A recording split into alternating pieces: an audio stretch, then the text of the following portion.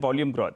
Yeah. Got that out of the way. What about your reserves, sir? The last time around you joined in, you were saying there is focus on increasing the reserves gradually because it gives you all then, a longer runway. What are the current reserves that you are sitting on? The reserves stand on the same place.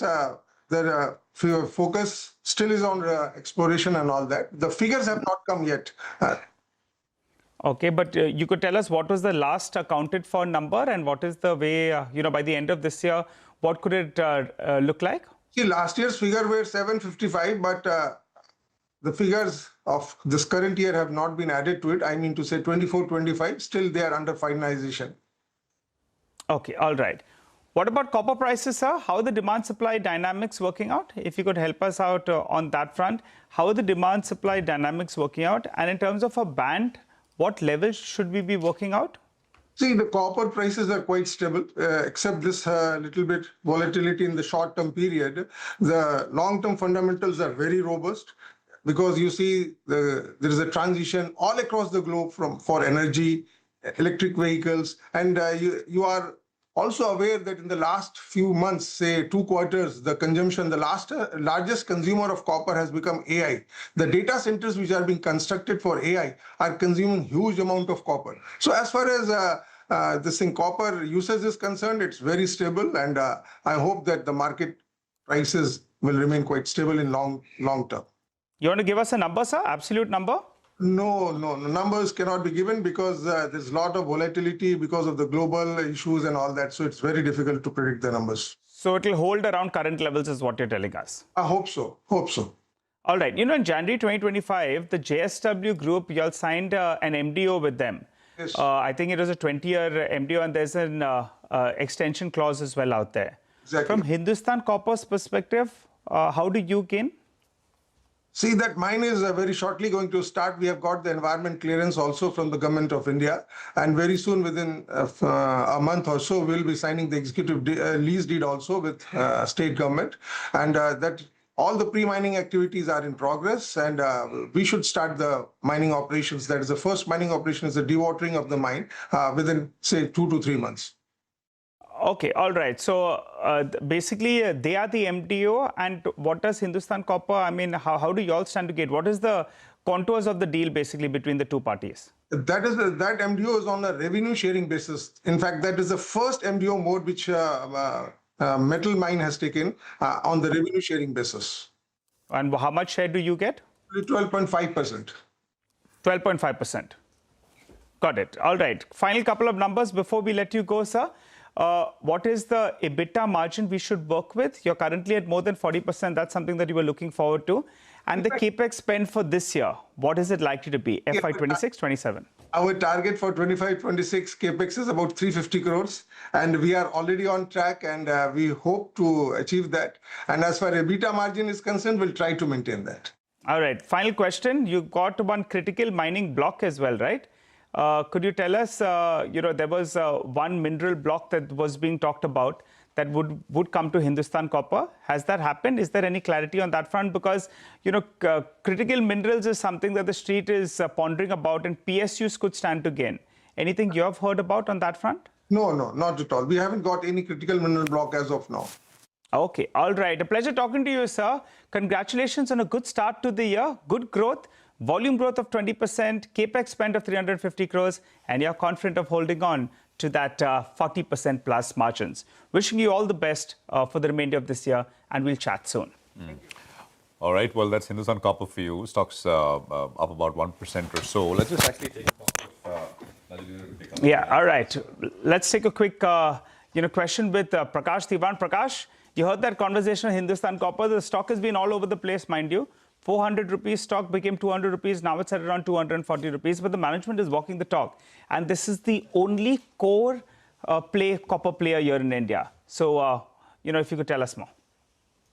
So, Nigel, when what we've been talking about is ferrous because of the DGTR anticipation of, duties. But I think it's the non-ferrous that seems seriously so promising. And copper is likely to continue a very strong secular bull run globally as a commodity. I don't see any reason why Hindustan Copper cannot participate or leverage on that. Of course, There are issues related to execution, which have always not allowed it premium valuation. But the management commentary seems very confident. The body language is very confident. And you don't have businesses which grow at 20% CAGR for a very long period of time. So this is one of those rare businesses. I'm happy you're getting it at lower valuations. It's a great entry point as well.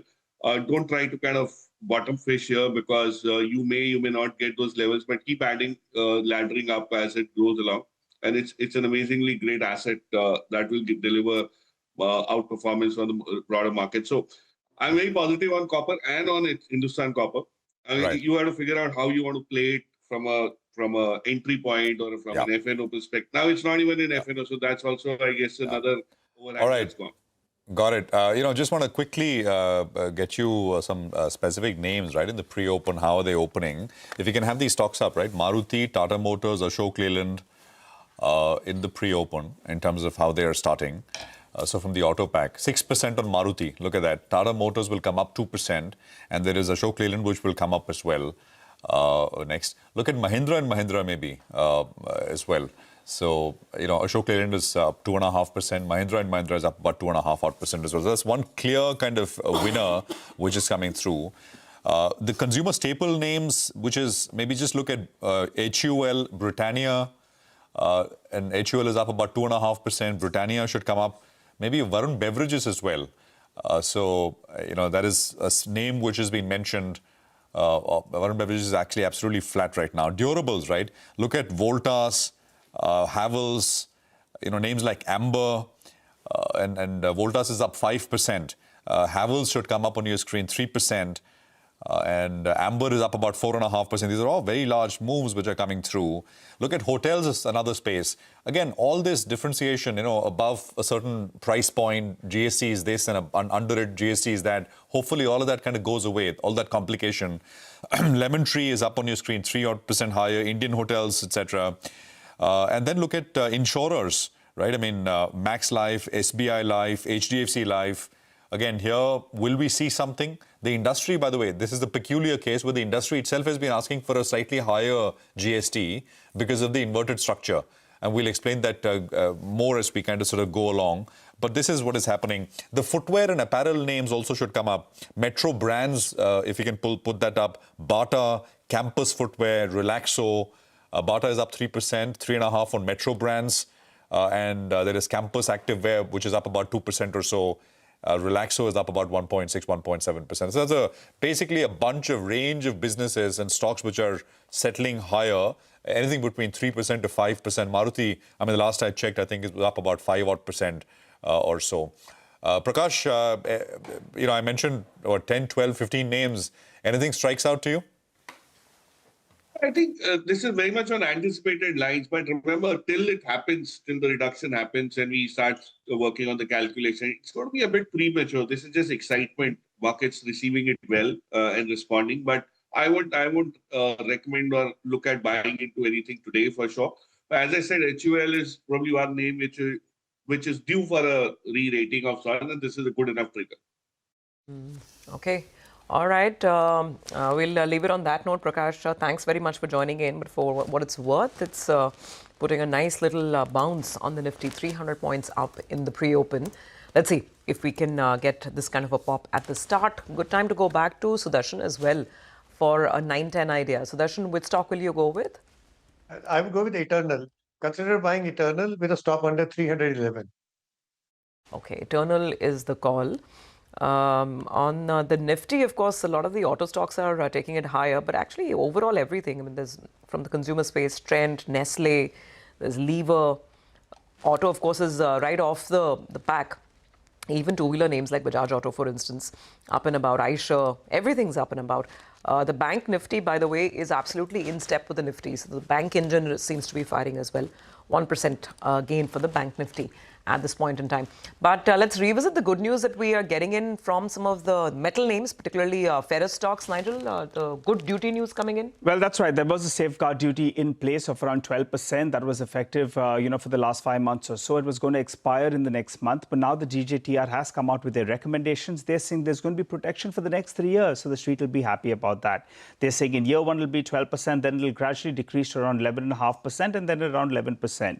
So, the short point is that, in fact, there was some uncertainty whether or not that would be extended. What would the percentage be in terms of protection? Now, that's come about, so the uncertainty goes out of the way and the overhang goes out of the way in this sort of uncertain global scenario. So that's why the domestic names will be well protected. The next step is going to be the finance ministry. Now, it's a good news coming in for these ferrous players. Remember, they've come off considerably from the recent peak. So positive for them. And maybe you'll have an indirect benefit as well on some of these spike makers, the likes of APL Apollo, maybe JTL. They could gain. Even NMDC will see some kind of bottoming out there. So positive read-through for the sector. Next up, I'm looking at cement. And for cement companies, first of all, the GST rationalization could be a potential beneficiary for them as well. Because as of now, GST rate is around 28%. It could come down to around 18%, which would effectively mean the government loses on taxes of approximately 25,000 crores or thereabouts. But particularly on JK Cement, there's positive news coming through on the weekend. They've gone ahead, they've announced a big Capex spend. They're talking about putting up 4 million tons of clinker and around 7 million tons of grinding facility. The integrated facility with a high amount of clinker will be in Jaisalmer, Rajasthan, and the grinding facilities will be in Rajasthan as well as Punjab. The total Capex that they've earmarked is around 4,100 crores. It's expected to be commissioned by September 2027. A rough math suggests that they're going to be doing this Capex at around $80 per ton, which is encouraging because replacement cost is more than $100 per ton. So this facility comes on stream by September 2027. It pushes the capacity to around 37 million tons. And then they have their sights set on 50 million tons, which will be closer to them. So that's why positive news for coming in for JK Cement. Right. Lots on the radar, right? I mean, a bunch of news flow, but it's mostly all related to GST. And, can you take a durable view straight away on the back of what has been announced? Maybe, I mean, if you already liked something, this perhaps adds to the reason for especially sectors like auto, etc. Maybe it has been in a down cycle, especially the entry-level segment. SUVs is a different story. But if you believe, as some do, that the cycle is about to turn maybe in the last quarter of this year, does this, announcement, promise of announcements, etc., prepone that early demand arrival? So we'll see. But for now, 300 points in the Nifty. The Sensex is up about 700 points. We're just counting down. A couple of seconds to go for the market open. We'll look at the first rates and then go straight to individual stocks. And what do we have? First up, coming up on our screens, we got about 1.1%, 1.2% of the Nifty, 24,900. So the 1% of the Nifty Bank as well, 55,900 odd on the Nifty Bank. The small cap index is up 1%. The mid cap index will come up on your screen. That's about 1% higher as well. I mean, this 1% should have showed up on, by 3 o'clock on Friday after the sovereign upgrade. But there was absolutely a whimper of a response, nothing at all. But it's showing up this morning after some of this good news has accumulated. Heat map on your screen. I think all of it except two names are in the red right at the start. And autos is the big one. Hero, Maruti, Bajaj. And, of course, a bunch of other stocks out there as well. 300 points in the Nifty. Should be. Absolutely brilliant-looking screen. Look at that. It's all green, barring two stocks on the negative side. And big gains. Hero Moto, 8%. Maruti, 6%. Bajaj Auto, 4%. And then come in the consumer names. Because, remember, most of the everyday essential items, that's what sources have been indicating, they'll move to a 5%, rate slab. So Nestle, Lever, you've got Trent, about 2.7% up over there as well. Tata Consumer, almost 3% higher. And if there's so much of consumption happening, then perhaps it rubs off on lenders as well. So look at Bajaj Finance, look at actually everything in financials is up and about. Shriram Finance, 2.5% up. ICICI Bank itself, Kotak Mahindra Bank, 1% higher. Reliance is contributing 1% gain coming in there as well. SBI, 0.7% higher. So everything is up and about. Hardly any stock on the negative side. Relatively speaking, IT is obviously the weaker of the lot this morning. TCS Wipro flashing a little bit of red, HCL Tech slight red, and L&T is very, very flat. But otherwise, Glorious start to the week. Well, it's a bazooka move actually to kickstart trade. And as I highlighted earlier, there are two big positives out there. The domestic mutual fund industry is sitting on ample liquidity and the FIs are aggressively net short. So this sort of a gap up, if it sustains, it's going to force those shorts to cover out. Good start to trade, and the Nifty Bank as well moving to that 20 DMA. So the Nifty's already crossed the 20 DMA, the Nifty Bank moving towards that mark. You know, if we're talking about autos, take a look at consumer electronic companies. Voltas, I think it's circuit up 10%. It's locked the last time I checked. Just pull up that name. Blue Star's the other one that's up close to around 8%. So big move is what we're seeing on these names. And PG Electroplast, remember they went ahead, they cut their guidance. The street was very, very skeptical. There are a lot of shorts in the system. That one's opened up with a gain of around 8%. So that EMS player as well is participating on the upside. From the FMCG names, Dabur. That's the stock that's up more than 5%, and volumes are very, very high on that name. So big up move is what we're seeing, still holding with a gain of around 5%. Zaggle reacting to its numbers. Positive reaction out there. Stock flying away up more than 6% as we speak. Niva Bupa, that's a stock from the insurance space that's holding with solid gains. So good move out there. And Ola Electric, they launched a new motorbike over the weekend, and it looked quite good. We'll have to see how performance shapes up on that one. But first look at it was pretty good. So that stock, in fact, is up and about in today's trading session. Volume's quite high. It's more than 100 rupees away from the highs that we have seen post-listing. But that one's, in fact, higher. Just one stock on the downside. I think Kaveri Seeds came out with its set of numbers, and that stock is losing out. It's down close to around 6% as we see. It 300 points on the Nifty, 24,945 is where we are at. It's all GST. I mean, the promise of GST rationalization showing up in a big way.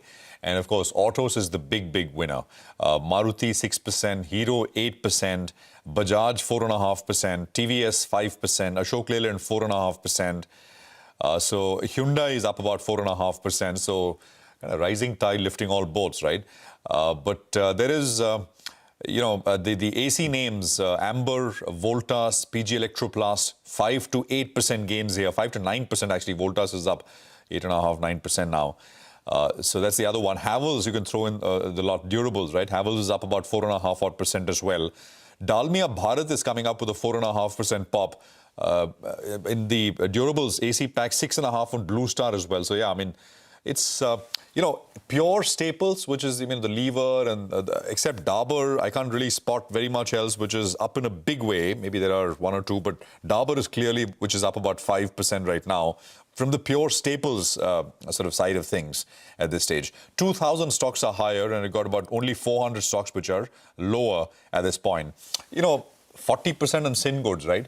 Godfrey Phillips is down 4%. It's the largest volume-led loser on the NSE right now. Volumes are not very large, but 9,800, 36,000 shares on Godfrey Phillips at this point coming through. I mean, for a player like ITC, it kind of balances out because, I mean, they got such a large non-cigarette portfolio. So I guess there is that which is happening. So it's that kind of unchanged ITC at this point in time. So more coming up a little later. Ashwini Agarwal is with us, founder and partner at Demeter Advisors. Ashwini, good to have you with us here. Good morning. Do you think it's these GST cuts, bulk of things moving to 5 from 18 to 12? It'll provide that much needed durable lift to consumption, Ashwini? And which segments do you think are likely to benefit the most, in your opinion? The mass level, or still it's going to be the premium end? So Prashant, just last week somebody was asking me, I don't know who it was, I can't recall, as to what would you wish for in terms of reforms, and I was saying that it's about time that the GST system is simplified. Number of slabs brought down to 2, which was promised at the time of the rollout of GST. And to my mind, this is a very welcome move. So I think all categories will be impacted, more so on the staple side, where the consumer is a little more price sensitive, and low-end autos as compared to the premium side, because the premium demand is not really that price sensitive. Having said this, I think the biggest benefit from this is going to be fewer controversies, fewer disputes with the department in terms of what tax is owed to the government. Hopefully, the simplification of the slabs will remove, that ridiculous example of popcorn whether it is salted or caramelized or buttered, being charged at different GST rates. So I think that simplification adds to the ease of doing business, and that to me is a very big positive in addition to probably stoking demand at the lower end of the price curve. Ashwini, hi, morning. Morning. Yeah, indeed, that was quite the GST meeting. Infamous for the caramel versus salted popcorn, right? That's right. But yeah, this is far more meaningful what we're hearing, what we're understanding right now. So from a market perspective, how do you play it? Do you go into staple stocks? Do you look at buying beaten down four-wheeler names? No one's been buying stocks like Maruti and Hyundai for a while, right? So how do you as an investor navigate for this new GST regime? So interesting question. I'm still trying to get my head around it. Autos has obviously been under appreciated as a sector for a while. There have been no takers for it, and this might provide a rally for auto stocks in the near term. Medium term, we have to see if the demand revives. Now, zooming out, if I look at it, there are 3 or 4 factors at play. Number one is that liquidity and interest rates are far more benign now as compared to a year ago. Your inflation statistics are still telling us that there is no worry on the inflation front. You have a serious reform which promises to lift consumption. And hopefully, you have that additional 25% tariff on India going away at some point. Maybe not right away, maybe 3 months from now, 6 months from now, I can't say. Unless, of course, the US administration has singled India out for some punishment, which is possible.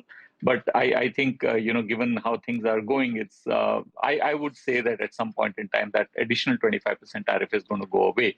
So if you take all those 3 things into account and take the correction that's already behind us and look for a demand recovery 6 months down the line, that's overall positive for any consumption-driven stocks, whether it's auto, whether it's staples, whether it's domestic white goods, cyclicals, etc., etc. So I think overall the factors that are lining up for a more positive second half of this fiscal year are more than the headwinds, and that would appear to me to be the case as of now. Hi, Ashwini. Yeah, sorry. Go ahead, please. Yeah, and how am I looking to play? I think, financials is still the best because, if demand picks up, then you should see an improvement in loan growth. You should see improvement in deposits growth because deposits growth and loan growth are interlinked in a sense. And spreads are stable, funding is adequate, and hopefully no new loan losses will arise, and the stress on the microfinance sector will decline. So that may be an area that will continue to do well. At least that's what it appears to me. Yes, Nigel. All right, Ashwini, hi, good to see you win. First, tell me what's on your wish list again?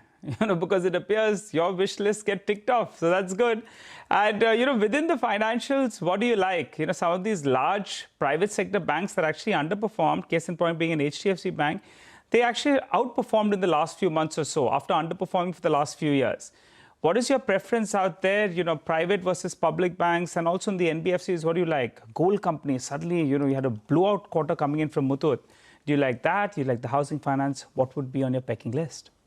NBFCs as a starting point. I'm a value investor, remember? And so that tells me that, NBFCs are undervalued at this point in time. Probably a lot of the stress is already priced in. If the second half promises to be better on credit costs, then I think in some cases you could see valuations move up from being at below book to maybe 1.2, 1.4 times price to book. That would still be a far cry from the 3+ time price to book that many of these NBFCs enjoyed as early as a year and a half ago. So that would be the first area of preference for me, especially the beaten down names. And the second would be, I would guess, the PSU banks, because, if you look through the results of the PSU banks, they've shown that they've proven to be nimble. I mean, the largest of them being the nimblest of them. And valuations are, again, very reasonable. If there is a broad-based growth, then I have no doubt in my mind that the PSUs will participate in that growth. And, going back to a principle I always like, that when growth is abundant, valuations come into focus, and when growth is scarce, then quality growth come into focus. So, if we build a case that growth is going to be reasonable pretty much across the board second half of this year with credit costs under check, then I think valuations be the focus, and that's why PSU banks over private sector would be my argument. Got it. Ashwini, just a thought experiment. If these rates, auto rates come down, right? Do you think an entry-level car gets more of a boost or an SUV? Prices go down for both. So it's a question of, where the consumer has moved to. The market globally has moved to SUVs. So it's not just India. Globally, SUVs is the preferred vehicle. And therefore, if the affordability on an EMI basis increases, it increases across the board. And that preference for SUVs is not going to decline. Having said this, there might be some first-time buyers who might find that accessing their first car becomes a little more affordable with lower rates and with GST cuts, and that might egg them on. We still have to see the GST cuts come through and when they become effective. So, that's just a note of caution. I mean, we are all getting very excited, but there is still a lot of fine detail that's to become available. I just hope there is no slip between the cup and the lip in that sense, right? That's always a thing. By the way, Maruti hit almost 14,000 rupees. It's come off about 250, 300 rupees from the highs. Actually, across the board, and that's to be expected. There is a little bit of a pullback, not very much. Still strong gains through and through. Yeah, absolutely. By the way, one more category which is being widely discussed and debated is hotels where the average room rate is below 7,500 rupees. And there the hope and expectation is that the GST rate will move down to just 5%, as nominal as that. And that explains in parts why not so much Indian hotels, but a Lemon Tree, for instance. Yes, that's the stock, 5% higher this morning. So, big moves coming in over there as well. Just very quickly, this space, Ashwini, anyway, hospitality has been doing so well, right? Decent gains, good wealth creation over the last 1-2 years. Do you like anything here? And would you play, again, some of the more mass category offerings out there, or largely on the luxury side of it? I actually like, airline stocks here, because I think on a sustainable basis, I thought that, Air India would set the cat among the pigeons, the takeover by the Tatas, but that unfortunately for a variety of reasons hasn't happened. The market continues to exhibit significant pricing power. So that's one. And even in the hotels industry, while a lot of capacity is coming on, the capacity addition lags demand. And my sense is that these two will continue to benefit from the domestic demand and shift in consumption patterns that we've seen. Obviously, if the GST rate for hotels below 7,000 rupees go down to 5% and above 7,000 go to 40%, you would expect some consumers to shift. I mean, the price differences would become very stark. And I imagine that in some cases, some of the kind of premium properties might need to look at their rates to reduce the gap in pricing. So at the margin, I think, yes, this is not so great news for premium 5-star properties, and stocks might take a bit of a knock.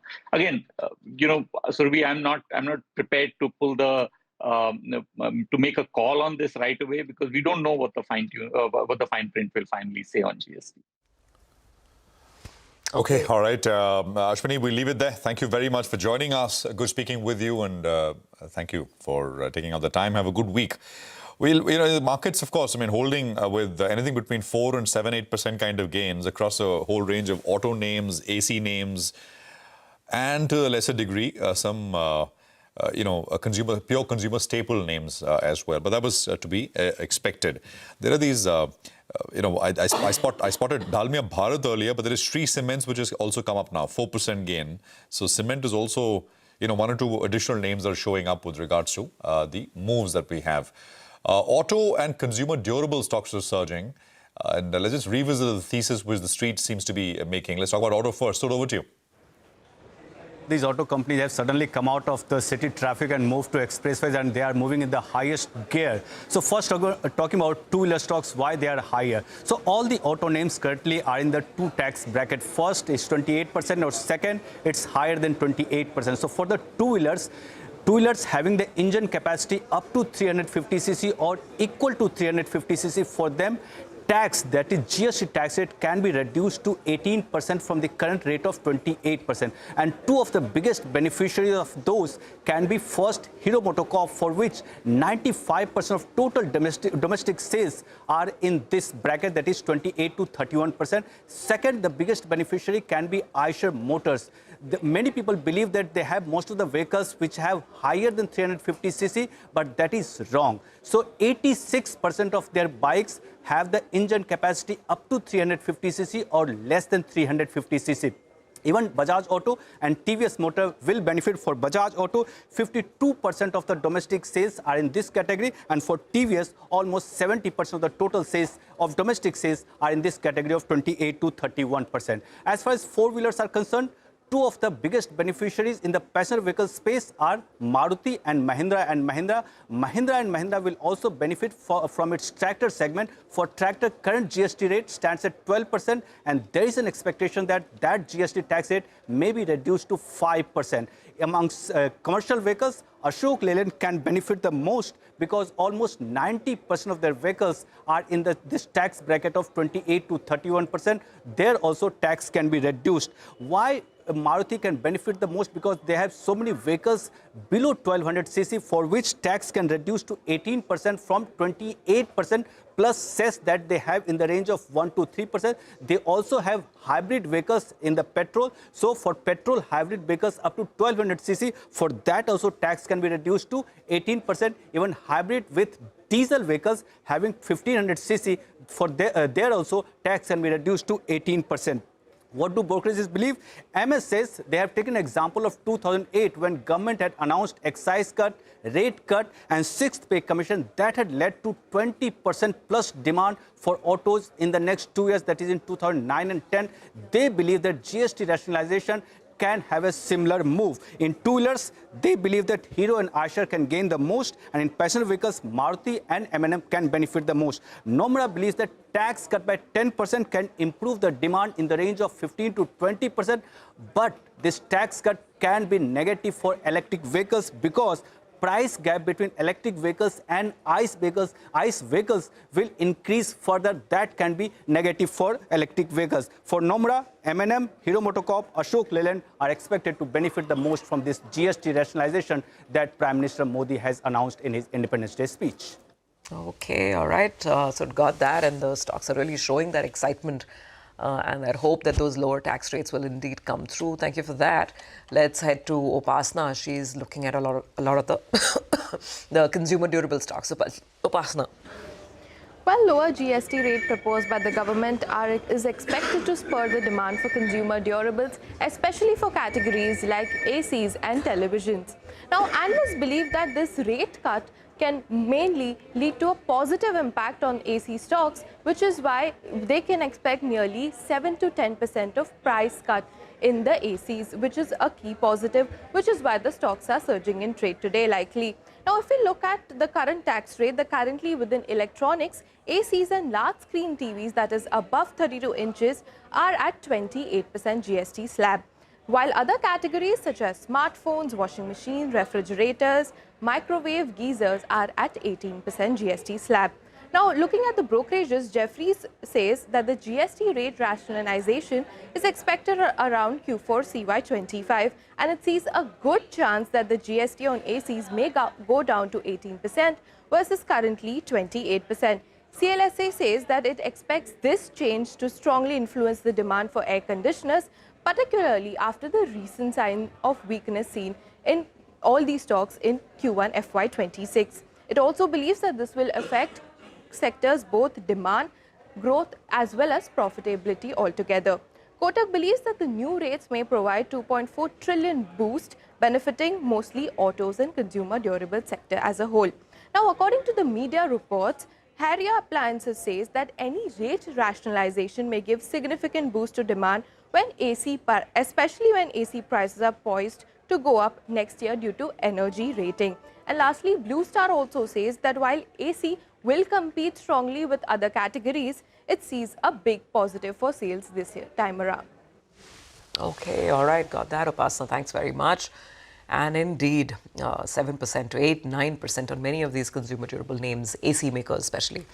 Well, with that, let's move on. Actually, we've spoken about a lot of the GST impact playing out. Let's also go back to some late earnings that came through and the outlook ahead for some infrastructure companies. IRB Infra is on our radar. In the first quarter, the company saw high single-digit growth in toll collections, while the order inflow was a bit muted. To talk about this and the trends ahead, let's discuss it with Anil Yadav, Director in Investor Relations at IRB Infrastructure. Anil, thanks for joining in. Let's start by the trends that you're seeing in toll collections, high single digits in Q1, whether you expect a pickup and what your outlook is on toll collections for the full year. Yeah, thank you. Thanks for having me here. With respect to toll collection, we have seen a robust growth for at least for the first quarter, in spite of the June where the monsoon has started a bit early, but there was a healthy growth. And if you look at the July, we have already reported the number that was double digit, 10% growth was across the portfolio. And we are about to start with Ganga project in the second half of the year. That will further boost the overall toll collection for the company. So considering the projects, Ganga will be also becoming operational. I expect double-digit kind of growth in the coming months for the overall company. All right. Hi, Mr. Yadav. Good morning and good to see you in. So toll collection of double-digit is what you're working with. You want to throw some more color? Could it be mid-teens?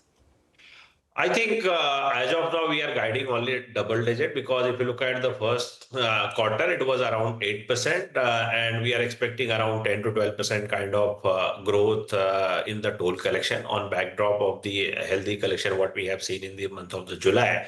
And Palchin Dhankuni has also become fully operational in the month of July, and Ganga will become in the second half of this financial year. Got it. On the construction vertical, earlier I think you were anticipating close to 4,000 crores of revenue. Is that on track? Could you outbeat that? I think for the first quarter you've done around 1,200 crores. So I think, as you are aware, that this space will have an impact on because of this in the second quarter because of the monsoon. So typically, as of now, we are holding our guidance of around 4,000 crores kind of revenue for the construction segment. Oh. Okay, all right. What about order inflows, sir? Quarter one was a little bit soft. What kind of order inflows are you penciling in for the remainder of this year and for the year on the whole? Yeah, so if you look at the IRB, we are having roughly 30,000 crores kind of order book. And gradually our O&M order book is consistently increasing, which is 10 to 15 years kind of order, which provides 10 to 15 years kind of order visibility. And in terms of the new addition of the order book, we are transferring the three assets from the private InvIT to the public InvIT, where the private InvIT is expecting to realize roughly 5,000 crores kind of revenue, with a 5,000 crores kind of cash flow, which will be coming to the private InvIT. They can bid for that. Typically these projects are funded 70-30 debt equity. We can bag around 15,000 crores kind of project with that kind of liquidity coming in. And in terms of award, we have seen a muted kind of award till August. We expect that second half may be better in terms of the award. Anil, this FASTag annual pass that's now active. I think it went into effect from the 15th of August. According to some estimates, and I'm looking at a CRISIL report here, it says that it could have a revenue impact of 4 to 8% on toll operators' income. What is your own assessment on how much it eats into your revenue? I think one has to look at the concession agreement, and typically the model concession, which prescribes that if there are any changes post the award of the concession, that will fall under change in law, and whatever the losses will be there, that will get compensated under the change in law mechanism, and they will make the concessionaire revenue neutral. So considering that the government has already issued the notification stating that this will fall under change in law, for us it will be a revenue neutral. We will not have any kind of loss because of the implementation of the annual pass. Okay, all right. So no impact for you. Got that.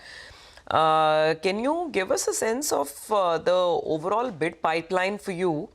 The opportunities you may be considering via the PPP route going forward, Just break this up. I mean, BOT, really, what will your bid pipeline look like over the course of the rest of this year?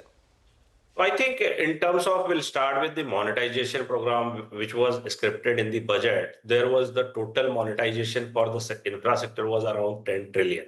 Out of that, 3 trillion was allocated for the road sector.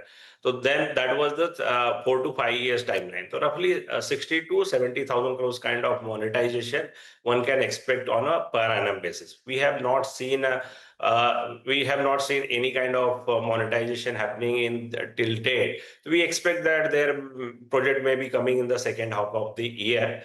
And there is around 45,000 crores of BOT also there, which is up for bidding. So as and when those opportunity will unfold, we will be bidding for the same.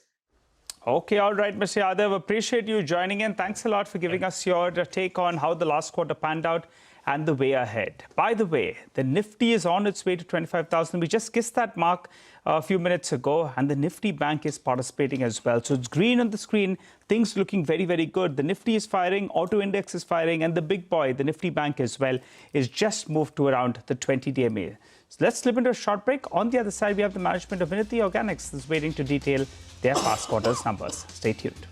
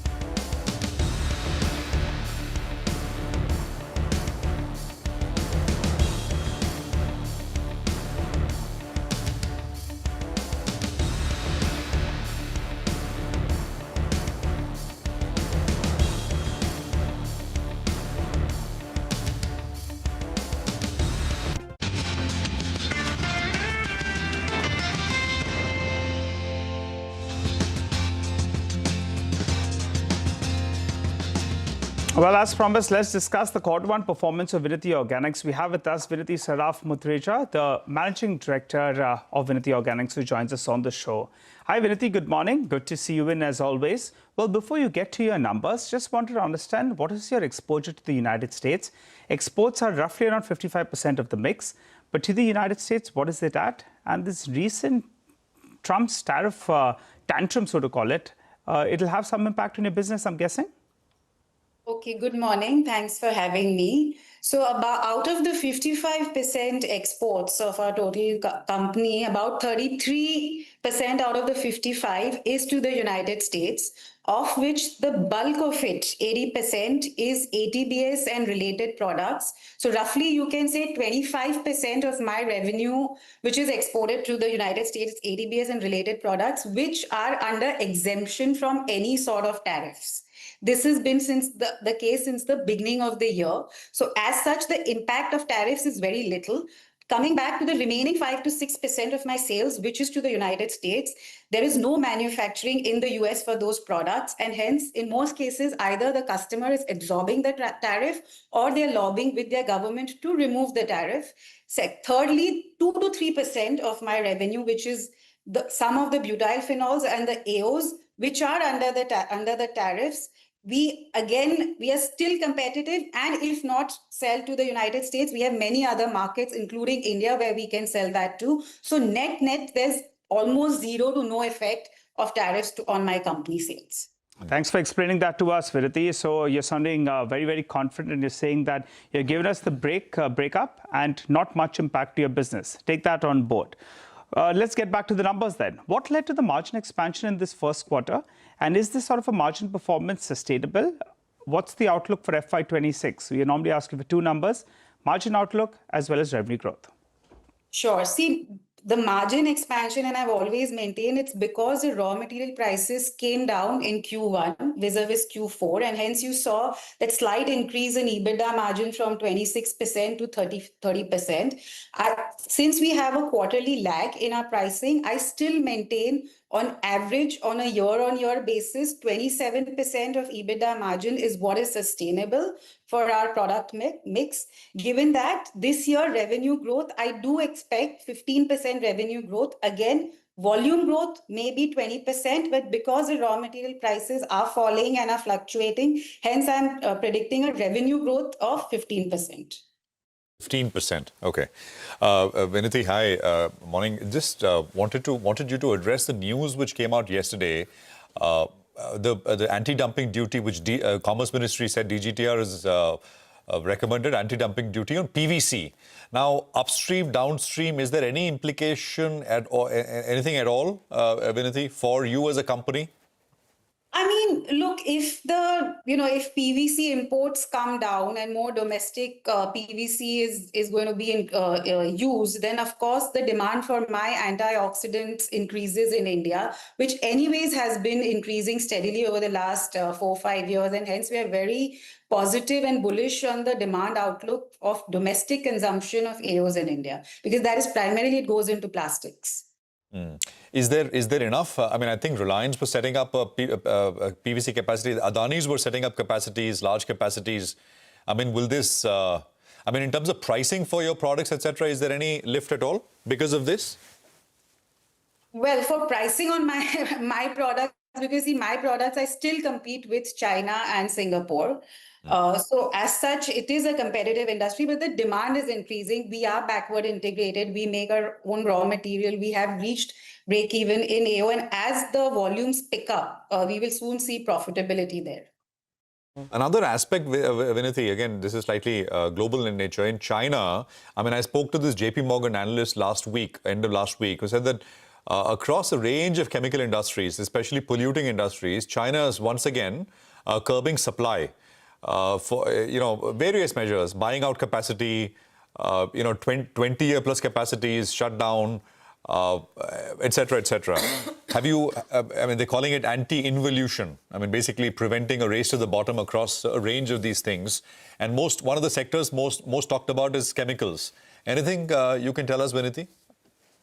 See, I mean, look, if it is a polluting process and that is why Chinese industries are shutting it down, then most likely we are not in those chemicals. We are into very specialty niche chemicals with green processes. So hence, this may not affect us directly, what you are saying, that shutting down of polluting chemicals, that will not affect my business. Vinati, hi, morning. So coming to your capacity expansion, and there's a large expansion at play, right? I think your ATBS capacity will eventually go up by 50%. So where are you in terms of the commissioning timelines of all this? And then what visibility do you have in terms of the utilization of this new Capex and overall revenue growth, say, over the next 2 years?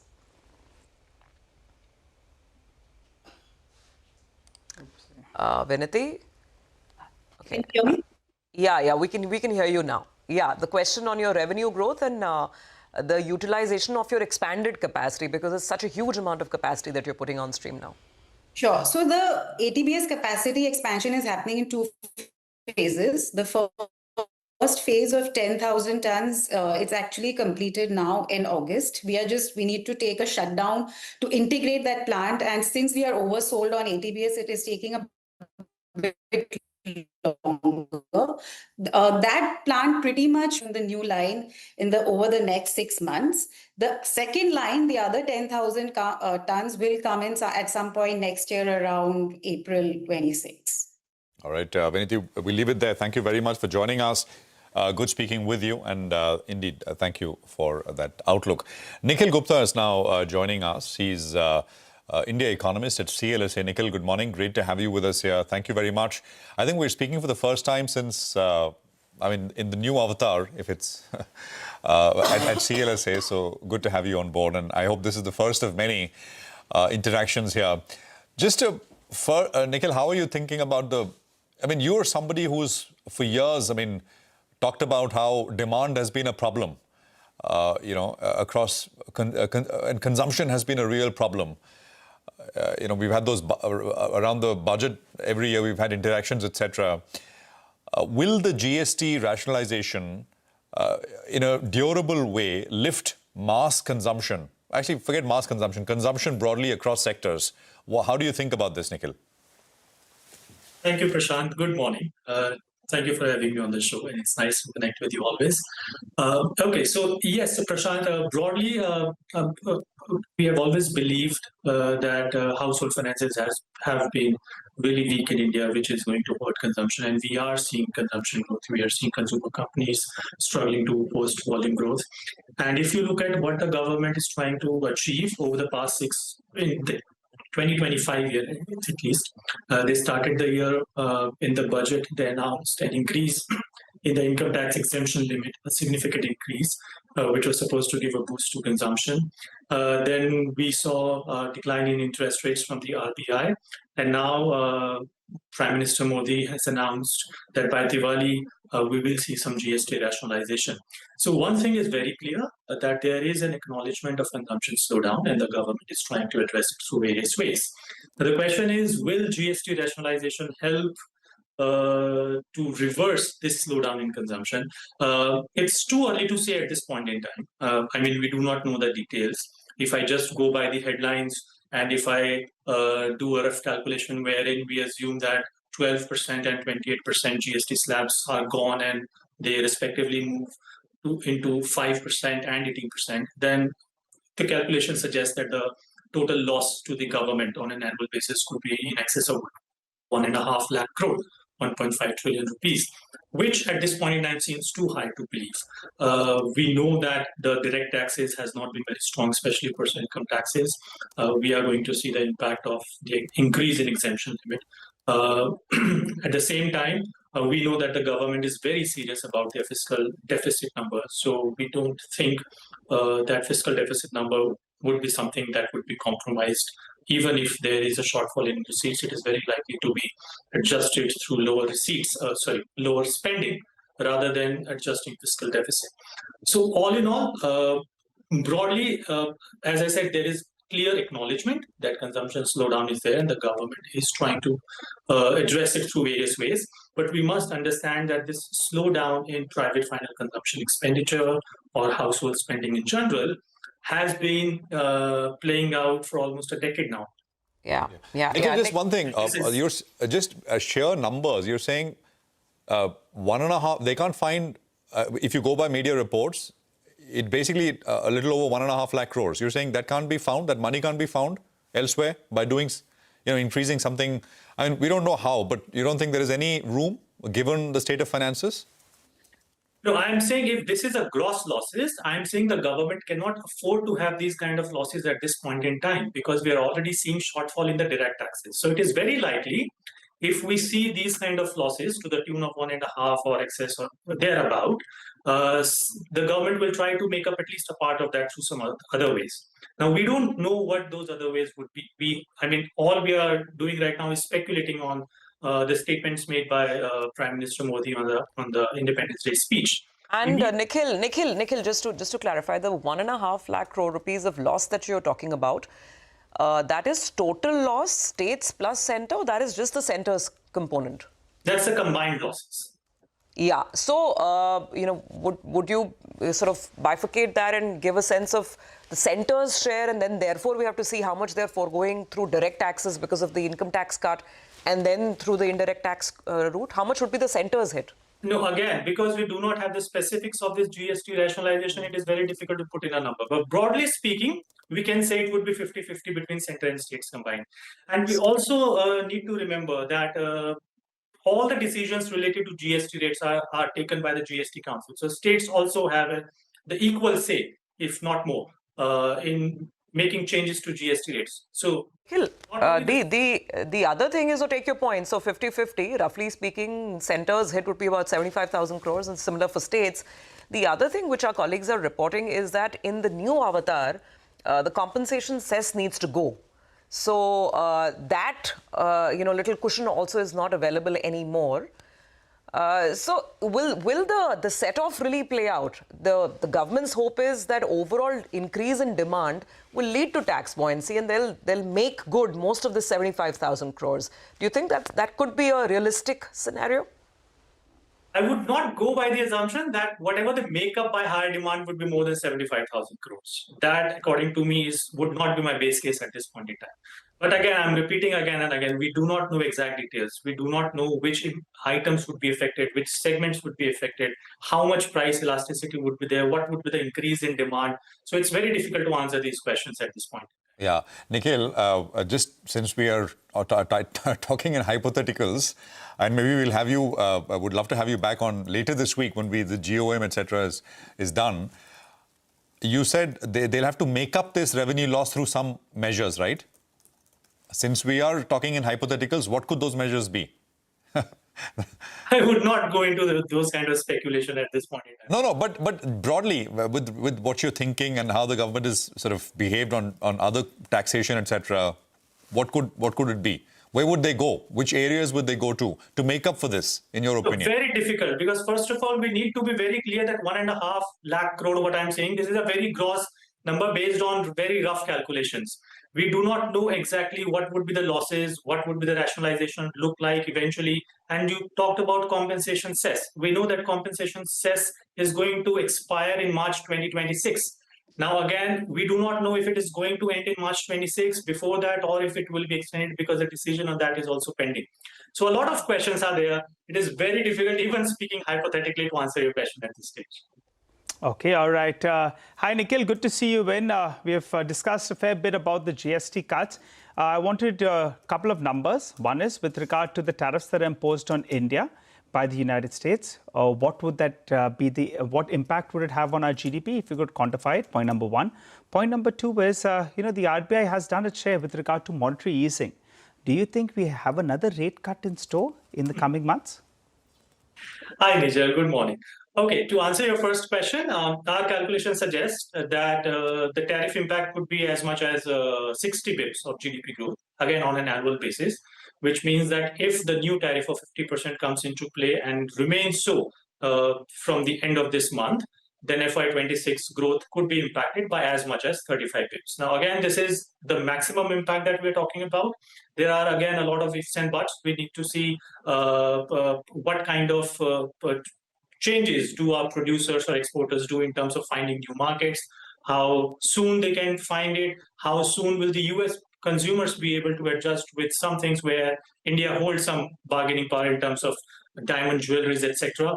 There will definitely be some sectors where we'll be hit, and that's why there is no denying that if these new tariff rates remain in place from this month end, we will have an adverse impact on GDP growth.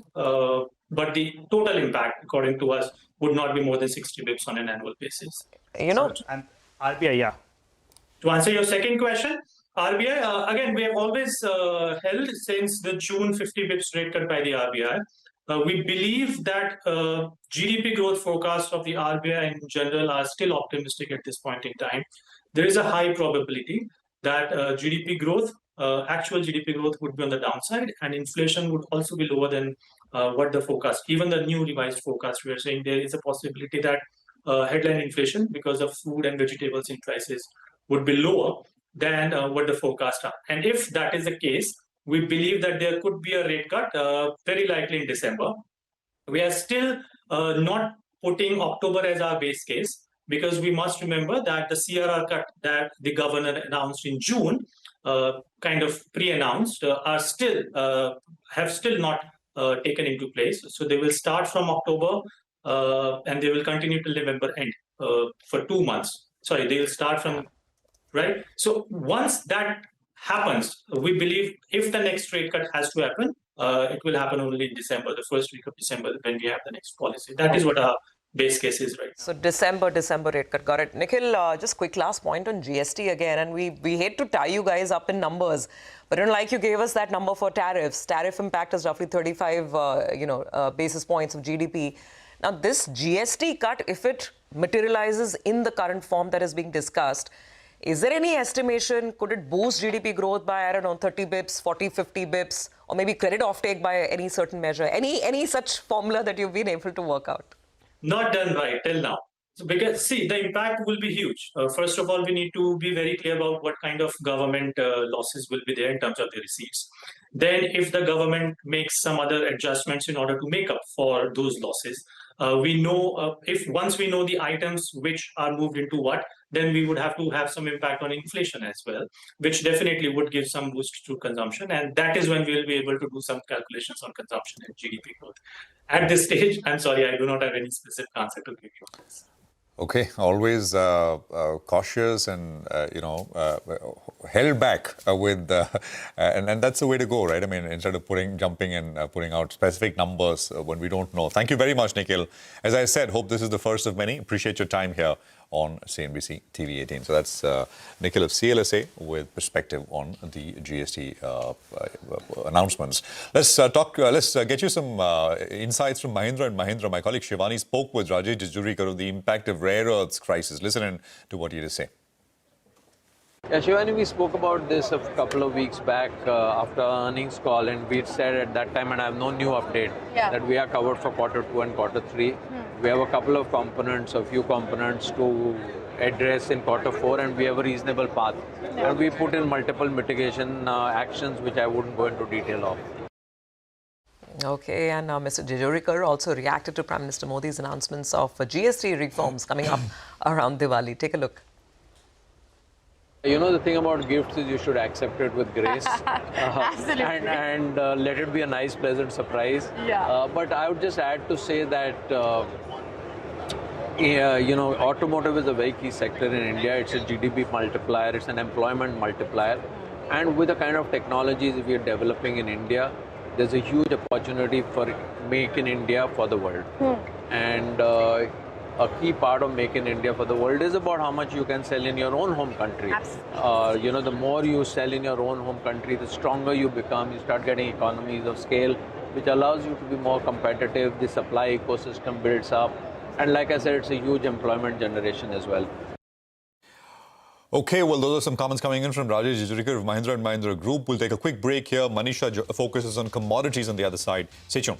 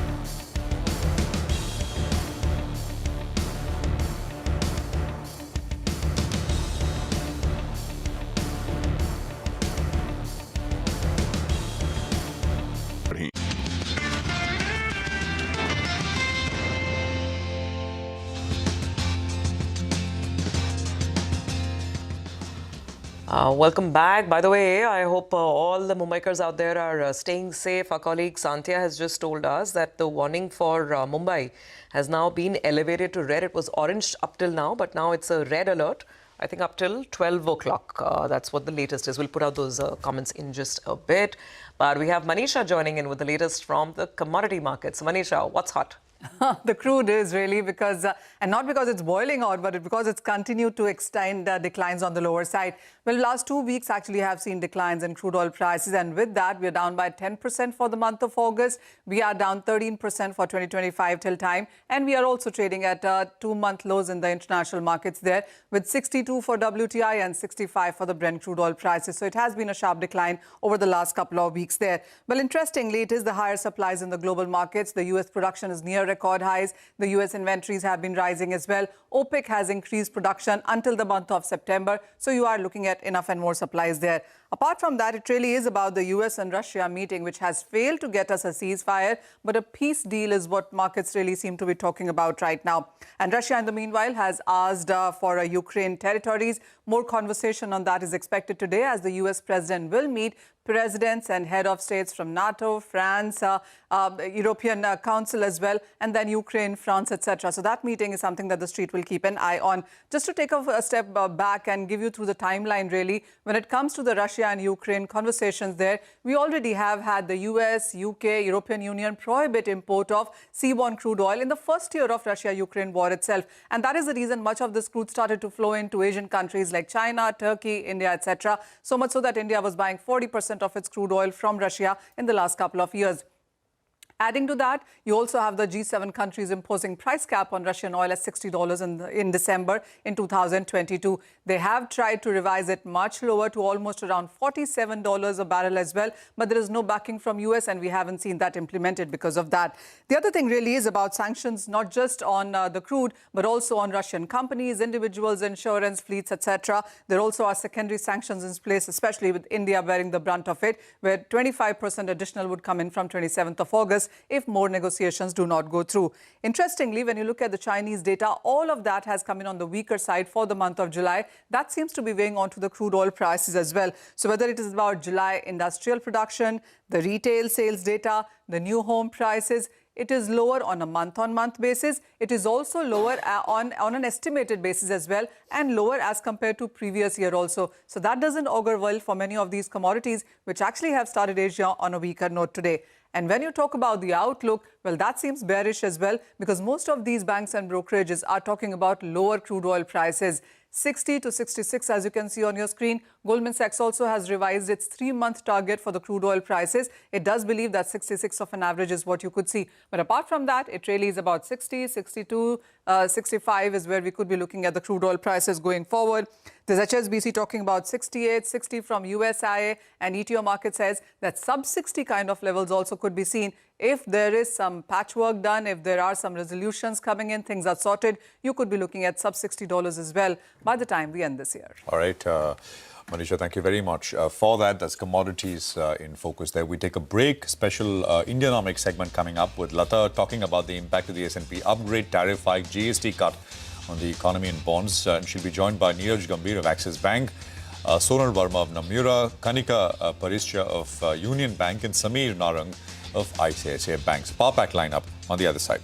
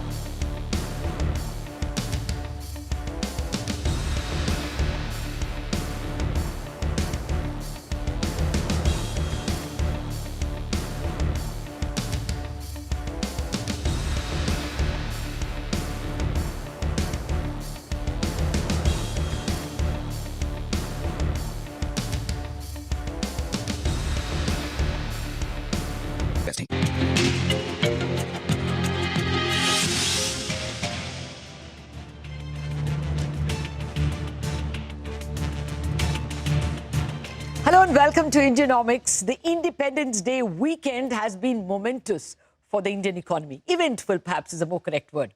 On Thursday, even before the weekend started, S&P upgraded India to BBB, one notch higher than investment grade, the best grade we've got so far.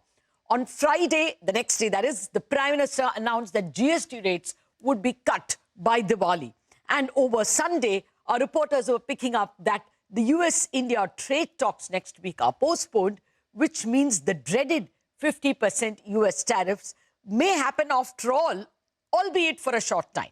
What does all this mean for the economy, for bonds, and for the cost of capital for companies, for their appetite to invest? I have with me ace banker and bond expert Neeraj Gambhir, Group Executive and Head Treasury Markets and Wholesale Banking at Axis. We also got economist Sonal Verma, the Managing Director, Chief Economist at Nomura. We have Kanika Pasricha, the Chief Economist from Union Bank, and Samir Narang, the economist from ICICI Bank. Ladies and gentlemen, thank you very much indeed for your time. Well, first let me get the macro picture, then we'll get to the bond picture. Sonal, the rating upgrade and the GST cut consumption boost. One is a Capex boost because it brings down the cost of capital. One is a consumption boost. Are you changing your macro growth numbers? No changes as of now, Lata. I think there are lots of, it's an acknowledgement of what's been going right in India. So it's a sentiment booster, might lower the cost of capital for some companies. But in terms of a substantial change in capital flows, etc., I think there are other factors that are offsetting that. The most important being the US-India trade talks and the likelihood that the higher tariff rates are likely to stay for a while. So the impact of that on exports and investment is something which we will see September, October onwards. The GST is a positive surprise. I think typically what we've seen in the past when such tax cuts are announced is that consumers postpone their consumption decisions in anticipation of lower prices. So we could see a softer patch in terms of durable consumption in the run-up to Diwali, and a bigger boost after that. So on net, lots of moving parts. As of now, we are still at 6.2% for FY26, and risk we still see skewed to the downside. Okay. Kanika, your views? Overall, there is a negative from the tariffs probably for some time, but a positive in terms of consumption boost. Where do you stand in terms of growth? So Lata, I completely agree with what Sonal said. There are a lot of moving parts, which is why we never changed our growth forecast as well. We maintained it at 6.3% from the start of the fiscal year. Okay. While 30 basis points is a direct estimate impact of that 25% tariff hike, we would also want to await the GST booster shot coming in the form of consumption once the taxes kick in from Diwali. But yes, details awaited A, and B, on tariff talks also, whether any penalties are imposed, because there are also news that the US authorities are not coming to India. That needs to be closely watched. So yes, moving parts. But I would just want to add one thing, maybe from growth perspective, there is a sentiment hit of these tariffs. So maybe the growth impact is delayed from these positive stimulus measures, but direct inflation impact may kick in from December quarter itself. It should be a positive to watch. Thanks. Fair enough, of course. Samir, your thoughts? I mean, people were talking about a 0.6% or 0.4% GDP impact even when it was 25 basis points, the tariff hike. Now, 50 at least for some time is a possibility. So what, do you leave your growth numbers unchanged? No, I think, Lata, when we started the year, we had downgraded the growth estimates because of weak growth outlook. Then we upgraded after the front loading of monetary policy. And post the incremental tariffs, now we stand at 6.3%. We've lowered them a tad bit by 10 basis points again. Now, both these events of higher tariffs, as you correctly mentioned, the overall hit of 50% tariff for part of the year will be lower. For a 12-month rolling basis, of course, the number that you mentioned will be on the higher side, maybe 0.7, 0.8%. But there are a lot of mitigants, as we see. And one of them is the GST announcement that has happened. That is one.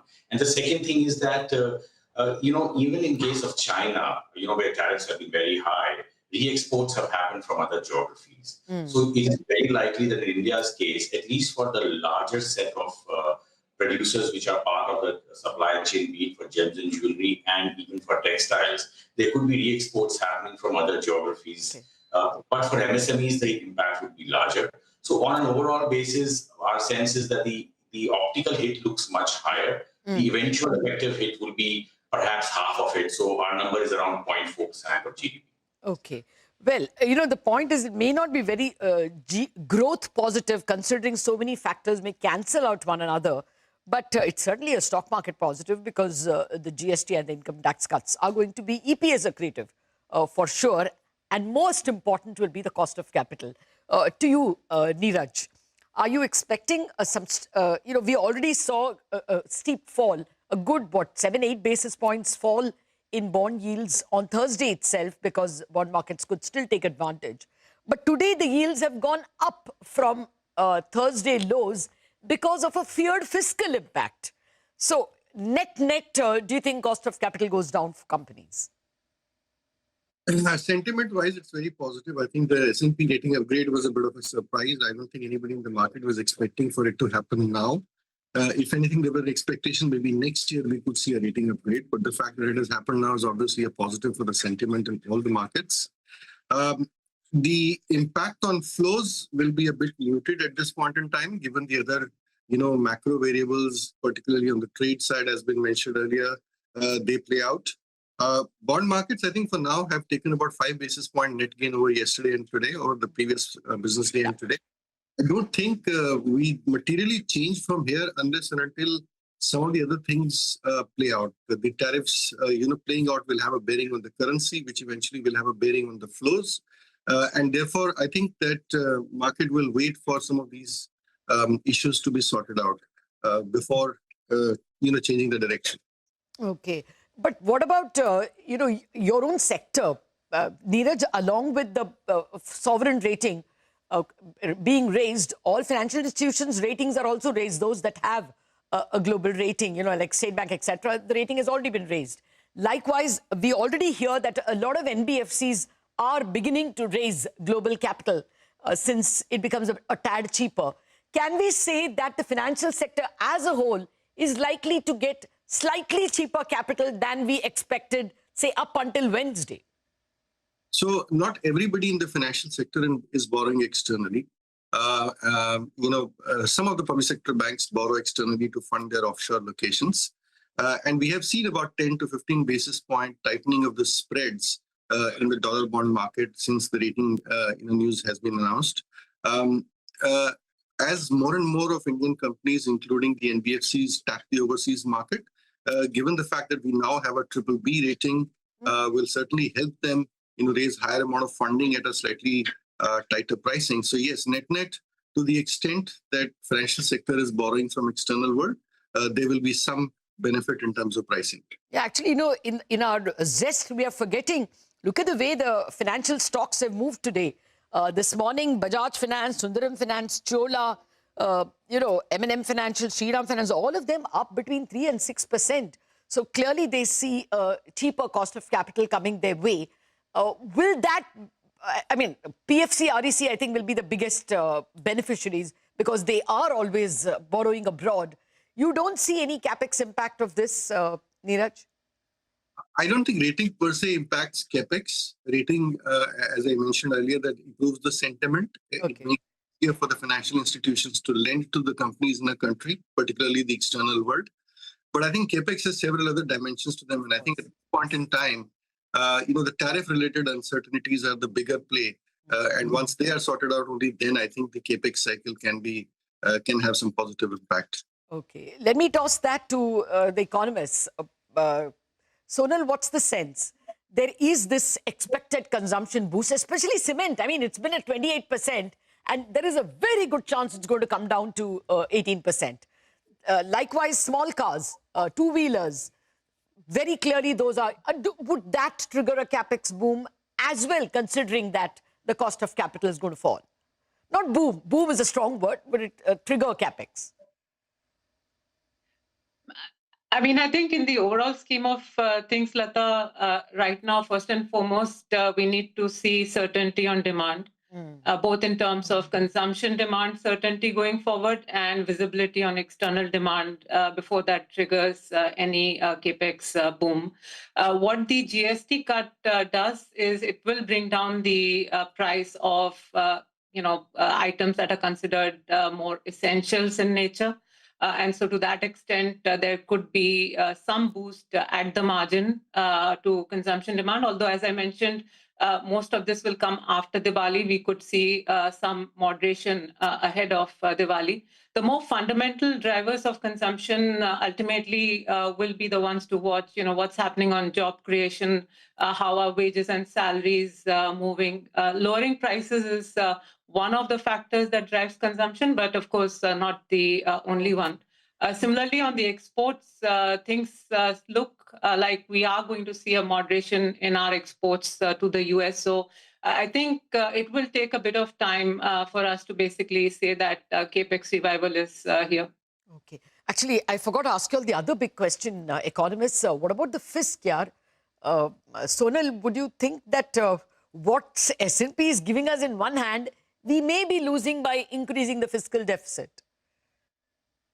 We don't know, Lata. I think everyone's jumped to the conclusion that this is a massively fiscal expansion, but we don't know exactly what the fiscal impact will be. While bulk of the items are moving to the lower tax slab, what the revenue share is, so not the volume, but the revenue share of those items is also important because states will not want to lose any revenue from any GST rationalization. So if we are moving more items into the lower tax bracket, but some big revenue contributors to the higher tax slab, the net fiscal impact actually may not be as negative as is being feared. It will still lead to disinflation because the share of these essentials is a bigger share of the overall CPI basket, but it may not be as negative on fiscal is our sense. Okay, but the market, probably the bond yields have moved up out of fear that there can be some kind of fiscal impact as well. But there are more questions. There was an expectation that the fiscal room available, elbow room available because of the big RBI dividend could be used for a package for the exporters who are reeling under that 50% tariff. Maybe it will be for 3 months, maybe for 6 months, but that handholding is needed. Will that package come? All those questions to my guests after a break. For Bazaar viewers, you can see the rest of the show at the end of the trading day. But we continue with our conversation after the break.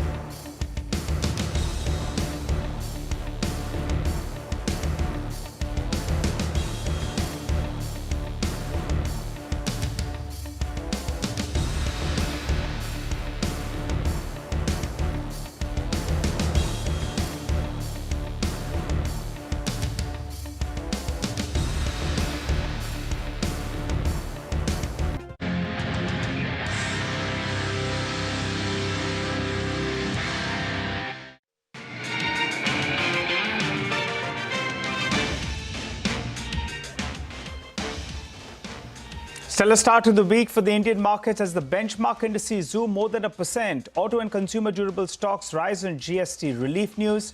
Broader markets in line with the benchmarks.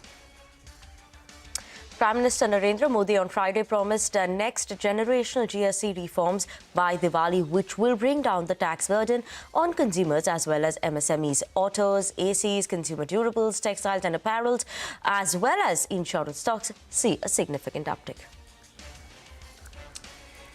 India's ferrous metal stocks, they do well in today's trading session. Tata Steel, JSW Steel, SAIL, JSPL among others gain after the DGTR recommended a final safeguard duty on steel imports for the next 3 years.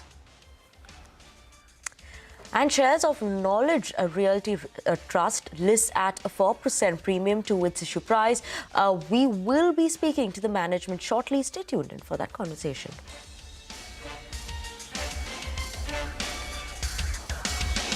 Well, hello and welcome to Chartbusters. We are coming to you live from the CNBC TV18 Motilal Oswal studio. I'm Nigel. With me is Vinny. And Vinny, you know, the bulls are busting the charts today. We have a net short market. You have ample amount of liquidity with regard to domestic mutual funds.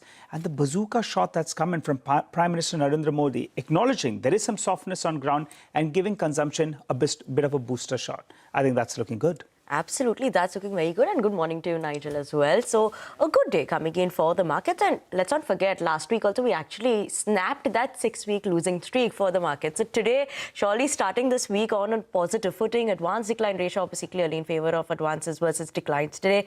The only sector that's seeing a bit of a muted performance is the Nifty IT. Let's just pull that up. That's the only one just trading with mild bit of a cut as of now. Other than that, autos, realties, the GST boost and rationalization that could come in is something that is keeping the stocks and the markets abuzz as well.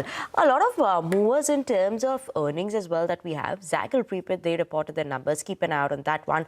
Vodafone Idea was a muted set, but we're seeing the stock is buzzing in trade. Do not forget, it's a beaten down stock as well. But Vodafone Idea, that's the one to keep an eye out on. SP Apparels in the textile space, that's buzzing away as well as Borosil Limited reported their numbers as well. All these stocks are buzzing on the back of their earnings. So interesting day, a lot of movers on the mid and small cap as well. And overall, the broader market is doing quite well. Well, that's right. Well, let's shift focus to our special segment where we get you a few ideas for profit from Money Control Pro. Anubhav Sahu joins us to tell us about a stock that he's tracking closely. Anubhav?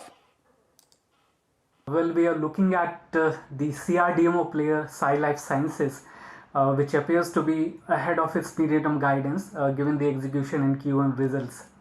Now, we remain constructive in this space simply because drug discovery and development requires huge cost and incredibly long time, which makes it pertinent to have cost-effective CRDMO partners. And to provide a context, nearly 2/3 of this industry is still concentrated in Europe and the US, while India's market share is just 3.5%, which provides a long runway ahead. Now, among the key long-term drivers for the company are its differentiated delivery model, wherein research labs are located close to innovation hubs in the US. Secondly, companies investing in new modalities such as peptides, antibody drug conjugates, lipids, etc. Now, it is estimated that about 40% of the industry level growth would come from such modalities in the medium term.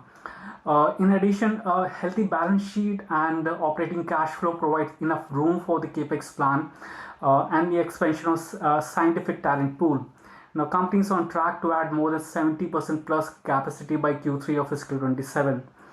That said, US tariff uncertainty is one key risk to watch, and also after recent run-up for the stock, investors should wait for better entry levels, in our opinion. Okay, thank you so much for that. But let's move on and talk about today's debutant on D Street. We have Knowledge Realty Trust that made its debut, and it's listed at a premium of 3 to 4% versus its issue price. Now, we have the management of the company joining in with us, Shirish Gorbole, CEO of Knowledge Realty Trust, as well as Vijay Agarwal, Managing Director of Sattva Group, joining us to discuss the outlook and the way forward for the company. Gentlemen, good morning and congratulations on your listing now. And, you know, now since you're listed, let's start by talking about your expansion plans. We've spoken about where the funds are going to be used, repayment of debt, especially this is coming in for your assets, that is for the SPV side. Now, talking about the way forward, what about the expansion plan? 29 assets you all have across 6 cities. Which is going to be the biggest market? Where are you going to be focusing on? Bijay, if you could start with that. Yeah, thank you for calling us on this thing. We've been able to acquire the next 18 months at least 3 to 4 assets. This is our acquisition plan. And why we are so bullish on acquisition? Because this is a brand neutral platform. So anyone, any developers, any HNIs can join, and they can we can offer them to sit, and then they can able to be put their logo, they can continue with their brand. So that will be anyone's desire will be that they can see that their brands and all. And Knowledge Realty Trust provides that platform to anyone who can join us, and brand neutral. That is the best benefit of this REIT. And we are very bullish on the new acquisitions. Okay, all right. Hi, gentlemen. You all are quite excited. I think if I got that correctly, you said in the next 18 months you'll acquire 3 to 4 assets. Is that correct? Yes. Yes. All right. Break it up for us geographically. What would your geographic preference be when you're looking to expand? Sure. Yes, sir. Please go ahead. Just say that, Mr. Agarwal is very, very positive and optimistic. We're going to work hard. Hopefully, we will make those 3 or 4 acquisitions in the next 18 months. We're going to make sure that they're accretive also. So we're not just, acquiring for the sake of acquiring, but this will help our DPU and this will help the company. And as far as geographically, I think, we are in the top 6 cities in Mumbai already, in India already. And we're going to make sure that we continue our focus on the larger cities. Obviously, there's Pune, Calcutta, some other cities out there which we could expand into. So we're going to keep our eyes open for acquisitions. But that's the focus for now. And so that's where we are. Okay, so that's going to be in the larger cities. This expansion that comes in as of now is going to be in the top cities where you all are currently present, right? Sirish? So currently present, we are also not present in Pune and Calcutta. So that's where you will add potential cities we expand into. It really depends on the opportunity, right? I think it's if it's accretive and if it helps our DPU, we'll make the acquisitions in the larger cities because that's the demand in office. The office demand is in the bigger cities. Tier 2s will happen, but till today, still the larger cities have the opportunities. Okay. And now, there are concerns coming in from that IT side as well, right? Some bit of those layoffs. What's your exposure to that? And, could that, slow down a bit in terms of expansion of the cities that maybe you are looking at right now? Yeah, go on, sir. In our portfolio, the IT has been very minimum, less than 10%. And we believe that India is a dollar rent. And dollar rent will not go anywhere wrong. Because we are 82% less than the US market in the rent wise. So where will go wrong? And this, we have not only the IT, the 10%, we have in financial, GCC, GCC and other sectors also. So IT has been very minimum. So we don't see any risk in this portfolio. All right. And while IT, has had a bit of a slowdown, if you look at the Global Capability Center story, the GCC story, that's a trend that's developing and we think will continue to develop. And what drives GCCs is really the fact that technology has become so important, not just in technology companies, but in every company, right? And so therefore, GCCs are very important for all corporations, not just North America, but also Europe and Asia. So we're very comfortable and confident that despite maybe a slight slowdown from the IT world, our office demand will continue. All right. The NOI is expected to move, I think, from around 3,400 crores to around 5,500 crores by 2029. Could you tell us what is the yield expected? And if you could tell us what will the area under management look like by 2029? Yield and area under management. Please go ahead. Yeah. So, we have a stabilized yield of 7.2%. Okay. And that we, project to expand and grow from 7.2 to 7.7 and then up to 8.2 and so on, with the growth in NOI as you pointed out. And in terms of square feet, we have out of the 46 million square feet, 37 million square feet today is built and constructed. There is 1.2 million square feet that is under construction. So the current NOI projection that we have is simply including the 37 plus the 1, so 38 million square feet of total, space from our side. This does not include acquisitions, as Mr. Agarwal pointed out. Hopefully, we make these acquisitions in the next 18 months, and that will only further increase our NOI. How much would that increase it by if you make those acquisitions in the next 18 months then? Well, it depends on the accretive nature of it, right? Because, today what's happening is rents are going up, as Mr. Agarwal is saying, and, if the rents continue their climb and we are able to make accretive acquisitions, it's really hard to put a number. Obviously, it depends on the specific acquisitions and the numbers at stake. But clearly, that's going to be additive, further adding to what numbers we are projecting here. That's sort of... Yeah. How often are these rent prices revised, if you could give me that as well. So, I would understand about the rentals, how do they move out? So, all sort of leases typically have an escalation clause. In Mumbai, we typically have shorter 5-year leases, and there are annual escalations of 5% each year. In Bangalore, Hyderabad, some of the southern markets, the lease terms are typically longer, and we have escalations every 3 years. Now, it's 15% approximately. Some are slightly less, but approximately 15 every 3 years. Okay. So it presents an opportunity for the rents to go up. And also, I might remind you that, our portfolio, the rents we have are way below market. So not only are we getting escalations, but we're also getting a mark-to-market. So we have rents which are 20% plus below what market rents are. So as these leases mature, our rents will grow in addition to the escalations that you were discussing. Normally, we're seeing it that whenever any tenant goes and the new tenant comes, at least 15 to 20%, as Mr. Sri said, that 20% we get the extra rent. So that is the additional benefit apart from the normal increment of 5% in a year and 3 years in 15%. This is the benchmark of the industry, real estate industry, of the leasing industry. All right, gentlemen, congratulations on the listing. Thanks for detailing your plans for the next few years. We wish you all well, and we look forward to interacting with you all as this journey progresses for you all. Thanks a lot for joining in. Well, time to slip into a short break. On the other side, we have Gautam Dukar of Motilal Oswal Financial Services, who's waiting for us. He'll give us his view on the markets post the recent big measures that have been announced. Stay tuned.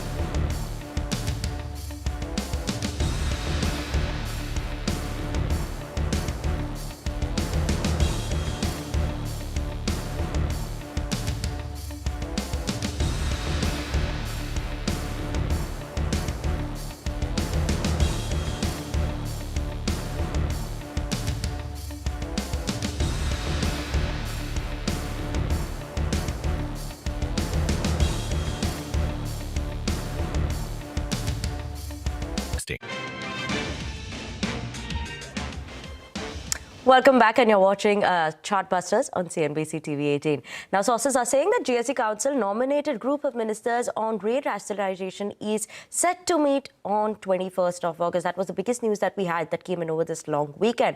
Timsy is joining in with us to give us more details on this front. Timsy? Well, yes, as you rightly mentioned, that the ball is now in the court of group of ministers. And the group of ministers, there are 3 panels which are likely to meet this week itself, which includes the GST nominated group of ministers on compensation cess, which is meeting on 20th of August.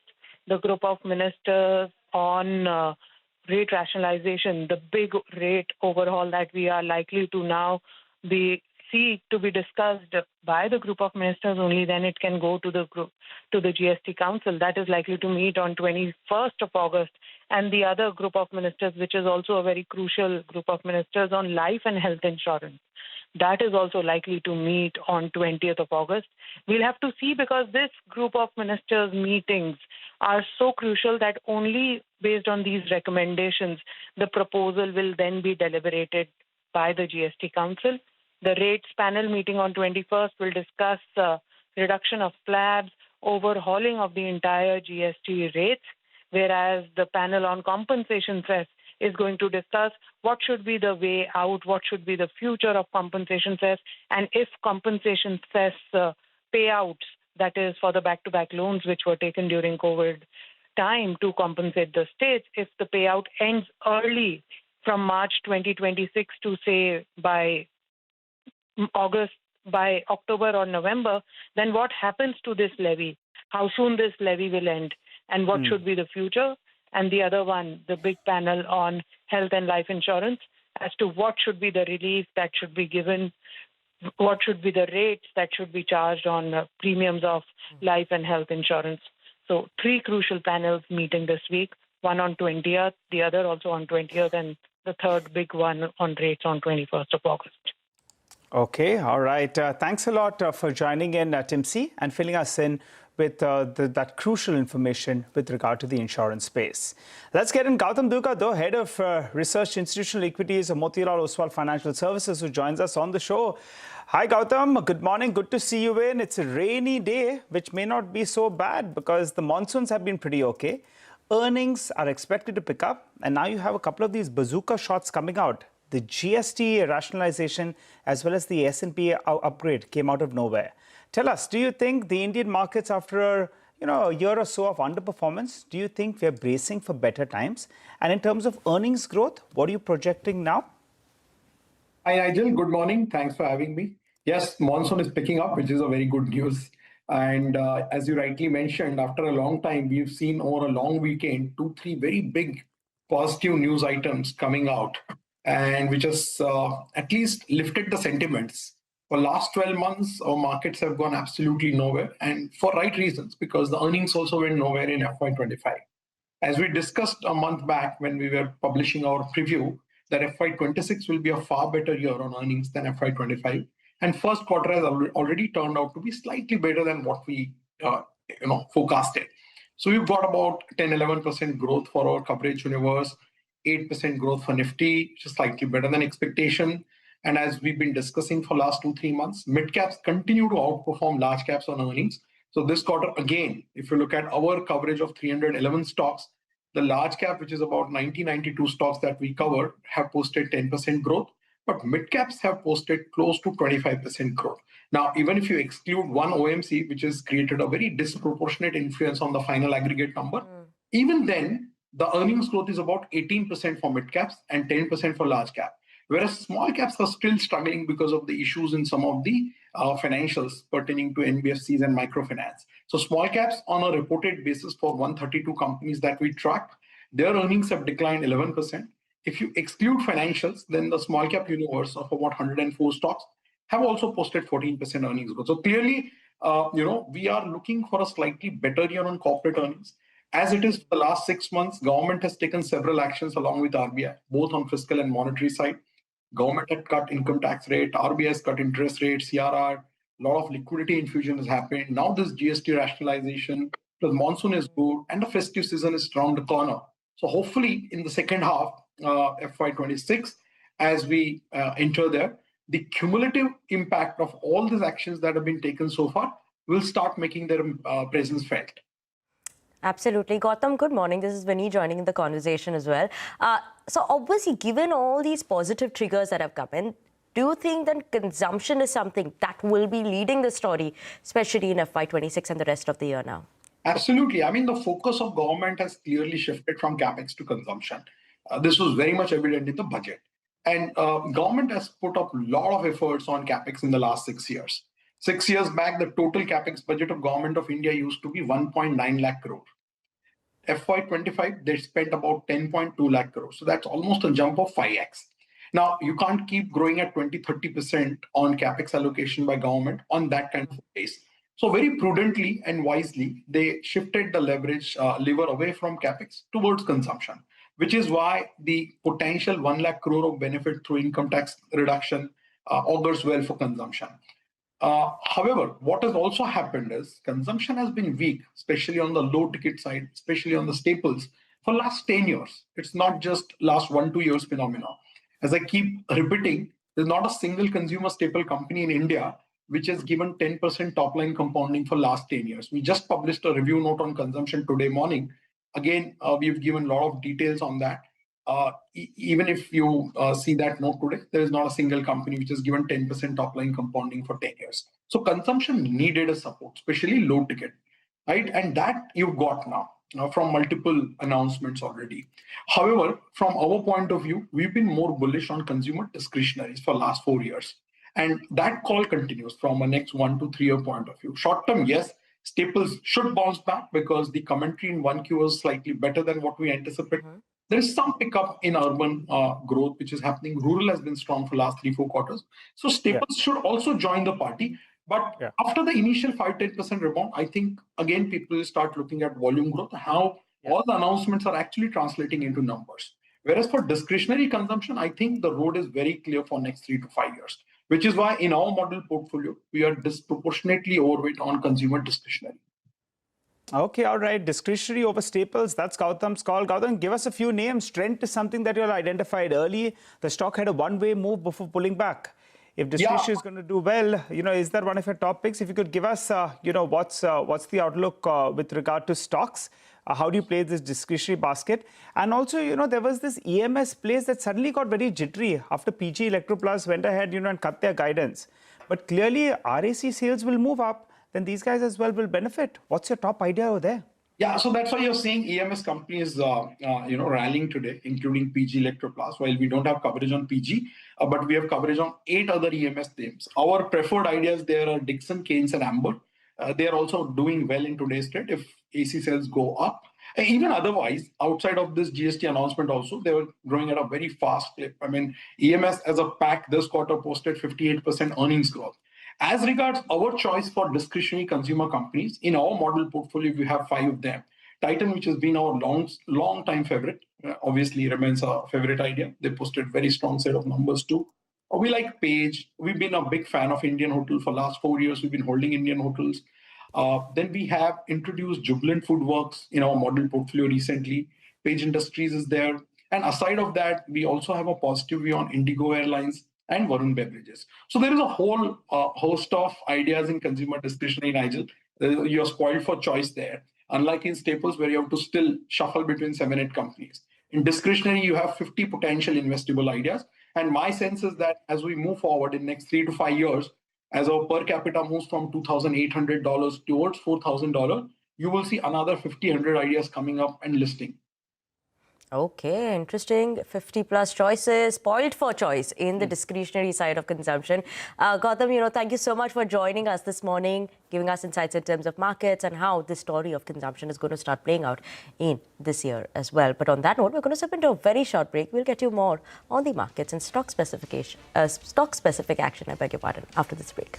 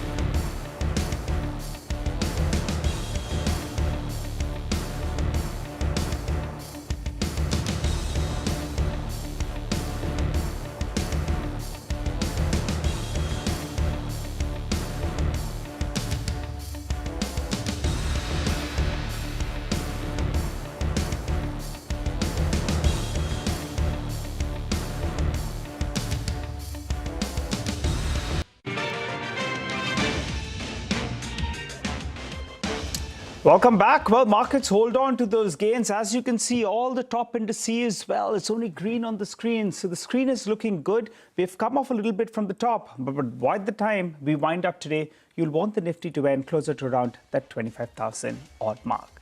We've completely run out of time on this edition of Chartbusters. You stay with us. The team of Trading Hour is waiting by.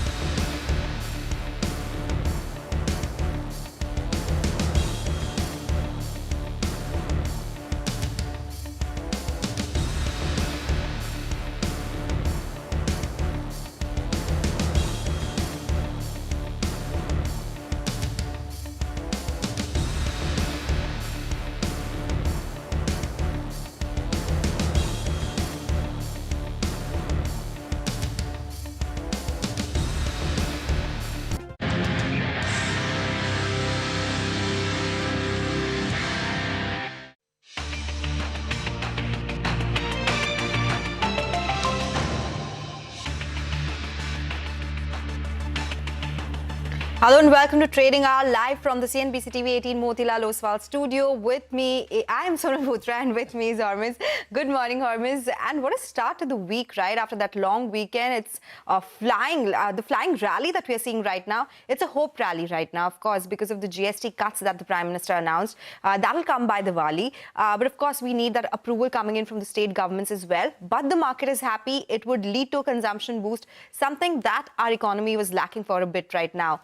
Across the board, there's green, be it Nifty Auto, be it Nifty Consumption. But IT, that is the sole issue today. But that's a flattish negative that we are seeing right now, not a big cut on the IT space. But as I pointed out, Nifty Auto doing really well. That index is up 5% as we speak.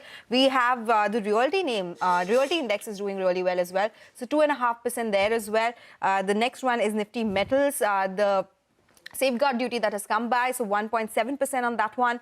The small cap index, 1.5% higher there as well. So a long list of movers that we'll be discussing in just a bit. But as usual, a power-packed trading hour is lined up for our viewers today. First up on our special segment, The Big Story, we put spotlight on the GST rate cut proposal by the centre and tell our viewers on who benefits from the move and what will the common man cheer about. We get chatting with Gautam Bed of Complete Circle Wealth Stellar PMS next to understand his reading of the proposal and his overall take on the markets as well. Around 11:15 in our another special offering, Crypto Corner, Manisha Gupta will join us to decode the stellar surge in the crypto market this month. Zaggle Prepaid will join us at 11:20. That's the first corporate conversation of the show, and we discuss the company's Q1 performance and way forward. The stock is up 10% in trade. And lastly, to understand the 20% rise in the coffee prices over the last 10 days and its impact, we'll be joined by the management of CCL Products. So that's what the lineup is looking like right now.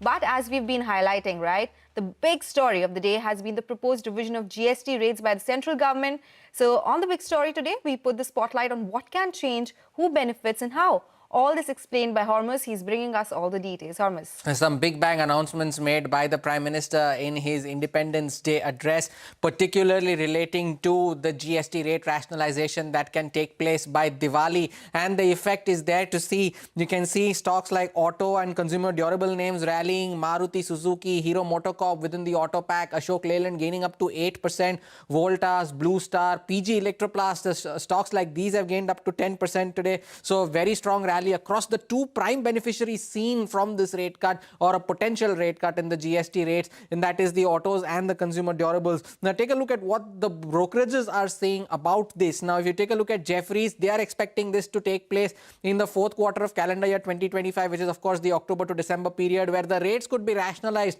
from 28 to 18%. That could be cement, two-wheelers and AC names, and they are expecting also some sectors where reductions could be seen include the likes of insurance, hybrid cars, and they are also not ruling out a proposal for processed foods and also for garment and footwear names as well. Now, if you take a look at what Jeffrey said as further, they are also not ruling out a proposal for GST rate rationalization for passenger cars as well. That cannot be ruled out according to Jeffries. Now, what they are also, Citi is mentioning among the key beneficiaries, they highlight sectors like medicine, processed foods, non-alcoholic beverages, certain apparels over a certain price category, white goods, insurance names and cement stocks. These are the ones that could be the likely beneficiaries according to Citi. Now what they are also saying is that this GST rationalization, the tax cuts, the rate cuts that were announced earlier by the Reserve Bank of India, all of this could boost the festive season demand and the earnings outlook for FY27, which is keenly awaited. Now Kotak is saying that this would be a 2.5 lakh crore boost, and this is likely to benefit auto and consumer durables more and less likely for cement, because for cement there is a lack of price elasticity, which is why this could be a little lesser of a beneficiary compared to auto and consumer durables. Now Goldman Sachs is saying that the consumer products which are in the 12% slab category could be a key beneficiary here, and they are highlighting names like Trent, where apparels above 1,000 form around 1/3 of their overall sales. Now for metro brands also it could be a big boost if the GST rate cuts are cut for footwear priced above 1,000 rupees. And among the other names that could benefit include the likes of Page Industries, Bata, Nestle, Dabur, Titan. They are some of the other names that could see some benefit. Now for CLSA, if the rate is cut to 18%, materials, consumer durables, cement and AC makers, again similar names that could be key beneficiaries. And particularly for AC makers, CLSA is saying that after this recent sluggish demand period that we have seen, a potential GST rate cut could significantly influence demand for the AC manufacturers. Now for Bernstein, they are highlighting insurance in particular, and there you could see an 18% premium, and that could see a rate reduction as well. And for the Nifty, they are expecting a high single-digit return for the rest of the year despite this tariff uncertainty and some of the other headwinds. They are also saying that they are retaining their sectoral view of preferring consumer segments over industrials. They had recently upgraded the consumer staples. They are also upgraded durables earlier this year, but they are retaining their underweight stance on the industrial space. So big bang announcements coming in over the weekend, but it is autos and consumer durables that are primed to be the key beneficiaries here. Oh, yes, as we can see in the stock moves as well from that space. Thank you so much, Hormuz, for bringing those details to us. So that's what brokerages are making of that proposed GST cut that has been announced. Let's get this conversation forward. Gautam Bed, equity advisor, Complete Circle Stellar Wealth PMS, is joining us now to discuss market fundamentals and this big update that came by the long weekend as well. Gautam, good morning. Thank you so much for joining in. First up, your thoughts. Do you think this proposed cut first could go through? And secondly, what kind of demand improvement would you see? Which sectors, according to you, would be benefiting the most? Sonal and Hormuz, thank you for having me on your show. Well, the market is already showing its verdict in the form of price action today. We can clearly see that autos and consumer discretionary are poised to become the biggest beneficiaries of this GST rate cuts if they do come through and approved by the GST committee later this year.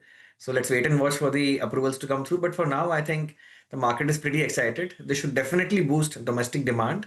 And along with the income tax cuts in the budget and the RBI being very accommodating, I think the macro setup is broadly in place for a very durable rally from here. And I think the market has discounted the worst of the tariff tantrum. And I think over the next few months, as the noise around these tariffs and trade wars settle down, the market should become more broader. Because if you see the pattern of the market over the last 12 months, it has been very narrow and selective. And the focus for the last 12 months and even going forward should be on stocks with earnings growth visibility for the next 2 to 3 years, preferably those that are more domestic facing in nature. And this is the time to be a risk manager with a focus on portfolio construction. Now, what do I mean by that? It means that your portfolio should be balanced across industries and risk factors and avoid single factor risk. Do not go overly overboard on any one single stock or sector because the pace of change around the world and in India as well, driven by AI and the rapid geopolitical shifts, is pretty stark. So be on the alert every day for any fundamental change taking place in your individual businesses and the underlying industries. Gautam, good morning. Thank you for joining in. A sector, we've spoken of autos and consumer durables, but one sector that is slowly creeping its way into this potential GST rate cut is insurance. And how do you view this as a positive for the sector? Because despite a slew of measures being taken within the space, it continues to remain an underpenetrated sector for a country as large as India. Do you believe that this could be a near-term kicker for a sector like this, for especially because it is set to have a long-term growth runway? Well, almost that has been a long-standing demand of the insurance industry, both life and non-life, for a GST rate cut, and hopefully it will come through. Because as you rightly mentioned, the penetration in India is still pretty low, and even today, insurance is primarily more of a push product rather than a demand pull product. So I think hopefully, if the premiums come down, then demand should definitely pick up. But within this industry, again, not a stock recommendation, but we have discussed this stock in the past, MediAssist Healthcare, and there basically instead of choosing one single insurance player, you can choose a third-party administrator, which basically caters to all the players in the industry and which has got a durable competitive advantage in this particular space. Okay. Gautam, one sector which is not doing so well today in a very strong market like this is IT. Actually, it's the only space which is in the red today. What's your take? We've seen a lot, Q1 earnings and the layoffs that TCS announced. Do you think this year could continue to disappoint? What are some of the triggers that market is watching out for when it comes to the IT space? Well, in the IT space, Sonal, I think there's a structural downturn in place because of AI. If you look at the IT space in India, you have to segregate it into two parts. One is the IT services, which have basically not spent any money on innovation as such in the last decade or two, and they are the ones who are being disrupted big time by AI. On the other hand, you have got the IT product companies. They are the ones basically who will be more agile and more able to adapt to the changing environment. And that is why you're seeing a stark differentiation within the IT space. IT services like TCS, Infosys, Wipro are underperforming, whereas the product companies are basically finding favor with investors. So this is a space in which you have to be very, very selective, and the pace of change here is only picking up. So I think, you really have to do a lot of bottom-up stock picking in this particular space. Gautam, we've spoken about a lot of these FMCG names and so on, but I would specifically single out the cigarette-oriented names because this is one space where there is talk of the sin tax being increased into the 40% bracket. But regardless of the changes that have happened to the tax slabs in the past as well, the cigarette volume growth has continued to remain as is. So this may be, do you see this only as a sentiment negative? Because at the end of the day, the volume growth has had no impact whatsoever, regardless of the tax structure that these cigarette companies have had. Well, almost in this particular space of in the tobacco industry, it has been the demand has been pretty inelastic in response to price increases in the past. Even for the last many years, we used to see a sell-off in these tobacco stocks just ahead of the annual budget.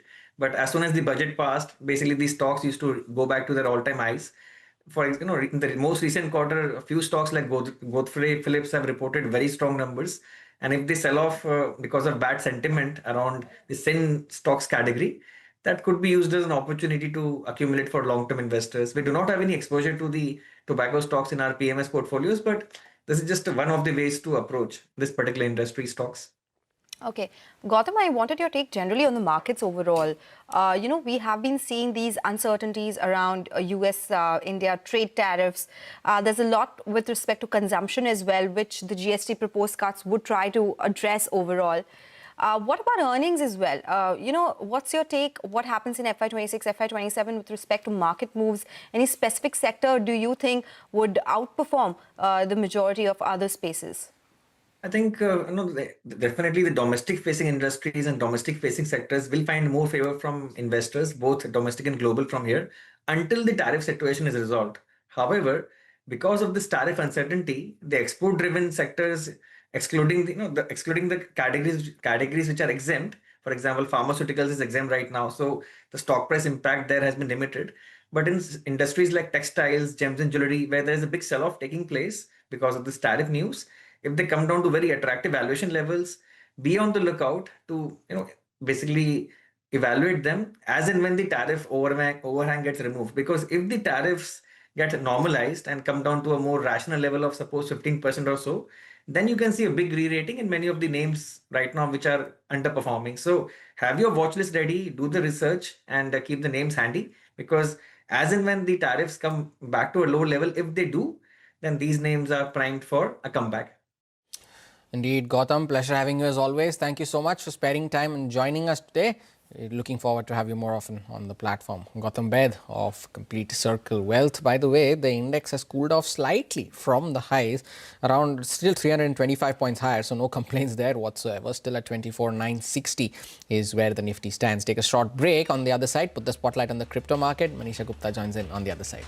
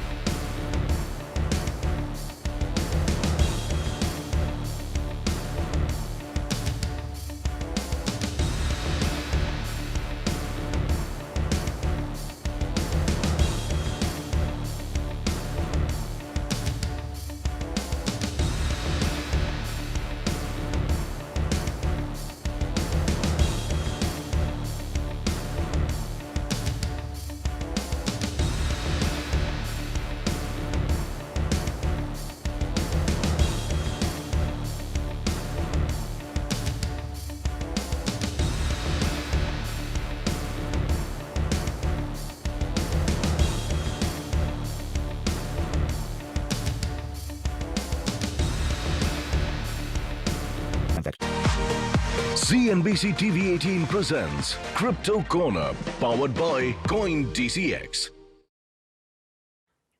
Welcome to Crypto Corner, and today we're talking about the kind of numbers that cryptos really seem to be stacking up, all on the very, very positive side. I'll start with what we've done in sense of the market cap, which is gained up by 13% for the month of August. And with that, we are up by nearly 13% there at $4 trillion therein. So very strong numbers coming in there. And it's not just about Bitcoin, because we've seen very strong numbers coming in for altcoins like Ethereum, Solana, Cardano, Aave, and then you have stable coins as well surging quite high when it comes to prices there. Take a look at the kind of companies which seem to be buying all of these cryptocurrencies. Well, crypto corporate holdings for Ether have gained up by 126% in the month of July to nearly 2.7 million of Ethers there. The strength really comes in with the kind of adoption that we have seen from institutions, companies and funds, etc. The maximum buying really came in from BlackRock, Goldman Sachs, Wells Fargo, Novris Sovereign Wealth Fund, and also some more companies like Tesla, Jane Street, Mubadala Investment from Abu Dhabi and Harvard University as well. So all of these have been major buyers for the month of July and continue to buy for the month of August as well. And then it also is about the kind of buying that we've seen across. The stable coin legislation has fueled nearly $2.1 trillion in sense of monthly transfers there. So much so that it also has surpassed the Visa volumes on a month-on-month basis. Not just stable coins, the real-world asset tokenization is a market which stands at $24 billion now. And then NFTs, which were doing quite flat in the last couple of years, also seem to be coming back in this year. We are looking at NFT sales up by 50% for the month of July there. The Bitcoin mining profitability also is surging because the Bitcoin prices are going higher. So we've seen that increase by 2% in July, and that has led to hash rate go up by 5% as well. Now, what is hash rate? Hash rate is a total combined computational power that is used to mine and process transactions on a proof of work blockchain. This also is used as a competition on how much hash rate is one using, and that also tells you on your profitability in that sense as well. So this is something that the markets take a look at on a very, very strong basis when you talk about cryptos and blockchain as well. So the numbers here also are quite strong. This is, of course, measured in X hashes per second, the time taken to mine one. And when you look at the revenues because of the X hash per second, that seems to be surging as well. Last year was $50,000 a day. This year in the month of June was $56,000, and in the month of July that has gained up to $57,000 per day as well. So very strong numbers coming in about mining, about hash rates, and of course profitability as well. Now these are the US listed companies which are mining Bitcoin. It is understood that of all the Bitcoin that has been mined in the last 1 year, 26 to 27% of that comes in from US, and that number seems to have grown on a month-on-month basis as well. So from 3,400 odd to 3,600 plus Bitcoins have been mined in the month of July. So very strong numbers across board at all parameters coming in for cryptos on that black chart. Well, that's all that we have on Crypto Corner, but with that, it's a short break. More news and updates on the other side. CNBC TV18 presents Crypto Corner, powered by CoinDCX.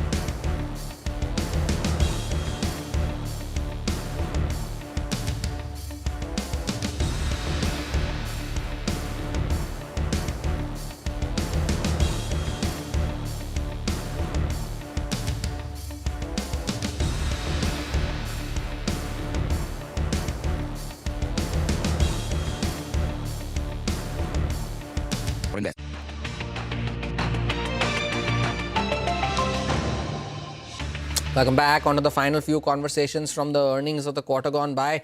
Zaggle, the management is now joining in after a strong quarter that they reported revenue growth driven by the Propel platform. The company has in fact reiterated its guidance for the full year. Avinash Godkhindi, the MD and CEO of Zaggle, is joining in to discuss the road ahead. Avinash, thank you for joining in. You know, you had earlier mentioned that 35 to 40% this year is a conservative growth guidance, and if all acquisitions fall into place, you might even go up to 80%. What is the status of those acquisitions currently, and why are you still sticking to that 35 to 40%? And if those acquisitions fall into place, where do you see growth going into? Good morning. Thank you for having me. I think, yes, we are delighted with our quarterly performance. We are sticking to our guidance for now of 35 to 40%. We are actually tempted, as we spoke on the analyst call, to up it, but we'll probably, have a relook in Q2, end of Q2. This is the organic growth. The inorganic piece, of course, as these acquisitions fall in place, they will definitely add a lot of, heft to our momentum. And many of them are progressing very well. And some larger ones are in the pipeline that we'll announce in the coming, months. Avinash, I just wanted to actually ask you on the inorganic growth as well. 31.5% in quarter one. Was it entirely organic? And when we talk about acquisitions, what do you have in your pipeline in the first half? What kind of spends will you look at? And in FY26 itself, will you see major acquisitions come by? Yes, so lots of questions, but I'll try and answer one by one. Yes, 31.5 was all organic. The inorganic contribution was not there in this. We see some of the large ones closing this year. Yes, so the whole idea is to do a couple of more acquisitions on the larger side, and then consolidate for the coming years. So that's the thesis that we are operating on. What about your recently acquired projects, Avinash? TaxSpanner is one of them. TransXT is the other one. You recently acquired them. They might be a smaller part of your business currently, but how do you see them scaling up for the rest of the year? Yeah, so 86400, which is the TransXT, is the brand. 86400 is another brand under the company Mobileware. They're doing extremely well. They exceeded the last year profits in Q1 already. Last year revenues, they have already done half of that in Q1, so they're doing brilliantly. TaxSpanner is doing extremely well as well. They've got great contracts with companies like Bosch, and they already serve companies like HCL and Accenture. Of course, the tax filing has got pushed back by the government to September. So a lot of their revenue momentum should kick in Q2, which we are anticipating. We're also very bullish about a very strategic acquisition that we are doing with Rio Money. That's going to be something which is going to become extremely large in the coming years with our B2B2C play. Our ability to be able to source users at a very low cost, and to be able to drive those users to ride on the UPI and credit on UPI wave, right? And credit cards on UPI. So that's a very secular, strong trend that you see, that UPI is ubiquitous, and we are riding on that wave. So that's the other piece. In general, on acquisitions, our theory is what we call as the pearl of strings theory. We are basically string of pearls theory, rather. We're trying to get an entry into a lot of very interesting plays at very tempting valuations, much lower than the private, investments that happen through private equity or venture capital, and we leverage that to grow fast. Yeah. So Avinash, when inorganic growth will also pick up in the coming quarters, can you first talk about how much will you be spending on these acquisitions? And secondly, with these acquisitions come by, what happens to overall costs as well? There'll be some adjustments you'll be making. Costs would go higher as well. What happens to margins then? So, look, one of the things that we did was we raised 593 crores in a QIP last December. The purpose of that was acquisitions, very clearly.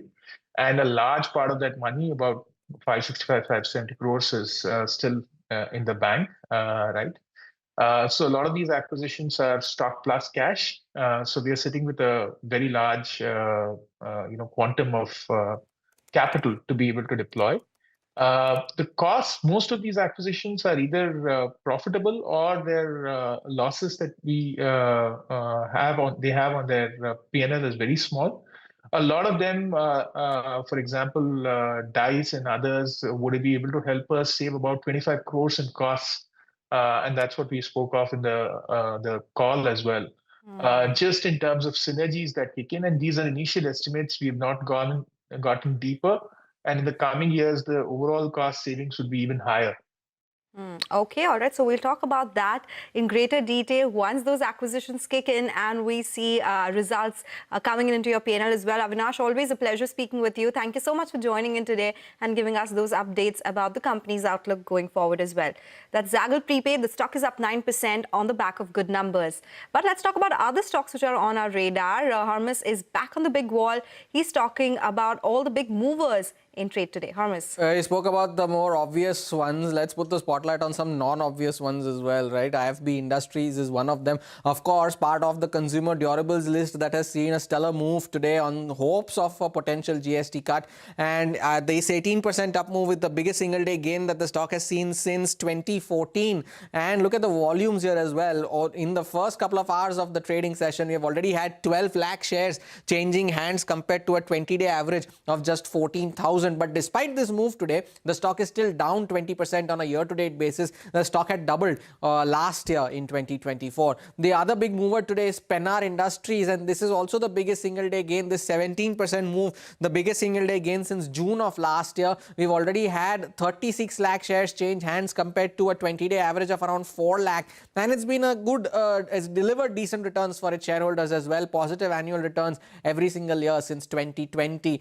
We spoke about auto names, the Marutis and the Ashok Leylands, but look at Hyundai Motor, India's largest IPO till date, 8.5% higher, the biggest single day gain since its listing. It's already now up 24% from its IPO price of 1960, and we have already had 16 lakh shares change hands in the first couple of hours of the trading session today compared to the 20-day average of just 1.5 lakh. And on the downside though, cigarette names, as we mentioned earlier, Godfrey Phillips bucking the trend today, 5% lower on the stock. It's already declined in 5 out of the last 7 trading sessions. But on lower volumes though, the number of shares that have changed hands today is 1.7 lakh and the 20-day average is 2 lakh. So the fall today has come on lower volumes, and despite this down move, the stock is still up 85% so far on a year-to-date basis. All right, some interesting names there. Thank you so much, Harmis, for joining in as always. So those are some movers, but it's time to slip into a break. When we come back, we'll discuss market technicals with Nagaraj Shetty from HDFC Securities. Also talk about the top trading bets.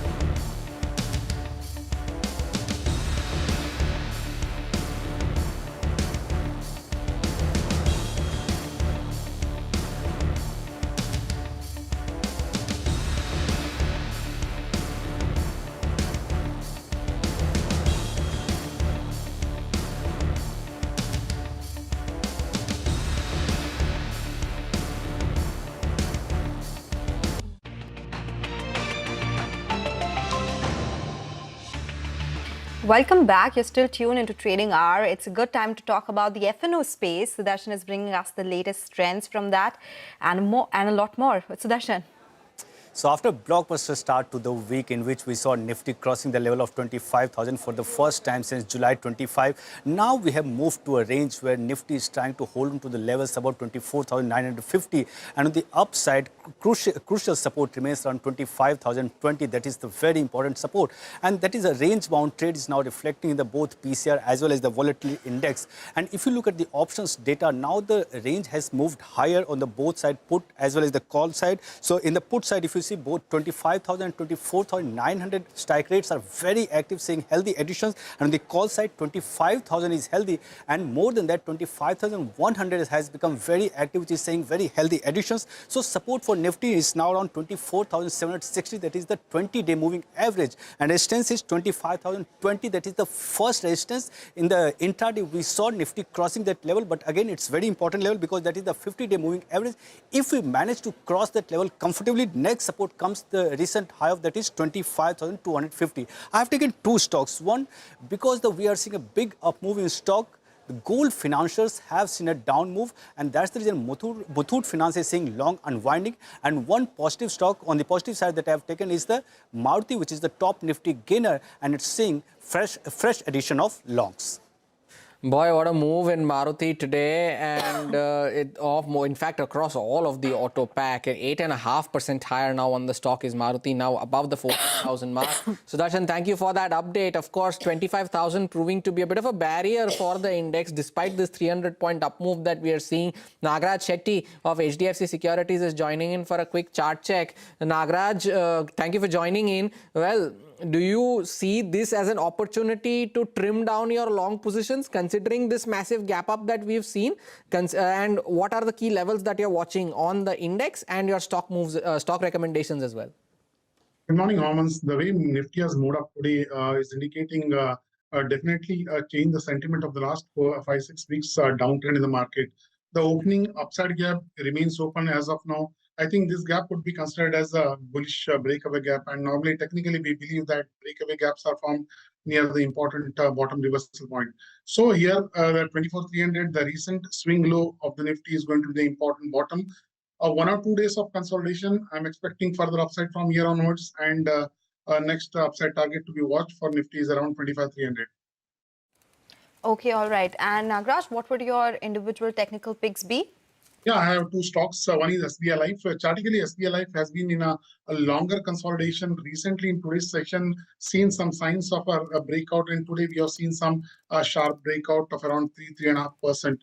The overall chartically looking positive mood above the key moving averages, and volume started to break above during the upside breakout. Currently trading around 1904 levels. One can look to buy at this point of time, and the upside target would be around 2020. One can place a stop loss at 1850 levels. My second stock is AB Capital, Aditya Birla Capital. After a smaller consolidation or a small decline, downward correction, the stock has bounced back in today's session. The overall chart pattern is looking positive, moved above the crucial hurdle. Currently trading around 285 levels. One can look to buy at current market, and the upside target would be around 300. One can place a stop loss at 278.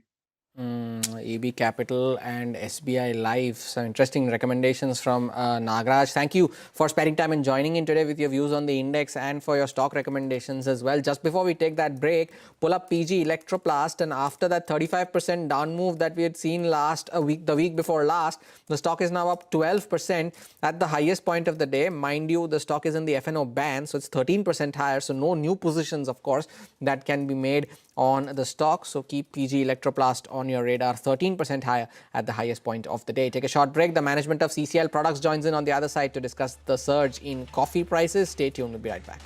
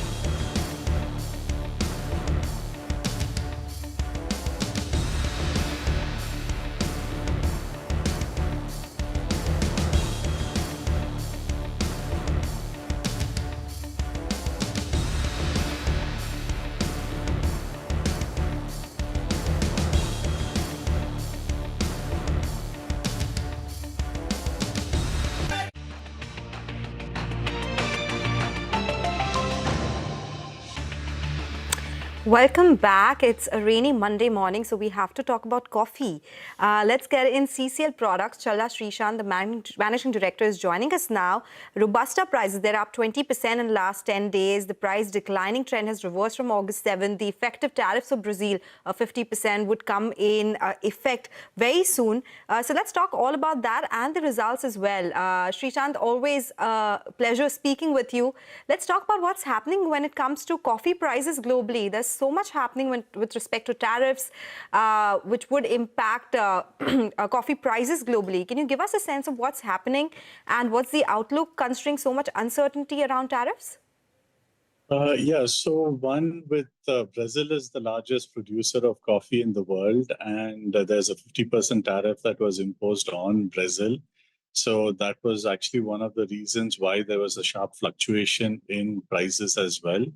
And apart from that, now the season as such is over in Brazil. The harvesting has been completed.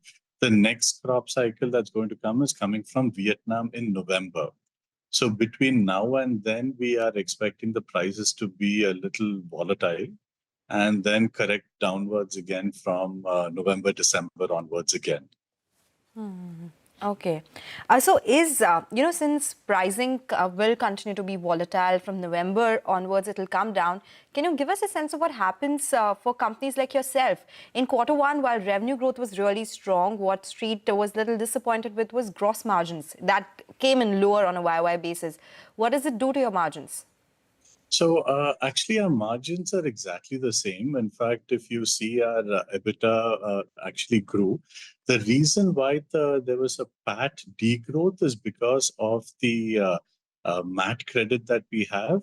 We are still now in the 35% tax bracket. So it's a book entry that is being made. And the actual cash flow is not getting negatively impacted at all. So it's merely a book entry. There's no reduction in margins at our end. We work on a cost-plus model, and irrespective of the fluctuation in prices, our business model continues to remain the same. Srishant, well, for non-coffee drinkers like me, I'll stick to the business part of the things. But you mentioned in your earnings call that your branded business is likely to go up to around 400 to 500 crore this year. How has that been shaping up in the quarter that we have seen so far? We're already halfway through the second quarter now, almost 2/3 of the way through actually. So how has that shaped up, and do you believe that you will get to 400 to 500 crore for the branded business, considering you did around 100 crore in the first quarter? Yes, we are completely on track with whatever projections that we've given. Our team also is a little conservative when it comes to projecting something. They want to make sure that they can actually achieve it. So they built everything, the forecasting from the ground up onwards. So whatever numbers that have been given is something that we're confident that we will achieve. Okay, so that's something that you're confident on, and you've also guided for a revenue growth of around 15 to 20% and also 10 to 20% in terms of volume growth. Sorry, that's the EBITDA growth, the one that I spoke about earlier. Let's talk about capacity utilization, Srishant, because there have been new capacities which came up.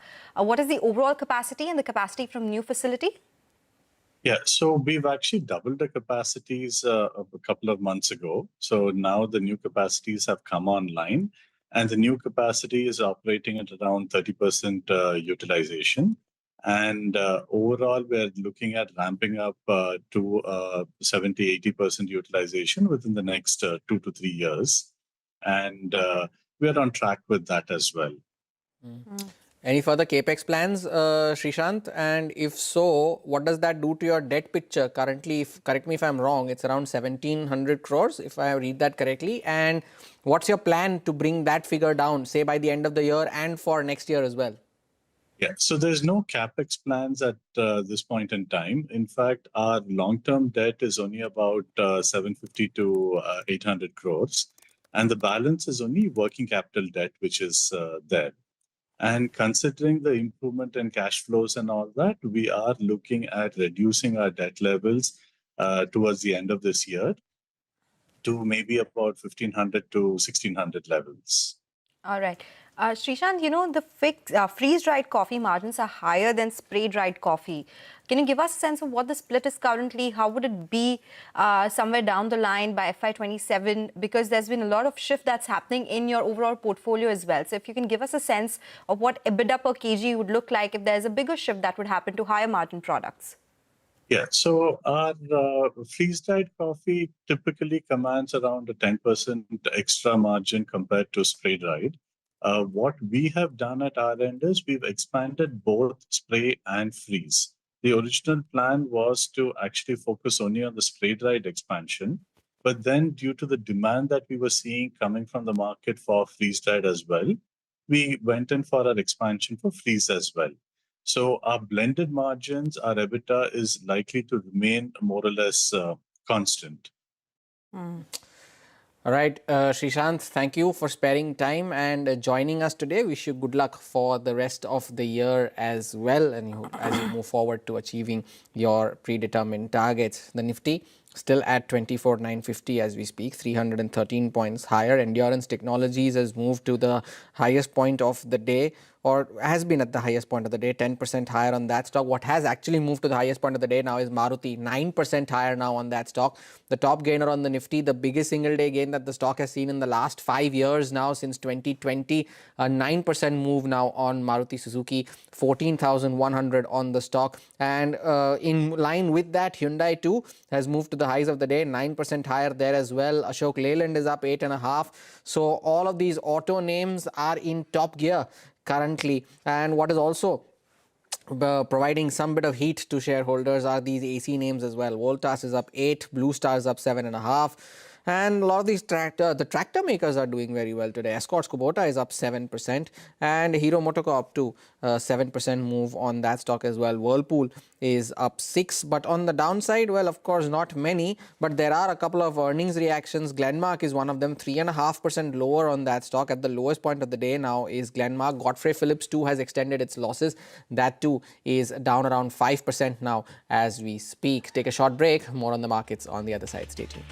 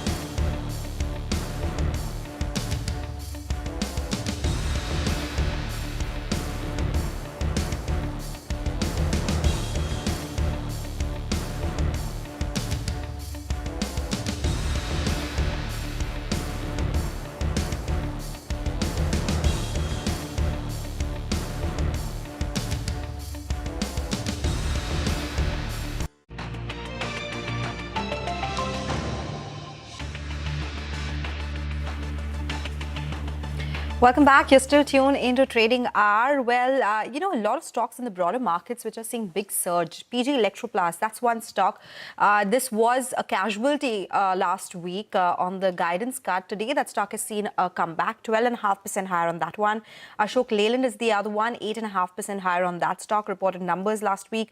Voltas, some of these names actually which were reacting to disappointing earnings are making a comeback today. So 8% higher on Voltas. Now remember, Voltas also reported numbers which were weaker than expectations. So that stock is seeing a comeback. Vodafone Idea, from nowhere, that stock has seen a big surge, 7% higher on Vodafone Idea, even though it's a single rupee stock. So that is a 0.42 rupee surge that we are seeing right now. Nevertheless, we have auto and stocks which are doing very well. Auto ancillary, that is. Minda is up around 7%. We do have Bajaj Fin, which is higher, 6% on that stock. So you name a sector and see the movers from there. It's a big surge, barring IT, which continues to disappoint. There's a cascading effect on the NBFCs as well, right? Bajaj Finance 6%, like Shriram Finance, that too is doing well for itself today.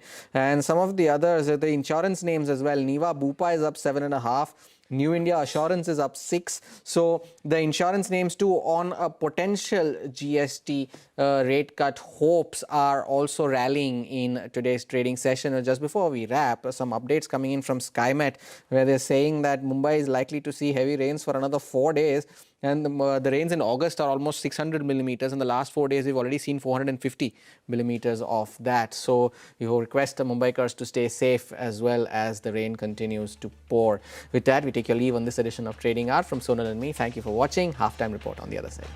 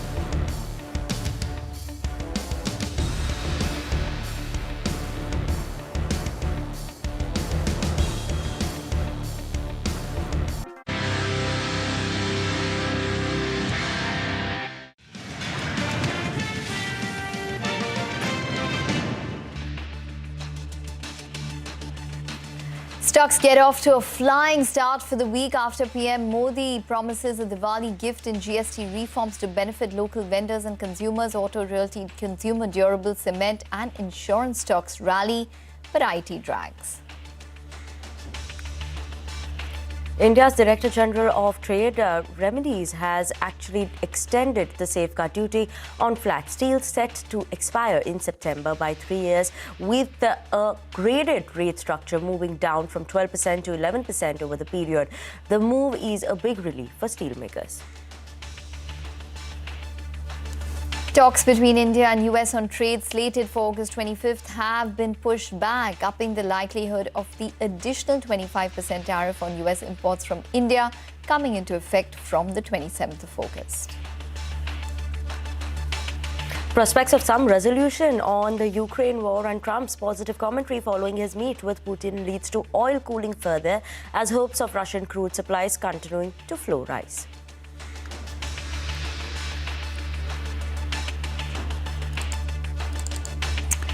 Hello and welcome to a halftime report live from the CNBC TV18 Motilal Oswal studio. I'm Ekta Batra and with me is Vinny Motiwala.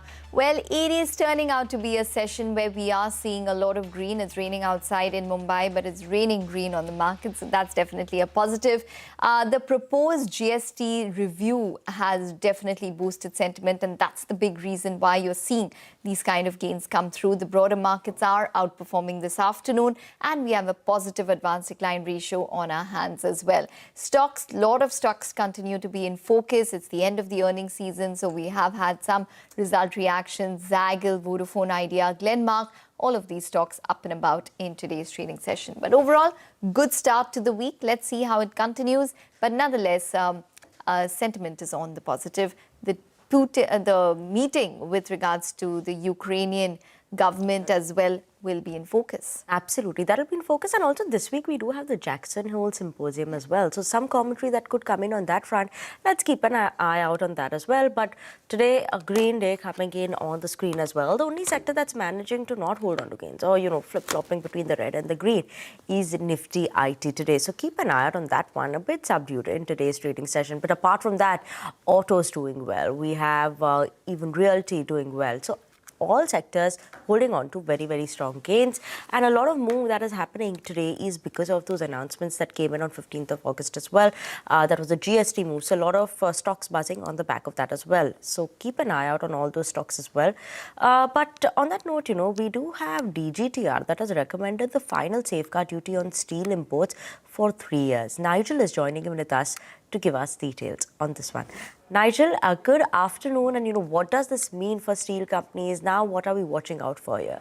Well, that's right. The DGTR has come out with their recommendations. They believe that the steel companies require some protection, and they've given their outlook for the next 3 years or so. So in year one, the duty that they have recommended is around 12%. Year two, it falls around 11.5%. In year three, it'll be closer around 11%. Now, this will be positive. Keep in mind, though, that for the last 5 months or so, we have a safeguard duty of around 12%, which was to expire in the next month itself. What this does with regard to the recommendations of the DGTR, it ensures protection for the next 3 years or so. So that overhang goes out of the way. There is protection that comes into play for the domestic steel makers in this sort of an uncertain environment that's playing out because of the tariffs globally. And the next step will be the finance ministry's nod. So the big gainers will be obviously the big players. You'll have Tata Steel, JSW Steel, SAIL as well as JSPL. While the smaller ferrous players as well, they'll take heart from the fact that they'll at least be protected from inputs. That keeps pricing, in favor of them and helps them in terms of profitability. The indirect beneficiaries will obviously be the likes of NMDC that makes iron ore and stocks like APL Apollo that are pipe makers as well. So good news coming in for the ferrous space. That overhang goes out of the way and they are assured of protection for the coming years. Back to you. Okay, but Nigel, that's on steel, but you're also looking at JK Cement, which is buzzing in trade on the back of its possible expansion plans. Tell us more. Well, that's right. For cement, there's another benefit that's coming in because the GST rate's currently at around 28%, right? If there is rationalization, it comes down to around 18%, which means that the governments lose out on revenues of close to around 25,000 crores, but it's likely to boost up volumes. And that's why the cement space itself is buzzing around. What did JK Cement announce? Well, they've announced their big Capex plan. The total grinding capacity that they've announced is around 7 million tons approximately. The clinker capacity will be around 4 million tons. So at Jaisalmer, Rajasthan, they've announced 4 million tons of clinker with 3 million tons of grinding facility. And in the other two locations, that is in Rajasthan as well as in Punjab, out there they have announced 2 million tons of grinding capacity itself. So put it together, 7 million tons of grinding and 4 million tons of clinker capacity. The broad details they've given is that the total capex will be around 4,800 crores, which means that on a capex per unit or an EV per ton, they'll be expanding at around $82 per ton, which is a sharp discount in comparison to replacement cost. And this facility goes live in September 2027. What does it effectively do? Well, their capacity moves to around 37 million tons by 2027 September, and it puts them on track to hit that 50 million tons that they had cited that was their target in the times to come. So good news coming in for JK Cement, that capacity expansion being met with a thumbs up. Back to you. Okay, thank you so much for that, Nigel. Keeping an eye out on JK Cement as well. But let's move on. And as we have been highlighting, the big story of the day has been the proposed revision of GST rates by the central government. Now, today on the big story, we are going to put the spotlight on what can change, who can benefit, and how. And all this will be explained by Hormas to us right now. Hormas. The big announcements, of course, made by the Prime Minister in his Independence Day address, and that is showing up on all of these auto names, the consumer durable names, all of them seeing a big rally today. Take a look at Maruti is up 9%, Hero MotoCorp is up, Ashok Leyland, all of them are gaining up to 8%. Look at Voltas, Blue Star, PG Electroplast is now up 13%, even with the stock being in the F&O ban. So a big rally seen across the auto names, the consumer durables names, the insurance names as well. But look at what brokerages are highlighting in terms of potential GST beneficiaries here. Jefferies is expecting this to take place in the fourth quarter of calendar year 25, which is between October and December. And three sectors they highlight where the rates could be trimmed from 28 to 18, which is cement, two-wheelers, and these AC names as well. And some of the other sectors where they can see rate rationalization includes insurance, hybrid cars, processed foods, and garments and footwears as well. On the passenger vehicle front, they are also mentioning that a proposal for rate rationalization could not be ruled out in this segment as well, which is why you see this rally in names like Maruti and Hyundai. Now, Citi is highlighting the key beneficiaries, which include the likes of medicines, processed foods, non-alcoholic beverages, certain apparels over a certain price pocket, white goods, insurance, and cement names that are the likely beneficiaries of a potential GST cut. And this GST rate rationalization, coupled with the interest rate cuts by the RBI and the income tax cuts announced earlier in the budget, could boost the festive season demand and in turn boost the FY27 earnings outlook as well, is what Citi is highlighting in its note. Kotak believes that this will be a 2.5 lakh crore boost, this rate rationalization, but the prime beneficiaries here would be auto and the consumer durable names, not so much for cement, because cement does not have enough price elasticity, and as a result of which the benefits here could be limited in comparison to auto and consumer durables. Now, Goldman Sachs believes that consumer products in this 12% slab could be some of the key beneficiaries here. We look at Trent, where 1/3 of their sales are from the apparels that are worth 1,000 rupees and above, and they also mention that in case the footwear GST for a price band above 1,000 rupees and more is cut, the metro brands would be a key beneficiary of this. And some of the other names that Goldman Sachs highlights include the likes of Page Industries, Bata, Dabur, Nestle, and Titan as some of the rate rationalization benefits. Now, CLSA believes that the materials, consumer durables, cement, and AC makers could be a key beneficiaries here. But for AC makers in specific, they highlight that this sluggish period of demand, the lack of demand that these players have seen, that could receive a boost because of the GST rate cut, and that could be a significant trigger for them. And Bernstein is also highlighting the insurance space. Insurance stocks are also rallying today. They say that they could also come under this rate rationalization bracket. For the Nifty, they say that despite all of this tariff uncertainty and hopes of an earnings upgrade, the Nifty could see high single-digit returns over the rest of the year. And they also mentioned that they are retaining their sectoral view of consumer stocks over industrial names. They are overweight on staples. They had upgraded durables as well earlier this year, and they retain their underweight rating on industrial. So auto names and consumer durable names are the big talking points because of this rate rationalization prospects, but insurance names making a move as well. Yes, absolutely. And the markets in fine fettle on the back of these proposed GST reforms. Thanks very much for that, Hormuz, for bringing us all of the stocks which would be in focus on account of that. We need to take a short break, but up next we have the management of TCI Express joining in to discuss the quarter gone by. Stay tuned.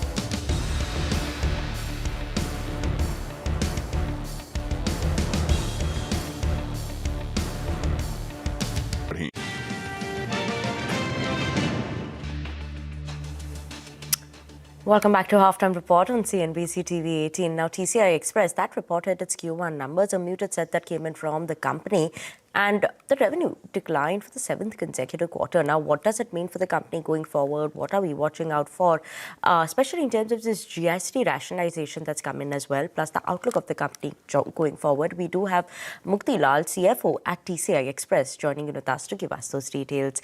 Hi, sir. Good afternoon. Thank you so much for giving us your time. Let's start by talking about the numbers first. Revenue this time, again, a muted quarter that's coming from the company, right? So what are we watching out for now in terms of the overall growth guidance that you all have given? 11 to 12% is what you all spoke about. Will you all be able to achieve that for FY26? And anything in terms of growth drivers that are there for the company for this year? This quarter we also anticipated like flattish quarter, and it was on the same way. And in this year, we targeting kind of like 8%, 9% volume growth and 11% revenue growth. So this is basically, we are targeting enhance my rate increases with the customer, which we did already in quarter one around 50 basis point.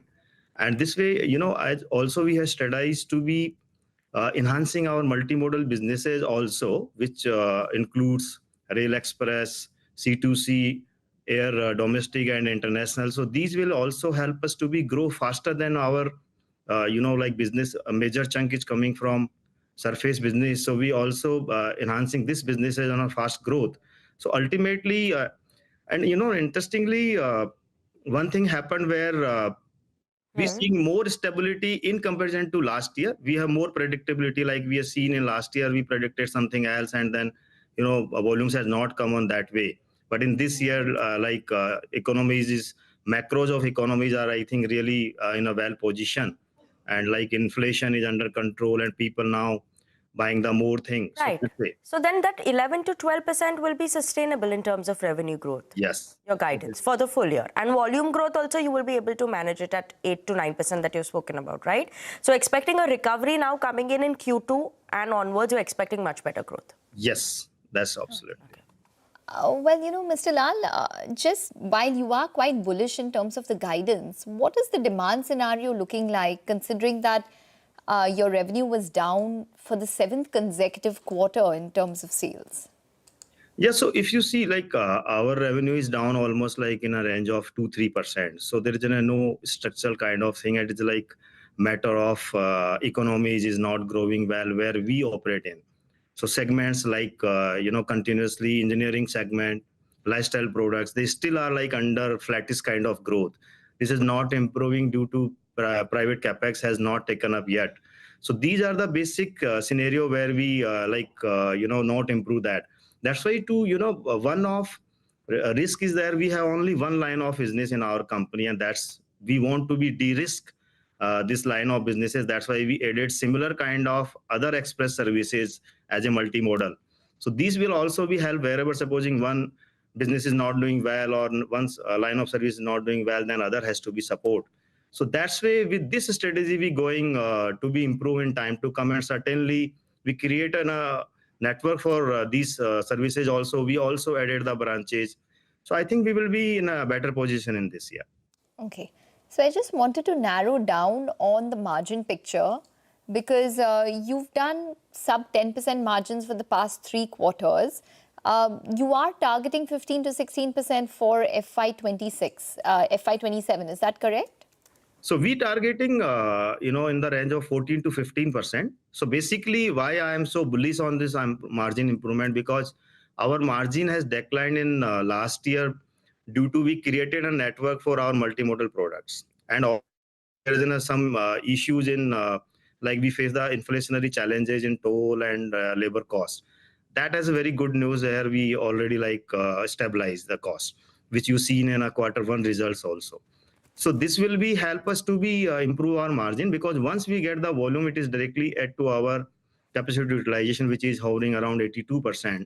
So whatever we add, that will be directly add to our margin, which we also did in FY23 in the range of 15%. So we'll be back to normal, because there is nothing change on that side. Rather, we are in a spree where we want to be improve and pass on to customer. That is also planning to we have at least 200 basis point to customer, because now an overall macro situation of economy is positive. Customer is also responding to accept the price increase and all. So this way will be certainly move towards 14 to 15% in this year. Sure. Also, just talking about the C2C segment for the company, as well as that Surface Express, where you're focusing a lot more, that seems to be fructifying in terms of growth. Do you think that growth is going to be continuing for the Surface segment, as well as, in terms of the C2C segment as well?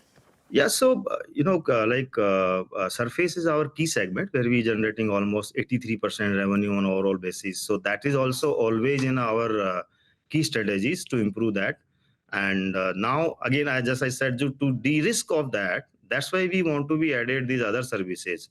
Those is like completely Surface Express would be continue to the key growth driver for us, because here we already de-risk in, because we doing various segments, we serving various segment in Surface also, and also de-risk in terms of big customer and small customer. So good news here, SMEs also started to be improve the businesses due to lower inflation and slightly stable labor cost, and there is nothing I think is disrupting things we seeing in a near future for these SME customers. So hopefully this will be help to grow this simultaneously, but we want to be slightly more growth in multimodal products. So we will be growing Surface in the range of 8-9% in revenue terms, and multimodal we can be grow in the range of 14-15%, which we given the number in Q1 also, where in C2C we grown almost 14%. Air and international we grown almost 30% plus. So this will be help to make the things in balanced. Okay. Just before we let you go, there are a lot of uncertainties right now with regards to the tariff situation. We also have the GST reforms which could come through by Diwali. So give us a sense in terms of how these two parameters are probably playing out for your business as a whole, where the tariffs are probably, impacting exports at this point. And on the other hand, we do have the GST reforms, which could be a consumption boost. Yeah, well, exports we are not dealing in outside India businesses much. Our domestic business is almost like 98%. So I don't see any impact for the tariff. And other thing, like you rightly mentioned, so tariff is basically targeting to improve the manufacturing in India, and that will be, I think, helpful for the company as a whole, because we majorly focusing on domestic. And yeah, so I don't see, and the GST, we already under a category of 18%. So tomorrow, supposing they will be rationalize the rates from 18 to 12 or whatever range, and also like goods. So it is hopefully is creating more demand, which is overall countries facing like challenge in the last more than 1 year. So it will be a positive for the overall logistic and express industry more, because with the quick commerce is coming, so more and more shipment is going for their dark storage from the like direct brand to the dark store. And interestingly, that business is also increasing where directly brand sending to customers. So I think with the increase in like reduction of GST rates will be certainly help to more consumption in the country, and ultimately we will be ship the more consignments. Okay, absolutely, Mr. Lal. Thank you so much for joining us this afternoon, giving us an insight in terms of what we should be watching out for from the company going forward in FY26. So that's the management of TCI Express, maintaining the guidance in terms of volume growth, revenue guidance, and targeting an EBITDA margin of 14 to 15%, given that there was a decline last year as well. So on that note, let's jump into a very short break. Don't go anywhere. We'll be back with more news and updates after the break.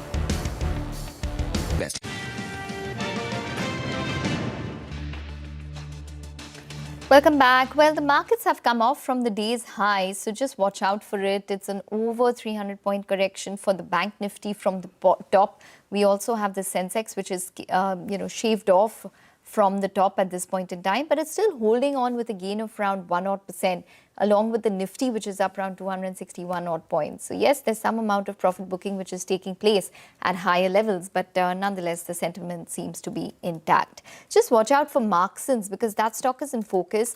They've received an approval from the UK regulator for a diabetes drug, and that's the reason why you're seeing the stock spike around 2%. Remember, it's an underperformer. It's down around 38% year to date and 19% this month itself. But nonetheless, for today, it's seeing some amount of respite up around 2.3%.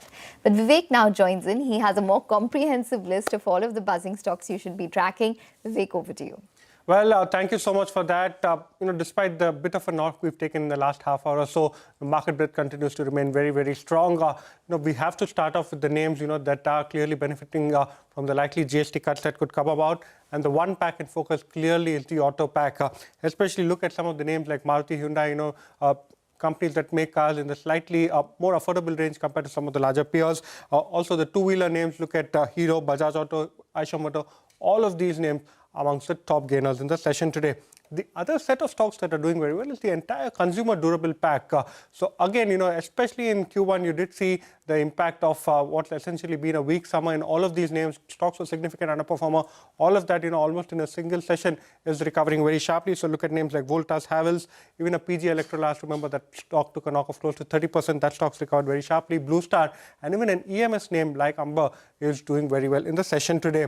Well, the other set of stocks that are doing well is the PVC pipe makers. Now, over the weekend, the DGTR has finalized its finding on the anti-dumping duty for PVC suspension resin. So in another 2 to 3 months, you could hear and get a final decision from the Ministry of Finance. But on hopes of that, all of these names like Astral, Supreme, these names are doing very well in the session. Endurance Technologies came out with their results over the weekend, held a conference call as well. The company says that the total addressable market as far as ABS is significantly higher for them. On the back of that top gainer as far as NSE 500 is concerned. And Zaggle prepaid. Strong Q1. We had the management earlier reiterated their guidance of close to 35 to 40% top line growth. That stock higher by 9%. On the other hand, a few laggards as well. Deepak Nitrite, clearly that particular stock, very weak Q1, underperformed last week. Today, another 2% lower. Godfrey Phillips, worries of likely further cess coming in as far as Sin Goods is concerned is a bit of a worry. Plus, corporate developments within the company itself. That stock is an underperformer today. And Glenmark Pharma, clear miss against what is very limited street estimates, but that stock down over 2% today. Okay, Vivek, thank you so much for that. Important stocks to watch out for in the second hour of the trading session as well and where they're headed. But we do have Manish Hathiramani, who's from Deen Dayal Investments, to talk to us about the technicals. Manish, good afternoon. Right now, given that, in the last few minutes or last half an hour, we've seen a bit of a correction coming in for the markets. What are the levels we're keeping an eye out on? And will 25,000 be a key level to watch out for? Because it seems like there's some bit of a profit booking every time we reach there. Good afternoon to you and to all our viewers. Thank you so much for having me on the show. Well, I was on this show last week when I had discussed about a very strong support at the level of 25,300. If you go into time, we have respected that very well and we have bounced from there. However, like you correctly said, bang on 25,000 to 25,100 is the current resistance that we are facing. What I'm really looking out for is a close above the levels of 25,100. Only if we can achieve that, the index should be moving to 25,450 to 25,500. And which are the stocks that you're keeping an eye out on? Since it's looking bullish, I'm working with 2 buy calls. My first one is on Asian Paints for a target of 2650, stop loss of 2475. After taking good support around the 2300 levels, the stock has steadily moved up and we have crossed multiple hurdles of 2400 and 2500. The second one is on Tata Motors for a target of 720, stop loss of 655. 665 was a resistance level and we have kind of flown out of that this morning. We need to sustain 670 on a closing basis. If we're able to do that, 720 and 750 should be the next levels to watch out for. Okay, all right. Just quickly, what is your view on a stock such as Endurance? Well, if you look at most of these stocks today, they've all like flown out of their resistance zones. What is really key is to see if they're able to take out today's high. And when I say take out the high, I don't mean an intraday high. I want to close above the high. Only then, from a technical standpoint, we'll be able to give the next set of levels. Okay, all right, Manish, we're going to let you go on that note. Thanks very much for joining in and giving us all of those technical calls. Well, let's now hop across to Nigel, who's going to give us an F&O update this Monday afternoon. Nigel, over to you. Well, it was a very, very good couple of hours of trade, but the Nifty seems to have slipped off a little bit from the top. And the reason is, a couple of heavyweight sectors, they in fact have slipped. Reliance Industries, that's like a, index by itself, more than 10% weightage. It's still holding in the green, but it's come off a little bit from the top. The one that's underperforming today is actually the IT pack. That one has come in for some profit taking, and the last time I checked, that as well was under some pressure. It's down close to around 0.8%, clearly dragging the index. The Nifty Bank, well, that showed signs that it's coming back to life. Unfortunately, it hit a resistance at around the 20 DMA, and that's done a bit of a U-turn from that front. So for today's trading session, conquering the 20 DMA will be extremely important for the Nifty Bank. Remember, a few sessions ago, we had mentioned that this one was doing a relative underperformance, and today it showed signs that it wants to get past that 56,000 odd mark. But it hit resistance at the 20 DMA, and that's pulled back a little bit. Moving to the Nifty itself, we're looking at the options data right now, and just pay careful attention to this. The 25,000 call, that's the most active call in today's trading session. The premium out there started the day at around 30 rupees. So those that bought getting into the weekend, well, their money has already become 3x. However, at around 100 rupees, we are seeing some writing at this particular strike. So that's telling you that at higher levels, the bears believe they want to defend this particular strike. On the downside, though, this 24,900 put, that's one of the most active strikes, and the premium has come down by nearly around a third. We ended Thursday's trading session with premium at around 290 rupees. So for those put writers, well, they still have 300 rupees of cushion. It's come down to around 100 rupees approximately, which tells you that these put writers at around 24,900, they have pocketed the 300 rupees premium, and they are looking to defend the 24,600 odd mark. So for those put writers, they are still in the money till this level does hold out.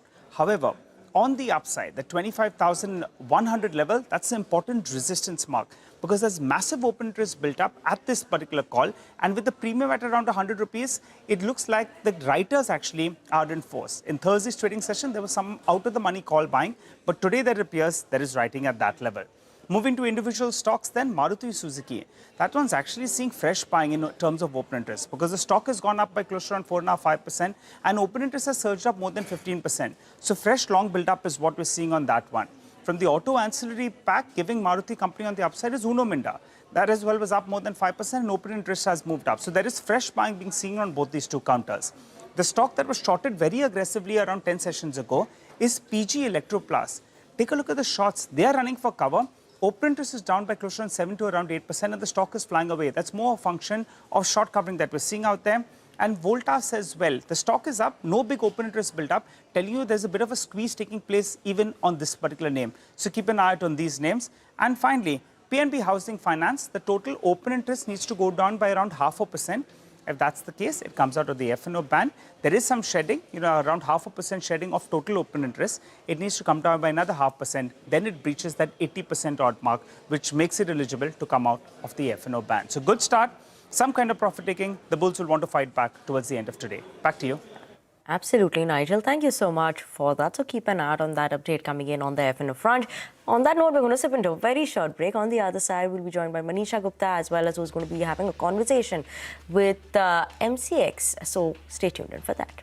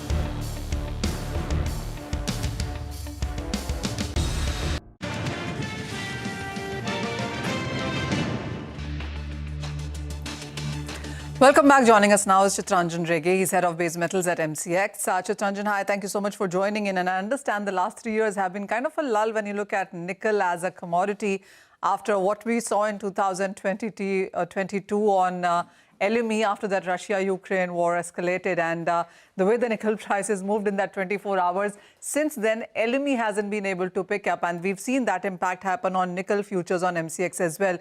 With this new offering, with some changes, first of all, what are the changes? How do you see now stabilizing or filling in the gap that we saw in nickel trading? Thanks, Manisha. I must say March 2022 nickel was a bad dream. Yeah. This is all behind us. As you rightly pointed out, I mean, the change what we done, one is the trading lot is now 250 kgs, and the delivery lot continues to be 1.5 tons, which is, 6 times of that. The delivery center combination has been rationalized in the sense the primary delivery center at Thane continues to be the one, and we have removed every other thing so that the in terms of confusion where the delivery would come and all of that is put to rest. And finally, the expiry date of the monthly contract has been moved away from end of the month to the third Wednesday of the month. As you would appreciate, most of our in fact all of our metal contracts used to settle at the month end, and a few others in other segment as well. In the delivery based model, then the challenge used to that there are too many contenders for the investor appetite, and the idea was to move this expiry to somewhere else so that on a standalone basis there is a good opportunity for investors to look at this thing objectively. So this contract now from the September expiry onwards would have 250 kg trading lot, single delivery center, and expiry revised to the third Wednesday of the month. These are the changes we have proposed and implemented. Chitranjan, since you do watch what's happening in the international prices as well, has LME nickel contract also picked up? Is the volumes coming back? Yeah, I mean, the initial 1 year, I think the March 2022 onwards, it took a while for the entire international market to come to the terms of what challenges it happened, but progressively, things have improved. Definitely, the contract also has improved. The deliveries cycles, all of that has also got rationalized. I learned from the physical market that the quantum of inventory lying into LME warehouses is also pretty decent, significant, I would say. And market is already talking in terms of whether the prices are good enough for the smelters and a lot of factories to work with good margins, or whether they should take a break. So I think the normal trade and normal demand supply parameters or issues are back in business. So I would say the history is behind us, and I think we are all looking forward for a more positive and encouraging response to the contract. Chitranjan, also the fact that India imports all of its nickel that is in use as well, I'm assuming that this contract is going to be quite important in that sense. How are you also looking at the participation herein? I mean, this clearly is something, nickel is used in stainless steel. It's an important one when it comes to renewable energy as well. How are you looking at the participation mix here? Right, Manisha. So, this being entirely an imported metal, the producers of the stainless steel, and obviously they have a direct access to the import, a lot of that. But there is a huge amount of import which comes by the traders, who would extend the delivery just in time to a lot of medium scale and the SME entities. So my sense is that all of them required some kind of hedging mechanism. And in our previous avatar also we saw all of this very much being party to the price discovery and delivery. So I am very, very hopeful that we will bring the same value proposition back on the table, and I am sure they will all subscribe to it. The only change, which is the three changes what I mentioned already, including the expiry date being revised to third Wednesday. I think market will appreciate the utility of this contract.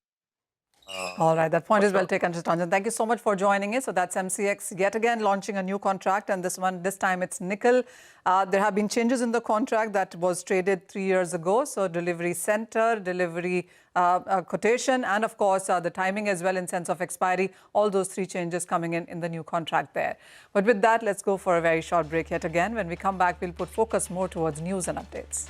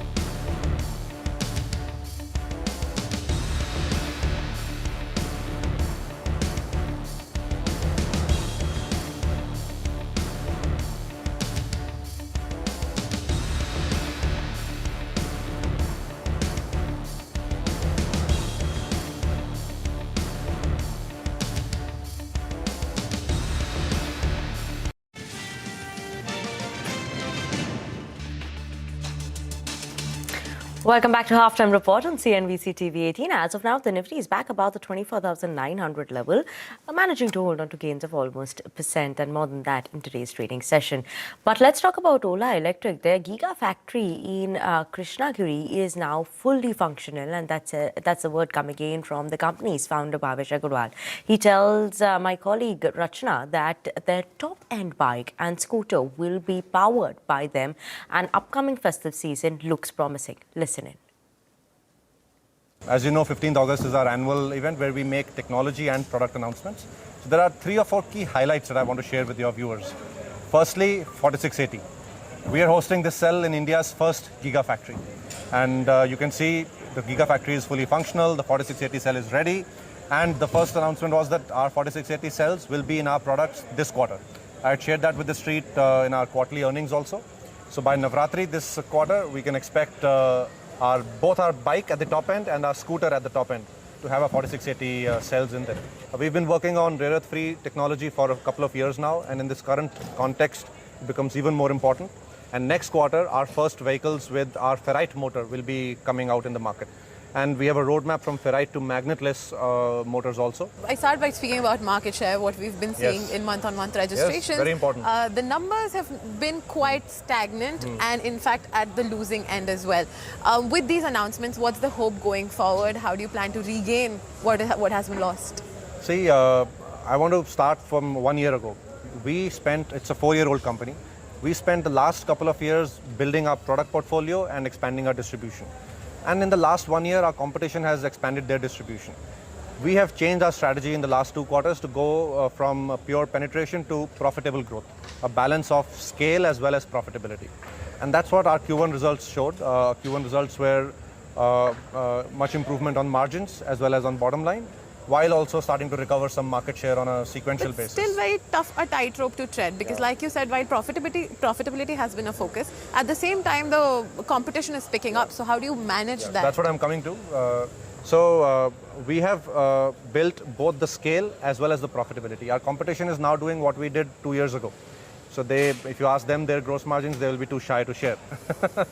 But we have a good balance between profitability and growth, and you will start seeing our market share increase as our new products come into the market, as our bike scales up. Festive is going to be this festive is looking good for us. We're quite excited about how our Gen 3 products and our bikes are getting received in the market. And these products, we are increasingly putting more inventory across our 3,000 stores. Okay, so that's a word coming in from Ola Electric. For the markets, the Nifty just about holding with a gain of around 282 odd points. Sensex also has scaled off from the day's high, but nonetheless still holding up strong. We'll take a short break, but up next we'll get you more on the markets and we'll focus on our movers and shakers segment, where we'll focus on all of the stocks which are moving and shaking at this point in time. Stay tuned.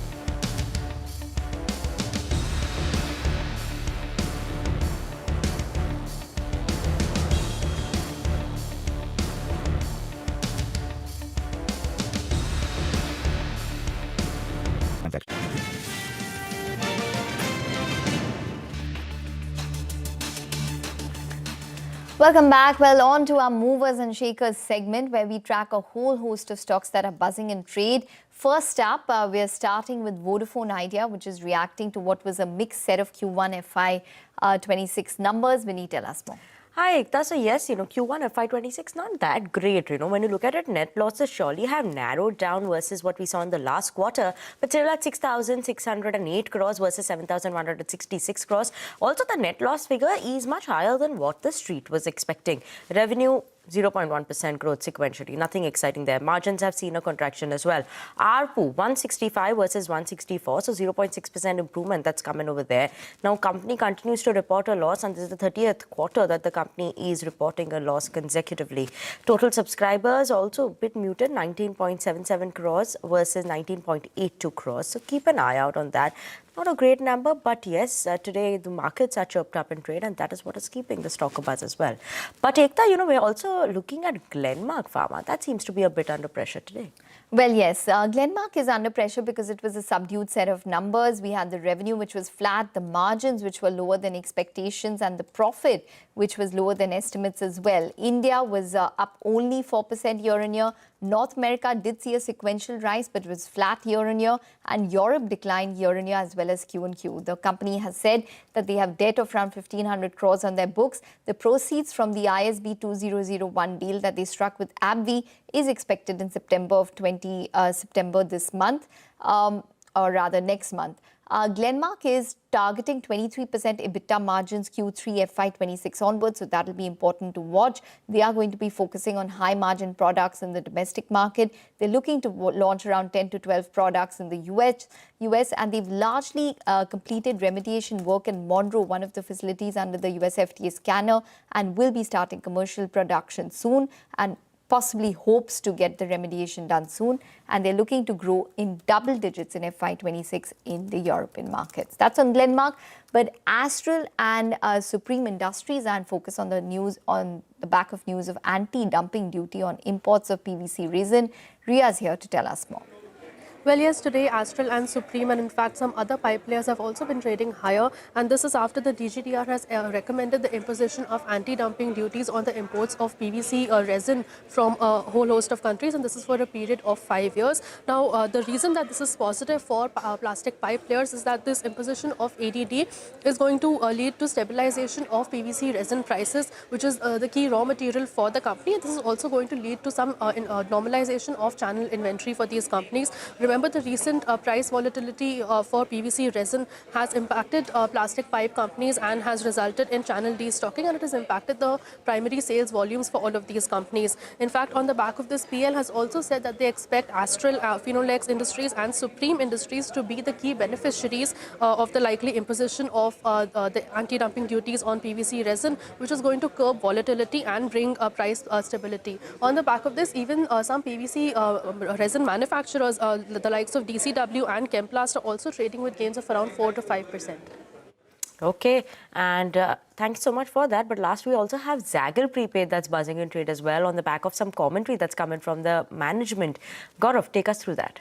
Well, as when it comes to numbers, we have got good set of numbers, 31% increase in revenue, around 37% in EBITDA, and lastly, profit increase almost by 54% on a year-on-year basis. Now, this was also led by the ESOP cost, which companies said that will remain in the range of 6 to 7 crores. In fact, it has come down almost by 41% on a year-on-year basis in this quarter as well. When it comes to management commentary, they are saying that 35 to 40% of top line growth is what we can expect, and at the same time, EBITDA margin could be somewhere in the range of 10 to 11%. In fact, during the conversation with us, they also indicated that the 35 to 40% growth guidance is actually conservative because inorganic growth is likely to kick in from second quarter, and that is the reason why this growth can actually exceed, and they will relook at the growth target in the second quarter. At the same time, they also said that they also have 570 odd crores of cash which is with their company, and they will also look out for inorganic opportunities even further. So definitely good numbers, good outlook from the company, and as a result, we are also seeing this momentum in the stock price. Okay, Gaurav, thank you so much for that. So those were the top movers and shakers this afternoon. But with that, we are absolutely out of time on this edition of Halftime Report. Thank you so much for tuning in. Up next to Business Lunch.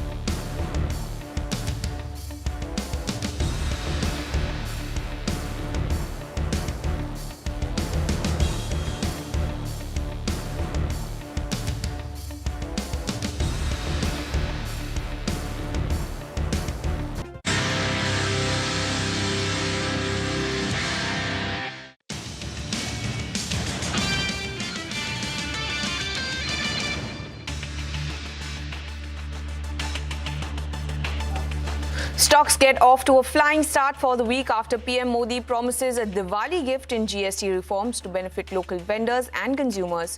Auto, realty, consumer durable, cement and insurance stock rally, but IT tracks. India's Director General of Trade Remedies has extended the safeguard duty on flat steel set to expire in September by 3 years, with a graded rate structure moving down from 12% to 11% over this period. The move is a big relief for steel makers. Talks between India and US on trade slated for August 25th have been pushed back, upping the likelihood of the additional 25% tariffs on US imports from India coming into effect from August 27th.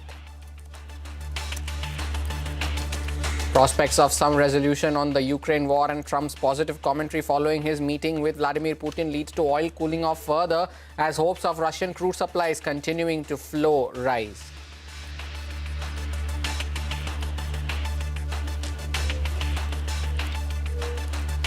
Good afternoon, you're with us here on Business Lunch. We are coming to you live from the CNBC TV18 Motilal Oswal studios. I am Hormas Fatakia. With me as always is Vamakshi Thoria. Vamakshi, good afternoon. It's a very strong start to the week, but that 25,000 level still continues to be a bit of a barrier. And of course, the day undoubtedly belongs to the auto and the consumer durable names. Well, absolutely, Hormas.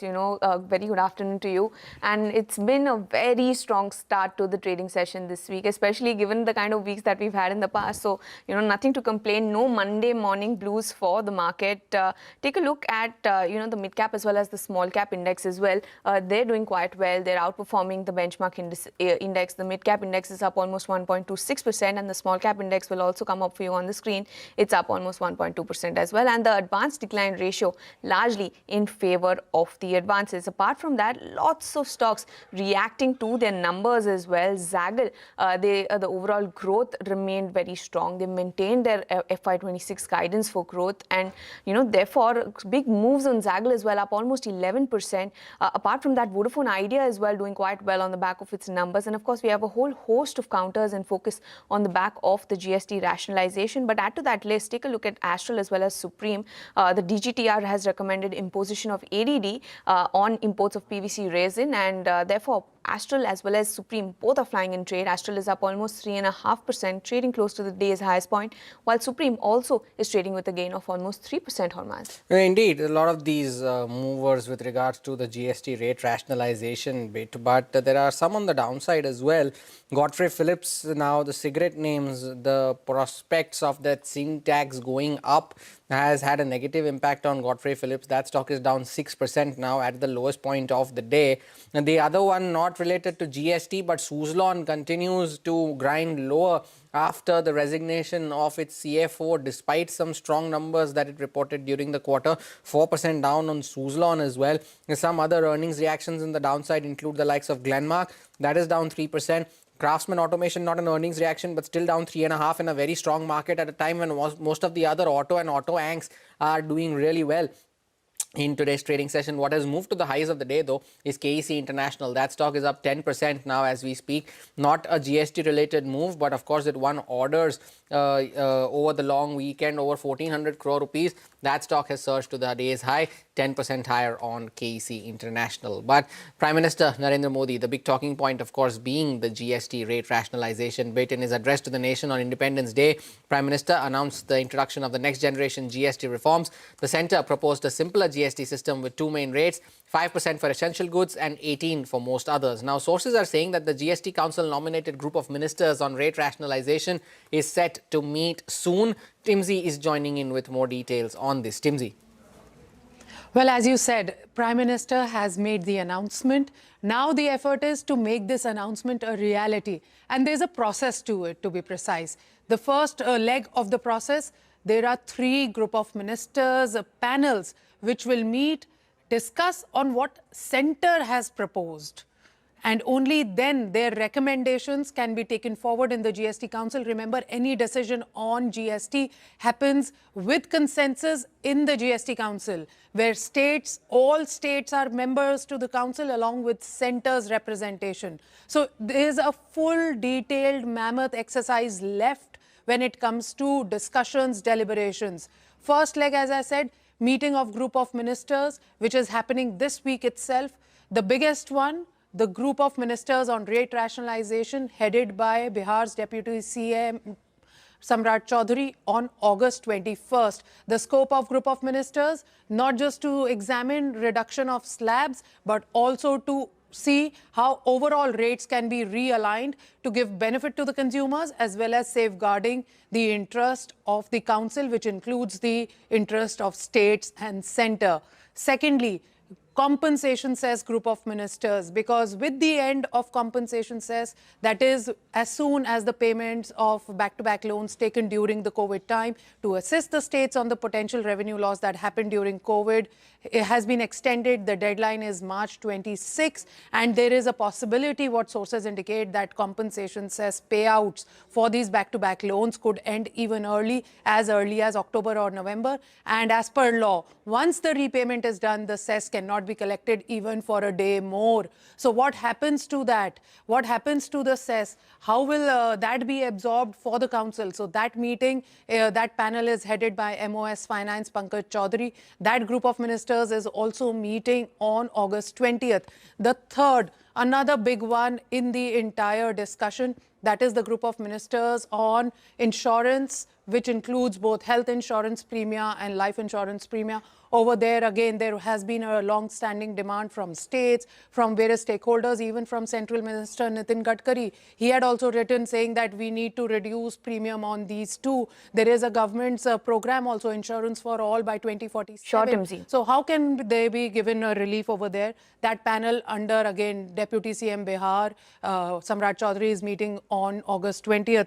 Apart from that, yes, another big impact on cars and two-wheelers. Cars below 1200 cc likely to be brought down from 28% plus cess to 18%. Yes. Similarly, two-wheelers below 350 cc could see a relief again from the current 28% and plus cess in certain categories brought down to be 18%.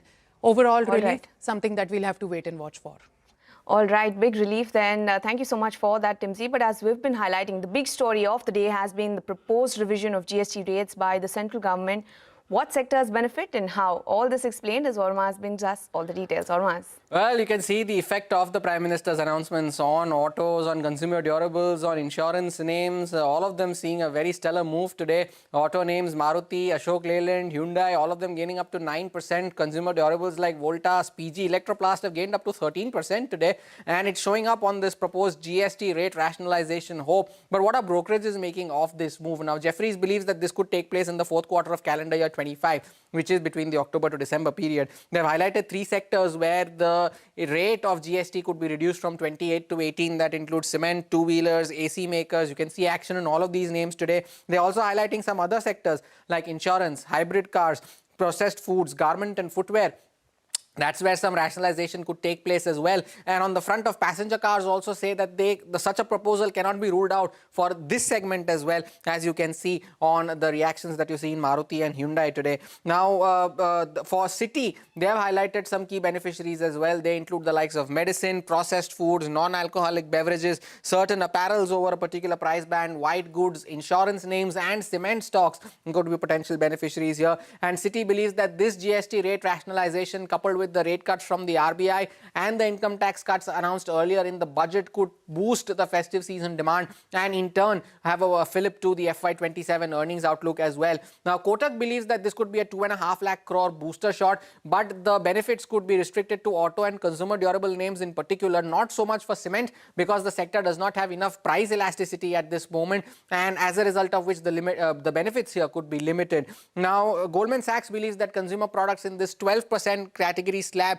could see some significant benefits. They have also highlighted names like Trent, where almost a third of their sales come from apparels, which is over 1,000 rupees. If the GST for footwear above 1,000 rupees is cut, the biggest beneficiary of that would be Metro Brands. That is where Goldman Sachs has highlighted. And some of the other beneficiaries that it highlights include the likes of Page Industries, Bata, Nestle, Dabur, Titan, among some of the other names. Now, some of the others, according to CLSA, again, materials, consumer durables, cement and AC makers are the key beneficiaries here. For AC makers in particular, CLSA believes that this potential rate cut could could provide a significant demand trigger after this sluggishness that we have seen over the past couple of quarters for these companies. Now, Bernstein also highlights insurance names where they say that this insurance could also be in scope for rate rationalization. For the Nifty, they believe that despite this uncertainty around trade and hopes of an earnings upgrade, the Nifty can see some around high single-digit returns for the rest of the year, and they retain their sectoral view of preferring consumer names over industrial names.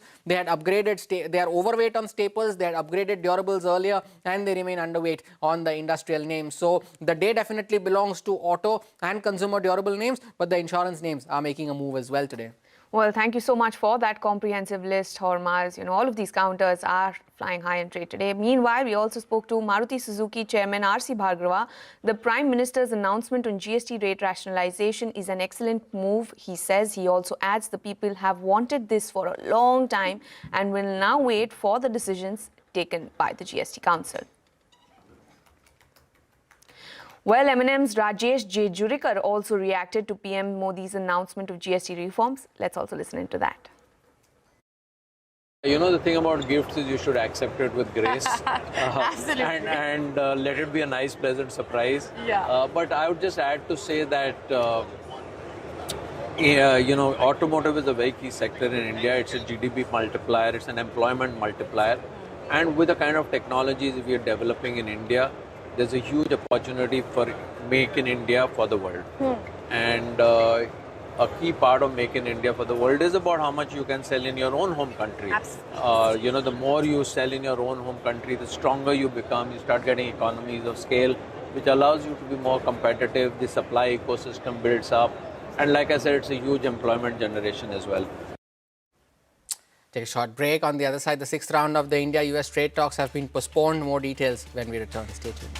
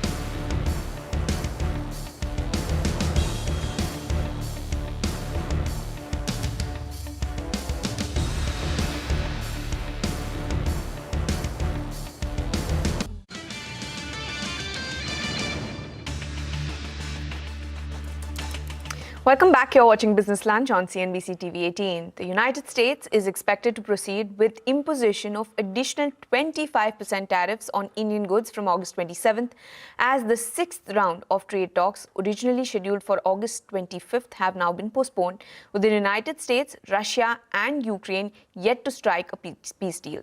There has been no change in US stand on additional tariffs yet. Now, the total tariffs on India will be 50% come August 27th, in case there is no understanding reached earlier. Now, as the 27th August deadline for Trump tariffs approaches, sources say that Indian exporters are rushing to ship as much as possible before the deadline. Santya, who's been tracking this story closely, is joining us with more on this. Santya, what are you picking up from your sources? So the 27th of August, the deadline is right around the corner, and Indian exporters are trying their best to export as much as possible before the Trump tariffs kick in. For them, it's race against time. Sources tell CNBC TV18 that all the front-loading that has been going on for all these weeks has now led to a shortage on mother vessels designated for the USA. Exporters tell CNBC TV18 that they are struggling to secure space for their containers on these mother vessels designated for USA. Sources tell CNBC TV18 that the waiting period for a booking confirmation has increased by 10 to 12 days. On top of this, Indian exporters are also struggling with availability of mother vessels designated for the USA. So, sources tell CNBC TV18 that a few vessels that were scheduled to arrive in India on 13th of August and 18th of August are now delayed. For the 18th August vessel, there's absolutely no update on its whereabouts, when it is scheduled to arrive in India. And for the 13th August vessel, that is going to arrive on 23rd of August, and by then it will be way too late. In fact, some exporters say that we are anyway cutting in too thin, because in order to escape the tariff bit, Indian exporters will have to ensure that their consignments are in the US by 16th of September, and it usually takes 25 days to export from for our consignments to reach from India to US. So anyway, we are cutting in too thin. So it is a race against time for Indian exporters. Now, what some of the Indian exporters have done here, those who are dealing with non-voluminous objects like garments and textiles and footwear, they have taken the air cargo route. They say that taking the air cargo route it's still going to cost them less as compared to what the tariffs will cost once they will kick in. So that is the situation for Indian exporters. And other than that, Indian exporters say that from what they are hearing, there's a 20% in excess inventory built up that has happened in US ahead of the 27th August deadline, when the Trump tariffs will kick in. So keeping that in mind, Indian exporters are anticipating that once the 27th deadline kicks in, demand from US is going to reduce significantly. In the meantime, Indian exporters continue to secure space for their containers on mother vessels to US. Well, thank you so much for that, Santya. Indeed, time is of the essence for all of these exporters. But moving on then, in another big development, Russia launches a ballistic missile and suicide drone attack against Ukraine, killing multiple civilians.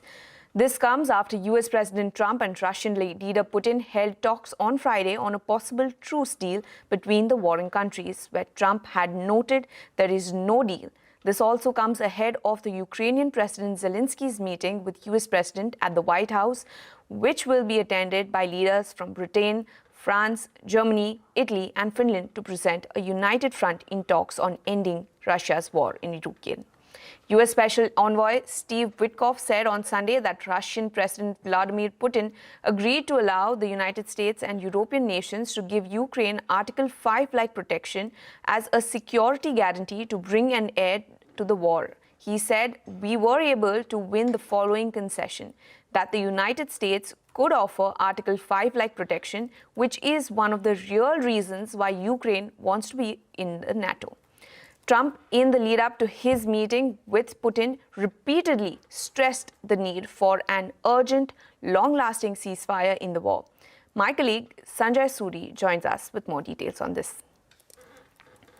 Trump will be meeting on Monday with President Zelensky to take the outcomes from the Alaska meeting further, but he will not meet just with Zelensky. We have a whole battery of European leaders advancing up to the White House on Monday together with Zelensky to give him, no doubt, protective cover.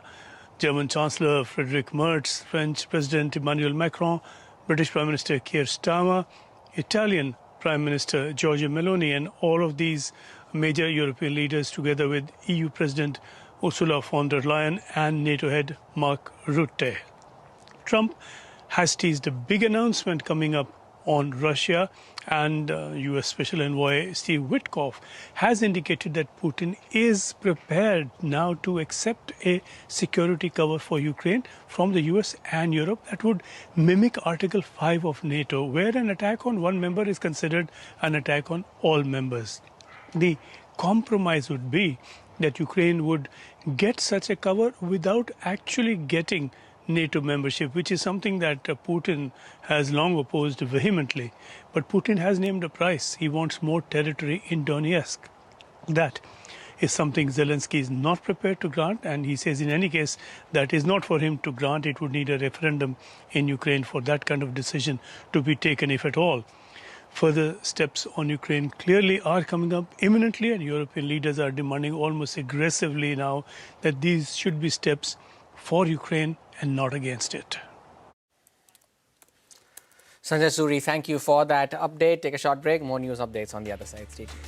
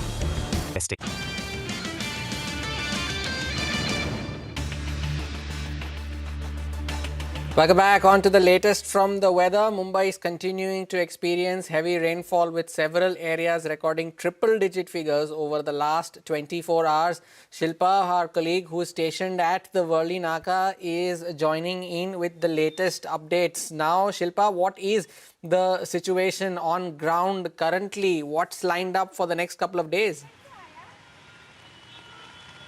Well, it's been raining incessantly since morning, and as a result, we've seen water logging in several low-lying areas in Mumbai and massive traffic snarls since morning. Now, what we're given to understand, Andheri subway is already shut. There is a lot of water logging in other low-lying areas like Dadar, and also there's a massive traffic jam on the Western Express Highway as well.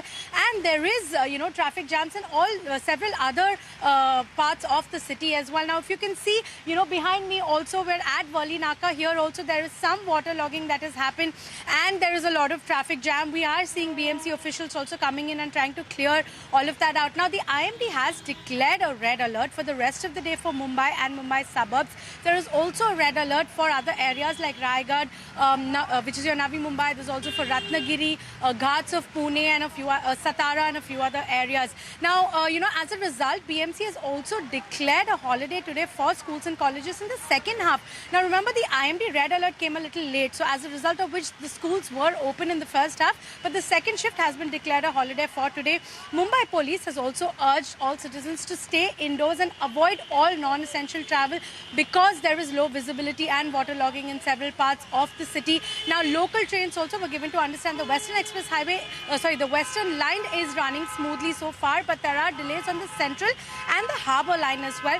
Airlines have also urged all passengers to plan their travel accordingly because of traffic delays, so they make it in time for their flight.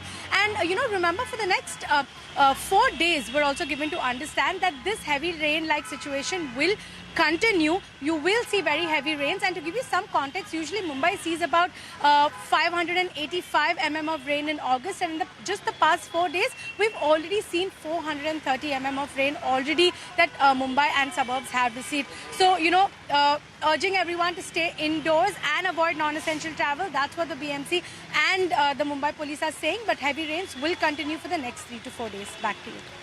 Well, thank you so much for that, Shilpa. So heavy rains expected over the next couple of days. But with that, it's a wrap on this edition of Business Lunch. Don't go anywhere. Midcap Radar comes up next.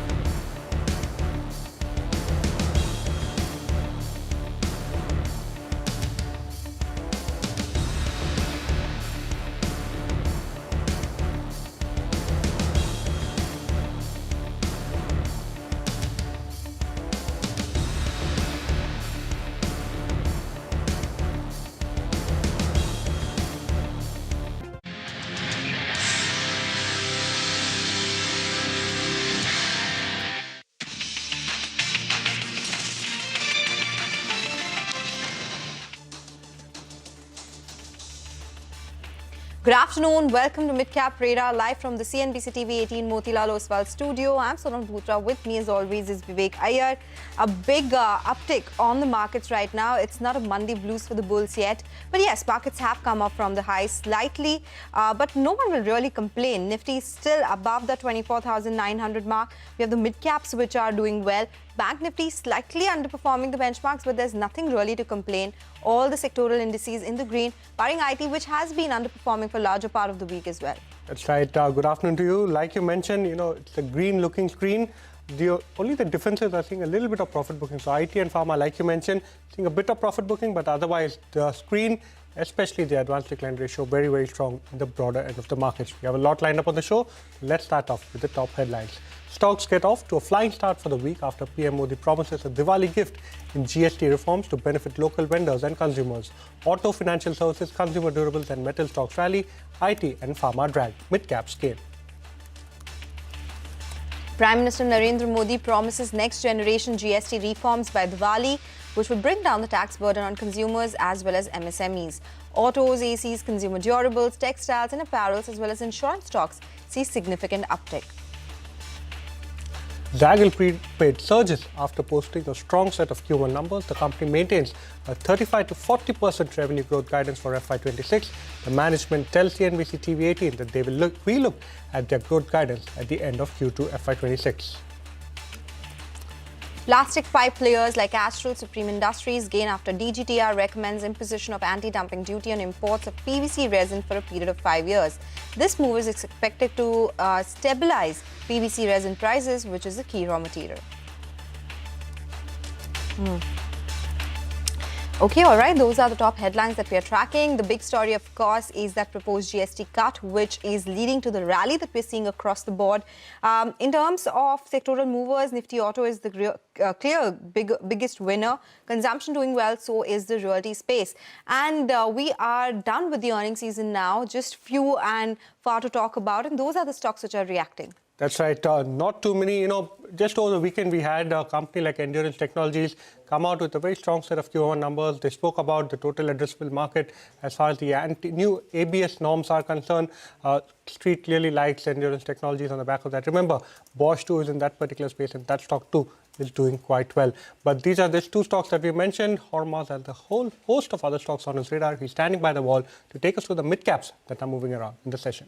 Well, there are certain sectors who the day belongs to and can't not talk about them in the mid-cap movers today. Of course, the auto names, we spoke about the larger ones, be it Maruti or be it Eicher. But look at Endurance Technologies, that stock is up 8%. Ashok Leyland is up 8%, the biggest single-day gain since February of 21.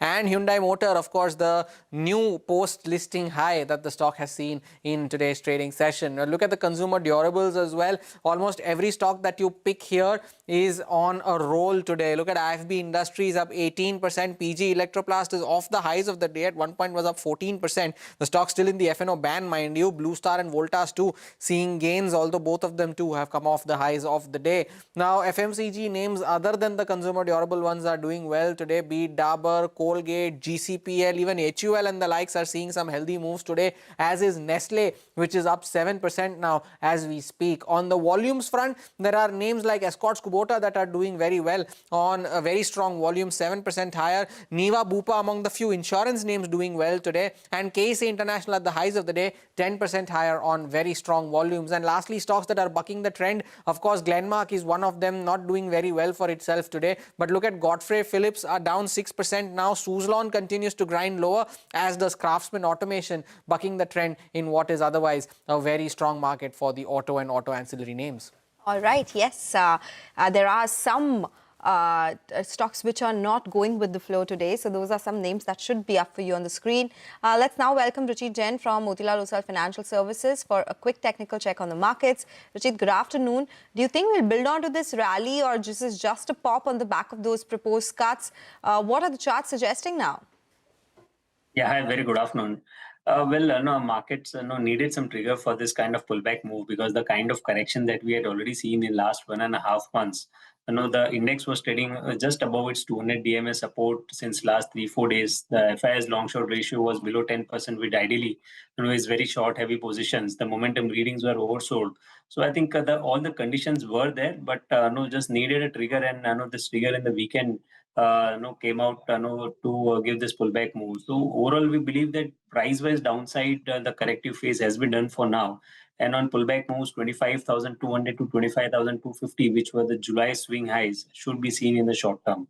Yes, it's not a rally where you see all the small mid caps and the small caps participating, but selective stocks I think should do well, and at least towards 25,200 to 25,200 one can expect in next couple of trading sessions. Okay. Ruchit, that's your view as far as the markets are concerned. What are your individual trading calls? Any fresh buy-sell calls for our viewers today? Yeah, so we are looking for stocks which have shown a good outperformance in the recent corrective phase, and one of them is Aditya Birla Capital. If you look at a bit longer term charts, the stock has been forming that high top, high bottom structure, which technically indicates an uptrend. And the price volume action is strong enough for a continuation of this up move post this small dip which we have seen. So Aditya Birla Capital, we believe at current levels also it's a good buy with stop loss below 270. We expect targets around 310 in the short term over here. And within the consumer space, Godrej Consumer has very positive chart setups where the stock has traded within a broader range.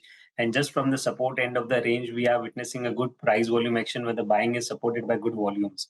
So I think Godrej Consumer should do well from current levels. The risk reward ratio is also favorable to create fresh longs here. With the stop loss below 1170, one can go long for potential targets around 1400 in the Godrej Consumer. All right. Thank you so much for that, Ruchit. But, GST continues to be our big story that we are tracking. In fact, sources are telling CNBC TV18 that cutting GST on insurance to 5% or nil would be a big setback. Yash is here with more details. Yash. Well, it sounds funny when a sector says that cutting the insurance to a particular level would actually be negative, on the services which it provides, in this case, insurance. But there's a very important reason why the insurance industry believes that cutting GST to 5% or even bringing it down to nil could be a big negative for the insurance sector. And that is because the slab of 5% or nil does not provide any input tax credit, which is the biggest decider if prices of insurance come down or not and the demand increases or not for the insurance sector. I'll tell you exactly how that happens, but before that, I'll just address the news. What we've been given to understand is that the insurance industry is expected to reach out to the finance ministry with a proposal to not cut GST on insurance products to 5% or nil, rather stick to their original demand of bringing down GST from the current 18% to 12%, which will come with the advantage of input tax credit. We've spoken to many leaders in the insurance industry. We've worked out the numbers ourselves as well. 18% GST versus a 12% GST, a 12% GST with input tax credit does give the insurance industry some headroom to bring down premiums for policyholders and hence increase demand for insurance products. But the moment GST gets reduced to 5% or nil without input tax credit, then in fact it's a big deficit which the insurance industry faces on each policy, which of course would not let them reduce premiums, but has a very strong risk of increasing premiums significantly to sort of make up for the deficit which they will face on their own books. And why does input tax credit does not come with 5% or nil? That's because the GST Act does not have the provision itself of providing input tax credit on a GST rate of 5% or nil. And hence, indeed, if 5% or nil happens, then it could be a big negative for the life as well as the general insurance industry when it comes to the premiums as well as demand. Okay, all right. Thank you so much, Yash, for joining us with those details. Important update there, because that disallowance of input tax credit would become a cost for the insurers, which they would ultimately pass to the consumers. So basically, there would be increase in premiums despite that cut that would come by. With that, we'll slip into a short break. Up next, we'll talk about all the other buzzing stocks which will be in focus.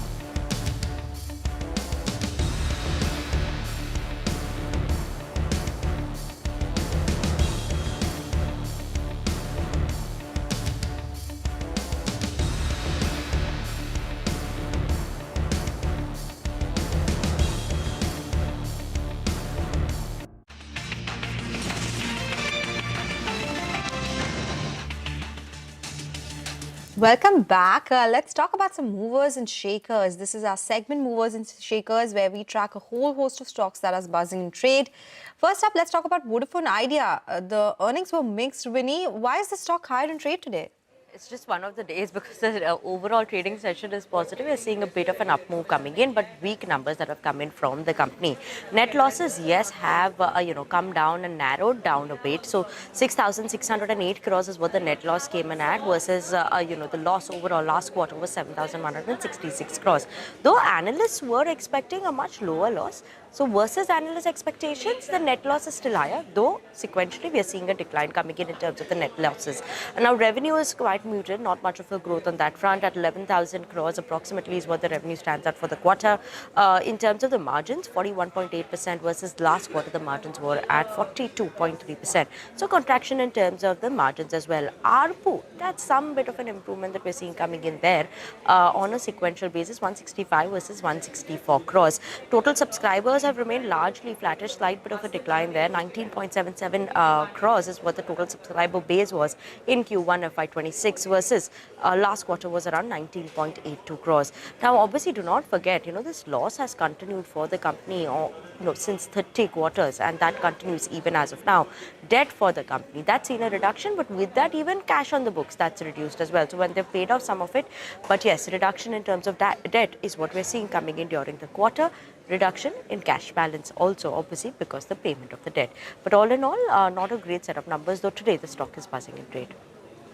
Thank you so much, Vinny, for joining us, taking us through both the P&L as well as the improvement seen as far as the balance sheet of Vodafone Idea is concerned. But moving on, two stocks from the piping segment are in focus. Astral as well as Supreme Industries are in focus after DGTR has recommended imposing an anti-dumping duty on imports of PVC resin for a period of 5 years. Please tell us more.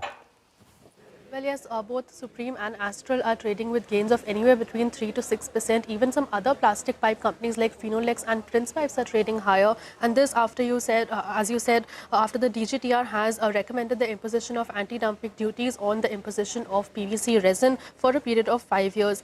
Now, the reason that this is positive for plastic pipe players is that the imposition of this ADD is going to lead to some stabilization of PVC resin prices, which is a key raw material for these companies. And this will also lead to some normalization of channel inventory. Remember that the recent price volatility in PVC resin prices had led to an impact on all of these plastic pipe companies. It led to channel destocking as well as an impact on the primary sales volumes for all of these companies. On the back of this, PL has also said that they expect Astral, Finolex as well as Supreme Industries to be the key beneficiaries of this likely imposition of the anti-dumping duty, and it will curb volatility in resin prices and also bring price stability going ahead. On the back of this, even some PVC resin manufacturing companies, the likes of DCW and Chemplast, are also trading with gains of around 4 to 5%. All right. Thank you so much, Ria, for giving us all those details. In fact, Supreme Industries had indicated earlier that maybe prices have bottomed out for PVC.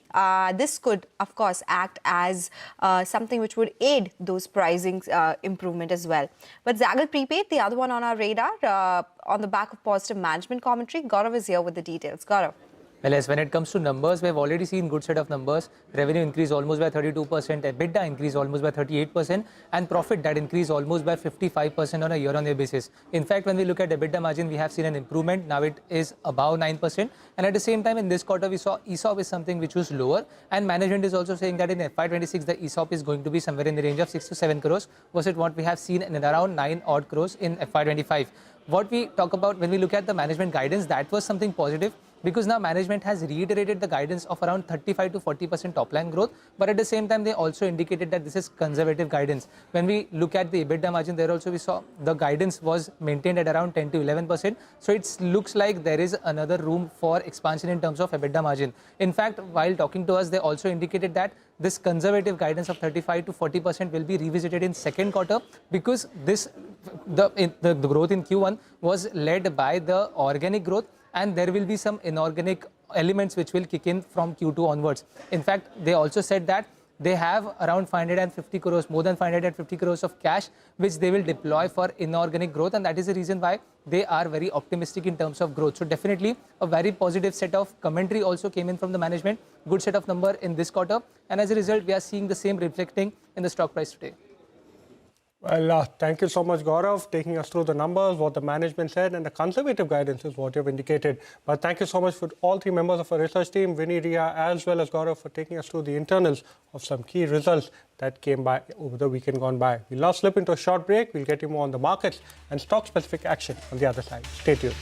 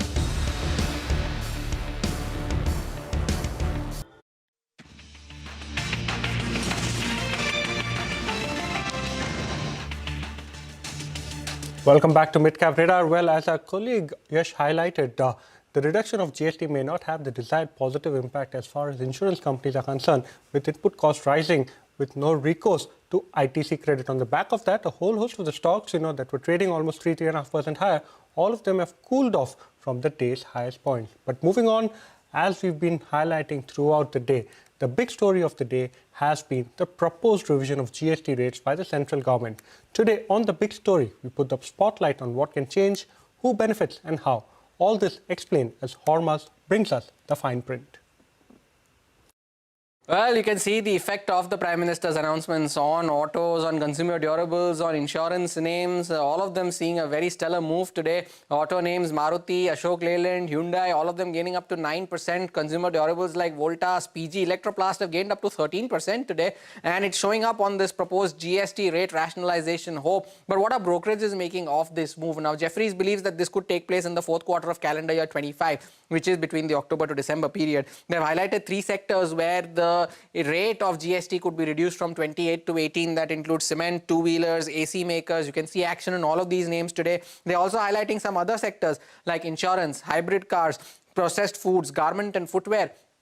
That's where some rationalization could take place as well. And on the front of passenger cars also say that such a proposal cannot be ruled out for this segment as well, as you can see on the reactions that you see in Maruti and Hyundai today. Now, for Citi, they have highlighted some key beneficiaries as well. They include the likes of medicine, processed foods, non-alcoholic beverages, certain apparels over a particular price band, white goods, insurance names and cement stocks could be potential beneficiaries here. And Citi believes that this GST rate rationalization coupled with the rate cuts from the RBI and the income tax cuts announced earlier in the budget could boost the festive season demand and in turn have a fillip to the FY27 earnings outlook as well. Now, Kotak believes that this could be a 2.5 lakh crore booster shot, but the benefits could be restricted to auto and consumer durable names in particular, not so much for cement because the sector does not have enough price elasticity at this moment, and as a result of which the benefits here could be limited. Now, Goldman Sachs believes that consumer products in this 12% category slab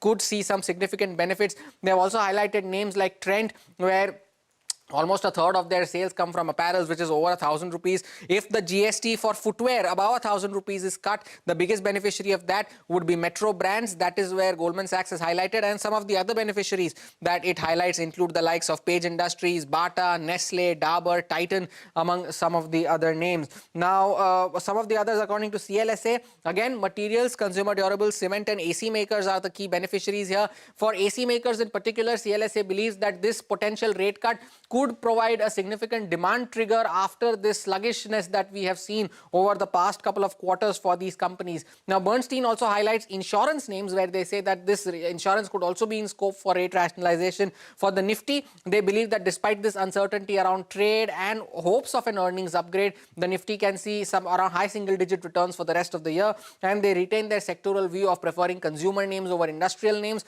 They had upgraded, they are overweight on staples, they had upgraded durables earlier, and they remain underweight on the industrial names. So the day definitely belongs to auto and consumer durable names, but the insurance names are making a move as well today.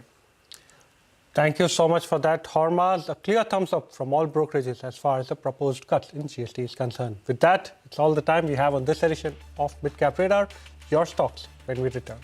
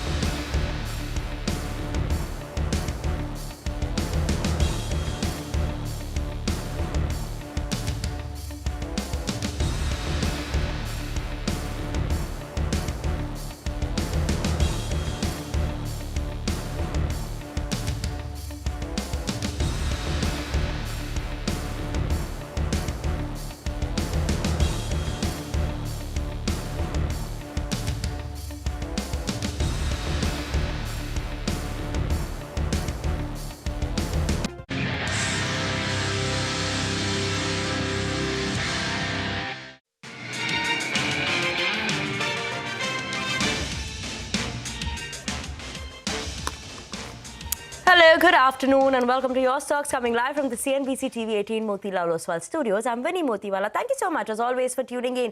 We surely started the day on a strong footing, continues to be in the green, the market, but come off a bit from the day's highest point as of now. Look at the Nifty, right? It's below 25,000, 24,900 is what the Nifty is managing to trade around as of now. 24,917 precisely, up 1% in trade. Now, when you look at it, bank, that's managing to hold on to some bit of a gain. But again, that also came off the day's highest point. So keep an eye out on Nifty Bank. Look at it.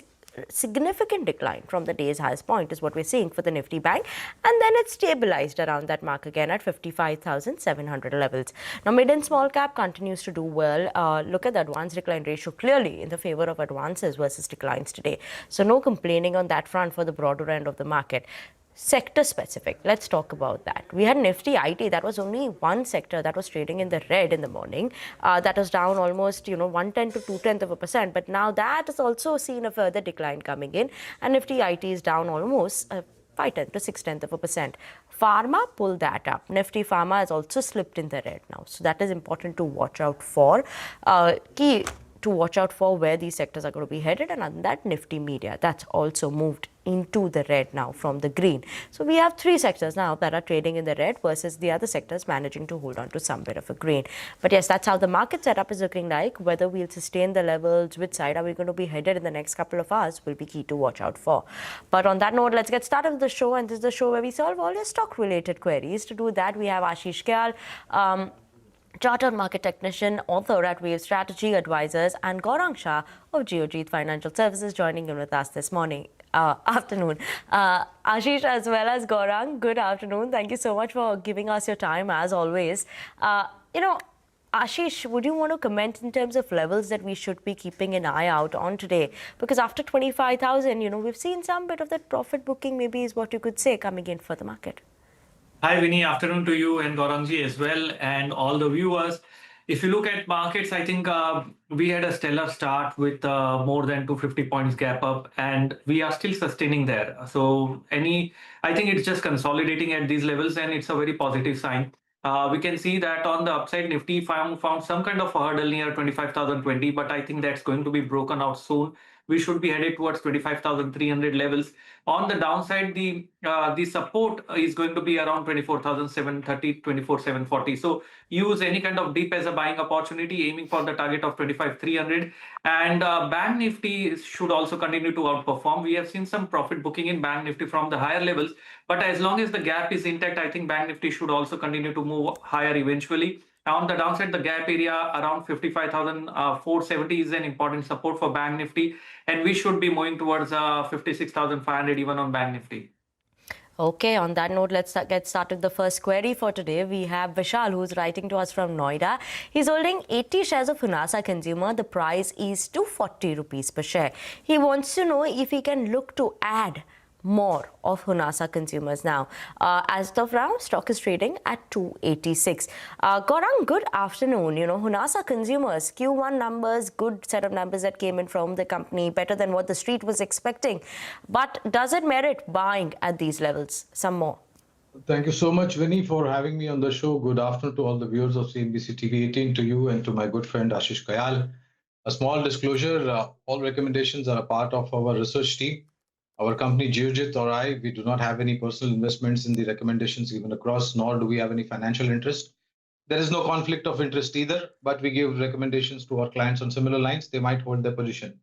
Now, to answer your question on Honasa, well, I think we had come out with an IPO note when the IPO was there, which was a long time back. Post that, we have not covered Honasa as a fundamental investment idea because of various reasons. First of all, the listing, post the listing, the concerns, and of course, the elevated competition as far as the e-commerce platforms are concerned.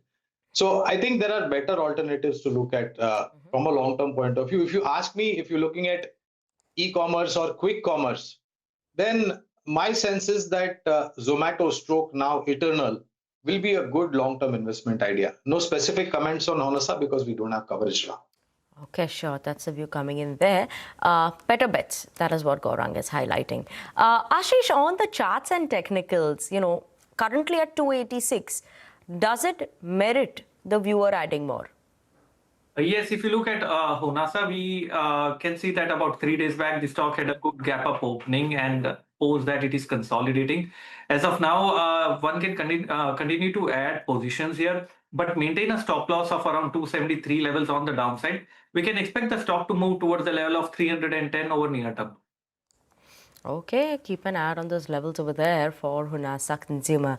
Let's move on to the next query for today. We have Karthik Kumar, who's writing to us from Mangalore. He's holding 2,000 shares of Bharat Electronics, 70 rupees per share, making a good amount of profit. He said that should he continue to hold the stock for 3 more years? Gaurang, your view, BL, the viewer is making good amount of profits. So should they continue to hold, maybe book out some profits and invest somewhere else? Well, it's a good long-term investment bet, Vinny. And as a disclosure, we have a buy/hold recommendation on BL. Numbers for the first quarter were much better than what the street estimates were. The order book is very, very strong, and equally is the capability and capacity of the company to execute the order book. The only thing is, if you decide to invest in defense-related companies, my personal view is that you should have at least 3 to 5 years plus kind of time horizon. The reason being, these order books are very complex, very precise, and high technology oriented. It takes time to execute those order books and translate it into top line and bottom line. So have a long-term view, hold on to BL from a long-term point of view. Okay, can continue to hold BL from the long-term point of view. Ashish, your view for BL. Would you also suggest the viewer continue to hold it for 3 more years? Yeah, I can see on the chart that if he's bought at around 70, it might be in the year 2022, and he's been getting fabulous return in just 3 years of time. And overall, the trend is still positive from the medium to long term perspective. Or short term, there is some kind of a pressure, but continue to hold over here. We can expect a move towards the level of 425. On the downside, the support for the stock is going to be around 360 levels. Okay, keep an eye out on those levels over there for BL.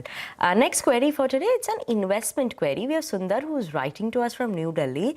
He is saying that he wants to invest in UTI AMC stock, and he's asking what should be the target. Is it right to look at this one right now in this space as well? Gaurang, you know, among the players, is UTI AMC something that you would look at currently, given the market scenario, given everything that's happening? Or are there other players or better bets that they can look at? So really, no specific comments on UTI, but since the question is whether you should invest or not, and since you asked me about alternative investment ideas, so we like the AMC space. And if our view is that Indian capital markets are going to do well over the next 3 years, 5 years, or maybe a little bit longer time horizon, then strong AMCs will also perform better because they are like directly correlated to each other. So we have positive coverage on our preference would be HDFC AMC or Nippon AMC. Okay, preferably it is HDFC AMC or Nippon ASC, and AMC as a sector can do well given that Indian capital markets are expected to grow. On the technical front, Ashish, UTI AMC, is that a correct one to enter right now? Target, what should they be looking at? Yes, if you look at UTI AMC, I think there is a very important price action support area at 1300. The stock in the recent fall also managed to bounce back from that levels. On the upside, we can expect again it to reach towards the level of 1500. One can look forward to invest into the stock maybe for near term or also for the long term perspective. And on the downside, maintain a stop loss of around 1320 level. So 1500 is the target, 1320 is the stop loss for near term. Okay, keeping an eye out on those levels over there for UTI AMC. Let's move on to the next query then. We have Kamini, who's writing to us from Pune. She's holding 100 shares Tata Motors at a price of 400 rupees per share, asking if she can buy more and she wants to add more. So today we have a lot of queries, Gaurang, I think, where people are just looking to add more. What's your view for Tata Motors? Honestly, Vinny, this speaks very loud in terms of the maturity level of investors. Seriously, I mean, had it been for a couple of years back, this kind of correction would possibly lead retail investors to run out from market. But it's a good matured mentality. Investors are wanting to hold on to good investments and add to it. So on Tata Motors, first of all, hold on to it. We have positive coverage on Tata Motors. If you want to buy, let today's euphoria settle down. Maybe at lower levels, you can definitely add on to it. Okay, can look to add on to Tata Motors, maybe at a lower level, not right now, not today's level, maybe when you see a bit of a correction. Ashish, what level can they look to enter then at?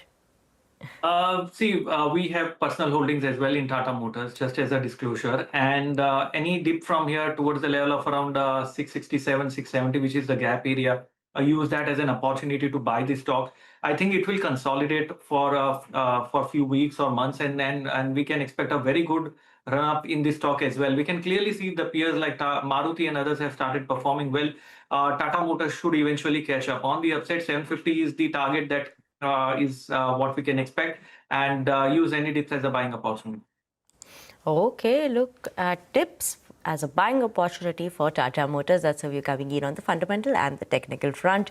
But keep an eye out on those levels over there as well. But on that note, let's slip into a very short break, viewers. Don't go anywhere. We'll be back with more of your stock-related queries after the break.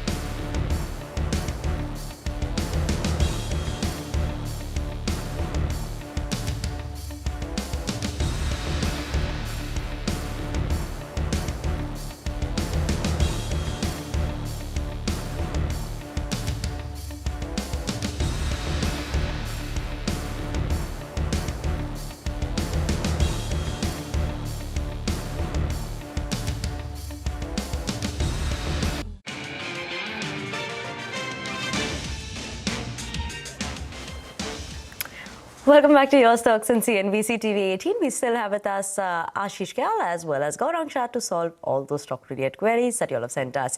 Let's keep it going with those queries then. We have the next query from Brijesh Jain, who's writing to us from Coimbatore. He's holding 200 shares of ONGC. This is at a price of 70 rupees per share.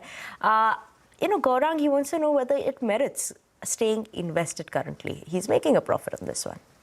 Well, so, Vinny, look, oil exploration, defense, cap goods engineering, these sectors need a little bit of longish time horizon if you have eventually decided and understood which company you want to invest in. So from a long-term point of view, we have a buy/hold recommendation on ONGC. And I was listening to the comments of Minister Puri 2 weeks back with respect to our dependency on imports of crude oil, energy, basically. And there's a lot that is happening within India as far as natural resources are concerned, whether it is onshore, offshore, or ultra-deep waters. And according to my understanding, I think the exploration policy, there has been some tweaks and changes to attract not only government companies, but also for private players to reduce our dependency in terms of import. So long-term, hold on to it, ONGC. Long-term, hold on to it. Ashish, what's your view on the charts and technicals, right? I'm asking this why because, in the last 1 year, we've seen a bit of a downtrend that's come in for ONGC. So, it doesn't merit maybe that, get out, book your profits, maybe again buy it at lower levels, or continue to stay invested? See, if you look at ONGC, yes, the stock has underperformed. We can clearly see that happening. It has been consolidating in a broad range of around 250, 253 levels on the upside, and on the downside, the support for the stock is around 230. So it's going in a very broad range, but we can expect a breakout soon because it has been some time. It has been in the entire year, it has moved in this range. So continue to hold on over here. Maintain a stop loss of around 230 on the downside. And on the upside, once the stock manages to cross that 252 mark, I think there is going to be a very strong trending move emerging. So watch out for those levels, and post 252, we can expect it to go towards 275 or higher levels as well. Okay, keeping an eye on those levels over there for the stock. That's ONGC for y'all. Let's move on to the next query for today. We have it coming from Ms. Sharma, who's writing to us from Mumbai. She's holding 123 shares of Praj Industries, and this is at a price of 529 rupees per share.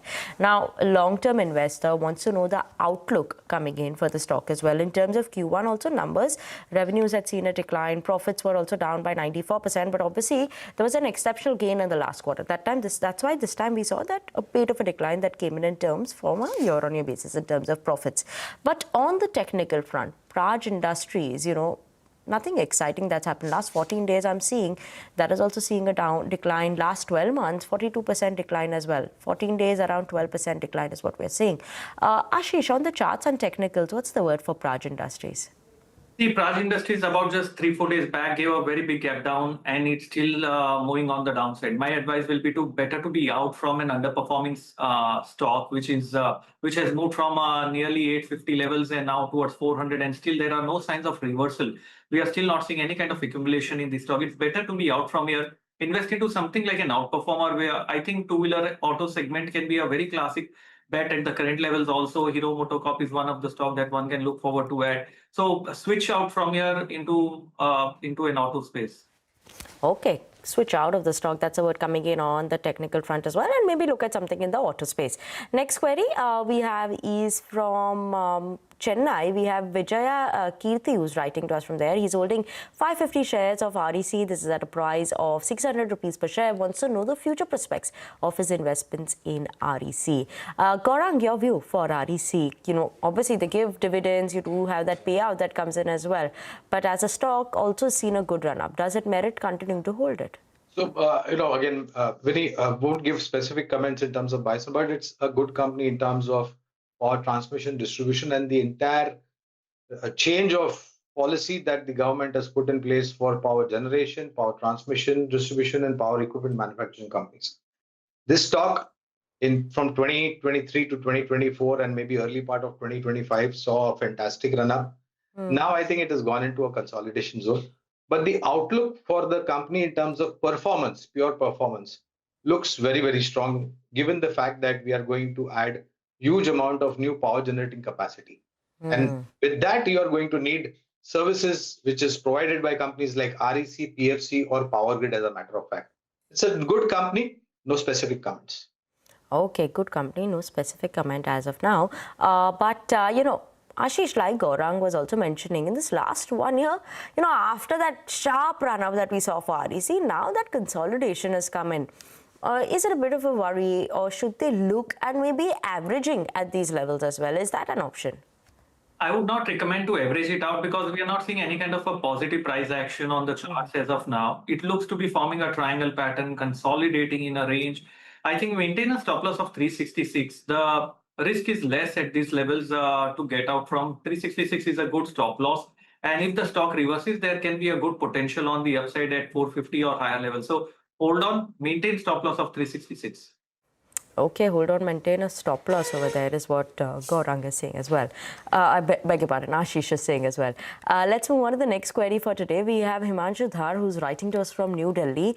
He's holding 100 shares of Eternal, which is at a price of 200 rupees per share. Gaurang, you did say instead of Nykaa, you can look at something like an Eternal. So they want to know if they should continue to remain invested at these levels or maybe book out some bit of the profit. Well, I think if time is by your side, then Mr. Dhar should definitely hold on to it. I think there is a lot that is going to happen, Vinny, in terms of Zomato stroke Eternal. The asset that they took over, that is the provisioning delivery platform. Earlier, people thought that it was a heavyweight on the balance sheet, but now fast forward to the current scenario, I think this quarter gone by, that platform has delivered much better than what the food platform has delivered. So we have a positive coverage on Zomato stroke Eternal. If your time is by your side, kindly hold on to it. Okay, time is by your side. Hold on to it. And Ashish, your view on Eternal? Yes, so the view remains positive because the stock hit the lifetime high levels around 320 in today's session, I suppose at 323, showing some minor profit booking, but the overall trend is positive. Continue to hold on over here. We can expect it to move towards the level of 350 or higher on the upside as per the pattern target. And the support for the stock is going to be around 299 levels. Okay, keeping an eye out on that. Let's move on to the next query for today. We have K. Padma, who's writing to us from Andhra Pradesh. She's holding 5 shares of Nestle. Price is 1,090 rupees per share. Now, she's a long-term investor, wants to know if she should continue to hold Nestle.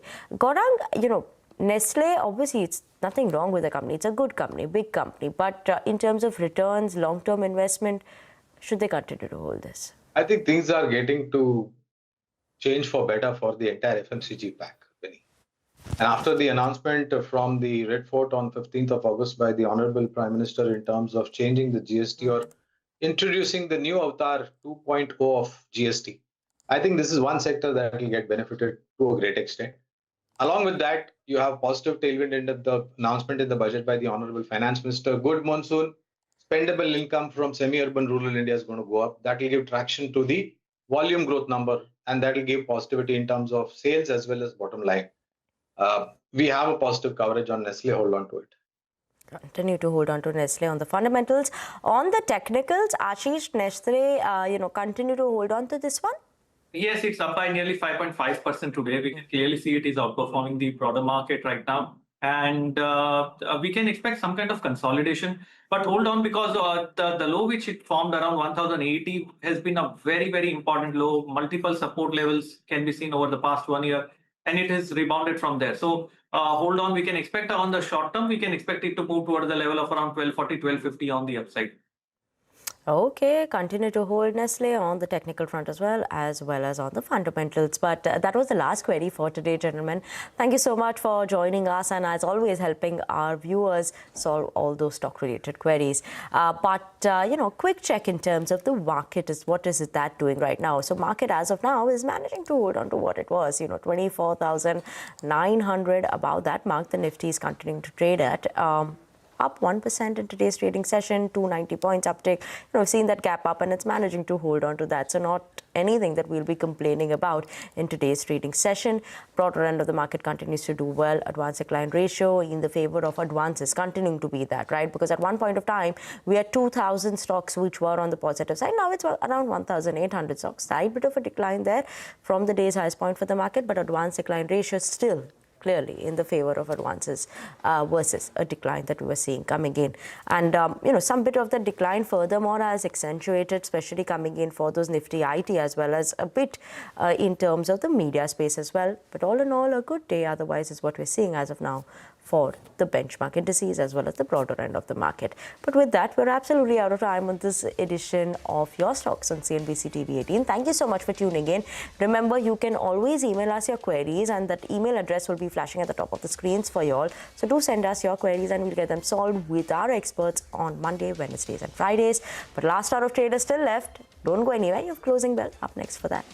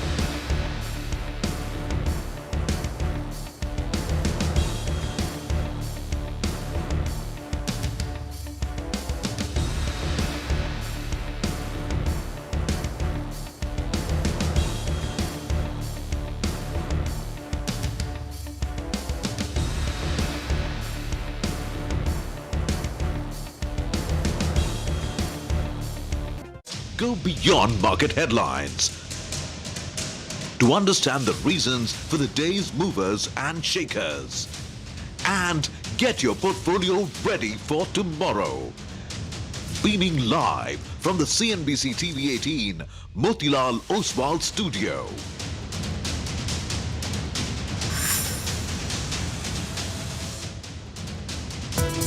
It's a slightly mixed picture. Sources indicate that Centre could have sent a proposal lowering GST rates on two-wheelers and small cars. There's unlikely to be any change on the 25% additional tariff on India. Trump will be meeting on Monday with President Zelensky. 24,700 is the first resistance. It's the recent high. I think we clear that straight up on the way up. DGTR, they have recommended the final safeguard on the steel imports for 3 years. Got about 1.1%, 1.2% of the Nifty, 24,900. You know, it's about time that the GST system is simplified. Number of slabs brought down to 2. Two-wheelers having the engine capacity up to 350cc or equal to 350cc for them, tax, that is GST tax rate, can be reduced to 18% from the current rate of 28%. We are covered for Q2 and Q3. We have a couple of components, a few components to address in Q4, and we have a reasonable path. It's a hope rally right now, of course, because of the GST cuts that the Prime Minister announced. You can see stocks like auto and consumer durable names rallying. So tells CNBC TV18 that all the front loading that has been going on for all these weeks has now led to a shortage on mother vessels designated for the USA. A big uptick on the markets right now.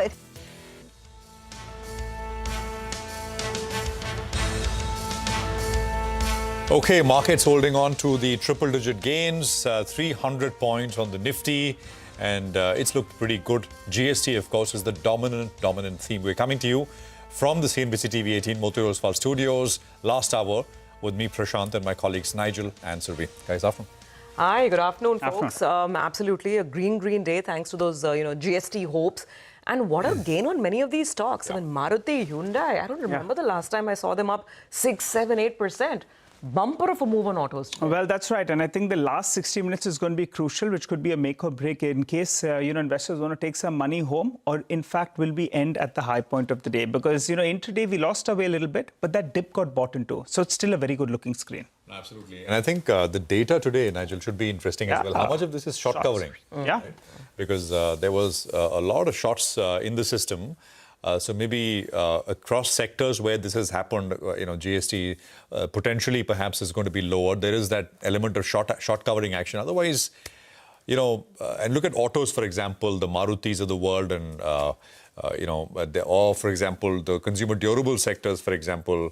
Look at something like PG Electroplast, right? I mean, big move. But again, I mean, these are idiosyncratic one-off names which got smashed and then they're starting to come up as well. Or other sectors for that matter. These are large moves which are coming through. So how much of this is just sort of short covering, or is this really going to be a big durable one? Just think back to, for example, the time of the budget, right? When you had that big bonanza in terms of tax cuts, etc. Everyone said, well, it's going to show up in a big way in the next 2 quarters. But it has really not. So is this going to be one of those, or is this really going to be a big durable one? I think that is the question. But my sense is maybe the bulk of the gains on the back of the GST news flow perhaps is now done with these 7-10% moves which we're seeing across the board in many sectors. More in terms of market action in a bit. Let me just quickly run you through what's coming up here. Lots lined up over the next 60 minutes. So hopes of fresh reforms and the GST rate rationalization hope sends markets roaring. Nifty comfortably above the 24,900 level. Sensex holds 800 points. Auto, consumer durables are leading the way. Steady operating performance in Q1 fuels the up move in Ashok Leyland. So brokerages have a positive stance. We'll detail that out with Sudarshan in just a bit from now. Centers eyeing a cut in GST rates in fourth quarter this calendar year. Cement makers, two-wheeler, footwear, consumer durables, all are higher, and trade a comprehensive analysis with Hormuz coming up in terms of likely beneficiaries, etc. So it's a packed lineup here, and there is more news as we begin this edition of Closing Bell. Survi. Absolutely, lots lined up, and let's not forget that this evening, all important events probably in the US, and the market is anticipating more headlines from there as well. By the way, I should point out that global markets are absolutely flat and quiet in anticipation of what lies ahead. Is there going to be a breakthrough in that meeting between President Trump Mr. Zelensky and a whole host of EU leaders who are gathering in the US. By the way, on a side note, since we're talking global, most markets are flat. Sam Altman today has made a statement, and he's been quoted in a different report, and he's said that someone asked him, is there a bubble building up in AI stocks? This is getting too much. And he said yes, that there is over-enthusiasm about AI stocks in the market. So that's on a side note, of course, to chew over. But back here, when we look at the screen, I mean, talk about some of the biggest gainers. Let's just actually flash maybe the Nifty, the entire Nifty hotboard. It's not too different from how we started at 9:15. Let's get the stocks board up, all the 50 stocks, if we can pull it up on the screen, because it's a wide swathe of green. Of course, autos are leading it from the front. I mean, Maruti, for instance, is the top gainer, 9% higher. M&M, there are banks that are up. I was saying the entire 50 stocks, so you can pull that up as well. The heat map, the Nifty heat map, because it's not too different from where we started at 9:15. Till now, the market has digested the gains pretty well. Yeah, there we go. So you only have the bottom row. IT is the one that's underperforming or that's not participating. Other than that, most other stocks and banks are actually doing very well as well. Even large stocks like Reliance have all contributed. And of course, consumer and auto are leading it from the front. So I thought we'll just start with the heat map. Yeah. It gives us a good sense of how wide-ranging this rally has been so far. Oh, well, that's right. Last week, in fact, I think Mayuresh was talking about Pennar Industries, if I'm not mistaken, into a query. We'll just try to reconfirm that. But that stock is up 20%. Pennar Industries, not a name we talk about very often. That stock's up 20%. You have Rico Auto, another one that's disappointed quite a few times in the past. That as well is up close to around 8.5%. So big move is what we're seeing on that name. And Lloyd's Enterprises as well, I think they have a fundraise that's going on right now. It went ex the corporate action, and that's why the stock was lower last week. As we speak, that one as well has now spiked to the high point of the day, citing all these stocks because all of them are some of the top volume movers in today's trading session. Big moves on all of these names. So from the broader markets as well, you're getting select stocks that are doing a thing of their own. How do you position yourself, though, in the final hour of trade? Somil Mehta joins us on the show. Hi, Somil. First couple of hours, actually, you would have been happy looking at the screen, right? The Nifty was doing well. The Nifty Bank went ahead and took out its 20 DMA as well. But the Nifty Bank is rejecting that mark, that 20 DMA, which is a bit of a problem pocket. I think the next leg comes once the Nifty Bank gets past that. But how do you trade the Nifty as well as the Nifty Bank from these levels? Hey, good afternoon. Good afternoon to everyone. Absolutely, that's the concern. Bank Nifty has not yet crossed the 20-40 daily moving average. That's one concern. But if you look at Nifty has given a positive close, started making high tops, high bottom after 6 weeks of negative candles. A positive close in the last week, started making high tops, high bottom now. Closing, trading about 20 and 40 daily moving average. That's a very good sign for Nifty. And I think the next targets for Nifty would be around 25, 500, 25, 700, the previous swing highs. So I'll be targeting those levels, the previous swing highs, and I'll be very positive on Nifty. Bank Nifty, if we are talking about Bank Nifty, yes, that's a concern that we've not crossed that. But I think looking at HDFC Bank, SBI, even ICICI Bank, I'm pretty positive, and I think within a couple of days, we will see Bank Nifty closing about 20-40 daily moving average. So my view on Bank Nifty is positive as well for the targets of around the previous swing highs, which is 57,300 levels. And that's what I'll be targeting in the short to medium term outlook. For Bank Nifty, the most crucial level now to watch out for on the downside is 54,900. If it closes below 54,900, that will be a concern. Okay, Somil, good afternoon. Good to get that view. In terms of stocks, what do you have? I have two stocks. First one is Titan. Titan has taken support at 200 daily moving average, making high tops, high bottom. A medium term was always positive. It has resumed the uptrend. Stop loss is 3460 and the target is 3,800. The second stock is KEI. KEI again, same thing, a flag pattern. The flag pattern has broken on the upside. Momentum indicator has given a buy signal, fresh buy signal. Stop loss would be 3,800 and targets would be 4,150. Okay. All right, got it. Somil, thanks very much for joining in with some of those trades. We'll come back to you in a bit for more. Let's bring in Deepan Mehta onto the show. Deepan, thanks so much for joining in. Good to have you on. So much happening this Monday, right? Finally, a green Monday, where our screen is looking better than most other global screens this afternoon. So let's dive straight in. These outsized GST excitement reactions that we're getting on auto stocks, first of all, Deepan. Do you think they're justified? Could there be more? Is this the start of something new? Or is this going to be a one-day wonder on big stocks like Hyundai or Maruti? Yes, good afternoon, and thank you for having me on your show. Let's keep our fingers crossed that it actually happens. Because I think the small car segment within the passenger vehicle industry certainly needs a boost. And if GST is reduced, the cost of ownership is reduced, actually EMIs go down because of the value of the vehicle goes down and because of lower interest rates, then that certainly will give an impetus, which is much needed for Hyundai and Maruti. So I do hope it takes place. I think the likes of M&M are doing pretty much fine. They are in a different zone altogether with the new models and the focus on UVs. But definitely Maruti and Hyundai need this shot in the arm because we have been seeing flattening of volumes for these two companies. So let's hope it actually takes place. And if it does, then certainly it will revive the fortunes of these companies and take them to maybe another new growth path as well, because they have the capacities to produce. So let's wait and see what happens over there. No point in buying before the actual announcement takes place.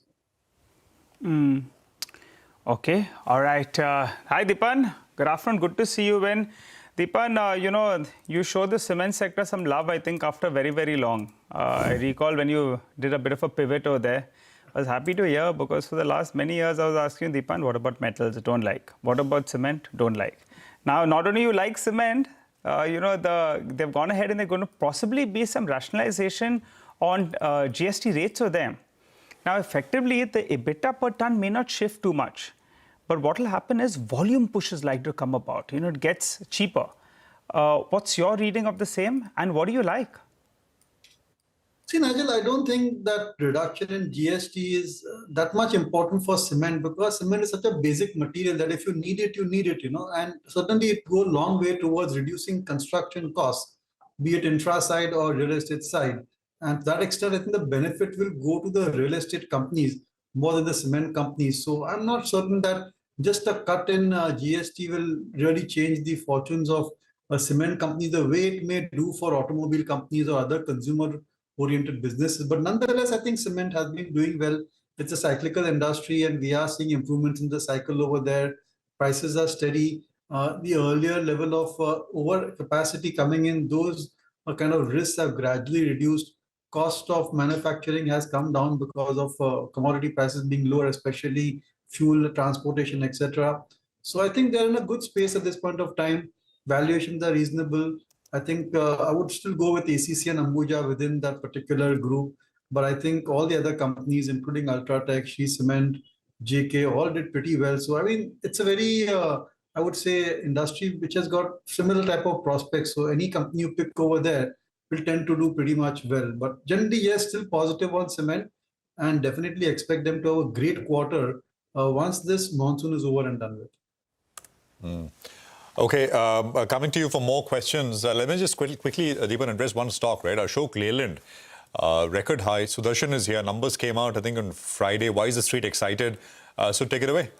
So all the auto companies are today in top gear, up somewhere in the range of 3 to 8%. But one stock that Ashok Leyland has more reasons for the upside apart from the GST cut that we're expecting post PM speech on the Independence Day. Some of the positives are first, company reported Q1 earnings on Friday at the fag end of the market hours, and that earnings had looked very healthy by the first look. And after the one commentary that company has given in the analyst call, and those commentary was positive. And apart from that, company has maintained outlook for FY26. And after the earnings and the con call, all the brokerages either have maintained positive stance or have raised target price and their take. So first one is UBS. It has a buy call and target is 150 per share. It says that it was an operational discipline that supported company to report a healthy set of margin Q1 of FY26 and also domestic M&HCV industry to grow at mid-single digit and LCV growth to be slightly higher because company believes that H2 is going to be better than H1 and believes that PAT PAT positive that company is likely to report by FY26, and in the Q1, Switch Mobility had turned PBT positive. GS has a buy call target is 140 per share. It says company may see improvement in margin from 11.7% that it had reported in FY25. In Q1, margin was 50 basis points higher than FY25 level of 11.7%, and it has raised FY26, FY28 EPS estimates by up to 7%. City 2 has a buy call and target is 140 per share. It says outlook is positive despite current industry demand being tepid. CLSA has upgraded the stock to outperform and target is 136 per share. It says companies outperform industry volumes in both M&HCV and LCV, and it believes that it's in the last leg of CV down cycle and expects cycle to reverse from the end of FY26. So overall, it's looking very healthy for Ashok Leyland, and that's reflecting in the stock price, currently up more than 8%. Okay, thanks very much for that. Deepan, out of all the names, the GST related sort of rallies that we are seeing, which do you think will, in this stretch give another 15-20% from here? Your opinion? No, I think autos, certainly Maruti, Hyundai, the air conditioning companies also there at 28%, and with a kind of poor performance because of weather conditions which we have seen, we could certainly see an improvement over there. So these are the two large categories, I think, which will be clear beneficiaries of a GST cut, and they are price sensitive. So it's not just the GST cut, but the fact that lower cost can give a boost to demand. So one is to keep that in mind. So I would just focus on these two, and we've seen corrections or at least underperformance from both these passenger vehicle and the air conditioning companies. And this particular event, if it were to take place, GST cut, can certainly reverse this underperformance which we have seen in these two segments. PG Electroplast, for example, and just using an example, right? Because we spoke to them last in terms of a AC player, but on the EMI side, they said that they've got 1 million odd units in terms of inventory, and they got 1.5 million inventory in the channel. I mean, this is just them, and AC apart from the outside of PG is separate.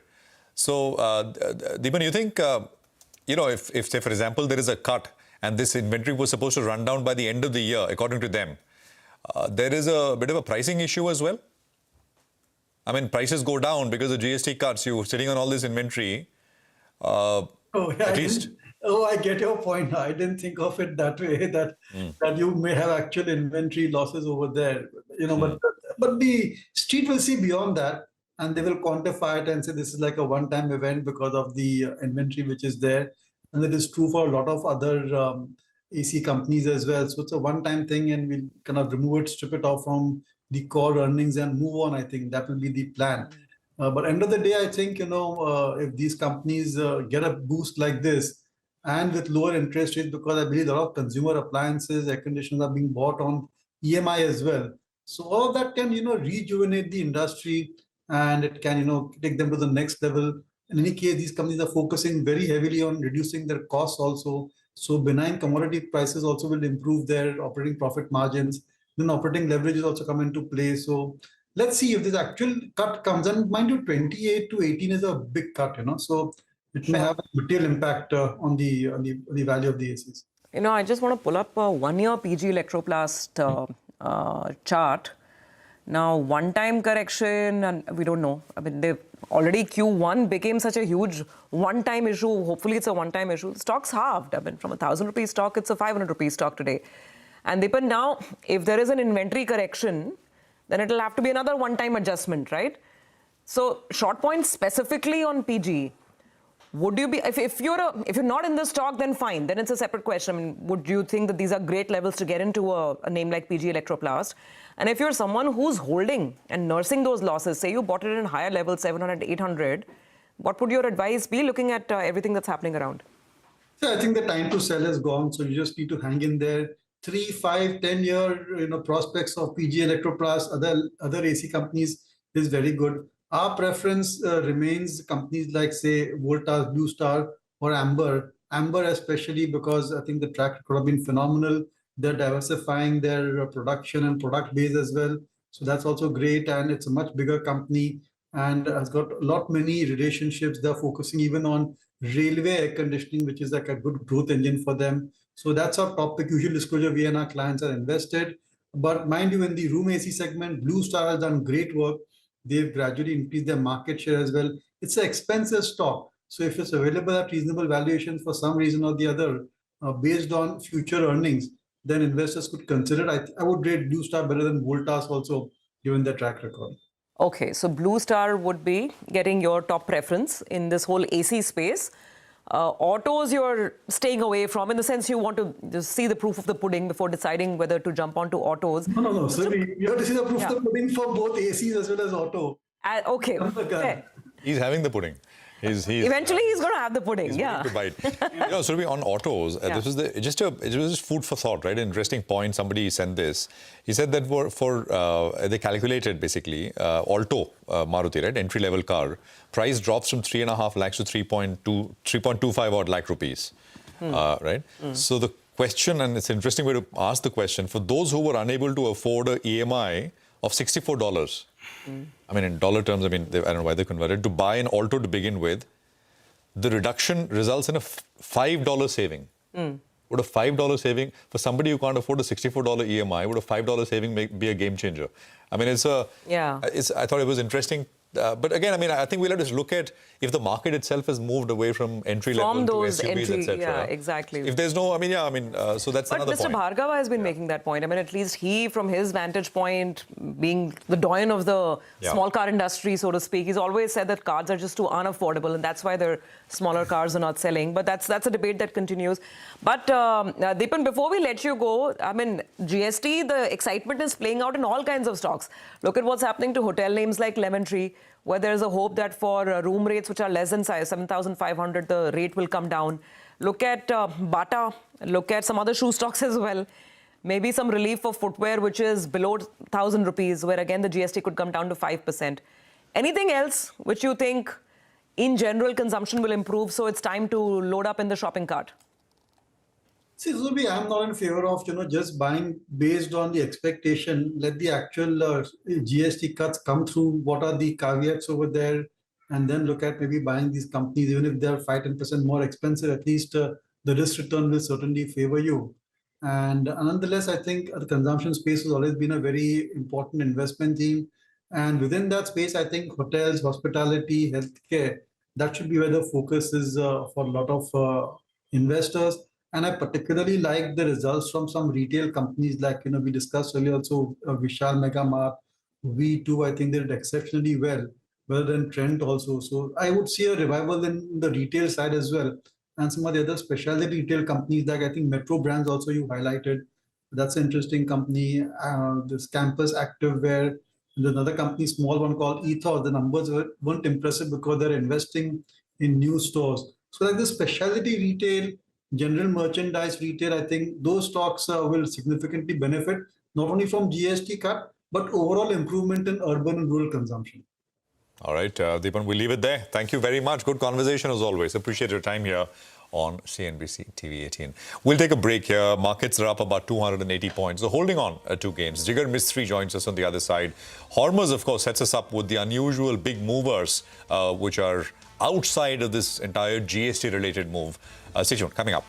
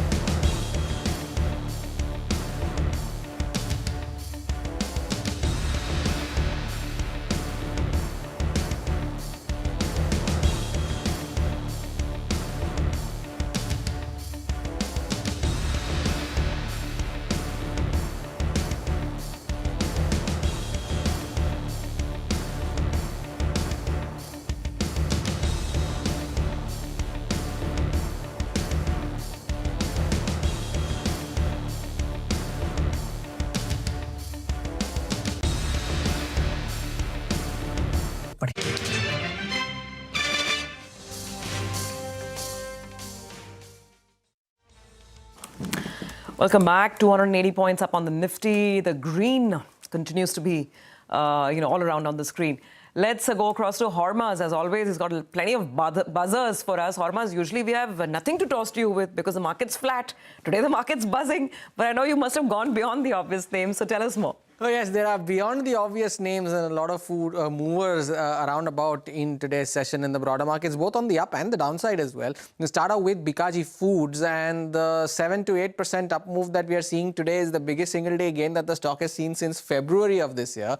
And before the stock gained on Thursday, it was on an 8-day losing streak, and now it has had this 2-day up move that it has seen. Now we already had 7 lakh shares traded compared to around about 3 lakh shares, which is a 20-day average. And courtesy of this up move today, the stock has nearly turned positive for 2025. What has turned positive for 2025 though is Pfizer, and take a look at the 9% up move today. This is the biggest single day gain it has seen since May, and this is not just today, but it's the 5th straight day that the stock is trading higher today, with 3 lakh shares already changing hands compared to a 20-day average of just around about 35,000 shares. What has moved higher very suddenly though is Laxmi Organic, and it's a 20% circuit on the stock, the biggest single day gain on record. We've already had more than 1 crore shares that have changed hands at a 20-day average of just 6 lakh, and even after this up move, the stock is still down 9% on a year-to-date basis, and has a dubious record of not having had a single positive annual year since it listed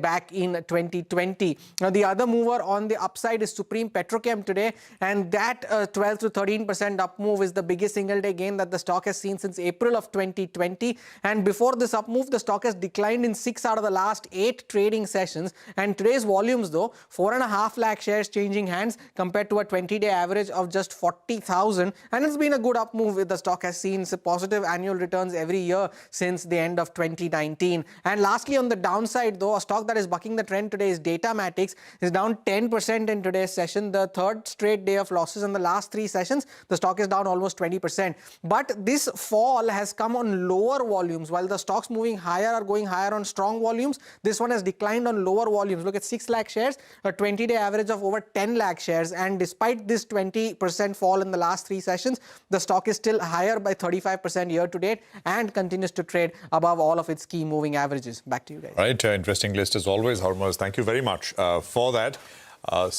Just sort of looking at names beyond the obvious, which of course we are talking here with regards to GST being the prime mover. We have Jigar Mistry now joining us, co-founder at Buoyant Capital. Jigar also tries to look beyond the obvious. And Jigar, I believe you have a slightly hatke take on this entire GST issue and what it can do and what it cannot do as far as demand across many of these sectors go. So let's start with that today, Jigar. Hi, Prashant. Thank you as always for inviting me to your show. So yes, see, you think you actually cannot destroy or create money, right? Essentially, it transfers from one place to another. So think of all the money that governments across the country can raise, and then it can decide to spend it at various places, do revenue expenditure, do transfers, and then do capital expenditure. Now, there was a government level report some time back which suggested the multiplier effect of all that's going to transpire. Now, when you look at the Capex multiplier, that was in excess of 2 times. I think it was, if memory serves, 2.5 times or thereabouts. Whereas the revenue expenditure and the transfers were at around 1 time or thereabouts. So essentially, look at the series of events. First, you had the central government in the last budget give out close to 1 lakh crores in terms of lower taxes. Then the state governments announced that they will sort of do cash transfers of 3 lakh crores. But we analyzed the budgets of some 16 states and they have provided for half of what they had announced. So add 1.5 lakh crore to that 1 lakh crore. Of the 2.5 lakh crore that has somehow been in progress, you have essentially pushed the Capex out both at the central level and at the state level. The Capex of these 16 states is down in the negative trajectory, what was going at around 30 or 40%. And at the central level, we know that they've pushed out Capex by 1 year. And what was supposed to happen last year will happen this year now. So from one standpoint, you are sort of, taking the reducing the spending where the multiplier effect is the highest and giving the money in the hands of people which can end up sort of either saving that money or spending that money. But in certain cases, no, it's certain that essentially the multiplier effect is going to be much lower. So from a central economy standpoint, you're likely to see a lower activity growth as far as sort of the growth of the country and the economy goes. The GST cuts, on the other hand, however, are a lot more incentivizing the consumption part of it and not just the saving part of it. So to that end, it is different, but we'll need to see 2 points. One, what these sort of 1.5 to 2 lakh crore is able to do, which the previous 2.5 lakh crore has not been able to do.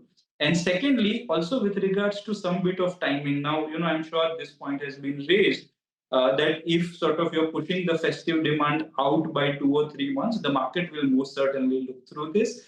But we will not have a very adequate assessment on what the going rate of growth is, right? Because in the first quarter, April, May, June, in the base, you had the peak election season.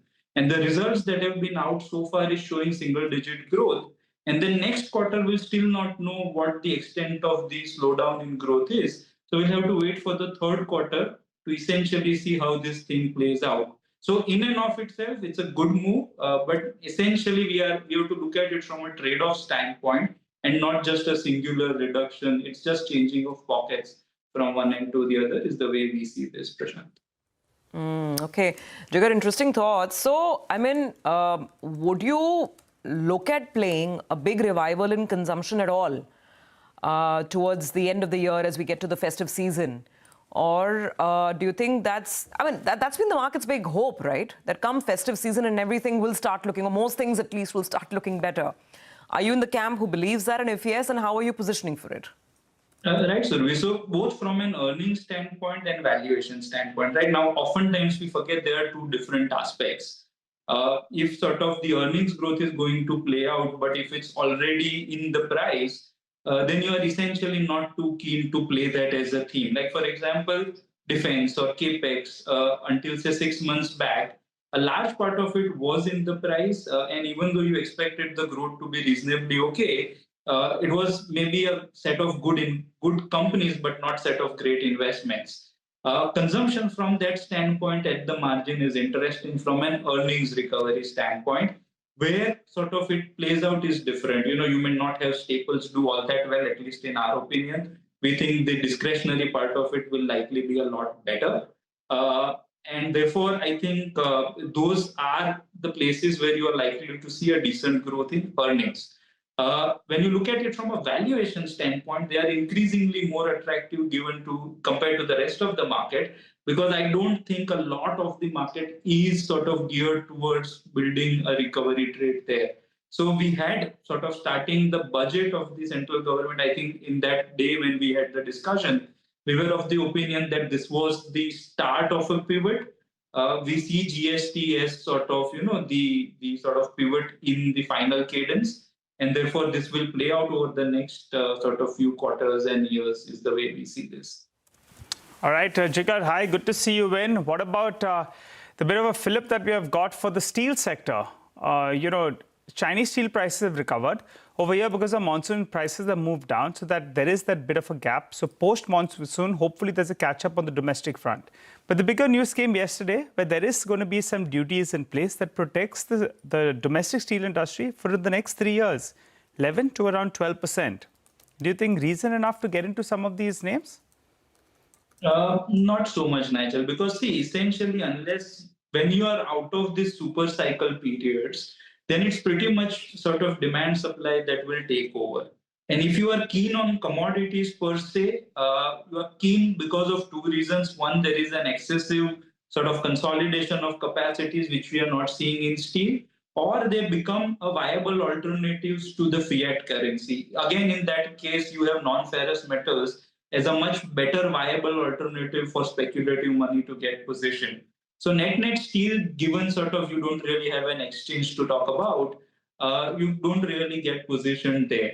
What might be promising in your line of thought essentially is the non-ferrous metals. And when I was on your show last, we did discuss about it. But incrementally, given what's transpiring, cement becomes that much more interesting. because a large part of this money will go to the middle and low income housing, and 70% of cement by volume is sold to individual home builders. These are the people who buy 10, 20 bags of cement and build an additional floor and room above their houses. This targeted play essentially would be to sort of a lot of these players. When you add the fact that essentially since 2008, if memory serves, you have the EBITDA per ton more or less stable, at the industry level. And with the two large player consolidating capacity, you could arguably see sort of, the prices improve quite dramatically. Essentially, they're selling cement at 4 rupees a kilo at NSR, and they've completely mastered the logistic even at this price point. So if I'm sort of likely to play commodities in your line of theme, non-ferrous suits better. But the way we have chosen to play this is through cement incrementally. Okay, all right. Jigar, good conversation. Thank you very much for joining us, and appreciate your time here on CNBC. Well, let's get you the F&O stats, the latest numbers and how the market is moving. Nigel is standing by on the F&O desk. Nigel, over to you. Well, it's been a good trading session. One of the problems, though, is the Nifty Bank can't go ahead and conquer the 20 DMA. So we went to that mark earlier on the trading session, but by around 11 a.m. odd, we have failed to get past the 20 DMA on the Nifty Bank. The Nifty, till the last time I checked, we're still holding above the 20 DMA. So that's the important mark. The Nifty Bank needs to get past the 20 DMA. But if you're looking at the markets on the whole, the Nifty is up. The open interest is more or less flattish, though there is a bit of a short covering bounce that's playing out for the markets on the whole, because the Nifty Bank is up close to 450-500 points, though it's come off the top, and open interest is lower, clearly telling you there's a bit of a short covering bounce that's playing out there. The problem today is the other pillar of the market couldn't hold up. That's the IT index. The IT index, in fact, has been underperforming. It's sitting with a cut of close to around 0.5% or thereabouts. Moving to the options data. Now, the 24,700 call writers, they would have gone into the weekend, on an optimistic note, because the markets were struggling to get past that mark. But just take a look at what's happened today. There's a big open interest drawdown out there because those call writers, well, they are packing their bags. They're trying to get out of the market. They've got stumped on the wrong side. However, what's opened up is this 25,000 call. And the premium has moved up from around 32 rupees. It went up to around 100 rupees. Last time I checked, it was at around 80 rupees. So there is a mix of activity happening at around the 25,000 call. It appears the writers are at play, though, and the smart money is eating into that strike. But the 24,900 put, that's going to be the make or break strike for the bulls perspective, because the premium was around 300 rupees. It's come down to around 90 rupees, and there was writing at that particular strike. So for those writers, it's important that the 24,600 level, that holds out on the downside, while on the upside, the 25,050 odd mark, which we almost went to today, and going by the options data, the 25,100 mark becomes a bit of a resistance zone out there. Stocks that we're looking at, well, there is fresh buying being seen on select counters. So you have Maruti Suzuki, big surge in the stock, open interest up, fresh buying being seen on that one. Uno Minda, that's the other one that's moved up, and volumes are rather high out there. So big open interest surge is what we're seeing on that particular name. L&T Finance, that's coming for a bit of a short covering bounce because the stock is up 5% and the open interest clearly is unwinding itself. So there is a bounce that's playing out on L&T Finance. I think we should get that stock up for you on the screen. And Suzlon from intraday, if you pull up the futures plate, you'll see that there's a big surge in open interest and the stock actually has fallen off the cliff intraday. So there are short positions that are getting added in Suzlon. But the one that you'll track by the end of today, the PNB Housing Finance, I've been highlighting this for the last few days. There is gradual unwinding of open interest.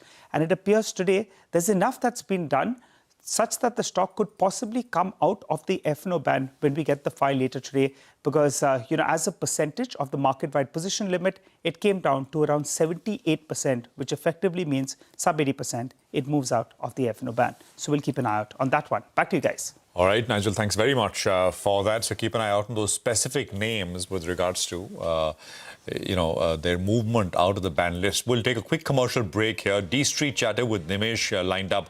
We'll talk about what's the buzz out there and, of course, what stocks is on his list. Stay tuned.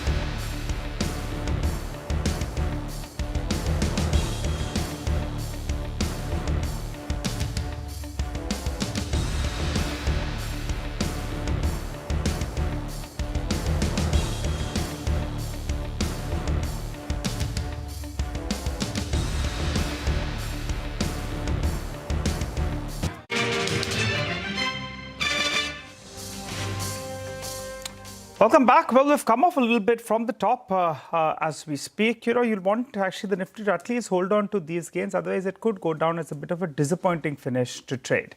That said, let's find out what dealing rooms are doing today. Nimesh joins us to help us out with exactly that. Nimesh, what's the buzz? Hi, Nigel. While the gap up has to some extent sustained, but it lacks momentum, and that's largely because the FIs are still not big aggressive buyers, and nor they have cut their short positions as well. So, that explains that, there is not big second leg of momentum in today's market. I think what's happening is the DI seems to be quite active today, and largely into sectors where, the sectors which are likely to benefit from the GST announcement. So, most of the gains in the auto, cement, as well as in consumer names have held on since the morning gap up, and largely because of the domestic buying. So that is one leg which has seen a bit of buying interest in today's market. I guess the street is anticipating some more developments or some more reforms to be announced by this government in the weeks to come. So that's the hope there. But I guess still, not, at least from an FI perspective, there is still no big aggressive buying or short covering. Technically, 24,950 is a big resistance level, and we've seen in today's market we've reversed a bit from those levels. So that's an important level to watch out for on the upside. If that gets taken out, the feedback is that you might see further aggressive short covering rally in days to come. So that's a technical level to watch. But from today's flow perspective, it's the DIs who've been aggressively buying into all those GST hopeful stories, which is the cement, autos, as well as the consumer names. Absolutely. It's been GST all the way. But apart from all the GST buzz, any other chatter, anything else interesting on your radar today, Nimesh? Well, all my four stocks are X of the GST movers. So the first stock on my list is Adani Ports. We've seen a sharp recovery in that stock from the intraday lows after a large block. Nearly 1.5 crore shares got changed hands. And I understand one of the leading global FI fund was a buyer in today's block deal. Not sure whether it will get disclosed because it's happened in both the exchanges, but a very large global fund was a buyer in today's block deal in Adani Ports. So that's the first stock. The second name is Aditya Vision. That stock is up 16% in today's market on large volumes. Well, seat was anticipating a large block. It's not happened yet, but before the block, you've seen a big move in that name today. So that's the reason why that stock is buzzing in trade. The third name is Godrej Industries. This is a holding company of the Godrej Group. But we've seen some action back in this name as well. In the last couple of days, the volumes have picked up. I understand some large HNS seems to be active buyers as well, and hence a big move in Godrej Industries as well. So expect very high delivery volumes in today's market. And the last one is Camlin Fine. That's in a one-way downslide post the weak quarter one. The street was anticipating a sharp Q1, but it was the other way around, and we've seen a very sharp correction in that stock as well. My sense is that large part of the selling from the larger HNIs in Camlin Fine seems to be largely over after the recent underperformance. So watch out for that as well. But looks like the large part of the selling is over in Camlin Fine. Nimish, Adani Ports, do we know FI? My sense is, Prashant, it's a single long-only FI fund who's bought into today's block deal. Let's see if the name gets disclosed because it happened in both the exchanges. So you might not see the disclosure at the end of the day. But from a trade point of view, I understand one of the very large long-only FI was a buyer in today's block.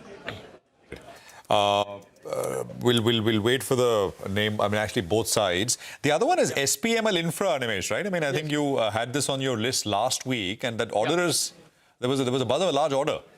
That's right, Prashant. So the stock is up 6% in today's market as well, and that's what I picked up on last Thursday as well when I put it on the chatter list that maybe this company is going to announce some large order wins soon. So that's a big trigger to watch out for. The order size could be in the range of 800 to 1,000 crores. So that's going to be quite significant for a small company like SPML Infra. So that's a big trigger as far as that stock is concerned. Okay. All right. We'll watch out for all of those buzzing stocks. Thanks for that, Nimesh. Well, we've got Somel, I think, back with us. So let's get some final trades in. Somel, there's a bit of a giveaway from the top. From the peak, the Nifty is given off about 50-60 points. Final advice on indices, the levels to track and keep in mind, and of course, any other stock ideas as well. For Nifty, I think the crucial levels on the downside for a very, very short term is around 24,850. That will be the first hurdle. On the downside will be a support. The second support is at 20 daily exponential moving average, which is also very close to the 20 simple daily. So 24,750 would be a very crucial level to watch out for. But I'm not expecting markets to go below 24,850. Buy on declines should be the strategy on Nifty, and I'll be expecting 25,200 levels in probably next week. The stocks which I'm watching is from the metals pack. The first one would be JSW Steel. JSW Steel is looking good. A small consolidation has broken on the upside. And the stop loss would be 1040. Targets would be above 1200 levels. But in the very short term, the targets is 1200. Okay, all right, got that, Somel. We'll leave it on that note. Thanks very much for joining in. Let's go to the big global story now. And like I've been mentioning earlier as well, European markets are quiet with a little tinge of red. US futures are absolutely flat right now after another strong close on Friday.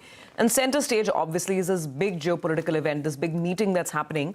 US President Donald Trump meeting with the Ukrainian President Volodymyr Zelensky and several other top EU leaders. This is happening at the White House today, and it's just days after Trump's controversial Alaska summit with Russian President Putin, where Trump signaled support for Putin's proposed peace deal, requiring Ukraine to cede some territory. European leaders, including Emmanuel Macron and Keir Starmer, are in Washington to back Zelensky and present a united front against any settlement perceived as favoring Russia. The US has floated robust security guarantees for Ukraine as an alternative to NATO membership, while European officials reportedly want negotiations to focus on a ceasefire before discussing peace terms. We bring you this next report from NBC News, which captures what Ukraine and their European allies are looking forward to in Washington, D.C. President Zelensky said he still wants a ceasefire with Russia to stop the killing while a final deal is worked out. Putin has many demands, but we do not know all of them. And if there are really as many as we heard, then it will take time to go through them all. Zelensky spoke before heading back to Washington for the first time since February. And this time, he's got backup. Zelensky is clearly hoping to avoid the embarrassment of his last visit when he was overtalked and ultimately kicked out of the White House. But what's at stake for Ukraine goes far beyond protocol and pride. Russia occupies 20% of Ukraine, and President Putin has said all of that territory and more is his price for a deal. Ukrainians find that outrageous and believe that Putin should get nothing of what he's taken by force, and that Ukraine must have security guarantees from the West so that Russia won't invade again. Ivana Skiba is a journalist in Kharkiv. What are you hoping will come out of this meeting between Zelensky and Trump? My hope is that Western world or democratic world still exists, that we still have common values, common dignity. If we give up land, this war will continue. As President Zelensky heads back to Washington, Ukrainians will be watching how he's received. Will he get a red carpet or another cold shoulder? And will President Trump pressure him to accept Putin's demands for land? Okay, all right. Well, let's get back to our markets. We have Sudeep Bandyopadhyay, Group Chairman, IndiTrade Capital, who joins us. Hi, Sudeep. Good to see you, Ben. Sudeep, I was reading a note of Motilal Oswal, and they were saying that we have underperformed, but now the best is yet to come. Money is going to be there in the hands of various, Indians. There has been an RBI boost as well. The central government as well is doing their bit. So they're expecting the second half to be far better. Do you think so? And if yes, how do you play it? What do you buy? Autos, cement, consumer durables? What's on your radar? Name one stock. Good afternoon, Nigel. In fact, I completely agree with this theory. I think we were having two factors, which is the festive season demand, which is going to kick in very soon. And we also had good monsoon, so which is, again, boosting income in rural India, definitely. On top of that, the interest rate cut by RBI has been deep, and more interest rate cuts are being expected now, post the inflation coming down. And finally, this entire GST booster, which the Prime Minister has talked about on 15th August, definitely will help. consumption one way or the other. And we definitely feel that certain sectors, particularly like automobiles, consumer durables, and cement will benefit. We have been favoring cement for quite some time, and we believe that all the factors are combining to give cement industry a good position. They have managed their costs very well, as is apparent from the financials of most of the cement companies. The demand is picking up with government spending heavily on capital expenditure. And finally, the pricing power to an extent is back. Under the circumstances, this GST rate reduction from 28% will definitely give them a big boost. So yes, automobile, consumer durable, definitely, but they have already moved up today quite a bit on the expectation of this happening. So I will stick to cement, which we have been recommending for some time. Ultratech has been our favorite in this sector, being the industry leader and having managed costs very well. So I will continue with Ultratech and keep watching this space. Okay. All right, Sudeep, stay on. We'll have some more questions for you, but we do have to take a very quick break. Back with the markets in just a bit.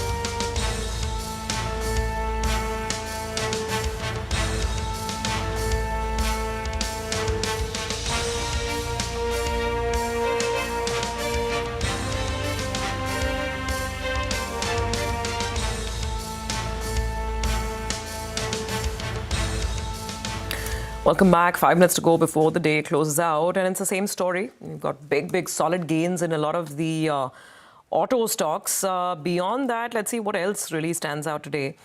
It's really autos all the way. And then obviously there is this entire durable space. ACs, consumer durables, electronics. Amber, for instance, 7.5% on the upside.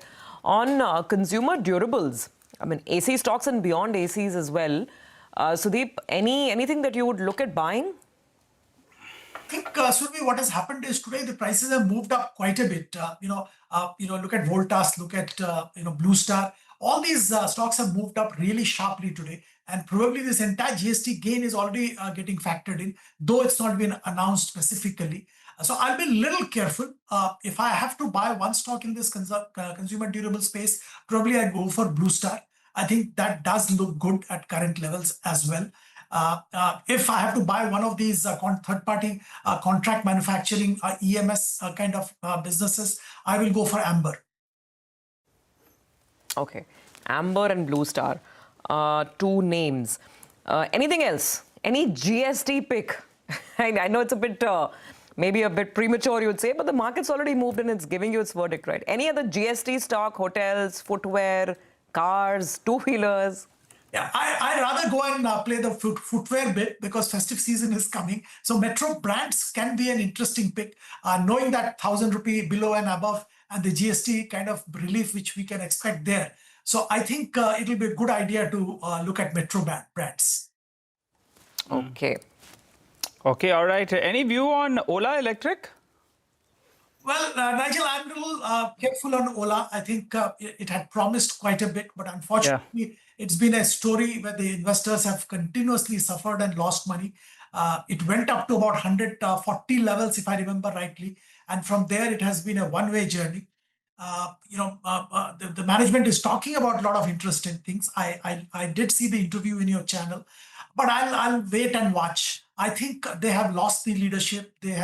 They are one of the players now. The leadership is clearly with Bajaj, TVS, and the traditional guys who have an established distribution channel. And I think very reliable product. The Ola product itself was questioned, and that is a very bad thing to happen for an automobile or a two-wheeler manufacturer. So I will wait and watch this space. Their gigafactory is coming, getting ready. That's an interesting development, though it has got a lot of costs to be absorbed over a period of time. But we will watch this space, but not recommend a buy at this stage. Okay, I think that's well put. Some mutual funds, I think Helios, for example, we had the CEO of Helios Mutual Fund with us last week. They've taken a bite into Ola recently, but many others still staying out. 250 points, by the way. So the high of the day stands at 25,022. So we are essentially going to end at this rate off by a fair bit, right? So a cooling off, which is what we've seen on the Nifty index, and I think for the Nifty Bank as well.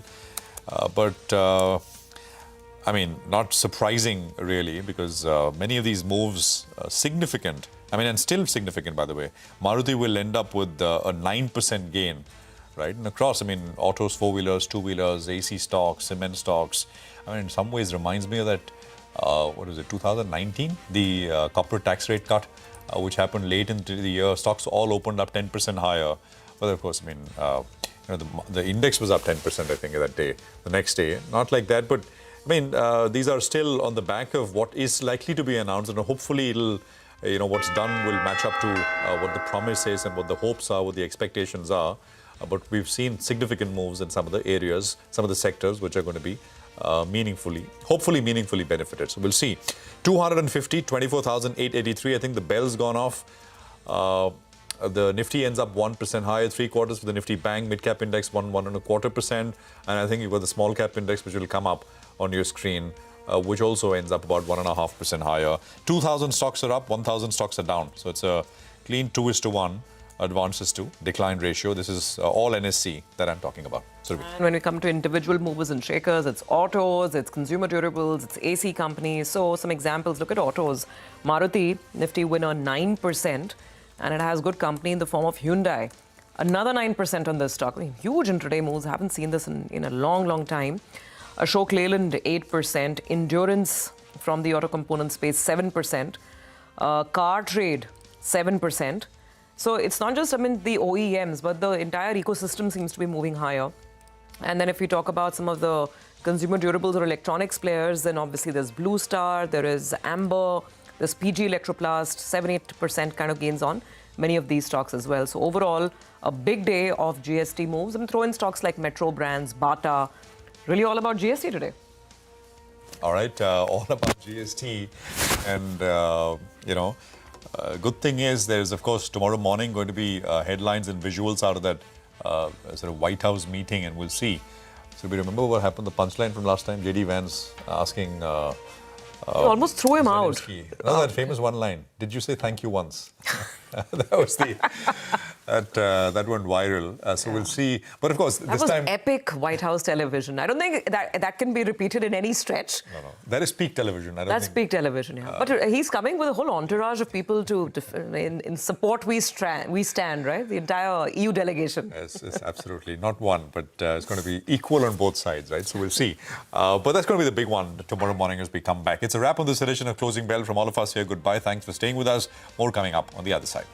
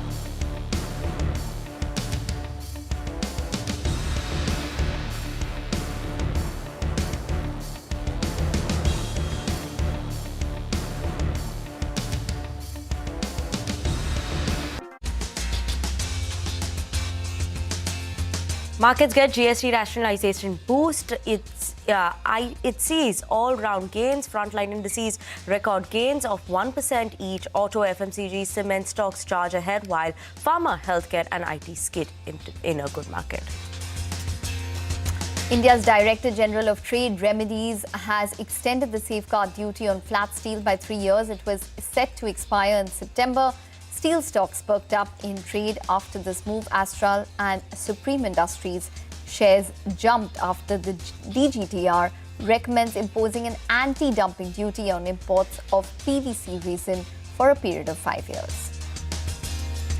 And Prime Minister Narendra Modi promises next generation GST reforms by Diwali, which will bring down the tax burden on consumers as well as MSMEs. Auto, ACs, consumer durables, textiles and apparels, as well as insurance stocks see significant uptick.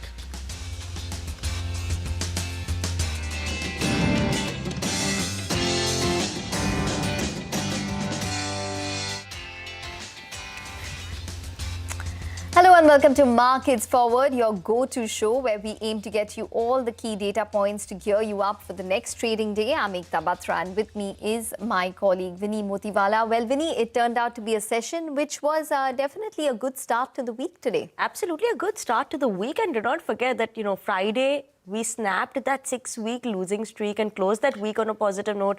Today it started on a positive footing as well. Intraday high of 25,000, so not a bad day. Yes, absolutely. So the momentum definitely continued in today's trading session.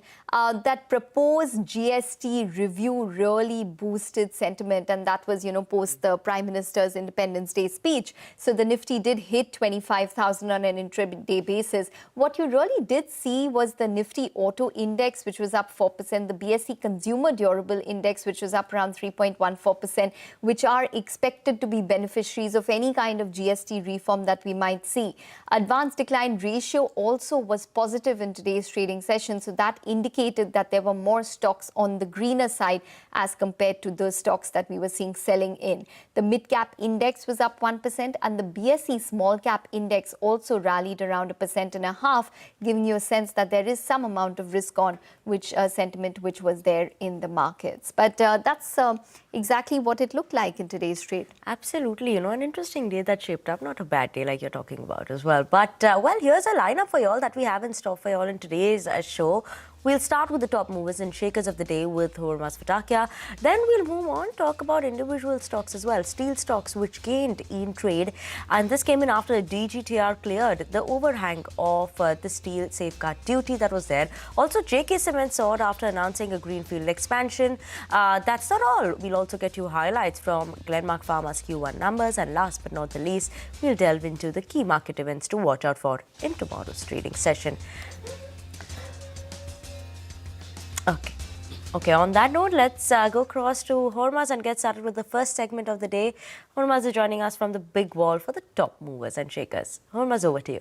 Well, a session that could have promised a lot more, but you'd still take a 250-point gain with both hands, and of course dominated by two key sectors related to the potential GST rate cuts, autos being one of them and consumer durables being the other. Take a look at Maruti's move here, the 9% move on the stock, the highest single day gain in 5 years. A similar move coming in for Hyundai, Ashok Leyland, TVS Motors, Hero MotoCorp, all of them seeing gains of anywhere between 5 to 10% for these automakers. And a similar move seen in these consumer durable names as well. Take a look at IFB Industries at 20% upper circuit, PG Electroplast in the FNO band but still ending with healthy gains. Amber Enterprises, Blue Star, Voltas, all of them ending in the green today after some bit of selling pressure that was witnessed over the last 1 month. But the newsmakers of the session beyond these names, look at KEC International, a 7% up move on the back of an order win. Godfrey Phillips, of course, a negative reaction to the GST potential revision. Suzlon continues to grind lower, and Glenmark, an earnings reaction there coming in one of the last few of this earnings season. And strong moves also seen in the FMCG names, with Nestle India ending 5% higher, and similar gains seen in HUL, Dabur and the likes as well. So FMCG among the top sectoral gainers today. And lastly, stocks that ended at a 52-week high in today's session. JK Cement also on the back of news flow ending 4.5% higher, but Aditya Birla Capital, Anand Rathi Wealth, Car Trade, all of them doing well today, ending at a 52-week high. Back to you guys. Okay, all right, Hormuz. Thanks very much for that. So definitely a lively market, and those were the top stock movers. Let's now go across to our guest. We have Sudeep Bandopadhyay joining in to tell us about what he thought of trade in today's start to the week. Sudeep, hi, welcome to the show. Well, definitely a firm start, but we do have a lot of uncertainty still surrounding us. What's your sense? Well, definitely uncertainties are there, and we are waiting for this great meeting in US, which is going to happen on Ukraine, and a lot of clarity hopefully will emerge when we speak tomorrow. But as things stand today, there are a lot of uncertainties. Also, there are uncertainties around what's going to happen on 27th August. Will the India-US trade tariff be 50%? 25%, or where it will stand, one doesn't know. So uncertainty definitely is there. And as far as domestic markets are concerned, there are a few positives, which is what the market is cheering.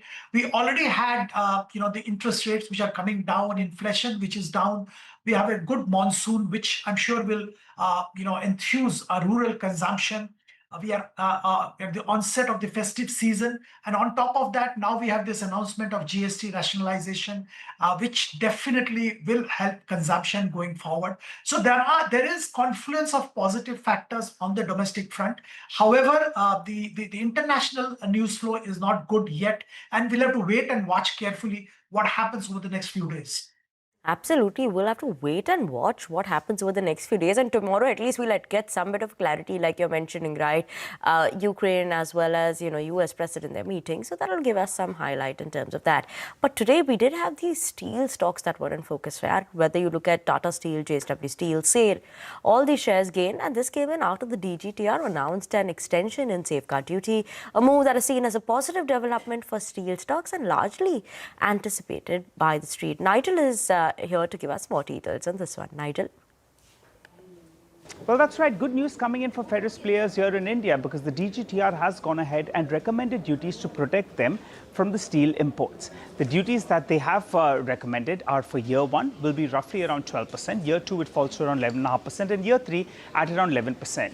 Now, duties in place to protect the domestic industry from imports is good news, because there was some kind of uncertainty whether or not that safeguard duty of around 12% will be extended post-September 2025, because it has been in place. The safeguard duty of around 12% has been in place for the last 5 months or so, and it was expiring in September 2025.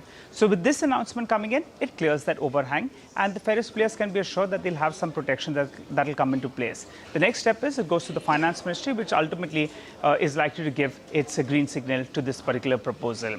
Large names, well, Tata Steel, JSW Steel, JSPL, as well as SAIL, all of them are beneficiaries. Smaller steel names as well will benefit because they'll be protected from imports, while the indirect beneficiaries include NMDC as well as APL Apollo Tubes.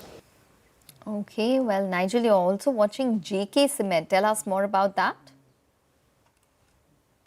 Well, that's right. Cement companies actually were in focus in today's trading session. Because of news, there'll be some rationalization in GST rates, which is currently at around 28%. It could probably come down to around 18%, which in turn would push through volumes. And that's something that the street would like. But for JK Cement, well, there was an additional positive that came in there. They've announced a big Capex spend. The Capex that they're talking about is close to 4,800 crores. They're looking to add 7 million tons of grinding capacity and 4 million tons of clinker capacity. The clinker capacity will be in Rajasthan, while the grinding capacity will also be there in Punjab. This is positive for JK Cement, because this capacity they're expecting to come on stream by September 2027. And what it does is it'll take its total capacity, JK Cement's total capacity, to around 37 million tons. Remember, in the past, they have spoken about their target of around 50 million tons. So this announcement is a step in that direction. The street likes this announcement, and that explains why the stock did well in today's trading session. Okay, Nigel, thank you so much for that. Sudeep, a couple of these factors are the reason that we're seeing today a bit of a run-up that came in, right? The GST rationalization. Then we had the positives that came in for the steel side as well in terms of safeguard duty. Firstly, your thoughts that come in on the steel sector as well. And, this fillip that they've gotten, do you think that now we could see a further run-up coming in for these steel companies? Well, steel sector, definitely, this is a big clarification. There was a little bit of an overhang because the initial year was ending and clarification was urgently needed. So this very clearly shows that for next 2.5 years, there is no challenge as far as these companies are concerned. And, this ensures that the valuation of the leading steel companies remain at a level which is, which can be encouraging for the investors. So, Tata Steel has been our favorite for quite some time, and we do continue to like that. Apart from that, some of the, like NMDC, which is into the ore part of it, and it does benefit them also indirectly. That's what I would say. Overall, our view on the entire metal pack has been positive for some time, and we maintain that view. Okay, so maybe we can now hop across to Chandan for his views as well. Chandan, what's your sense in terms of a couple of these steel stocks which were in focus as well as JK Cement? So I believe we have seen a good recovery in the broader market, but the only concern is the follow-up was missing at higher levels. The index has negated its lower top, lower bottom, and because of that, buying interest was seen. So I believe selective these counter could be in focus. The good thing about the market is that sentiment has turned positive, and selective counter started to witness buying interest. So I believe some more surge could be there, and already the bottom has processed, expecting further 5 to 7% kind of movement in most of these stocks. And specifically, if you had to narrow down on specific sectors such as the steel space and maybe JK Cement? Yeah, so talking about JK Cement, I think the major trend of the counter is positive. The stock is heading towards its lifetime high, making higher top, higher bottom already up by around 60% in this year. So I believe this momentum could continue, and such kind of stock, which are already in the lifetime high and resilience even after the market decline, clearly indicates that momentum could continue. So I believe with support of 7150, this counter has potential to rally towards 7600 to 8000 kind of level. Okay, interesting levels to keep an eye out on over there for JK Cement. But let's also talk about Astral and Supreme Industries. Both these were surging in trade, and this also came in after the DGTR's recommendation to impose anti-dumping duty on PVC resin imports for a period of 5 years. Ria is joining in with us to give us more details on this one. That's right, Vinny. As you said, the DGTR has recommended the imposition of anti-dumping duties on the imports of PVC resin prices for a period of 5 years. And the reason that this is positive for plastic pipe manufacturers like Astral, Supreme, Finolex and others is that this imposition of anti-dumping duty is going to lead to the stabilization of PVC resin prices, which is a key raw material for the company, and it will lead to some normalization of channel inventory. Remember, the recent price volatility in PVC resin prices had impacted plastic pipe companies. It had led to channel destocking as well as an impact in the primary sales volumes for all of these companies as well. On the back of this, Astral, Supreme and Finolex ended about 2.5 to 6% higher today. Prince Pipes was up almost 13%. Even some PVC resin manufacturers, the likes of DCW and Chemplast, also ended about 4 to 5% higher in today's session. Okay, all right. Well, Sudeep, any view on a couple of these stocks, Astral, Supreme Industries? Well, we do like Supreme Industries, and I think this is definitely good news for this entire industry. Some kind of certainty in the prices, certainty in supply definitely helps these pipe manufacturers. And Chandan, your view that comes in for Supreme as well as Astral on the technicals, are they looking interesting? So Astral is from the bottom. In fact, we have seen selling pressure in the almost 7-8 weeks, but recently it has bottomed out with support near 1265. So I believe some reversal is clearly visible. However, the medium-term trend is still pressure, but short-term trend is bottoming out. So I believe with support of 1280, it can bounce towards 1350, 1380 kind of level. Talking about Supreme Industries, some positive price action is clearly visible. So I expect some recovery from current level as well. Looking at the price pattern, consolidation breakout is clearly visible on the daily and the weekly chart. So with support of 4380, Supreme can head towards 4750 kind of levels. Okay, all right. So that's on a couple of these stocks which were in focus, but Glenmark was in focus as well on the back of its numbers. So that stock, in fact, fell over 3% in trade after it missed estimates. So revenue was flat this quarter. We had margins which were below 18%. The profit was below expectations. India just about grew around 4% odd. North America was flat year on year but grew sequentially, and Europe was sluggish as well. The company did indicate that, net debt was around 1,500 crores this quarter. They will be getting proceeds from ISB 2001 by September of this year. Glenmark is going to provide for R&D expenses for 3 years from that 700 million that they get from AbbVie. Now, Glenmark is going to be targeting around 23% in terms of EBITDA, so they are expecting an improvement in the second half. They will be focusing on high margin products in the domestic market and will be filing around 5 to 6 ANDAs on new drugs in the US and plan to launch around 10 to 12 including partnered products in the US. They are expecting Europe to pick up and to see double-digit growth eventually. And they largely have completed remediation work at one of their facilities, Monroe, which has been under the US FDA scanner. They're expecting commercial supplies to probably start this year. But Chandan, would you have a view on Glenmark considering that it's done so well technically? Would it have been a buying opportunity today? And what would your view be tomorrow? So Glenmark is down by around 7% in this month. However, in last 2 months, the stock rallied well, but now started to form lower top, lower bottom.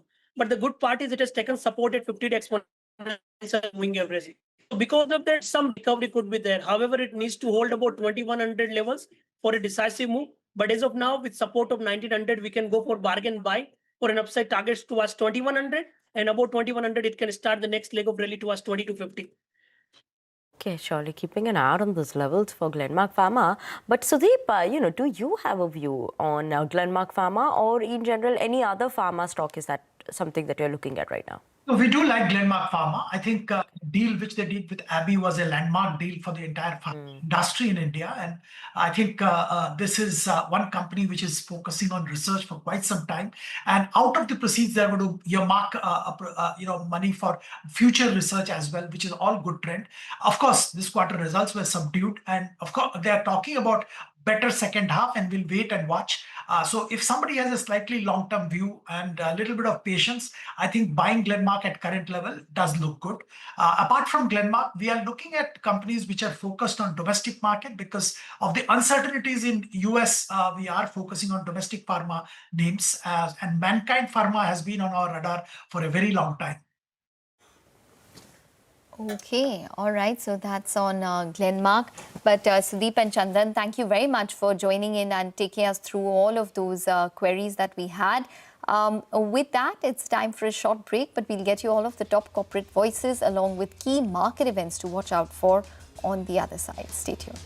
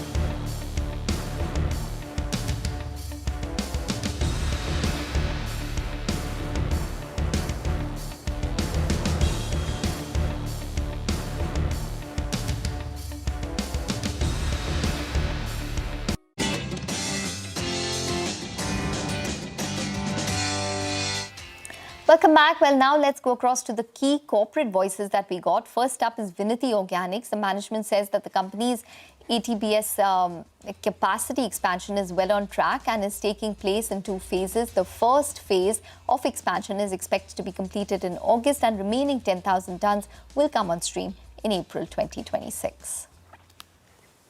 And up next, let's talk about Zaggle Prepaid. That closed with gains of 11%. And we spoke to the management. The management said that they're maintaining their FY26 growth guidance between 35 to 40%.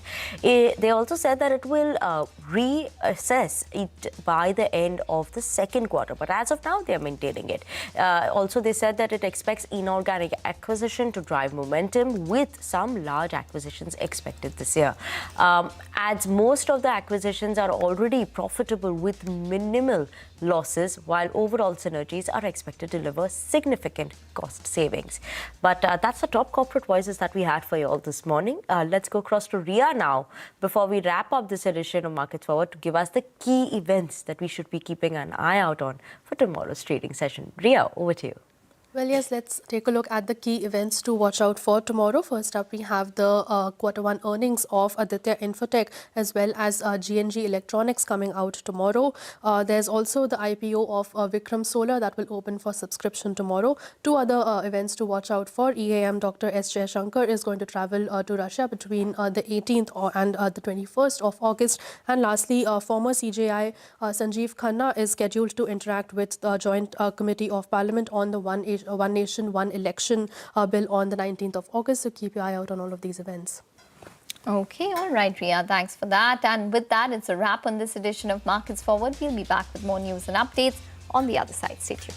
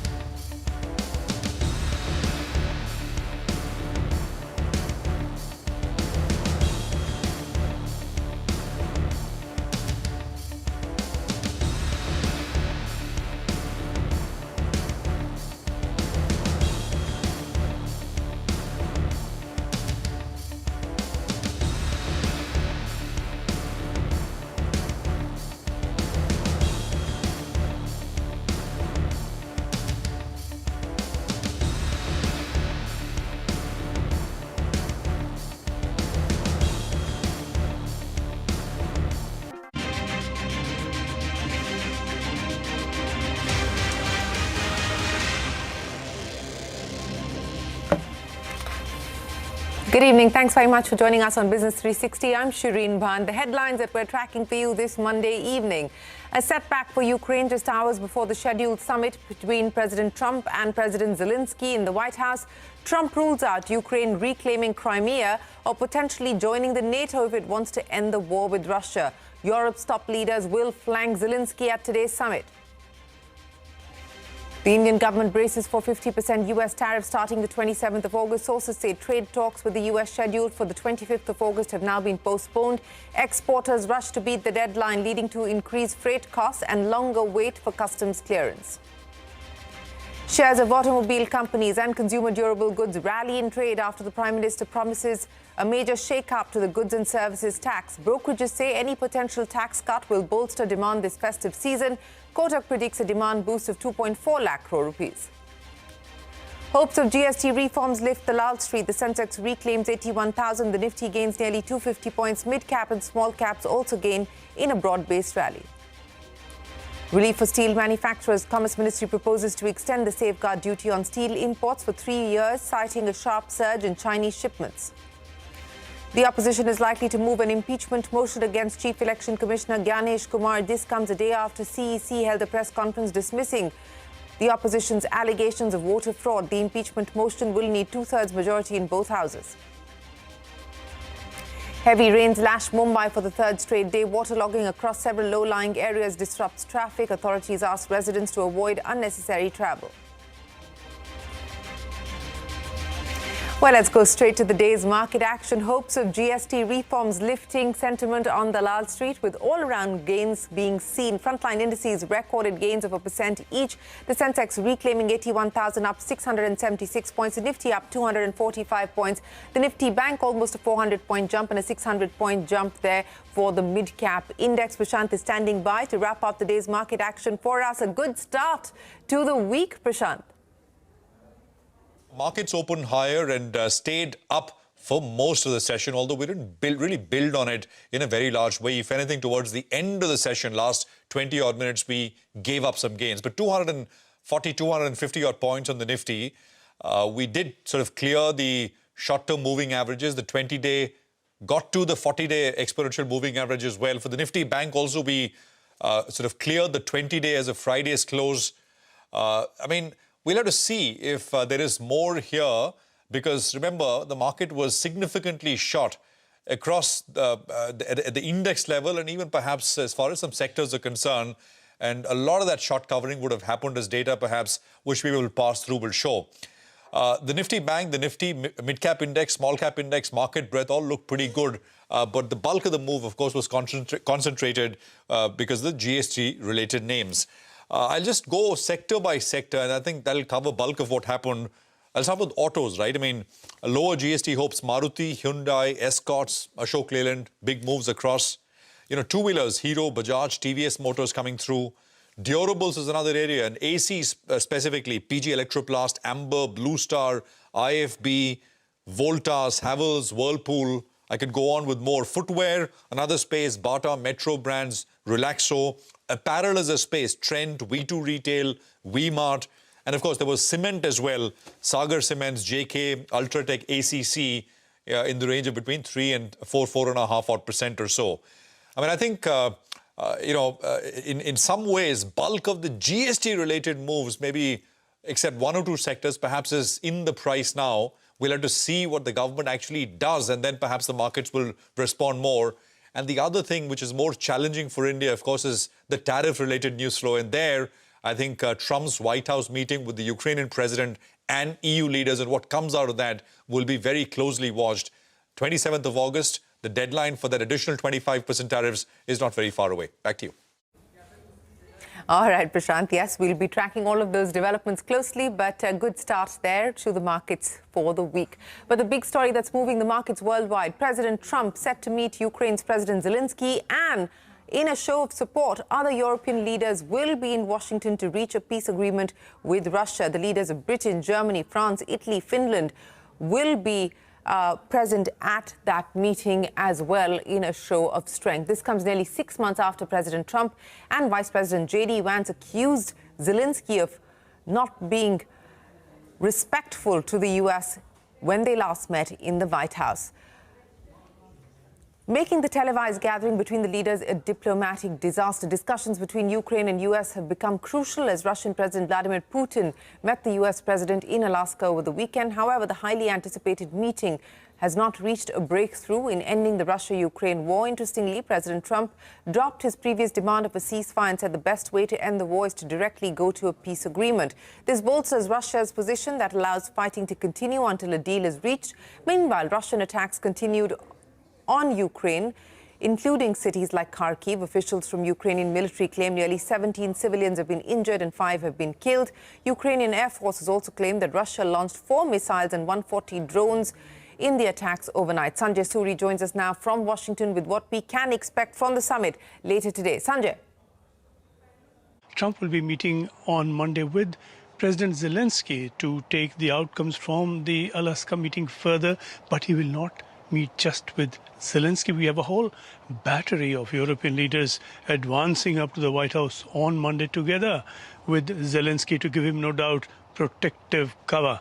German Chancellor Friedrich Merz, French President Emmanuel Macron, British Prime Minister Keir Starmer, Italian Prime Minister Giorgia Meloni, and all of these major European leaders together with EU President Ursula von der Leyen and NATO head Mark Rutte. Trump has teased a big announcement coming up on Russia, and US Special Envoy Steve Witkoff has indicated that Putin is prepared now to accept a security cover for Ukraine from the US and Europe that would mimic Article 5 of NATO, where an attack on one member is considered an attack on all members. The compromise would be that Ukraine would get such a cover without actually getting NATO membership, which is something that Putin has long opposed vehemently.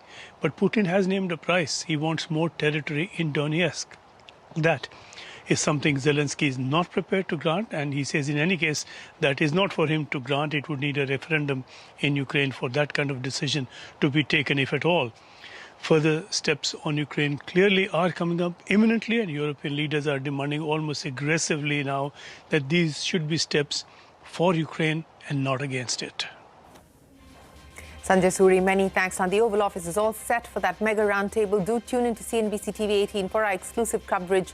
Later this evening, we'll bring you all the details from the big Trump-Zelensky meeting. Speaking of big meetings, China's Foreign Minister Wang Yi is in India for 2 days. Yi will hold a crucial bilateral meeting on border issues with the External Affairs Minister S. Jaishankar. Speaking about the visit, the Chinese Foreign Ministry has said that Beijing is willing to work with India to implement consensus reached between the two nations. Wang Yi will also hold a fresh round of special representatives dialogue on the boundary question with National Security Advisor Ajit Doval. The External Affairs Minister S. Jaishankar will travel to Moscow on the 20th of August. He will engage in high-level talks with Russian Foreign Minister Sergei Lavrov. The visit is meant to prepare the ground for the proposed visit by Vladimir Putin to India later this year. Putin has not visited India since the war in Ukraine began more than 3 years ago.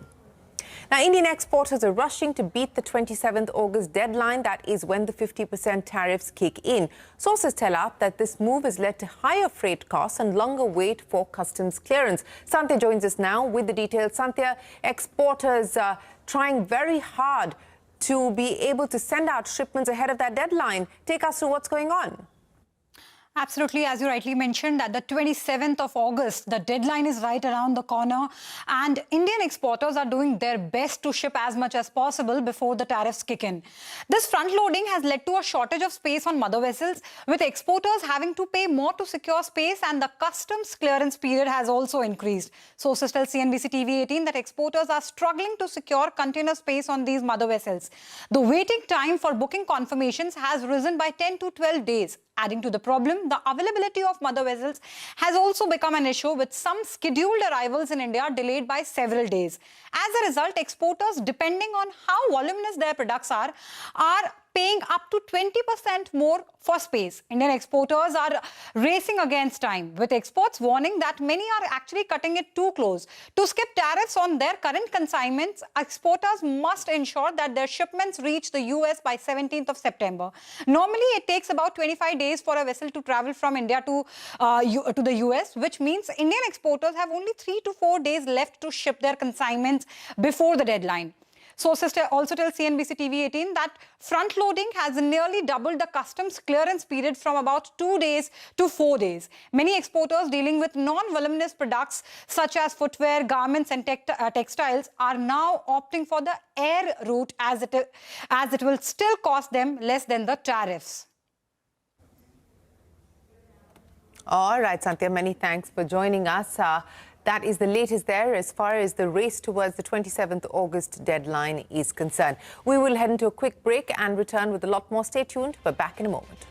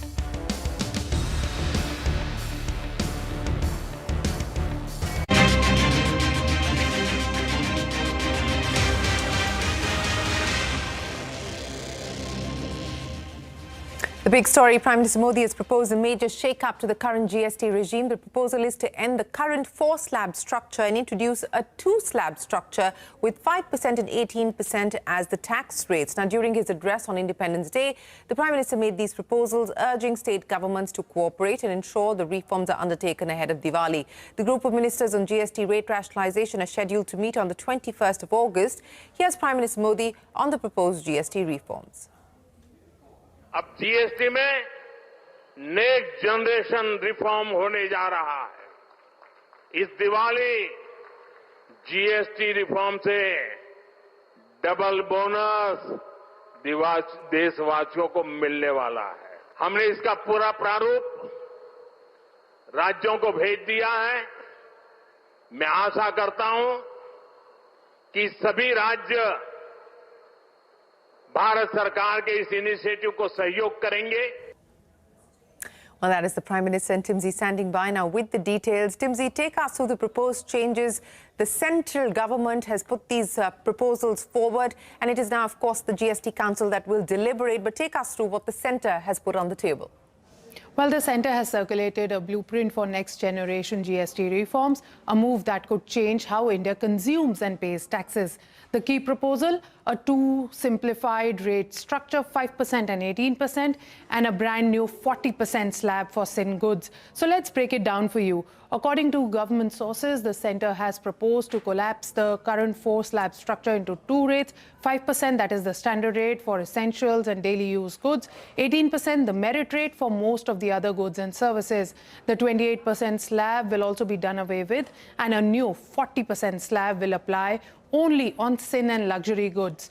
If the proposal goes through, household goods and insurance premia could get cheaper. Items like categories such as daily essentials, stationery, exercise books, namkeens, etc. will fall in the 5% category, down from 12%.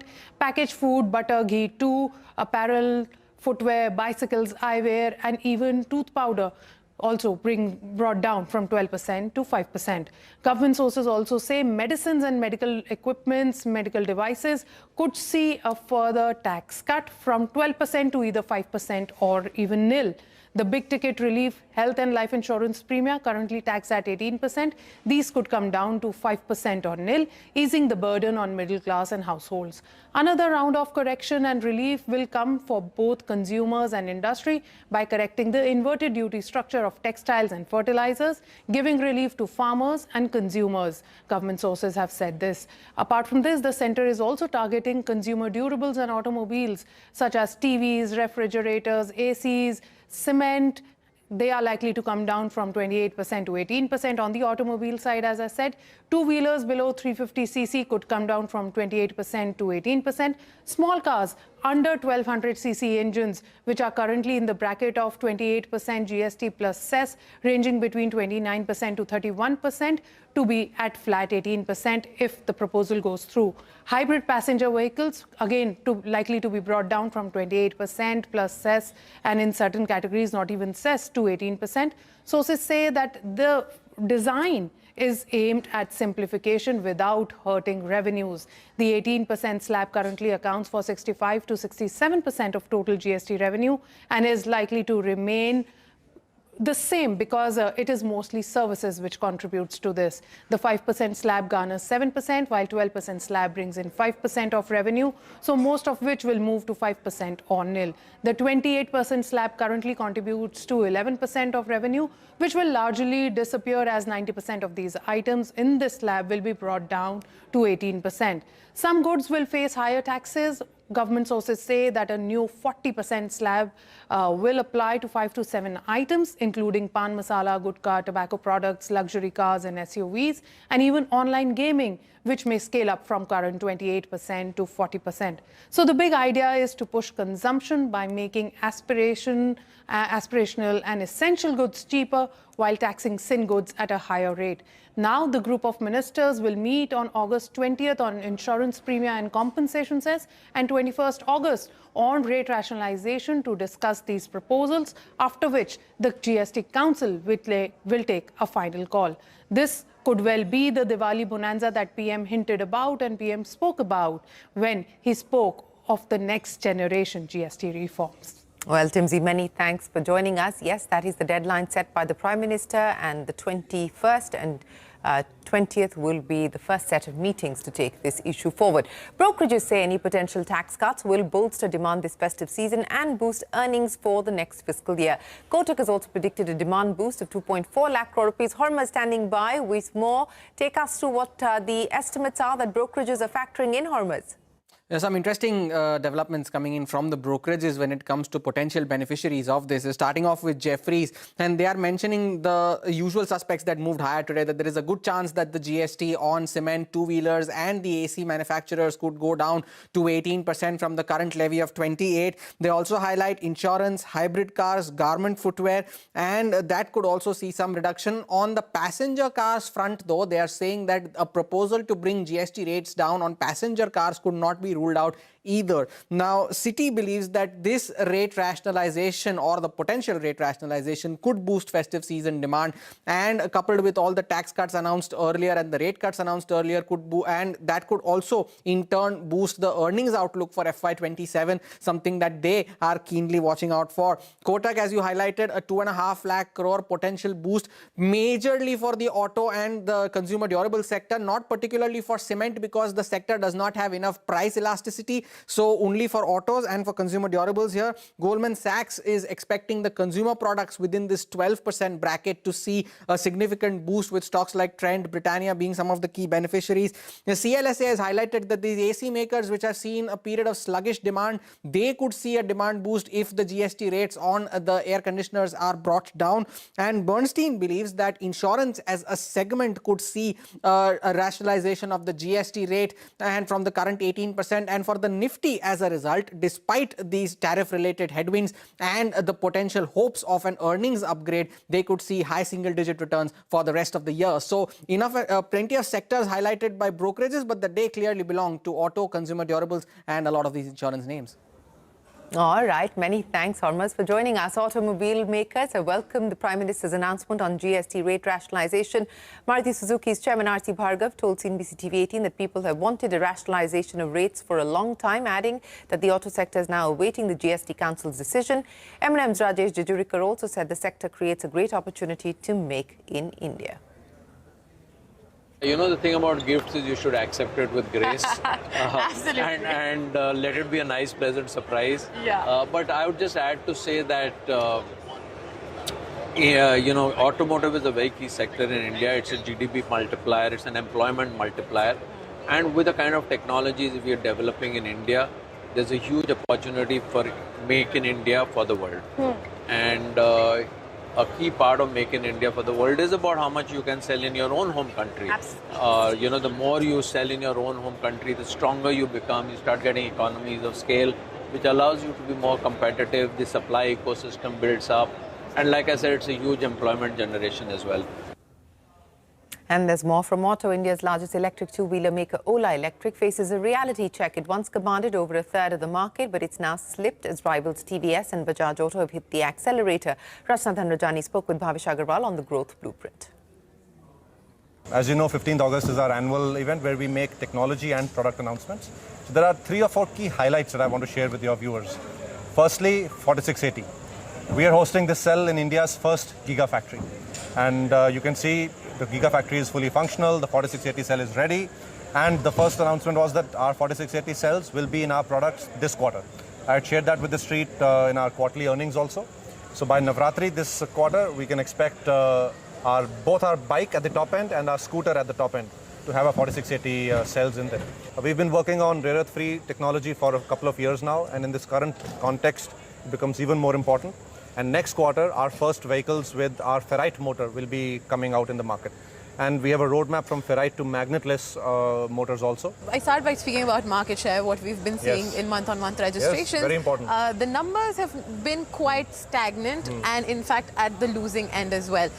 With these announcements, what's the hope going forward? How do you plan to regain what has been lost? See, I want to start from 1 year ago. It's a 4-year-old company.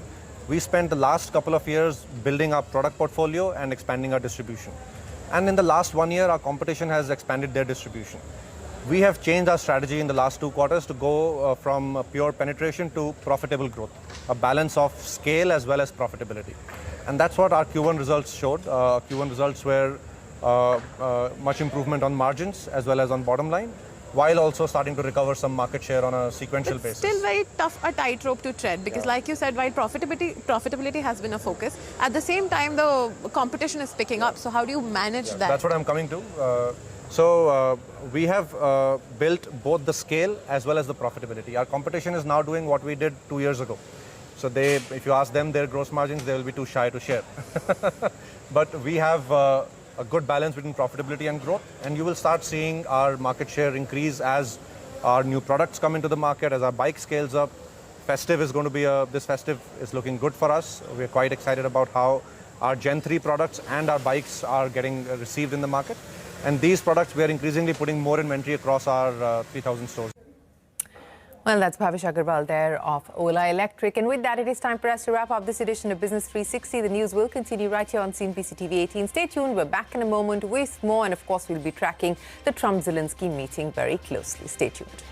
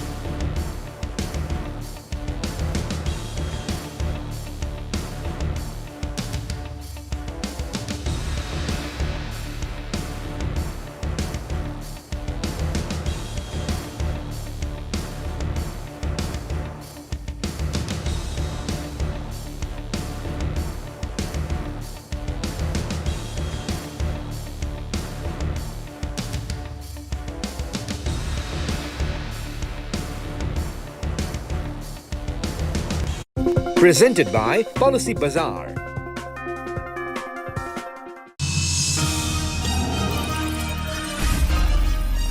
CNBC TV18, the Policy Bazaar Insurance Show. India has the world's largest youth population right now, which sounds like a big win. But here's the twist. We're also aging faster than ever. Our elderly population is growing at a massive 41%, and by 2050, around 319 million Indians will be over the age of 60 years. That's about 1 in 5 of us. Now, here's the real concern. Only 12% of our working population has any formal pension coverage. And when it comes to retirement savings, India's pension assets are just 17% of our GDP. To put that in perspective, many developed countries are around 80%. Even more worrying, only 27% of Indian households are actively saving for retirement.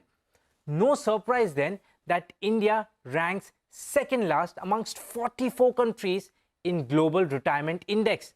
That's exactly why in this episode of the Policy Bazaar Insurance Show, we are focusing on one of the most important yet often overlooked aspects of financial planning, the retirement puzzle. We'll also break down how unit-linked insurance plans, popularly known as ULIPs, can play a powerful role in helping build a secure retirement corpus.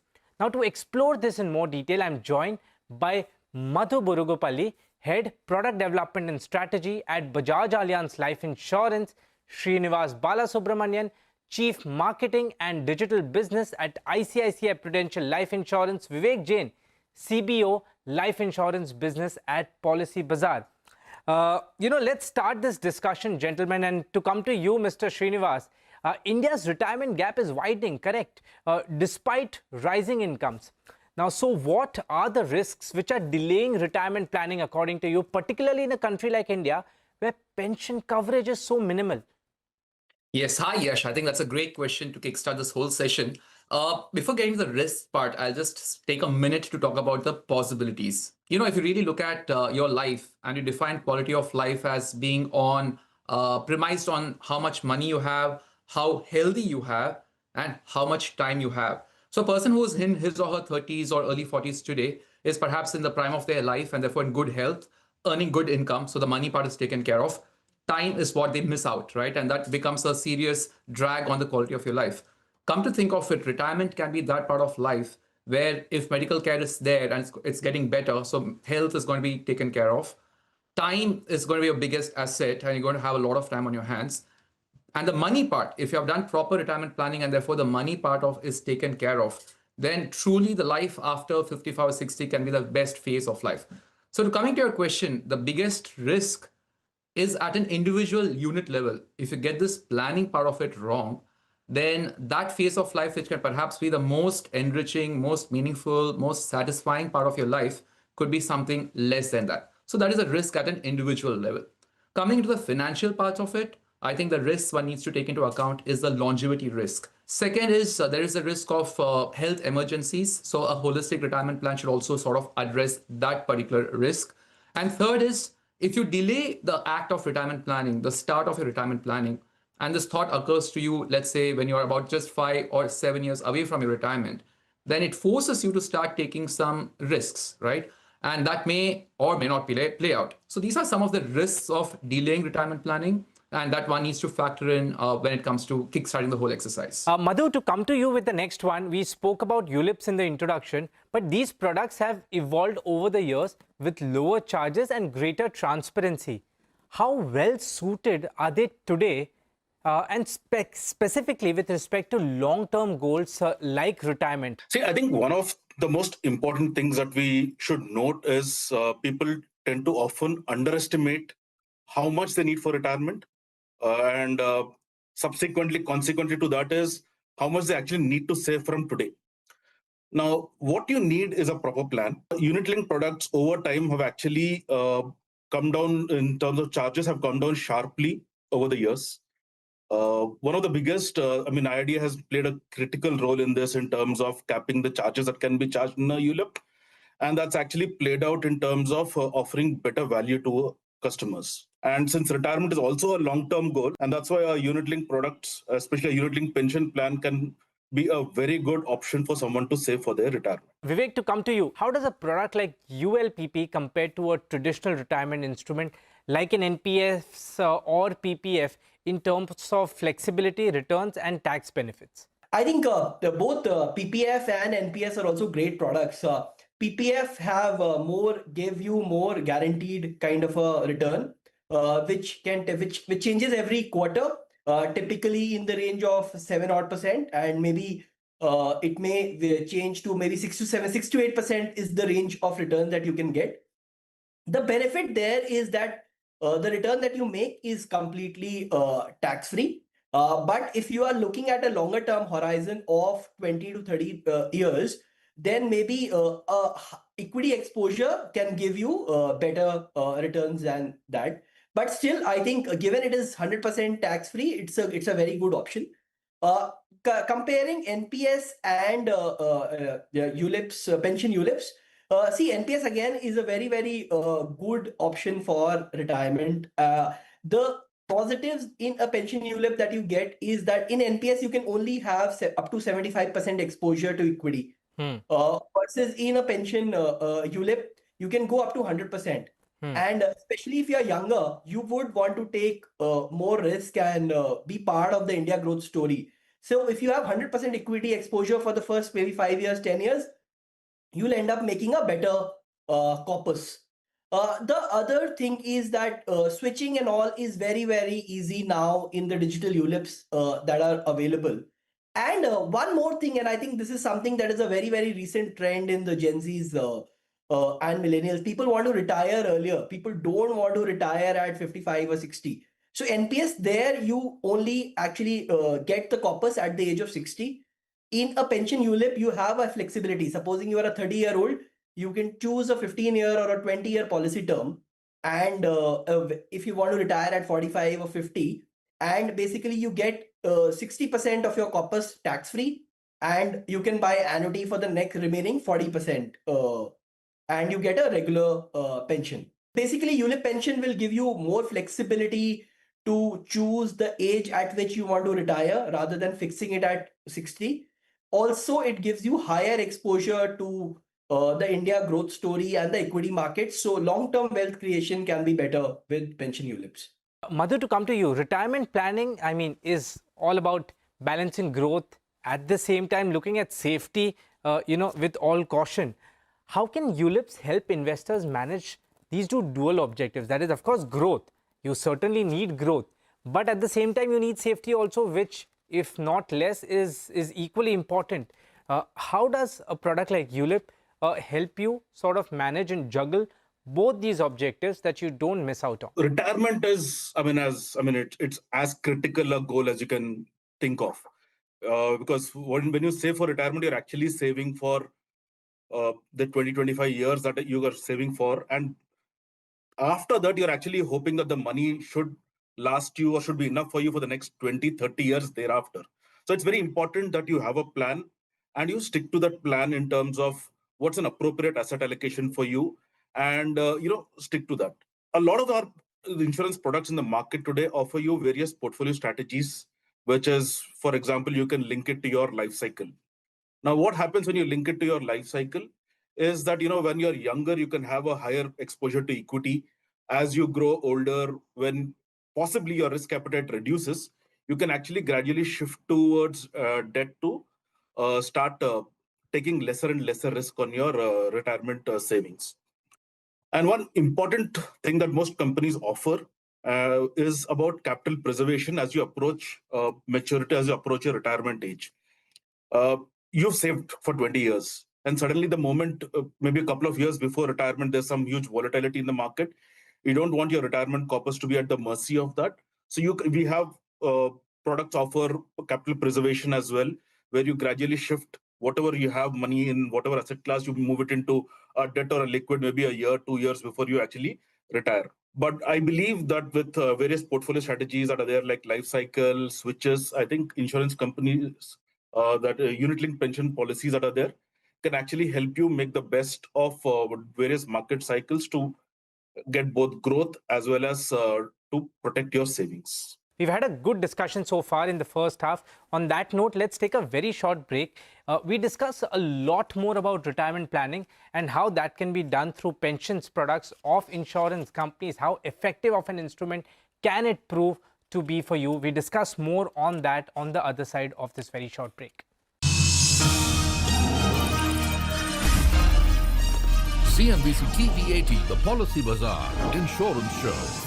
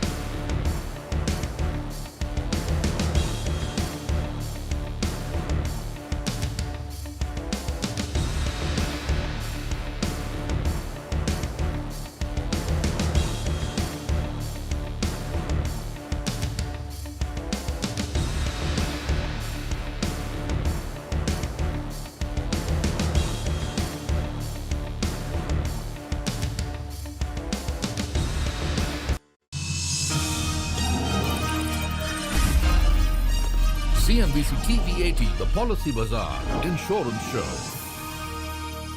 Welcome back to the Policy Bazaar Insurance Show. Today on this episode, we are discussing a very critical piece when it comes to individuals' retirement planning in a country like India, where the median age has been growing very, very rapidly. We discussed that part of it, and hence what makes it very important to have a sound plan when it comes to your retirement. Taking that objective to you, Mr. Srinivas, and asking you a question, can ULIPs serve as an annuity generating vehicle post-retirement, or should they primarily be seen as a wealth accumulation tool? How do you see these two aspects? Sure, great question, Yash. So I think, both Madhu and Vivek spoke about it briefly earlier. There is an inherent versatility to a ULIP, right? So honestly, depending on the point at which a person is investing into the ULIP, it can serve both of these purposes. And the beauty of it is you can start a ULIP with an objective of using it primarily as an accumulation tool. With, let's take the example of a 35-year-old who starts investing regularly in a ULIP and has a premium payment horizon of, let's say, 10 years. and wants a corpus to be accumulated at the age of 55. So that's 20 years from the time of the policy inception. The beauty of a ULIP is you can enter the plan with that as an objective. But as you come closer to the goal, if you say, fine, you know what, I have my corpus getting accumulated to some other avenue, can this be converted into a regular income generating option? And that's where the systematic withdrawal plan, which is a feature Madhu briefly spoke about, comes in. So you can, at the 20th year, you can say, look, whatever corpus has been created, let me take it systematically, monthly, quarterly, or annually. And it pretty much then becomes a annuity generating tool. So you can enter the plan with the view of it becoming an accumulation tool. And midway through the plan, as you come closer to the end of the plan, you can say, I want it to take the form of an income generating structure.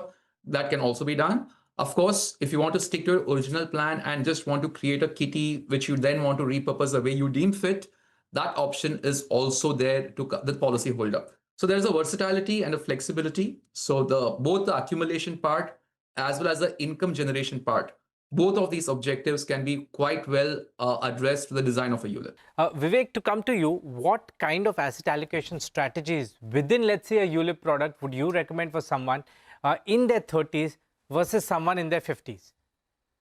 So I think if you are in your 30s, I think you have started early, which is a very, very good thing. So maybe you should start with 100% allocation in equity, because the person still has 15-20 years at least at the bare minimum for the corpus building. So I think you can start with 100% allocation in equity. Depending on your risk appetite, you can choose large cap, mid cap, or even flexi cap funds to build your retirement corpus. But when you come closer to your retirement age, or if you're starting at late at 50, then you should look at more of a balanced fund kind of a strategy, where you have some equity exposure to give you a upside, maybe 50%, 40%, depending on your risk appetite. But at least 50% should go into debt and money market instruments, so that you have some safety net when you are closer to your retirement. So as a 30-year-old, you can have 100% equity exposure. But when you are near retirement or at 50, if you're late to start at 50, you should always have a balanced approach. And I think nearer to the retirement, you can move to 100% debt, so that in case there is some market volatility, you are not impacted by that.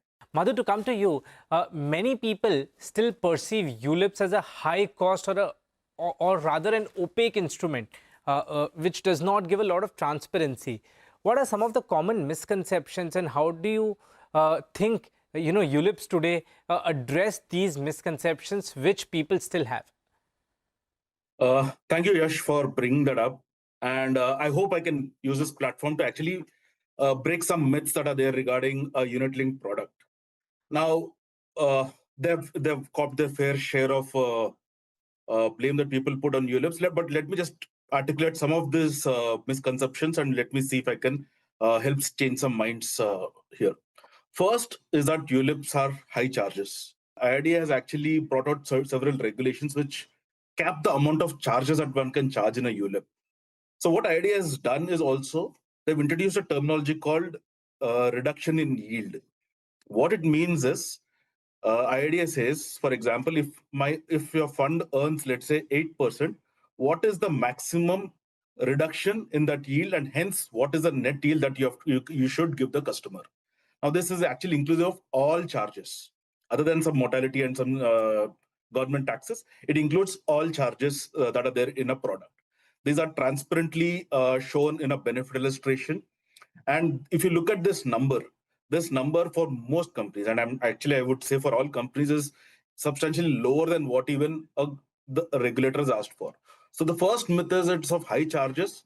That was probably maybe 2 decades ago, or maybe 15 years ago, when ULIPs was probably still in their infancy. Over the years, the regulator has made this, and lots of insurance companies, so we have actually reduced the charges as we went along. Second is on myth is on transparency. I mean, you also stated that, ULIPs and transparency. Yes, ULIPs do have different heads of charges, but every single charge is disclosed in something what we call, and it's mandated by the regulator, called a benefit illustration. What this does is this actually lays out step by step, year on year, at IRDA's prescribed return. I can't show return whatever I want to. The minimum statutory required that IRDA has prescribed me two returns, 4% return and 8% return. On that return, how much do I charge from the customer? What is the fund value at the end of each year? That is actually very transparently disclosed. Unit-linked products offer various funds, their NAVs, their benchmarks, everything, the fund performance, everything is very transparently disclosed. And one final myth that's usually there is saying that your money gets locked in. Now there are two things that I would want to say in that. A unit-linked product, first of all, whether it's a pension or not a pension, has a lock-in of 5 years. And after 5 years, you can actually exit the policy. If you have an emergency, you can always exit that policy. And even within that, or even any time during the policy term, what they offer you is unmatched in terms of offering you flexibility to switch between funds tax-free. So what happens usually is people might say that, I'm stuck in a fund, the markets are falling, can I get out of the fund? Answer is yes, you can.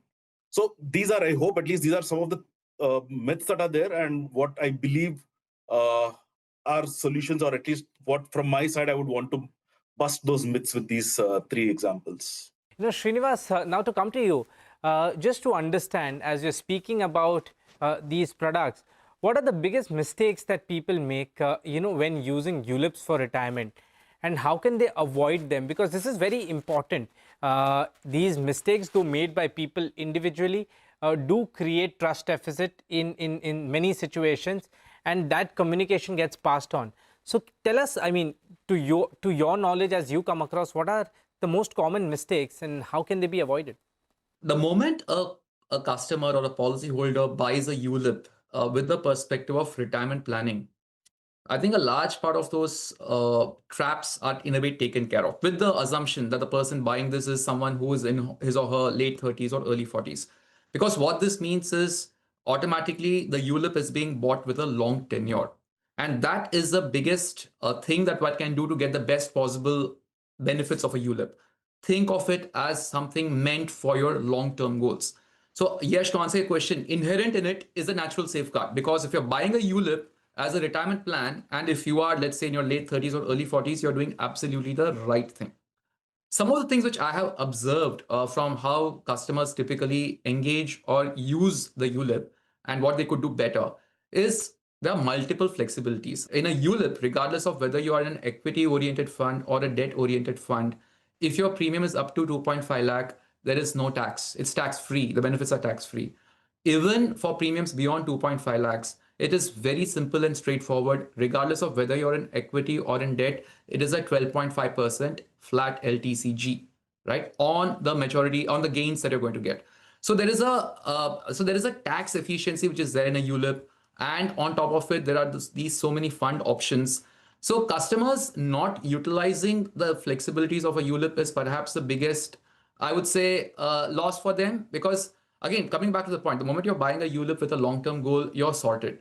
If you want to make the benefits even more, then please make use of some of these flexibilities. I can think of the SWP, especially from a retirement planning point of view, switch from a generally making the most of market cycles and still having a tax efficient solution, and topping up as and when you have surplus funds. If you want to channelize it towards your retirement corpus building, the ULIP offers a very clean, efficient way of doing that.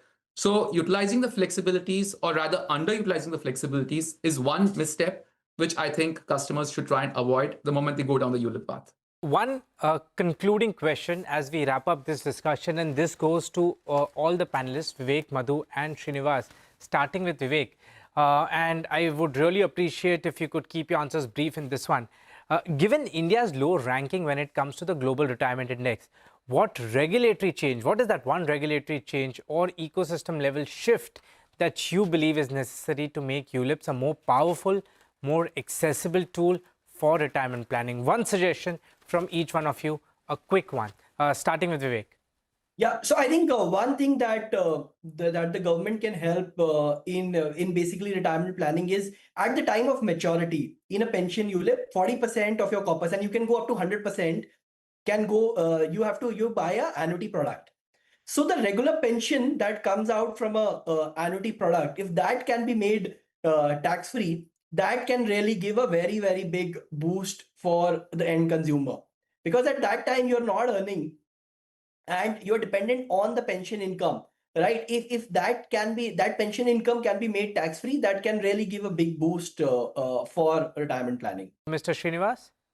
Yes, yes. So you know what? As an insurer, in non-linked policies, what are known as the traditional policies, as an insurer, I can provide loans to my customers, right? So it just makes the product seem a little more liquid. In ULIPs, currently that facility is not there. So even if a policyholder does come to me with the need for, look, is there something that you can do? I sort of put the customer in touch with lenders.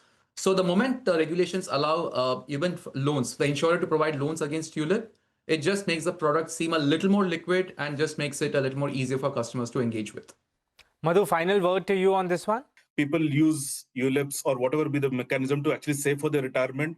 If you could reduce some GST on some of these charges that we do, there is a 18% GST. If you can reduce that, that will be great. The annuity that you get, anyone beyond, let's say 60, 65, when you're taking a pension, if that can become tax-free, I think it will give a great fillip to retirement as a whole. And I'm not just talking about ULIP or anything else. Making annuity tax-free, I think would be great. Okay. With that, we come to an end of this very interesting discussion. Thank you so much, Madhu, Srinivas and Vivek, for sharing your views on a very important, but as I said, a topic which often gets overlooked. We'll come back soon with a new episode, with a new topic, with a fresh set of experts to help you navigate the paths of insurance. Till then, stay safe, stay insured. Thank you so much for joining.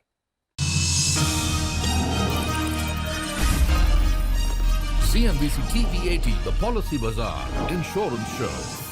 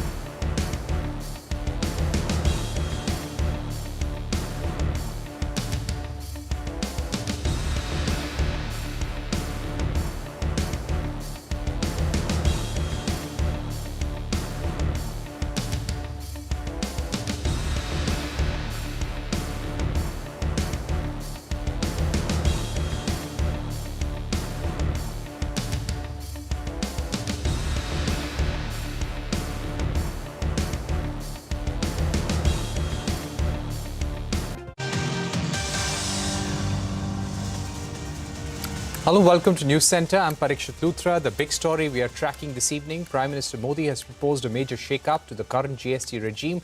The proposal is to end the current 4-slab structure and introduce a 2-slab structure with 5% and 18% as the tax rates. During his address on Independence Day, Prime Minister made these proposals and urged the state governments to cooperate and ensure that reforms are undertaken ahead of Diwali. The group of ministers on GST rate rationalization are scheduled to meet on the 21st of August. One of the sectors that will benefit from this move is the auto industry. Sources tell CNBC TV18 that there is a proposal to lower the GST rate on two-wheelers less than 350cc and small cars to 18% from 28% earlier. Currently, vehicles are taxed under multiple slabs, combining GST and cess, depending on engine size, length and ground clearance. The new proposal will aim to bring parity and reduce rates. Automobile makers have welcomed the Prime Minister's announcement. Maruti Suzuki Chairman R.C. Bhargav told CNBC TV18 that people have wanted a rationalization of rates for a long time. He added that the auto sector is now awaiting the GST Council's decisions. Mahindra and Mahindra's Rajesh Jajurikar also said that this creates a great opportunity to make in India. To take this discussion forward, I'm now joined by C.S. Vigneshwar, President at the Federation of Indian Automobile Dealers, Vinny Mehta, Director General at the Automotive Component Manufacturers Association, and also on the program with us is Jitin Makkar, Senior Vice President, Group Head, Corporate Ratings at ICRA. Gentlemen, thank you very much for joining us on the show today. C.S. Vigneshwar, if I can begin with you, do you see this with a sense of optimism, something that will really augur well for almost 51% of the car industry? And I'm saying this because almost 50 to 55% of sales still come for cars under 1200cc and less than 4 meters. Parikshit, thanks for having us here. First of all, this is great news. It's fantastic in the medium and long term. We've been asking for the rationalization of the taxes, the GST, for quite some time, and this is really going to help in terms of reducing the expenditure which a customer has to go through for the ownership of a car, and it's going to be fantastic for a car ownership or a two-wheeler ownership.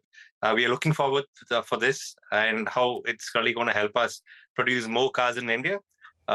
It's going to help the component manufacturers, OEMs, and of course us, the dealers, by making sure that the customer is serviced at much lower rates than what it is right now. Right. Vinny Mehta, how does this help the component ecosystem in India to become more competitive? Parikshit, first of all, this is indeed a very, very welcome step and a long-awaited step. And the component demand, as you know, is a derived demand of the vehicle consumption in the country. So if the vehicle consumption is going to go up, and if, this benign measure is going to give a boost to Make in India, we benefit tremendously out of it. And secondly, the auto component industry has two businesses. One, we supply to the OEMs, and secondly, there is the aftermarket that we service. And, the aftermarket is plagued with a lot of spurious and a lot of gray operations because, the auto components that are at 28% rate is an issue where there is a lot of gray activity that happens. So if the rates are going to come down, this is really good news. We are going to make more in India now. Right. And Vinny Mehta, if I were to try and understand from you, how much of the component industry today is in the 18% bracket? How much of it is in the 28% GST bracket? So, and if you can explain us in value terms as well. Well, when the GST came in the year 2017, almost, I would say, 40% of the auto components were in the 18% bracket, and the rest 60% were in the 28% bracket. And we being pleading the government that we are an intermediary industry. So, a higher rate is not to our advantage. I mentioned to you about the challenges in the gray market. And the government has been kind enough to listen to us. So today, almost 60% of the auto components are at 18%, but also a significant portion, which is the 40% remains at 28%. So 40% of the auto component tariffs are today at 28%, which is a higher tax slab. And if the tax slabs goes down to 18% for the auto component industry, it would be really helpful. Of course. Let me go back to CS Vigneshwar at this point. Mr. Vigneshwar, we're also entering a festive season right now. You've got Onam coming up, you've got Ganesh Chaturthi, you've got Dussehra, Dhanteras, lots of festivals over the next 2 months. Would you hope that there is at least some sort of clarity on the way forward soon? Do you expect customers to say, hey, I'm going to hold back my purchase till Diwali now? We are looking at some clarity, and so are our customers. So we've been liaising with our OEMs, and we've been also trying to talk to the government sources. We are also meeting a few central ministers in the next couple of days. So perhaps we probably need to wait for a couple of days for us to understand what's the implications and how this is going to be implemented. We understand that the Council of GST Ministers will be meeting only next month. However, we'll be requiring clarity much before that, so that we can take advantage, and also the customers can take advantage of buying vehicles during the festive season. All right, so let me now go across to Jitin Makkar from ICRA, who's joining us. Jitin, how do you think this is going to help the automobile industry? For a while now, for the last few years, the entry-level scooter, motorcycle sales, entry-level car sales, they have been under stress. Will this reduction in GST, especially for motorcycles under 350cc, cars under 1200cc, sub 4 meters, will this improve the sentiment at the entry point of the automobile industry? Yeah, you're right that the entry segment of both two-wheelers as well as passenger vehicles have been segments which have been bearing the brunt of slowdown in the consumer demand. But I think when a rate cut like this happens, the simple answer, this simplified answer would be that Economics 101 would suggest that prices will come down and therefore volumes will go up. But I think this also needs to be looked in the context that the overall construct, the proportion of cars that are currently dotting the passenger vehicle landscape, they have increasingly and significantly shifted towards higher capacity vehicles, larger sized vehicles. So because of this, I think the consumer demand itself has been moving up the value chain, and the premiumization of the passenger vehicle industry has been happening, notwithstanding the fact that they come with higher ticket sizes, and also notwithstanding the fact that the changes in regulations and inflation have pushed up prices of automobiles. But yes, once a rate cut gets announced and gets implemented rather, then certainly the consumers at the margin who were earlier not able to take that buying decision for an entry-level car or a bike, they are expected to come back to the market, and therefore it should be a positive for the entry-level bikes and the car segments. Right. And Jitin, if I were to ask you, what will be the cost differential, say, between an entry-level SUV, which is above 1200cc or 1500cc, and a small car? Because nowadays, with all the regulatory costs, even small cars end up costing around 7 to 8 lakh rupees. So what will be the cost differential between entry-level models of big SUVs and top models of your entry-level small cars? How much of a difference will it make? I think the delta is quite substantial. It could be as high as 2x. So an entry-level car could be in the region of, say, 5 lakh rupees, and an entry-level SUV, a really entry-level SUV, could be in the region of 11 lakh rupees. And therefore, that differential is substantial. But I think the customer segment which goes for entry-level cars or bikes is very different from the customer who's going for higher capacity or specification vehicles.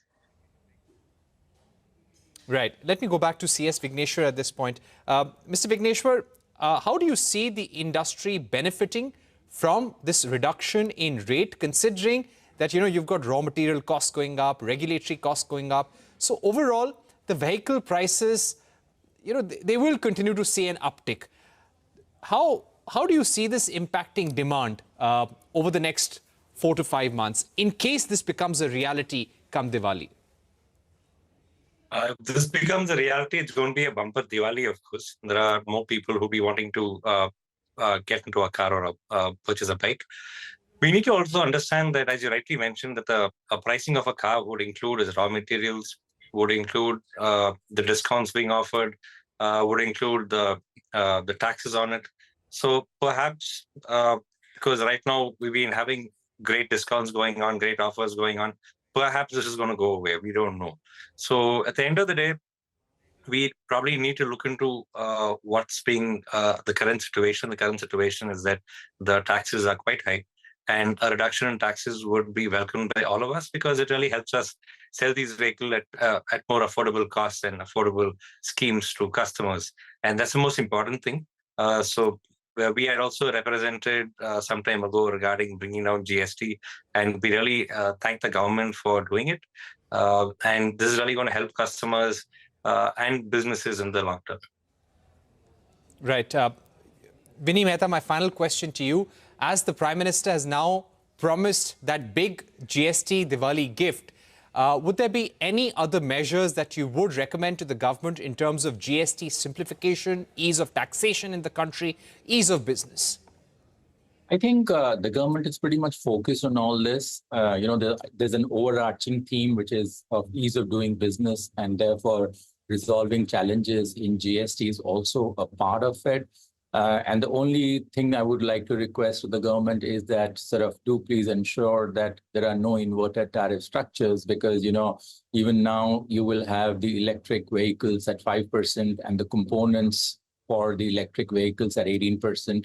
Although there's a mechanism to offset that, but it's a little bit cumbersome. So we really need a more simpler process to address challenges on the front of inverted tariff structures. Otherwise, we are really very thankful to the government. And as you said, and as the Prime Minister said, we're looking forward to a bumper Diwali. Right. So that's an important point. Address the issue of inverted duty structures that makes manufacturing, that makes the cost process more cumbersome, make that simpler, address that, upfront. Thank you very much, Vinny Mehta, Jitin Makkar, CS Vigneshwar, for joining us. We're taking a short break on the program, but coming up on the other side, the Indian government braces for 50% US tariffs starting the 27th of August. Sources say trade talks with the US scheduled for the 25th of August have been postponed. A special discussion when we return.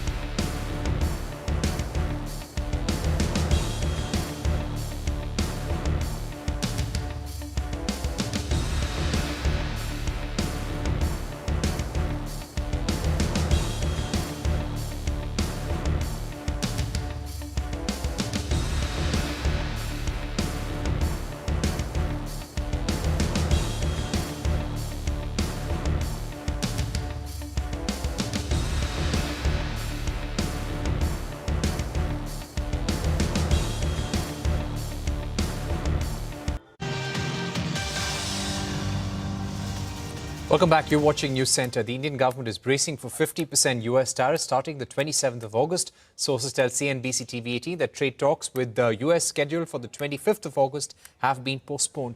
The US has not changed its stance on 25% secondary duties imposed on India. Negotiations are underway between US and India about setting aside these tariffs. Indian exporters are also rushing to beat the tariff deadline. Sources have indicated that the front-loading has led to a shortage of space on mother vessels, with exporters having to pay more to secure space. The customs clearance period has also increased. Exporters will now have to shell out 20% more on space on vessels, depending on how voluminous their products are. To take this discussion forward, we're now joined by Sumit Ritolia, lead analyst at Kepler, and Sudhir Sekhri, chairman and managing director of Apparel Export Promotion Council. Sudhir Sekhri, if I can begin with you, could you give us a sense of how you're gearing up for 27th of August? Because currently, the sense that one gets is that the trade talks, which are supposed to take place on the 25th of August, the team is not coming in to India. Those talks are not taking place. There is no deal on the Russia-Ukraine war. There is no understanding that has been reached between India and the US just as yet. How are you getting ready for the 27th of August? Okay, let me begin by saying that our industry supports the stance taken by the government when it comes to our national interest, the interest of our farmers, dairy, fisheries. And having said that, we would also like the government, because as we support the government on their stance, we expect the government to support the industry also, because the industry has a lot at stake. We have a potential loss of about $11.5 billion, and we are looking at layoffs. We are trying our best to sustain this huge loss this huge tariff that we have been faced with. However, it's not easy unless the government supports us. Now, coming to your question, how are we preparing for the 27th? Well, first of all, 27th is just, I would say, another 2 weeks away. And like every other exporter, we are also uploading, the apparel industry is also, bringing forward their deliveries so that they can meet the deadline of the 27th of August. However, that also, because there's an anomaly here, because when the deadline of 7th of August was given to us, 7th of August on board, then the custom clearance in the US was given as 4th of October. But now with the 27th August onboarding, we have 17th of September as the custom clearance date, which gives us just 20 days. And 20 days is not enough for a vessel to, the sailing time is much more than that. The minimum sailing time to the US is about 28 days. So even if we ship it on the 27th, we might still end up being hit by that 50% tariff. What exporters are doing today they are trying to either airlift the goods, or they are trying to prepone. Instead of keeping it 27th, they take it 20th as the deadline. So all these things are in the works. And obviously, it is putting a lot of pressure on vessels and logistics. Additional question to you before I go across to Sudhir. What would be, Mr. Sekhri, the quantum of exports that the textile or the apparel industry has done in this month of August itself compared to the month of July? But I can't give you the figure for August because we haven't finished August yet. But what we did in July, we were at about 3% higher than July of 24. 3% higher. And any estimates on what could August be like, considering that there is an effort to airlift and send as much of consignment as possible? Yeah, again, we have our other constraints also. Like you said, logistics is one of the constraints. But I believe by the 27th, we should be about 3 to 5% higher than last year. Okay. And let me go across to Sumit now. Sumit from Kepler, who's joining us. Remember, there have been stories about India's imports from Russia have actually surged, especially of crude oil. Sumit Ritolia, you've been tracking this space very closely. Could you give us a sense of what has been the extent of India's import from Russia of crude oil? Has it gone down in the month of August compared to July, or is it going up? Okay, yeah, thank you. Like before I start, like we have entered into a phase where it's more about barrels. It's more about balance rather than barrels. So, and coming to your point that, yeah, August import has been quite resilient till now. Like as I speak, like till 18th of August, we have seen around 1.7, 1.8 million barrels a day of crude getting unloaded at Indian refiners. But again, there is a catch here. Like with the tariff announcement coming by late of July, but for August, parcels or like I would say cargoes were already logged in June and July. So it's not that since when the tariff has started, the supply of the crude imports will go down. The real impact we will be seeing in September and October, not in August. So August has been quite resilient as of now. And what we see as a prediction modeling, overall August, we see around 1.8, 1.9 million barrels per day of crude, higher than July for 200 KBD. Right, so you're seeing higher imports in the month of August, but the real impact, as you're seeing, will be seen in September or October. How does this compare to India's purchase of crude oil and gas from the United States? Because we've been reading various reports which say that India's energy imports from the US have gone up almost 70% between January to June this year on year. Okay, so I don't have any hard numbers for gas, but yeah, I can speak on crude. Like 70% looks good, quite inflated, but you need to know that the base is very small here. So India, as of now, pre-COVID was importing around 10% of its crude requirement from US. But since then, economics and different geopolitics, as of now, we speak, India is importing around just 2 to 3%. But yeah, since Mr. President has joined, President Trump has joined, we have seen an uptick. It is also to do with the crude economics for the US, particularly with lesser cargoes going to China, so that India has more availability, and arbitrage also helps that. But as of now, we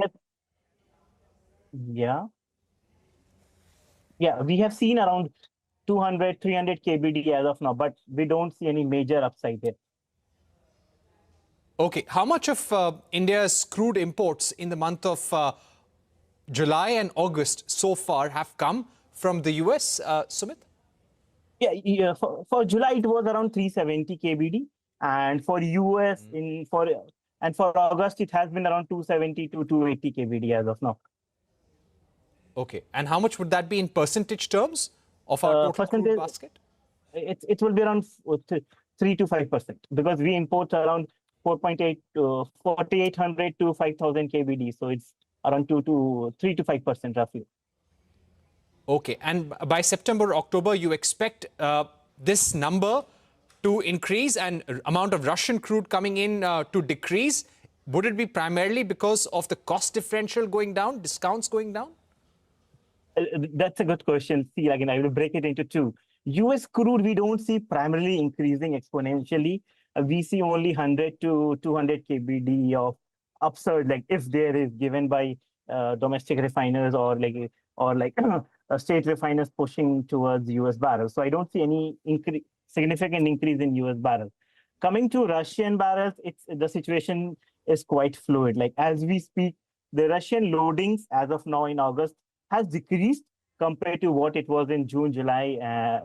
So we have seen only around 1,000 to 1,100 KBD as of now till 18th August. But again, there is a catch. There are a lot of vessels that doesn't have any specific destination as of now. So yeah, we see refineries going for the diversification, not just for the margin purpose, but again to hedge their supplies, because again, for most of the refining capacity here in India lies with the state refiners, and for them, energy security is the priority.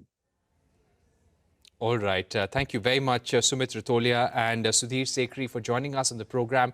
It definitely is a challenging time for exporters, energy companies. Let's see what happens in the days to come.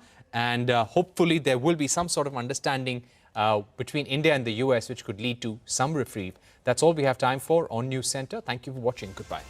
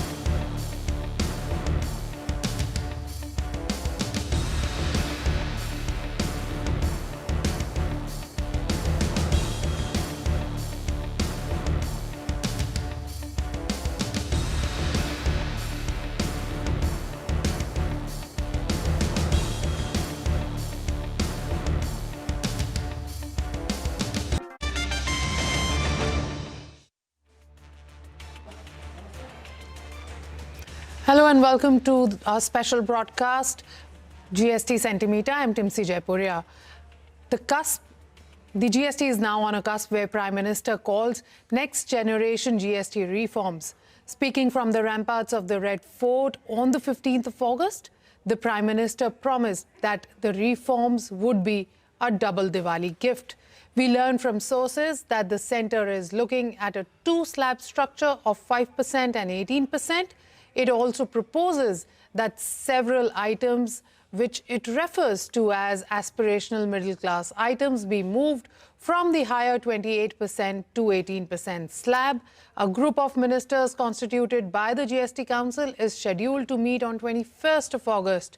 Remember, the GST Council, which has members from across all states and union territories, is the final deciding authority on all matters related to GST. Before we discuss the reforms proposed by the Prime Minister, here's an excerpt of his speech on the Independence Day. इस दिवाली में आपकी double Diwali का काम मैं करने वाला हूं। इस दिवाली में आपको एक बहुत बड़ा तोहफा देशवासियों को मिलने वाला है। पिछले 8 साल से हमने जीएसटी का बहुत बड़ा रिफॉर्म किया। पूरे देश में टैक्स के बर्डन को कम किया, टैक्स की व्यवस्थाओं को सरल किया और 8 साल के बाद समय की मांग है कि हम एक बार उसको रिव्यू करें। हमने एक हाई पावर कमेटी को बिठा करके रिव्यू शुरू किया, राज्यों से भी विचार विमर्श किया और मेरे प्यारे देशवासियों, हम नेक्स्ट जनरेशन जीएसटी रिफॉर्म्स लेकर के आ रहे हैं। ये दिवाली के अंदर आपके लिए तोहफा बन जाएंगे। The Prime Minister there claiming that a high-powered committee set up to look into GST reforms have consulted states as well. So, how is the proposed GST landscape looking like? We have Vivek Jory and Najib Shah, both former chairmen of the Central Board of Indirect Taxes and Customs, join us. Harpal Singh Cheema, Punjab's Finance Minister and senior Aam Aadmi Party leader with us. Roland Landers, CEO of All India Gaming Federation, also with us. A very warm welcome, gentlemen. Let me first begin with Harpal Singh Cheema. Sir, when we talk about the way Prime Minister made his statement, it looked like it is a done deal. Centre is understood to have circulated a proposal of shifting to a two-slab structure, 5% and 18%. Also on the agenda, a 40% slab for sin goods. How do you think it looks like? What are your comments? देखिए, लगभग 8 साल पहले GST रजीम आई थी। उससे पहले राज्यों में अपना अपना टैक्स रजीम था और जीएसटी आने के बाद कुछ राज्यों को बहुत बड़ा लॉस हुआ और कुछ राज्यों को इसका बहुत बड़ा फायदा हुआ। हम तो पहले से डिमांड करते थे कि इसमें स्ट्रक्चरल चेंज होनी चाहिए। इसकी 5 स्टेजेस हैं और 5 स्लैब्स हैं। उसमें बहुत सारा टेक्निकलिटीज हैं और हर रोज देखिए जैसे आईटीसी में लगभग 2 लाख करोड़ का तो उसमें एम्बेजलमेंट हो जाता है हर एक साल आईटीसी रिटर्न में। तो जितने भी जीवन बने हुए हैं, हम उन सब जिसमें भी हम मेंबर हैं उसमें हम यही आवाज उठाते हैं कि इसमें स्ट्रक्चरल चेंज होनी चाहिए और स्लैब जो है वो कम होनी चाहिए ताकि लोग ज्यादा से ज्यादा टैक्स की कंप्लायंस कर सकें। यदि पंजाब जो है देश भर में पहले 3 राज्यों में आता है जहां टैक्स कंप्लायंस सबसे ज्यादा है, पर लेकिन फिर भी हम जो हमारा टैक्स रजीम जीएसटी से पहले था उससे कम ग्रोथ कर रहे हैं। उससे कम हमारा ग्रोथ हो रहा है। लगभग बहुत बड़ा लॉस जो है वो स्टेट को हो रहा है। पहले तो जीएसटी 5 साल तो कंपनसेशन मिला हमें 14% की ग्रोथ से 14% ग्रोथ से हमें जीएसटी कंपनसेशन मिला, पर लेकिन अब जून जो है 2022 से वो बंद है। तो उसके बंद होने के बाद तो हमें बहुत प्रॉब्लम आ रही है। तो हमारा मानना है कि बिल्कुल इसको और सिंप्लीफाई करना होगा और जीएम जो चाहे इंश्योरेंस का है, कंपनसेशन सेस का है, रेट रैशनलाइजेशन कमेटी बनी हुई है, जीएम बना हुआ है। तो इन सभी को मैं समझता हूँ एक साथ लेके काम करना चाहिए। I think madam Nirmala Sitharaman ji इस मीटिंग में खुद जो है वो अपना पार्टिसिपेट कर रहे हैं। 20 तारीख को 20 अगस्त को हमारी मीटिंग है दिल्ली में, तो उसमें पार्टिसिपेट कर रहे हैं। लगता है कुछ अच्छा होगा और देश के वासियों के लिए ठीक होगा। और इसमें सबसे बड़ी बात है कि स्टेट की जो फाइनेंशियल हेल्थ है उसको ध्यान में रखना होगा, क्योंकि स्टेट की फाइनेंशियल हेल्थ काफी ज्यादा स्टेटों की, चाहे वो कर्नाटका है, चाहे वो केरला है, चाहे वो बांग्लादेश है, सॉरी वेस्ट बंगाल है, चाहे पंजाब है, बहुत सारे राज्यों में स्टेट की जो फाइनेंशियल पोजीशन है वो अच्छी नहीं है, क्योंकि जब से जीएसटी आया तो हमारा जीएसटी कलेक्शन, जैसे हमारा जीएसटी से पहले वाली जो हमारा सिस्टम था, जो हमारा बैट था, एक्साइज था, जैसे उसमें बढ़ोतरी हो रही थी, जो है जीएसटी में नहीं हो रही। 14% जब 14% का कंपनसेशन बंद हुआ है, तो मैं समझता हूँ बहुत सारे स्टेटों की दिक्कत आ रही है, क्योंकि जीएसटी जो है वो डेस्टिनेशन बेस्ड टैक्स है, वो डेस्टिनेशन बेस्ड टैक्स है, कंजम्पशन बेस्ड टैक्स है। सो जो बड़े राज्य हैं जैसे यूपी है, बिहार है, उनको तो फायदा होता है, पर लेकिन जैसे पंजाब है, पंजाब प्रोडक्शन स्टेट है, पंजाब एक एग्रीकल्चर स्टेट है, हमारा जो एग्रीकल्चर पे एक सेस लगा हुआ था पंजाब में, उसको भी सब्स्यूम कर दिया गया था। जो परचेज टैक्स था हमारा एक, उसमें कम से कम हमें 7,000 करोड़ रुपया पर ईयर आता था, वो सब्स्यूम हो गया, तो उसका बड़ा लॉस हो गया।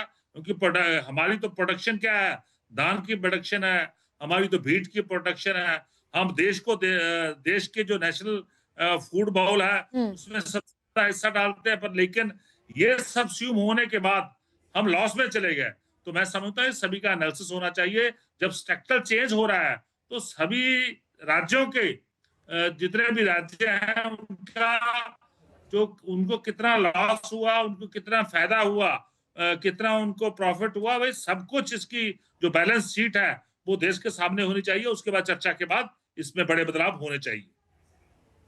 तो आप कह रहे हैं कि बदलाव अच्छे हैं, लेकिन स्टेट्स के रेवेन्यू को लेके जो कंसर्न आपने बताया कि बहुत सारे राज्य आज भी घाटे में हैं, घाटे में राज्य चला रहे हैं, उनको कितना प्रोटेक्शन मिलेगा? ये नए स्लैब से आपको कुछ लगता है कि 5 और 18% काफ़ी रहेंगे राज्यों के घाटों को पूरा करने के लिए? क्योंकि पहले तो रेवेन्यू राज्य के हाथ में था, अब जीएसटी के बाद एक कंबाइंड एफर्ट आ गया है, डेस्टिनेशन बेस्ड टैक्स है, कंजम्पशन बेस्ड टैक्स है, जहां पे कंजम्पशन ज़्यादा है वहां ज़्यादा है, और अब कॉम्पनसेशन सेस भी नहीं है, और अब तो बैक टू बैक लोन्स का पेमेंट भी खत्म हो रहा है। सेस पे भी कमेटी बनी हुई है कि ये सेस को सब्स्यूम करके कैसे आगे बढ़ना चाहिए।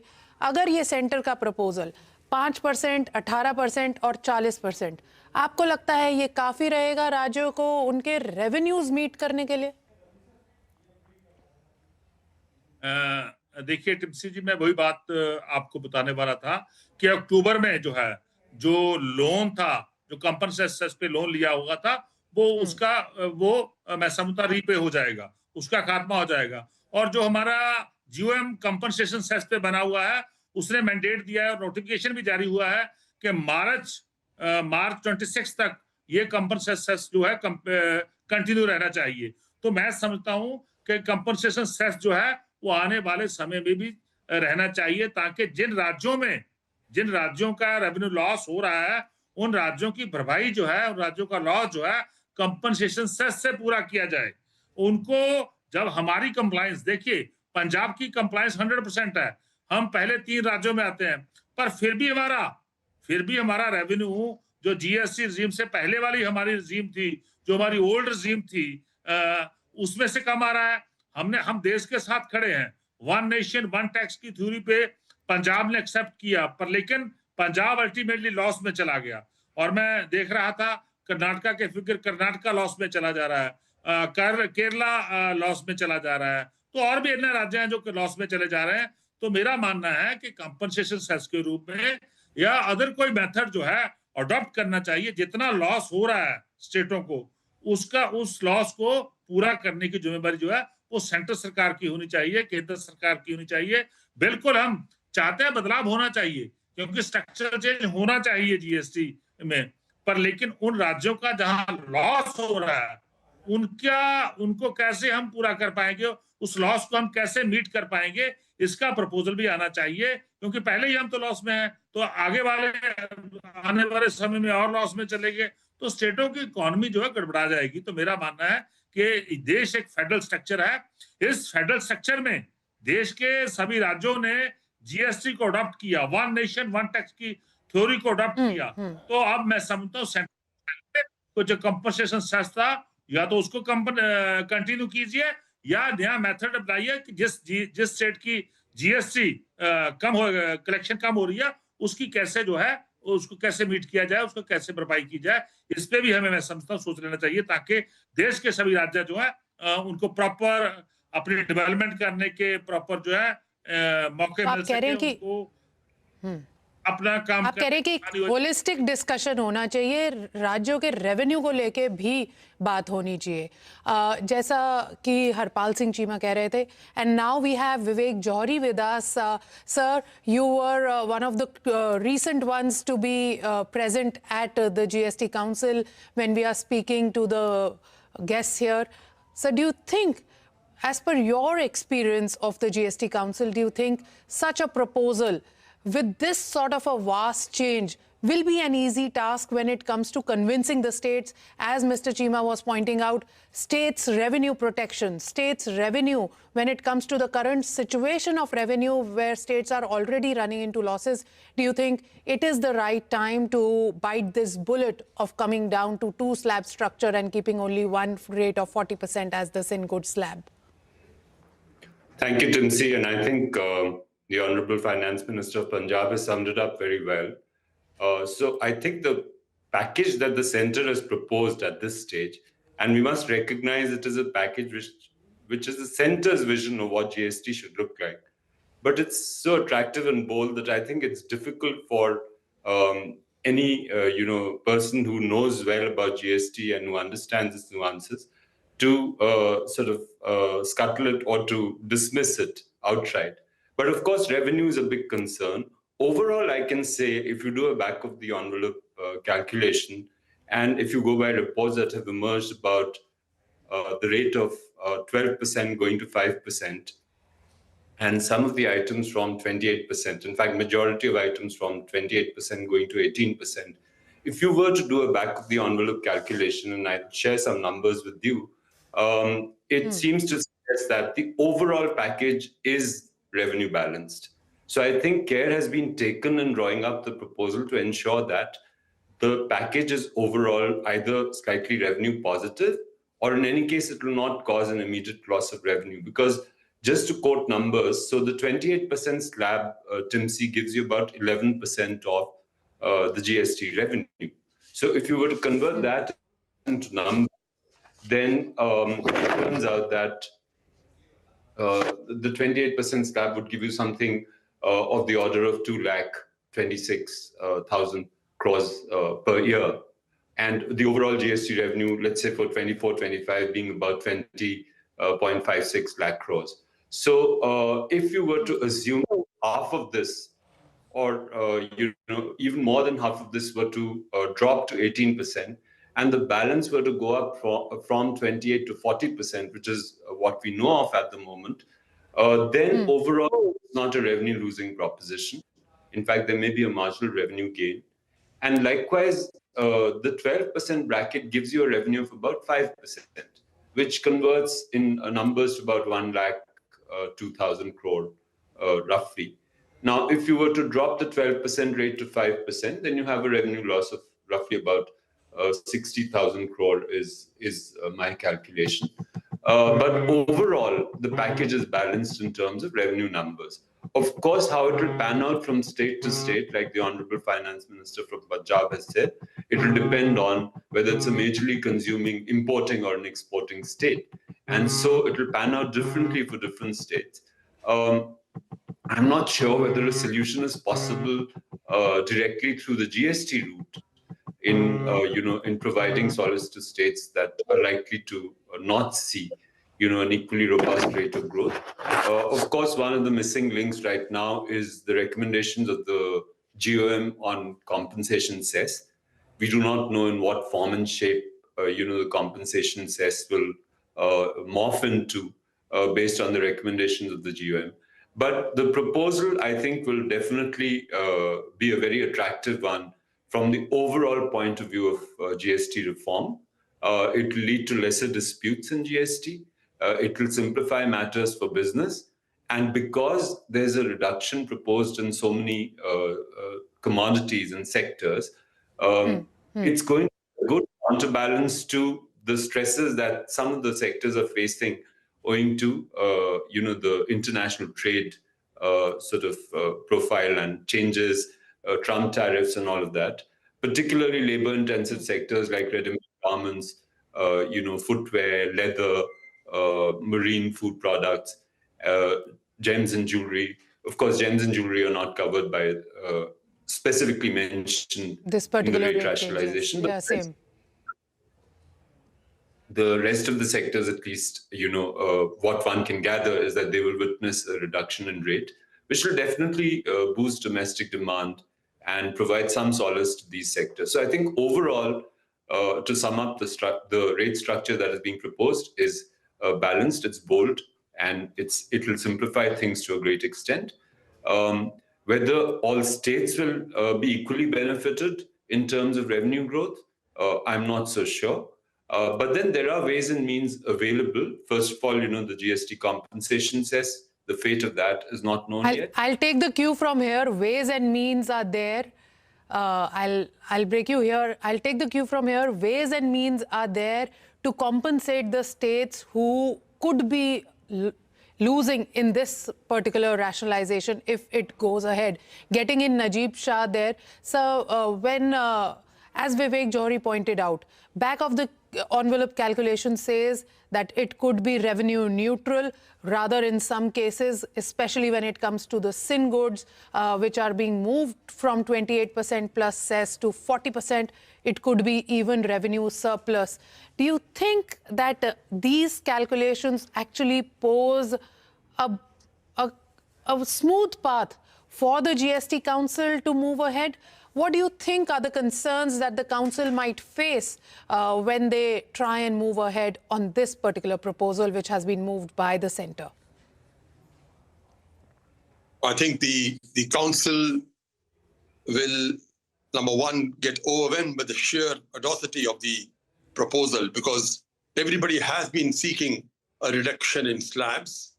I don't think anybody expected this sort of dramatic announcements coming from Red Fort. So, they would be overwhelmed by the sheer audacity. They would need to be assured that revenue will continue to be similar or same as it was till now, because the reduction in the rates would suggest that there can be a possible impact. But I'm sure the centre has done its calculations, and like Vivek pointed out, if the 18% slab, which is the maximum revenue giver, continues where it is, and we have some goods moving down from the 28 towards 18 and 28 towards 40 moving up, so that should offset. These are numbers which the states participating in the Council's meeting would certainly need to be assured about, and only then they can go forward. The compensation cess, I think, with due respect to the Honourable Minister, has to come to an end. We have to find other ways of compensating the states, if at all the states need to be compensated, based on the calculations of the numbers which can emerge in the Council's meeting. I'll also take one more question with you here. Yes. I'll also take one more question with you here. There is also what government sources are indicating, that the tax incidence when it comes to products like tobacco products, tax incidence would remain the same.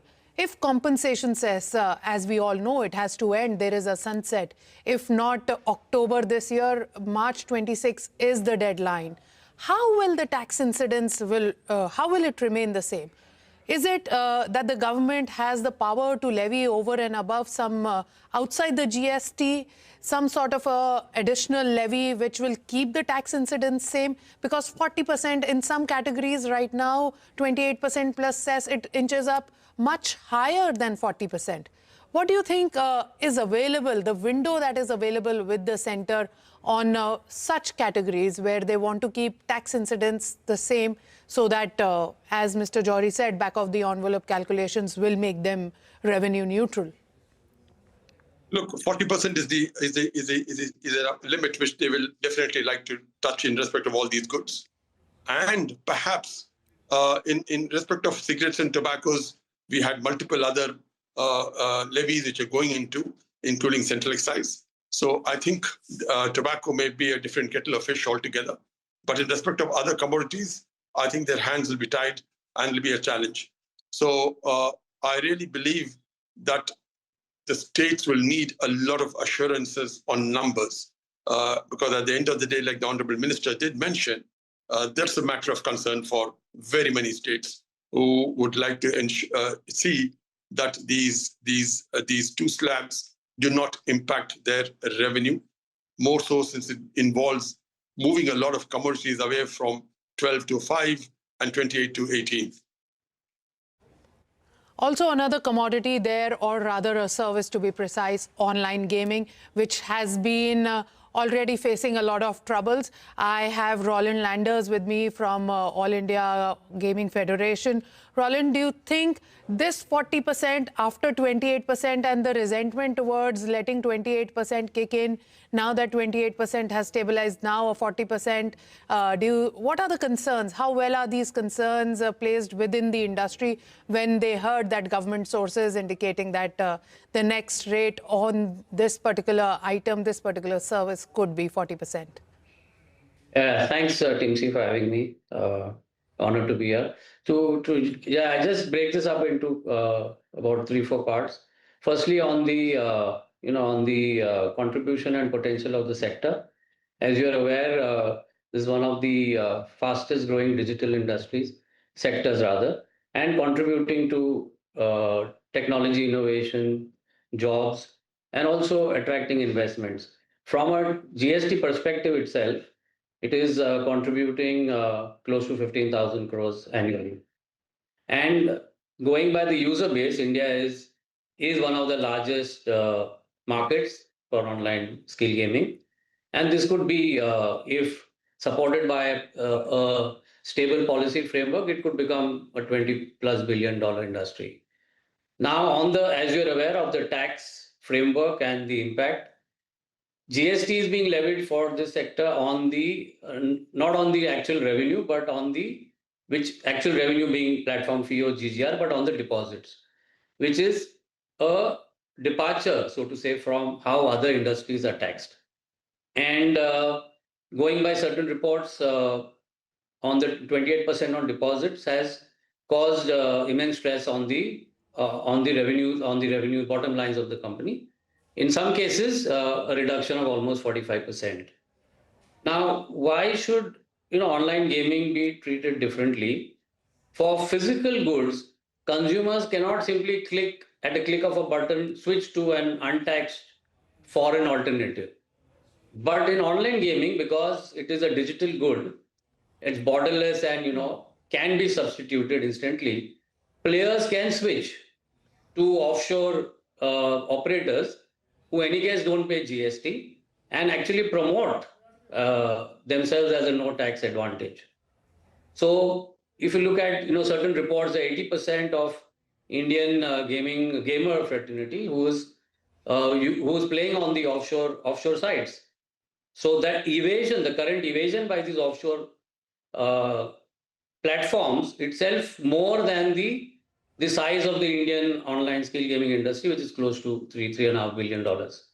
So the way forward, one could state that going by international best practices, the right approach would be a rational taxation and strong regulation, and we've made immense progress. The 2023 amendments to the international intermediary guidelines and states such as Tamil Nadu, the Tanoga, which was set up, they are mandating age verification, deposit limits, self-exclusion, transparency. Now, all of this, if this is embedded into a national kind of a framework, and that will give the Indian online skill gaming companies a level playing field against the offshore operators. In summation, I would say that global examples show that online skill gaming must be treated differently as a digital good and borderless in nature. And that's why rational taxation and strong safeguards at a national level will protect the Indian gaming companies And so and you also- demand a rational taxation rate, but rational taxation, and that too for skill gaming sector, we must understand that there is no distinction that the government has made till now, be it game of skill or games of chance. They're all treated the same. So that is something that the industry is has cautioned that there should be a rational, stable taxation, and yes, differentiation between games of skills and games of chance at a different tax rate. Adopting the global best practices can only safeguard and growth of this sector, which will also lead to the growth in the revenues. My last question to Harpal Singh Cheema. Sir, do you think, क्या आपको लगता है कि राज्यों का इस decision को लेना बहुत आसान होगा, चाहे वो बीजेपी रूल्ड स्टेट्स हो, चाहे वो ऑपोजिशन रूल्ड स्टेट्स हो, चाहे वो कांग्रेस हो, चाहे आम आदमी पार्टी हो? आपको क्या लगता है ये प्रपोजल जीएसटी काउंसिल में कितनी आसानी से क्लियर हो सकता है या कितनी मुश्किलों से क्लियर हो सकता है?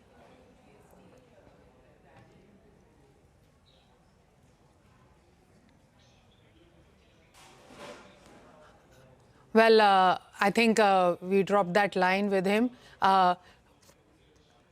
Mr. Jory, do you think how smooth this decision will be in the council? Will it be a smooth sail or will it be a tough road to crack? See, Timsy, I feel that there will be a lot of discussion on the proposal in the council, particularly when it comes to reslotting, goods or services from a particular rate to another rate, because it'll depend on what political philosophy you're coming from, and how you view that reduction, how you view that particular category of goods or services. For example, there could be debates about what you would treat as aspirational goods, what you would treat as luxury items. Sin goods, of course, fortunately, I think there is a fair amount of consensus on what they constitute. So the proposal will definitely go through a lot of discussion in the council. But as I said, it is difficult to sort of outright reject it because of its boldness and the simplification that it promises, to taxpayers. And definitely, it will also be a boost to, revenue productivity of the system. So I think, and it's only healthy that it should be discussed. And, when we are reslotting certain items from, a higher rate to a lower rate, there would be discussion around that. But I think overall, Mr. Jory, I'll stop you here. We have Mr. Cheema back with us.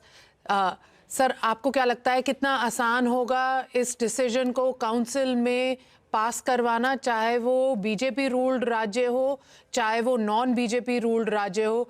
क्या सबकी सहमति बन पाएगी बहुत आसानी से इस bold proposal पे?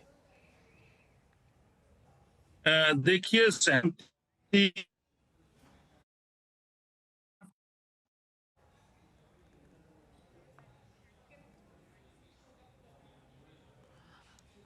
I think we dropped the line there. So just thanking all the guests, Mr. Najib Shah, Mr. Vivek Jory, Roland and Harpal Singh Cheema joining us on this special broadcast of GST Centimeter, where we discuss the proposal that is believed to have circulated by the center to the states, moving to a 2-slab structure from a current 4-slab structure, folding in a lot of taxes, higher rates, and yes, bringing in more simplification, ending up the classification matters, and yes, GST 2.0, the big bold reforms, coming up with a Diwali boost is what, as Prime Minister said, a big Diwali bonanza. Let's see how soon these proposals actually make up for a reality. Very thanks for watching this show. We'll be back in a moment.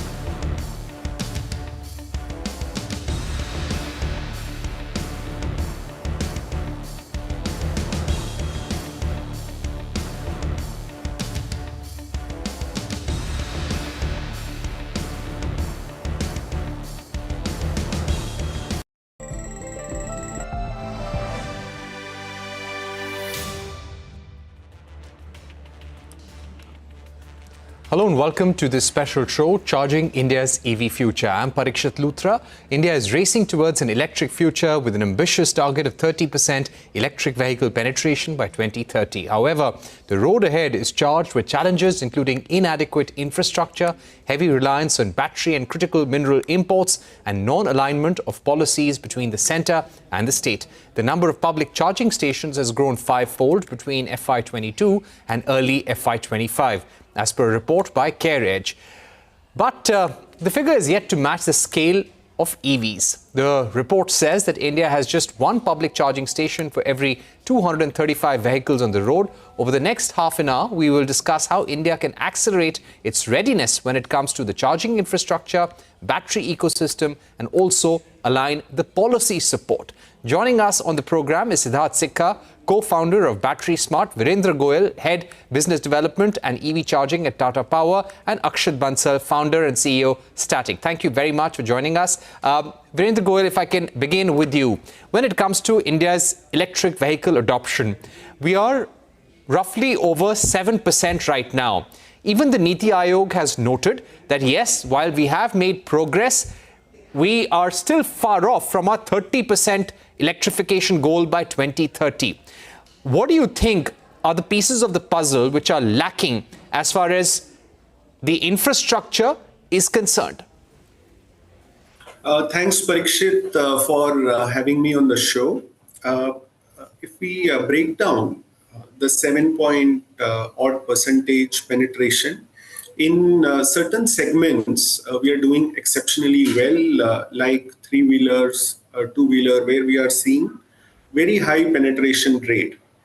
I think the only segment in which there is a kind of bit of a slowdown is four-wheeler passenger car. But even in that, if we look at the EV car sales of calendar year 24, which was roughly about 98,000 units, and if we look at the car sales happening between January and July this year, we have almost touched the same number. So there is a lot of excitement amongst the buyers. The puzzles which we need to fix is, of course, availability of charging infrastructure comes as one of the critical element. Also, availability of options to the buyers, and which is what, if we see today, by this calendar year, we are seeing there is an uptake in passenger vehicle sales. It's because today consumer has many more options. And the price difference between an ICE vehicle and EV is continuously reducing. There are more and more EV vehicles on the road, which is giving a lot more confidence to the new buyers. I think all put together, we will certainly be moving towards 30% penetration target by 2030. There is a beautiful scheme which we recently launched in the form of PME Drive, which covers it is a comprehensive scheme which covers from demand side to EV charging to everything. So I think the puzzles are there. It is just getting fixed. You know, I would also quickly like to ask you that what would be your target in terms of market share and the number of charging stations you would like to have in the next 3 years? The reason why I'm asking you this, because there was a report recently which said that India needs at least 3.9 million EV charging stations by 2030. See, we already have about 5,500 public charging points plus about 1,200 bus charging points. Plus, if we look at, we have very high penetration of home chargers in the country, and Tata Power has installed about 150,000 home chargers already. So we are looking at installing about 7.5 lakh home chargers in next 5 years, making these public charging, semi-public charging station to about 10,000, and buses, trucks would go as the penetration happens. I think when we look at public charging numbers, we are not factoring the home charging installations which are being done. And India has seen very high penetration of home charging, which is what is actually enabling the adoption of e-mobility. Various reports from OEMs, they say approximately 90% charging happens at home. And there are many users who never go to a public charging station. So given the ease and the kind of service which we have created for, and it is so seamless. You book a car, we come to your home and we install a home charger. So once you get back in the evening with your car, you can charge. So it's Mr. Goyal, I'm going to come back to you. Let me also get in. Let me also get in our other panelist, Akshat Bansal. Akshat, Static has been deploying, and they've deployed over 8,000 chargers across 70 plus cities, and you're aiming for 20,000 by 2026. But do you feel that having more fast chargers is the answer? Currently, you've got 30 kilowatt-hour chargers, 60 kilowatt-hour chargers, 150 kilowatt-hour chargers. But what Tesla has shown us in India now, in Delhi and Mumbai, is superchargers, which are 250 kilowatt-hour, and they can charge your car to about 267 kilometers or 270 kilometers in about 15 minutes. Companies like Xiaomi and some of the Chinese car makers are displaying technology that can give you 600 or 700 kilometers of range in about 15 minutes. Do you think that is something that the Indian government must work with industry players to offer to the customer? Okay. No, first of all, thanks a lot, Parikshit, for having me on the show. I wanted to point out, first of all, that we were the ones who helped Tesla build these stations in Delhi. And what we realize, given our experience in this market, is obviously fast charging is the way to go. But then it is also a combination of the OEM being able to support it and the grid that is available. So even though fast charging is the way forward, and as a company, that is what we're looking to build, there are a lot more challenges that needs to be solved for it, majorly in the back-end power infra space, which is not adequate at a lot of locations. And even though charging will be in all the parking, not every parking charger could be a fast charger. So you need to carefully build that out. Right, that indeed is important. Let me also get in Siddharth Sikka, co-founder of Battery Smart. Now, Siddharth, battery swapping is a model that is popular in several countries. But how important is it from an Indian point of view? And also, we've been toying with the idea of a battery swapping policy and a standardization across the board. How much success have we achieved with that policy, and what kind of a nudge do we need from the government? Thank you, Parikshit, for having me. When we talk about making electric vehicles mainstream, I think two big barriers always come up. One is the affordability, and then there is uptime. Battery swapping directly solves both of these barriers. When you remove battery ownership from the purchase equation, you bring down the upfront cost of any electric vehicle down by as much as 40%. Now, this is very transformative for a commercial driver, fleet operator, right? Because they have to be on the road 24/7. Swapping actually means that you are never stuck waiting for charging. For 2 and 3 wheelers commercial driver, that would make up to, I think, 80% of all the vehicles sold in India. This is very critical. For them, time is money. This also takes the range anxiety out of the picture entirely. A driver knows whenever their battery is low, the station nearby, they can get a fully charged battery under 2 minutes. So this is uninterrupted operations. At Battery Smart, we have a network of more than 1,600 swapping stations. We have shown that this model works at scale, works in real world conditions, deployed about 2.5 lakh batteries and doing about 4 million swaps every month. So what we have done is our approach is built for speed. We have collaborated with the local entrepreneurs in a lot of places. We have also collaborated with the local bodies. There is a lot of support from the government as far as battery swapping is concerned. course, there is a lot of talk around policy as well. I can talk about some of the things that government should be doing, could be doing, right, to make this more mainstream. One of that is definitely GST. If you talk about GST, electric vehicles are taxed at 5%. But if you separate the battery, it suddenly becomes 18%. Now that same 18% applies to swapping services as well. And any e-rickshaw driver that's earning like 500, 800 rupees is also paying 18% tax, right, which is prohibitive. So I think if you bring the GST and swapping down to 5%, same as EVs, it will immediately cut costs for drivers and push adoption much faster. Right.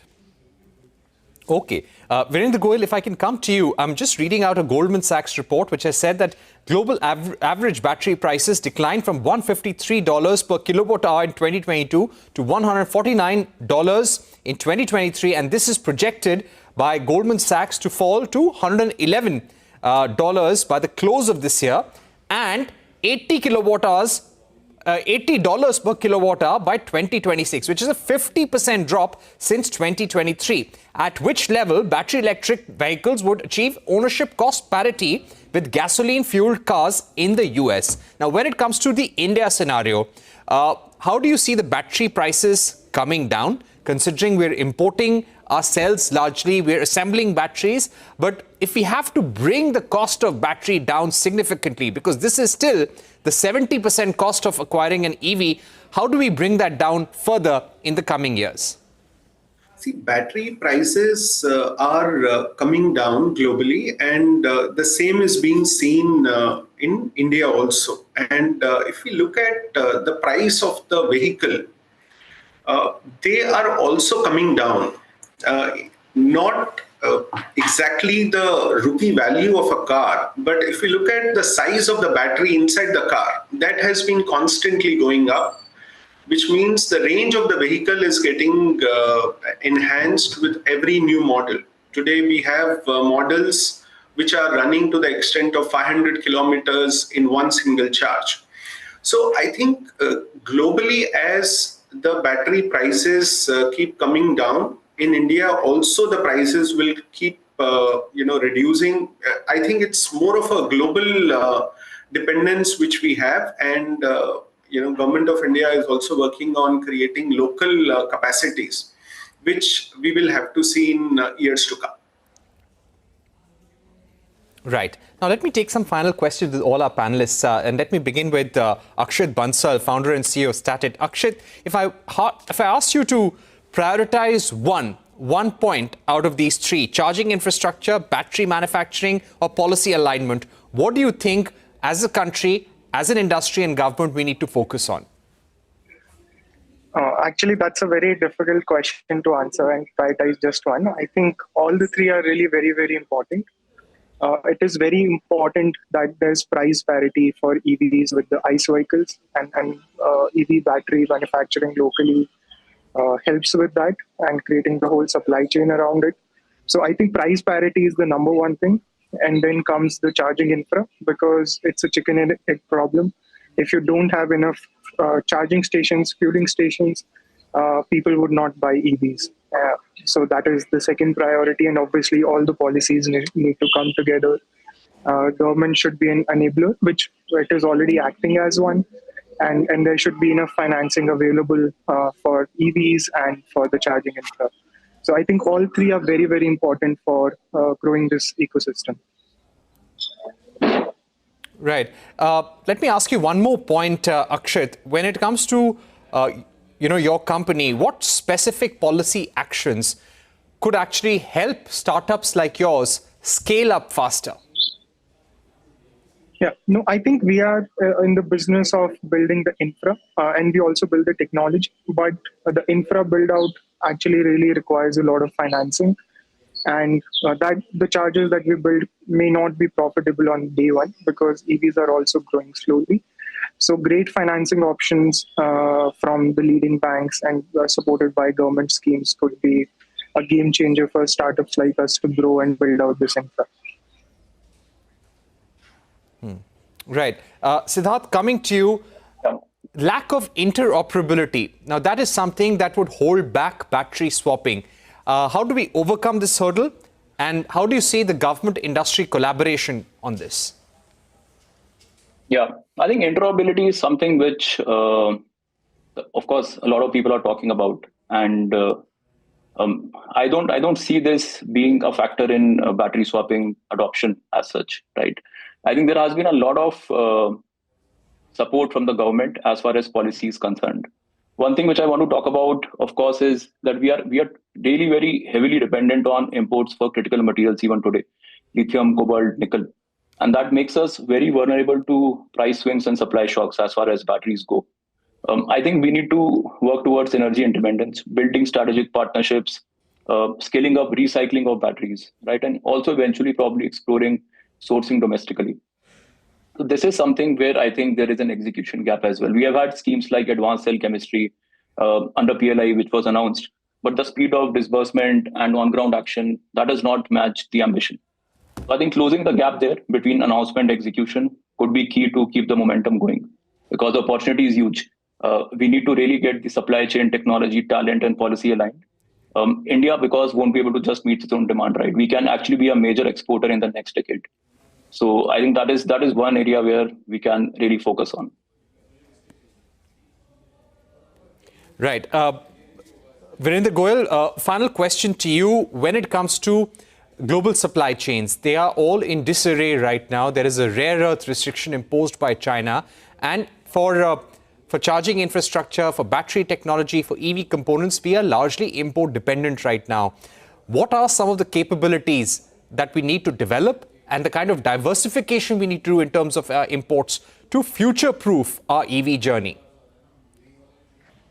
So Parikshit, yes, we are largely import dependent today, whether it is battery or the critical components inside the charging infrastructure. And the same needs to be, created, developed in the country. So the question which you had asked, Akshit, on the 3 points, my view is that we need a policy, and we need to first address these import-dependent activities, the dependence which we have today, and all of us are seeing the rare earth dependence, on which would have impact on the vehicle output. So that dependence will have to reduce by local manufacturing, localizations, which is also a part of many subsidy schemes. Yeah. All right. Thank you so much, Mr. Goyal, Siddharth Sikka, Akshat Bansal for joining us. It's been a great discussion on charging up India's EV journey. We're taking a short break, but don't go anywhere. When we return, we'll get you a special and exclusive conversation with Jayesh Ranjan, Special Chief Secretary, Government of Telangana. On the other side, we discuss the EV policy, which aims to attract $4 billion in private investments by 2030.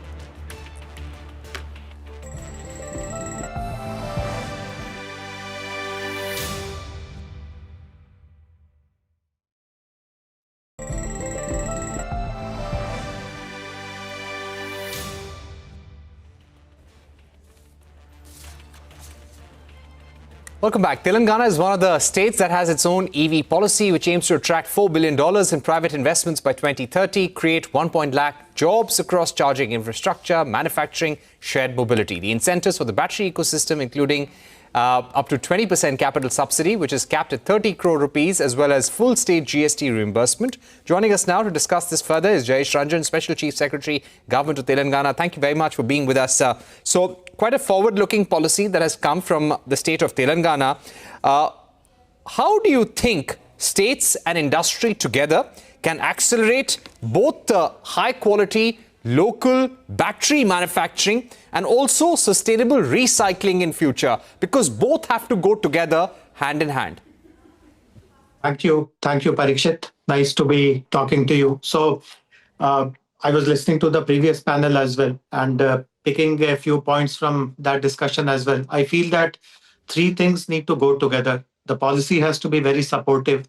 It should address all the pain points that investors experience. And some of your panelists spoke actually about the pain points that they face.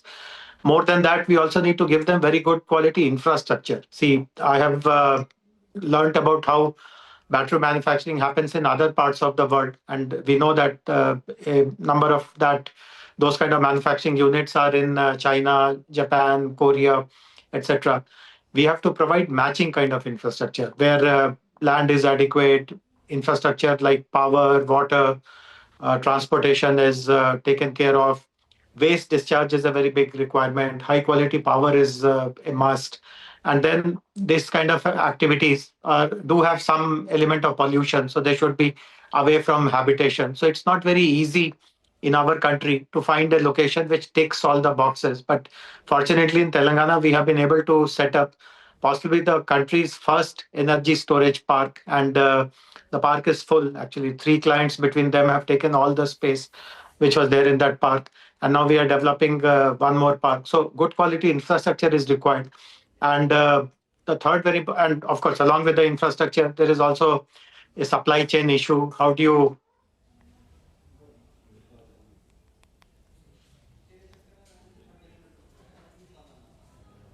Or, okay, I will come to that. But, you know, India has a number of policies. We've had a FAME scheme, a FAME scheme 1, a FAME scheme 2. You've had a PM e-drive scheme. These are the supply side incentives. For example, when you buy an electric vehicle, you get an incentive on that.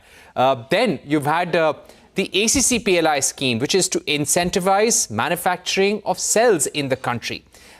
Then you also have PLI schemes for advanced automotive manufacturing, both for components and entire vehicles, which includes cars, two-wheelers, three-wheelers, buses, trucks as well. So India has literally brought out a number of schemes to incentivize the entire supply chain when it comes to EVs. Why has cell manufacturing been slow to take off?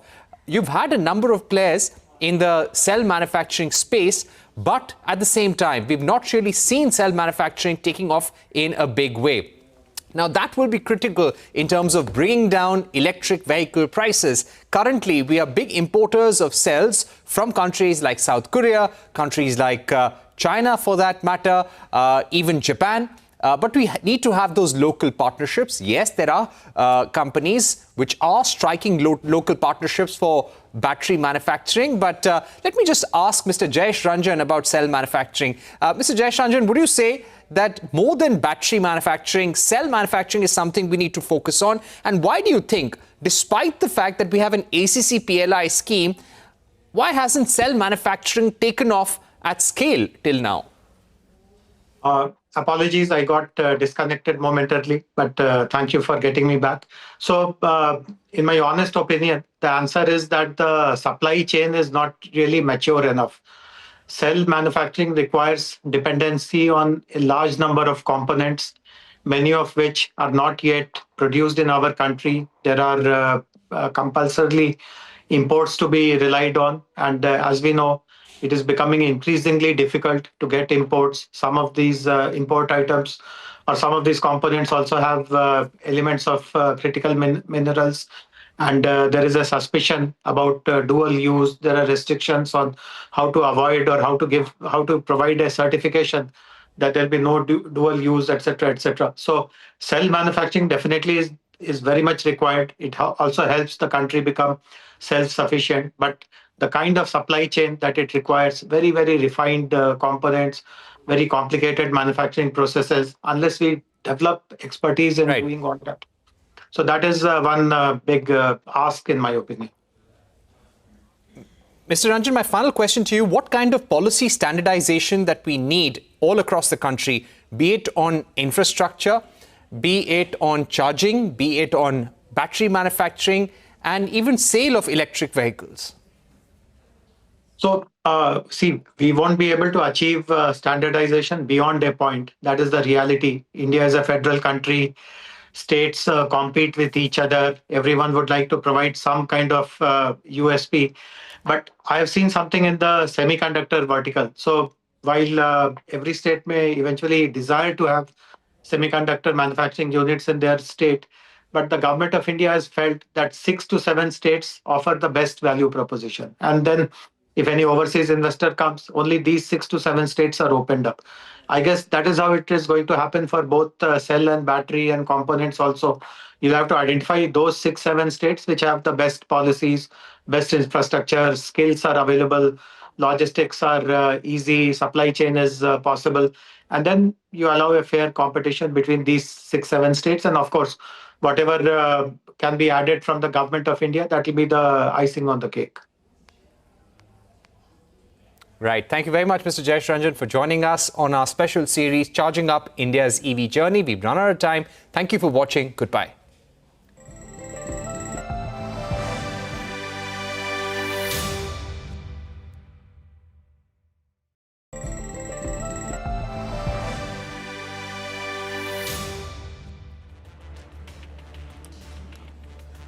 Hello and welcome to this special show, Charging India's EV Future. I'm Parikshit Luthra. India is racing towards an electric future with an ambitious target of 30% electric vehicle penetration by 2030. However, the road ahead is charged with challenges including inadequate infrastructure, heavy reliance on battery and critical mineral imports, and non-alignment of policies between the centre and the state. The number of public charging stations has grown fivefold between FY22 and early FY25. As per a report by CareEdge. But the figure is yet to match the scale of EVs. The report says that India has just one public charging station for every 235 vehicles on the road. Over the next half an hour, we will discuss how India can accelerate its readiness when it comes to the charging infrastructure, battery ecosystem, and also align the policy support. Joining us on the program is Siddharth Sikka, co-founder of Battery Smart, Virendra Goyal, head business development and EV charging at Tata Power, and Akshat Bansal, founder and CEO, Static. Thank you very much for joining us. Virendra Goyal, if I can begin with you. When it comes to India's electric vehicle adoption, we are roughly over 7% right now.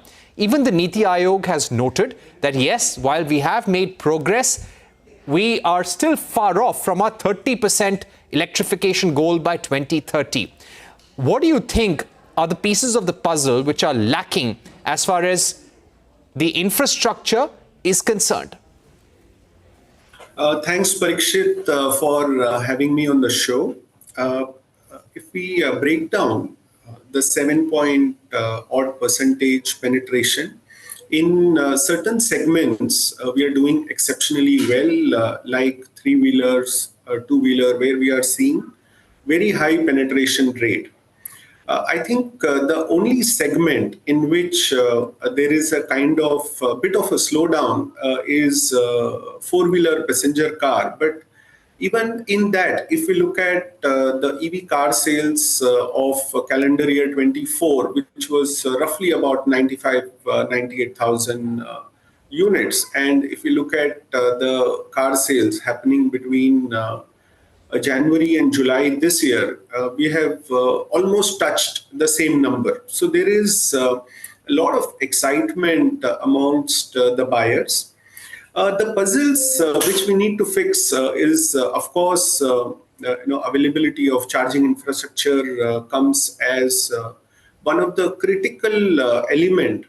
Also, availability of options to the buyers, and which is what, if we see today, why this calendar year we are seeing there is an uptake in passenger vehicle sales. It's because today consumer has many more options. And the price difference between an ICE vehicle and EV is continuously reducing. There are more and more EV vehicles on the road, which is giving a lot more confidence to the new buyers. I think all put together, we will certainly be moving towards 30% penetration target by 2030. There is a beautiful scheme which we recently launched in the form of PME Drive, which covers it is a comprehensive scheme which covers from demand side to EV charging to everything. So I think the puzzles are there. It is just getting fixed. You know, I would also quickly like to ask you that what would be your target in terms of market share and the number of charging stations you would like to have in the next 3 years? The reason why I'm asking you this, because there was a report recently which said that India needs at least 3.9 million EV charging stations by 2030. See, we already have about 5,500 public charging points plus about 1,200 bus charging points. If we look at, we have very high penetration of home chargers in the country, and Tata Power has installed about 150,000 home chargers already. So we are looking at installing about 7.5 lakh home chargers in next 5 years, making these public charging, semi-public charging station to about 10,000, and buses, trucks would go as the penetration happens. I think when we look at public charging numbers, we are not factoring the home charging installations which are being done, and India has seen very high penetration of home charging, which is what is actually enabling the adoption of e-mobility. Various reports from OEMs, they say approximately 90% charging happens at home, and there are many users who never go to a public charging station. So, given the ease and the kind of service which we have created for, and it is so seamless. You book a car, we come to your home, and we install a home charger. So once you get back in the evening with your car, you can charge. So it's Mr. Goyal, I'm going to come back to you. Let me also get in. Let me also get in our other panelist, Akshat Bansal.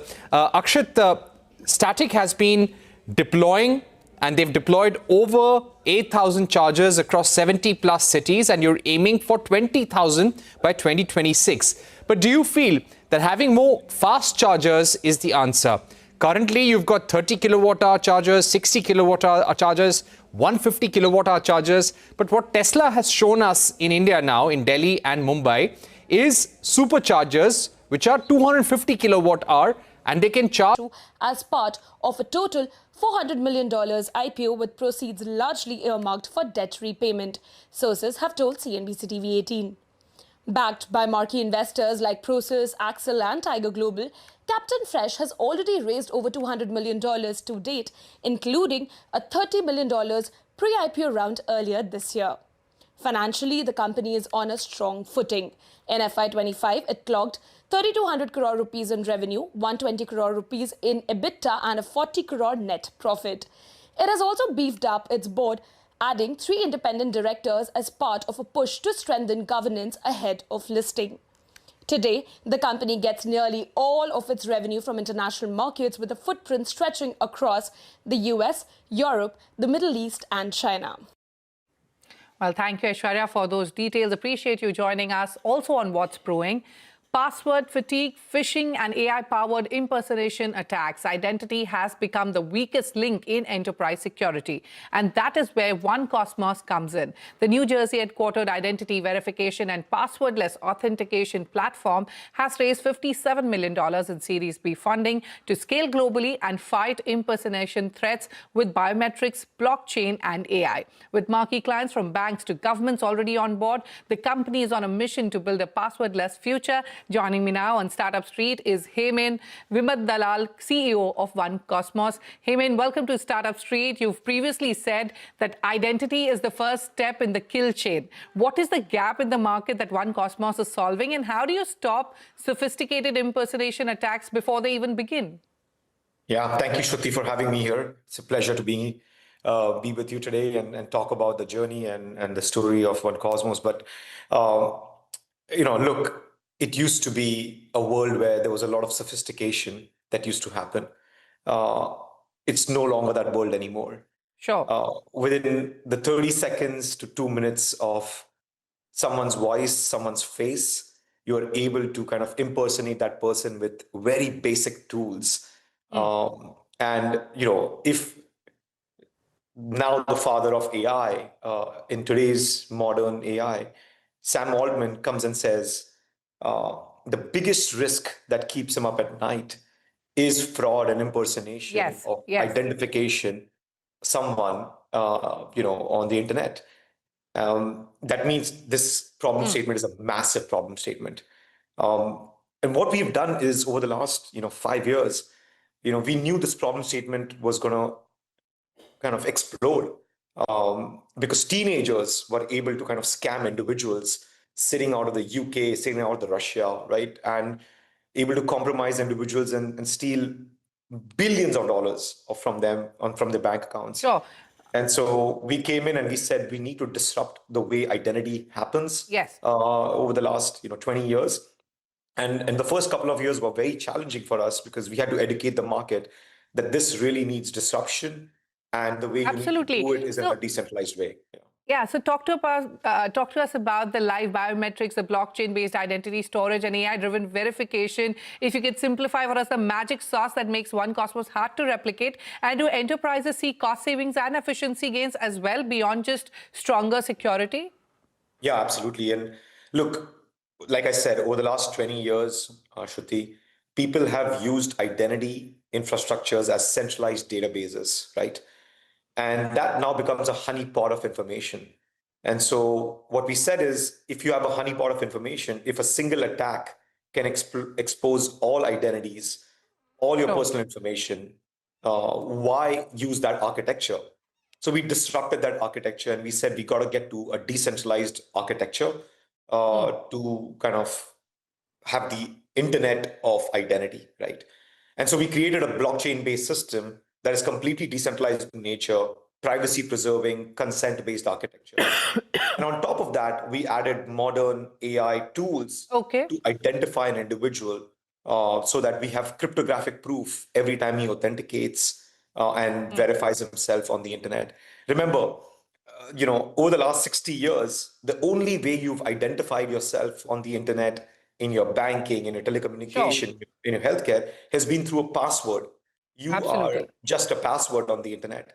And we have disrupted that, kind of legacy thinking. So very quickly, take us through what the Series B round means for One Cosmos. What are the immediate priorities for deploying this capital? And what new geographies are you eyeing for expansion? Basically, what's next in terms of product innovation as well?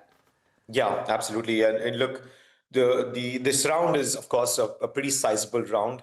We've always come with a very bootstrap mentality. But I think, over the last 18 months, what we've seen is we've tripled our ARR, right? So it's become extremely exciting for our existing investors, myself, who's doubled down on our investments. And all the existing investors kind of came and joined this round and then kind of increased their kind of share into the round as well. The way we're going to be utilizing is this: 1/3 of the capital is going to go towards go-to-market motion. So we got to increase our velocity because the market is calling us. The other 1/3 is going to go towards, total R&D and AI-led solutions. And the other 1/3 is going to go towards kind of talent acquisition because I want to expand the leadership team. Yeah. All right. Finally, tell us, what's your take on the future of passwords? Are we really at the tipping point of a passwordless world? My wife tells me every day, how bad are you? You're promoting a passwordless solution, but you've still not removed my passwords. Shruti, that still is the mission. I'm going to work towards it. Today, we are managing about 75 million users on the platform who are passwordless, 1 billion authentications on the day, every day. So on the platform, so super excited about that. That mission still remains. Passwords, are getting obsolete. They're no longer going to be a viable form of authentication. And we are at the forefront of that kind of change and transformation. Yeah. All right. We wish you more success for that mission of yours. Many thanks for joining us today on Startup Street. Thank you so much, Reddy. Yeah. And moving on what's brewing today, Elevas, a luxury vacation rental platform, has raised 87 crore rupees in a Series B round led by Vertex Ventures Southeast Asia and India, with participation from existing backers Peak 15 Partners, Surge and 314 Capital. Founded just 2 years ago, Elevas is now present in 30 Indian destinations and has clocked 5x year-on-year revenue growth. The fresh capital will be used to strengthen its technology backbone, double down on high-demand destinations in India and prepare for global expansion. Joining me now to discuss this further us Ritwik Khare, the founder and CEO of Elevas. Ritwik, thank you so much for taking time out and being here with us on Startup Street. You know, let me begin by asking you, you're a luxury vacation rental platform, and this is sort of becoming a crowded space, right? So what's your edge over your rivals, both Indian and international? If you could take us through what's on offer really quickly. No, thank you for having me on the Startup Street, and pleasure and honor both. Absolutely, you know, your comment gets me thinking. It's actually the reverse. The situation is actually that this space doesn't have a nice, trustworthy, competent brand tackling the two-sided problem that we are tackling. So Elevas is actually serving the homeowner, people who buy second homes across the country and abroad as well, eventually. And also likewise for travelers, while there are many large luxury brands whom they can blindly trust on the hotels front, there is no one single brand whom they can target on the villas and apartments front or the second home front in that sense. So for us, the way we see it, it's the fastest growing category. It's growing at 10x the hotels demand and supply side both, which is a rare combination. And on that, I think there is a massive gap in the market of somebody solving it at scale with technology and with the brand promise that Elevas brings onto the table. Right, so it's a fast-growing market, so you see a lot of opportunity here. You know, with this fresh 87 crore rupees in funding that you have, right, what will be your top three priorities? Expansion, tech, global growth? What's on top of the agenda to spend this money right now? Yeah, actually, three things, and obviously at the core of all that is good talent. We have a fantastic founding team, but on top of that, you know, given that we are scaling very fast, I think talent is at the core of it. But the three priorities for the team are, you know, would be to strengthen our tech for both the homeowner as well as the traveler, and somebody we serve very passionately, which is the caretaker of the home. So tech for all the three ecosystem players. Building the brand, we've done phenomenally well with customer experience, with about 1.5 lakh customers having experienced us in the last 24 months. Now it's the time to take the story out a little more and ensure that more and more owners as well as travelers get to hear about our brand. And lastly, also very important that we build out our expansion roadmap within India first, and then you know, internationally as well. We are a brand for Indians, and obviously we've got to expand accordingly to ensure that we are there for wherever they want to go. Yeah, and you know, speaking about expansion, right? You've spoken about deepening your penetration in India, which you just mentioned. So, which travel destinations or markets are you doubling down on first, and how soon will you take Elevas global? Yeah, thank you. Great question. So we started with Goa, which is India's tourism capital. And I think when we started the company, we said everyone has one interest in India, at least within the country, which is Goa.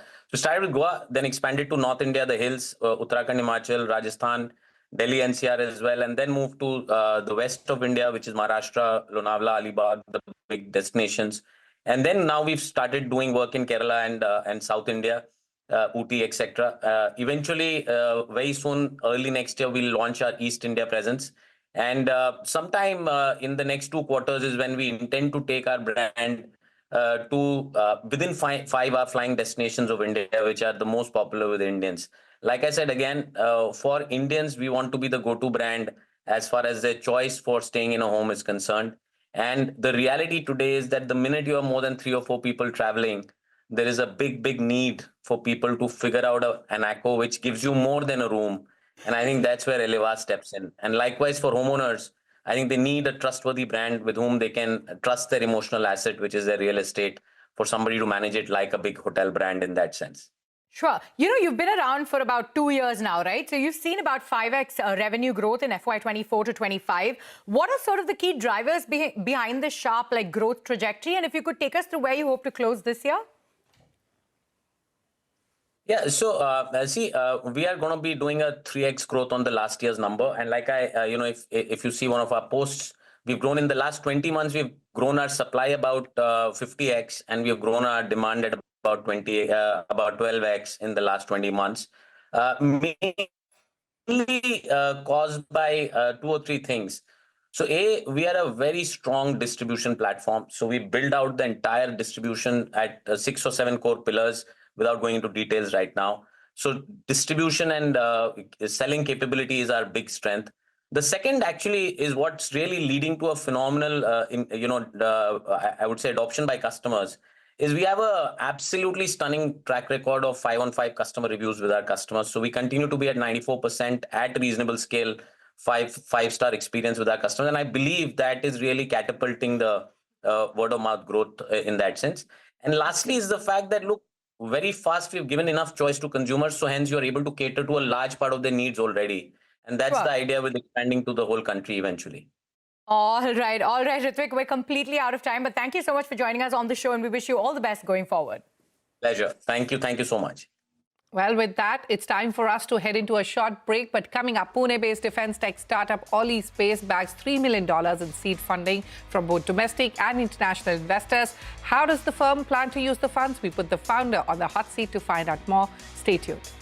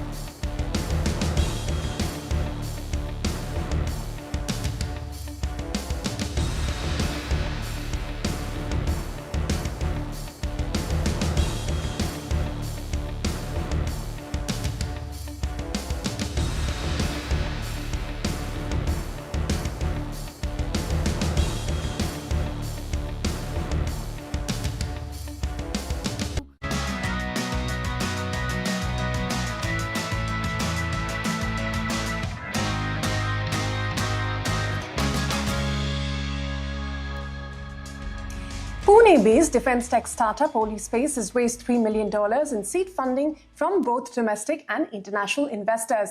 Founded in 2023, Ola Space builds super-fast, ultra-secure communication systems which use laser beams instead of radio waves to send data between Earth, air, and space. It also develops high-powered laser weapons to track and disable enemy drones or satellites, and it plans to use this fresh money to scale up production, enhance quantum-secure communication protocols, and expand its directed energy weapon systems. For more on their plans ahead, joining me now is the company's the founder and CEO, James Solomon. James, thank you very much for your time here. Very simply for our viewers to understand, tell us about the company and how you now plan to allocate this $3 million that you raised. So we founded this company with a particular intent that, unlike other startups, right? So we founded this thing to make sure that country progresses in 3 segments: telecom, defense, and space. And when we found what's connecting over here and the background of what we do has been aligned with the light, right? So it's optical communications. And so that is how we started this. And then we saw how is it benefiting in the longer run for the country. So it's always been country-specific and in country-oriented kind of a system that we're running. And the funds also, the backers that we have got are excellent. SIDBI, IIM Ahmedabad, Rockshot Capital. Then we have got some fund, our lead investor from Vietnam. And also it all brings together the particular scope. We're working on the communications, but not forgetting the initial steps can also be used for high energy laser destruction weapons that the country right now is wanting to develop, right? So we are developing that platform. So we work across 4 segments. We work across terrestrial, drones, HAPS, high altitude zeros, and then space as well. Keeping in mind the recipe is almost slightly different, and then we work across the segments. The initial planning to deploy these funds is we deploy 80% of the funds on the hardware itself and 20% on OPEX. So that is how it is. And going further, and we'll be raising as well, this would be the deployment strategy that puts in as an asset heavy company, and our plans also stronger for the next 20, 30. Yeah. Well, James, briefly tell us, beyond defense contracts, what sort of monetization opportunities do you see in civilian sectors that you're talking about, and how soon will revenue ramp up from these?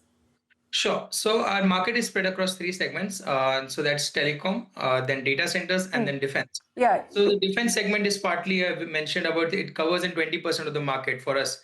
The rest is civilian segments, that's data centers and the optical data interconnects that we're planning to develop right now, most of which it's in the TRL 3, TRL 4 status right now. And the telecom sector, wherein companies, so I'll not name the companies, but in India and as well as the world, wherein people are marching from 3G to 4G and then 4G to 5G, right? So that is the segment that we're tracking in the middle mile networks, the tower to tower segments, replacing the underground fiber optic cable. Yeah. This is a great segment. All right. Very briefly, at what stage is your directed energy? James, very briefly, at what stage is your directed energy weapon platform? And how soon do you anticipate commercial or defense grade deployment of it? 6 months to be perfect. So we'll be having our first commercial product out in 6 months, and that is our DW weapons. We have already done it in-house. We have done it on the labs as well. So 6 months, you can see it out and running. Yeah. And are you in talks with the Indian Armed Forces, ISRO, private satellite operators for the pilot programs? And, any further details you could share there? Yeah, so predominantly, yes, with the country's defense and as well as outside our country as well to the allied forces. We are in talks, in good talks with them. And in terms of deployment also, you'll hear from us onto that scale. But both the segments are kept differently. As a private company, we adhere to the global norm, global and geopolitical situations as well. We do not mix both the supply chains together, and that has been kept separate since the day one. So the allocation is always different. Okay. I see. James, finally, very briefly, will you build manufacturing capacity in-house, or, are there strategic partners you're scouting for as well? So there are pretty much good strategic partners we have developed over the past 5 years. This includes international partners outside as well. And then Indian partners are very well good with us in terms of the governance that is provided by the country. It's always good. And we have been able to put in about 95% indigenization in both the segments as well as on date. All right, James, unfortunately, that's all the time we had. But thank you for graciously answering all of those questions. We wish you the best with your programs. Thank you. Thank you. Take care. Bye. Moving on, India's largest electric two-wheeler maker, Ola Electric, is facing a reality check. It once commanded over a third of the market, but its hold has slipped as rivals TVS and Bajaj have hit the accelerator. CNBC TV18's Rachna Dhanrajani reports that the company is now banking on a slew of innovations to turn the tables, but it has a tough road to navigate. Take a look. Bhavish Agarwal's Ola Electric may still be the largest EV two-wheeler maker in India, but it's not finding it easy to maintain traction. From a 34% market share in FY23, it now enjoys just a 29% share. At a time when Ola Electric is facing heat over losing market share after sales service complaints, the company is firing back with a flurry of announcements. Here at its Gigafactory in Krishnagiri, the first is the unveiling of its 4680 Bharat cell, which it has developed in-house. Ola claims this is India's first indigenously developed lithium-ion cell and is banking on it to provide supply chain independence and technological advancement. You can see the Gigafactory is fully functional, the 4680 cell is ready, and the first announcement was that our 4680 cells will be in our products this quarter. Both our bike at the top end and our scooter at the top end to have a 4680 cells in them, which is frankly a major milestone in the Indian EV journey. The first Indian cell, the first Indian Gigafactory, in the first products with the Indian cell. Ola Electric's Gigafactory at Krishnagiri in Tamil Nadu was supposed to hit 100 gigawatt hours capacity by 2030. But so far, only 3 to 5 gigawatt hours is operational. But Agarwal insists the capacity expansion target will be met. He's also betting on further delinking from traditional supply chains to keep Ola Electric's engines ticking over. One such move is the company's bet on rare earth-free ferrite motors to power its vehicles. This, it says, will cut its dependence on China. It is also hoping that advances in consumer-facing technology for a better riding experience will help bring back the lost market share. Case in point, the Move OS 6, an AI-powered upgrade promising co-pilot features, smart range insights, and even ADAS in two-wheelers. You can talk to the scooter. Interesting things like switch on all the lights or play a song or whatever, which many people do with our vehicles. You can do that. You can actually have a smart assistant now in your Ola Electric app where you can say, tell me how to increase range, and it'll give you suggestions on how to increase range. And then it's going to bring this whole suite of safety features on the platform of ADAS. These AI features are at production scale, first time in the country. But there's no denying that Ola's fundamentals remain under pressure. In FY25, the company burned over 1,700 crore rupees to expand capacity and sales. Its losses, meanwhile, widened to over 2,200 crore rupees from close to 1,500 crore rupees in FY24. Agarwal, however, is not losing hope. We have a good balance between profitability and growth, and you will start seeing our market share increase as our new products come into the market, as our bike scales up. Festive is going to be this festive is looking good for us.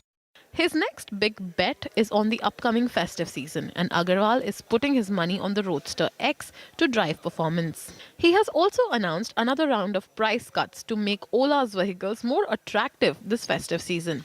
But the company's problems go beyond poor sales numbers and complaints. They're about vehicles catching fire, suffering software glitches, poor after-sales service, and even government probes. Gaps in paperwork and clearances have also forced the closure of many of its outlets. But Agarwal says these are being tackled, as are its run-ins with the stock market regulator. So on the sales numbers, we've been engaging with SEBI. We also clarified there was a bit of confusion created by our February numbers because we went through a process change in our registration. And Q1 के results में भी हमने बहुत clearly numbers wise clarify. Actually Q4 के results में clarify कर दिया था. So more or less, I think whatever any of these regulatory agencies wanted from us, we've engaged and given them the answers. And as they have more questions, we will clarify. For Ola Electric, the stakes couldn't be higher. Ola Electric has a lot to do to regain regulatory and consumer trust. And all the while, rivals like TVS and Bajaj are raising their game in the EV two-wheeler arena and chipping away at Ola's lead. Experts say Ola may need more than promises and gimmicks and price cuts to find its rhythm again. In Bengaluru, Rachna Dhanrajani. Well, with that, it's a wrap from Ritu, Arundhati and me, Shruti, on this edition of Startup Street. More news and updates coming up on the other side. Stay tuned.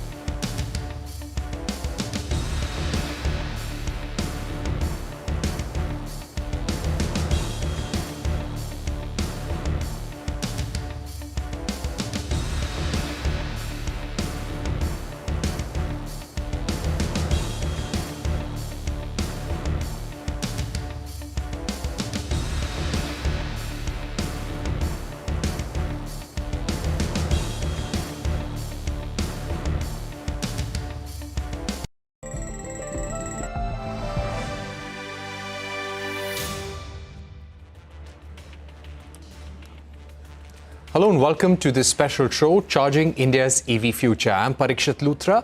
India is racing towards an electric future with an ambitious target of 30% electric vehicle penetration by 2030. However, the road ahead is charged with challenges including inadequate infrastructure, heavy reliance on battery and critical mineral imports, and non-alignment of policies between the centre and the state. The number of public charging stations has grown fivefold between FY22 and early FY25. As per a report by CareEdge. But the figure is yet to match the scale of EVs. The report says that India has just one public charging station for every 235 vehicles on the road. Over the next half an hour, we will discuss how India can accelerate its readiness when it comes to the charging infrastructure, battery ecosystem, and also align the policy support.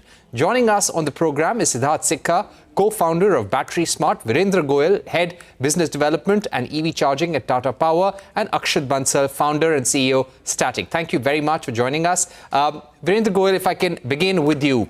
When it comes to India's electric vehicle adoption, we are roughly over 7% right now. Even the Niti Aayog has noted that yes, while we have made progress, we are still far off from our 30% electrification goal by 2030. What do you think are the pieces of the puzzle which are lacking as far as the infrastructure is concerned? Thanks, Parikshit, for having me on the show. If we break down the 7-odd percentage penetration, in certain segments, we are doing exceptionally well, like three-wheelers, two-wheeler, where we are seeing very high penetration rate. I think the only segment in which there is a kind of bit of a slowdown is four-wheeler passenger car. But even in that, if we look at the EV car sales of calendar year 24, which was roughly about 98,000 units, and if we look at the car sales happening between January and July this year, we have almost touched the same number. So there is a lot of excitement amongst the buyers. The puzzles which we need to fix is, of course, availability of charging infrastructure comes as one of the critical element. Also, availability of options to the buyers, and which is what, if we see today, why this calendar year we are seeing there is an uptake in passenger vehicle sales. It's because today consumer has many more options, and the price difference between an ICE vehicle and EV is continuously reducing. There are more and more EV vehicles on the road, which is giving a lot more confidence to the new buyers. I think all put together, we will certainly be moving towards 30% penetration target by 2030. There is a beautiful scheme which we recently launched in the form of PME Drive, which covers it is a comprehensive scheme which covers from demand side to EV charging to everything. So I think the puzzles are there. It is just getting fixed.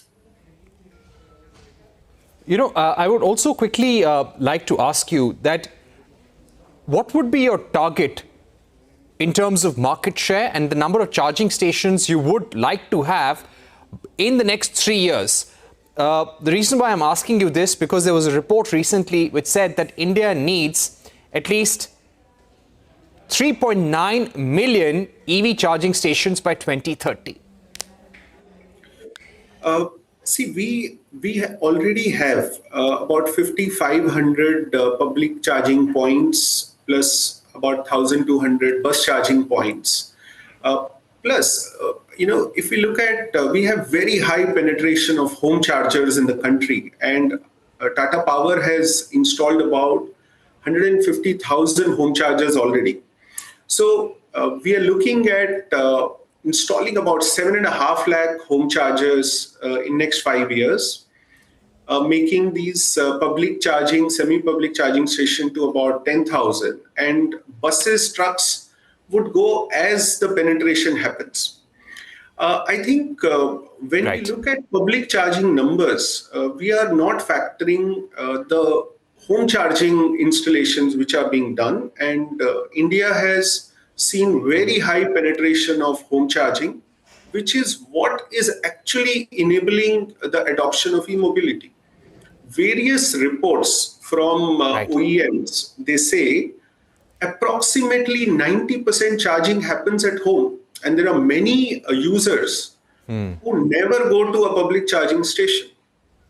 So, given the ease and the kind of service which we have created for, and it is so seamless. You book a car, we come to your home, and we install a home charger. So once you get back in the evening with your car, you can charge. So it's Mr. Goyal, I'm going to come back to you. Let me also get in. Let me also get in our other panelist, Akshat Bansal. Akshat, Static has been deploying, and they've deployed over 8,000 chargers across 70 plus cities, and you're aiming for 20,000 by 2026. But do you feel that having more fast chargers is the answer? Currently, you've got 30 kilowatt hour chargers, 60 kilowatt hour chargers, 150 kilowatt hour chargers. But what Tesla has shown us in India now, in Delhi and Mumbai, is superchargers, which are 250 kilowatt hour, and they can charge your car to about 267 kilometers or 270 kilometers in about 15 minutes. Companies like Xiaomi and some of the Chinese car makers are displaying technology that can give you 600 or 700 kilometers of range in about 15 minutes. Do you think that is something that the Indian government must work with industry players to offer to the customer? Right. No, first of all, thanks a lot, Parikshit, for having me on the show.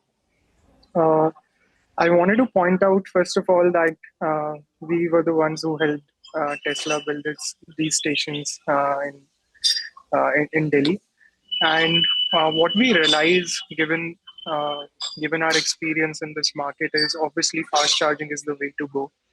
But then it is also a combination of the OEM being able to support it and the grid that is available.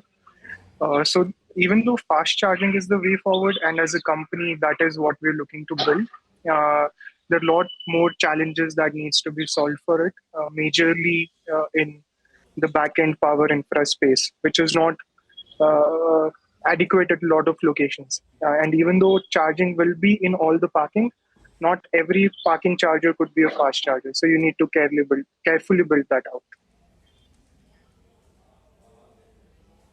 Right, that indeed is important. Let me also get in Siddharth Sikka, co-founder of Battery Smart. Now, Siddharth, battery swapping is a model that is popular in several countries.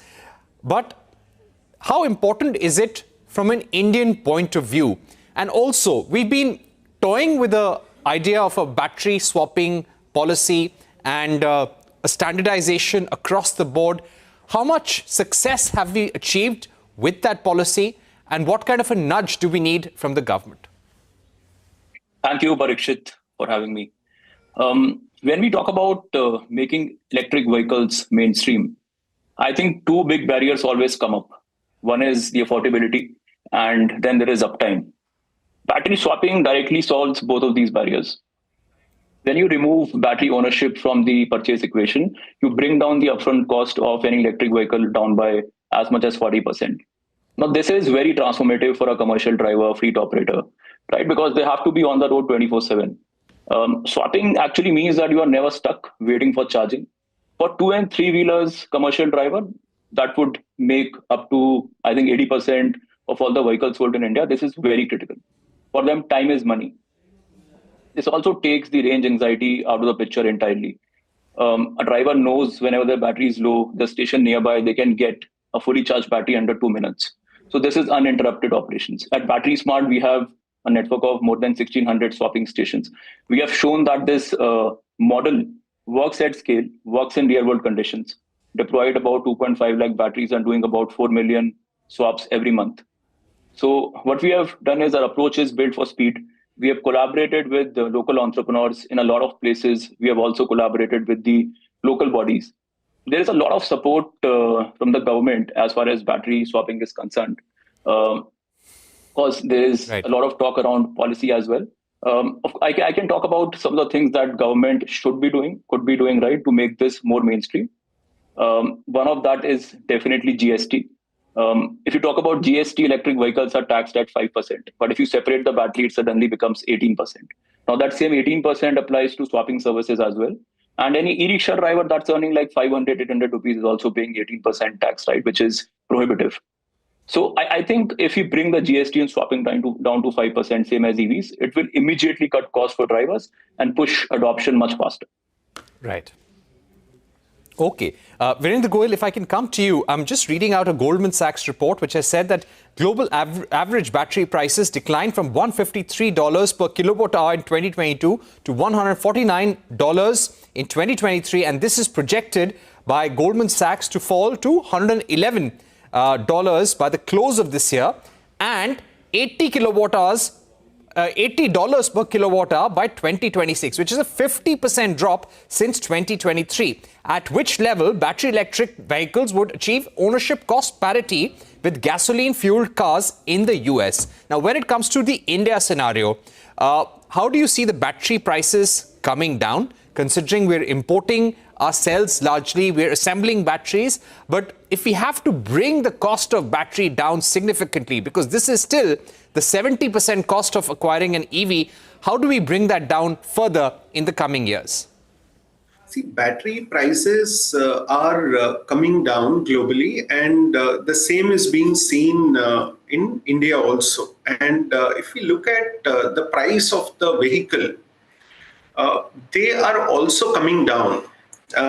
Not exactly the rupee value of a car, but if we look at the size of the battery inside the car, that has been constantly going up, which means the range of the vehicle is getting enhanced with every new model. Today we have models which are running to the extent of 500 kilometers in one single charge.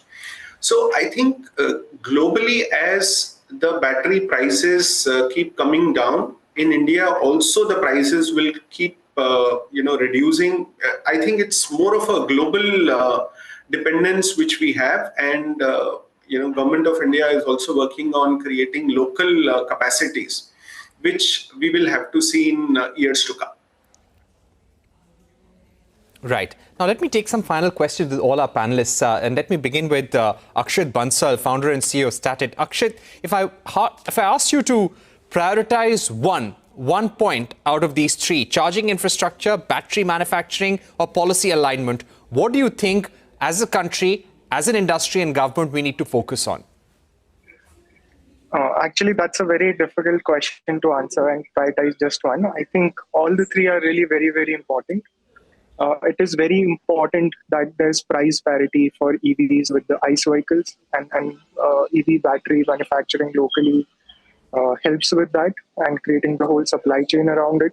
So I think price parity is the number one thing. And then comes the charging infra, because it's a chicken and egg problem. If you don't have enough charging stations, fueling stations, people would not buy EVs. So that is the second priority. And obviously all the policies need to come together. Government should be an enabler, which it is already acting as one. And there should be enough financing available for EVs and for the charging infra. So I think all three are very, very important for growing this ecosystem. Right. Let me ask you one more point, Akshat. When it comes to your company, what specific policy actions could actually help startups like yours scale up faster?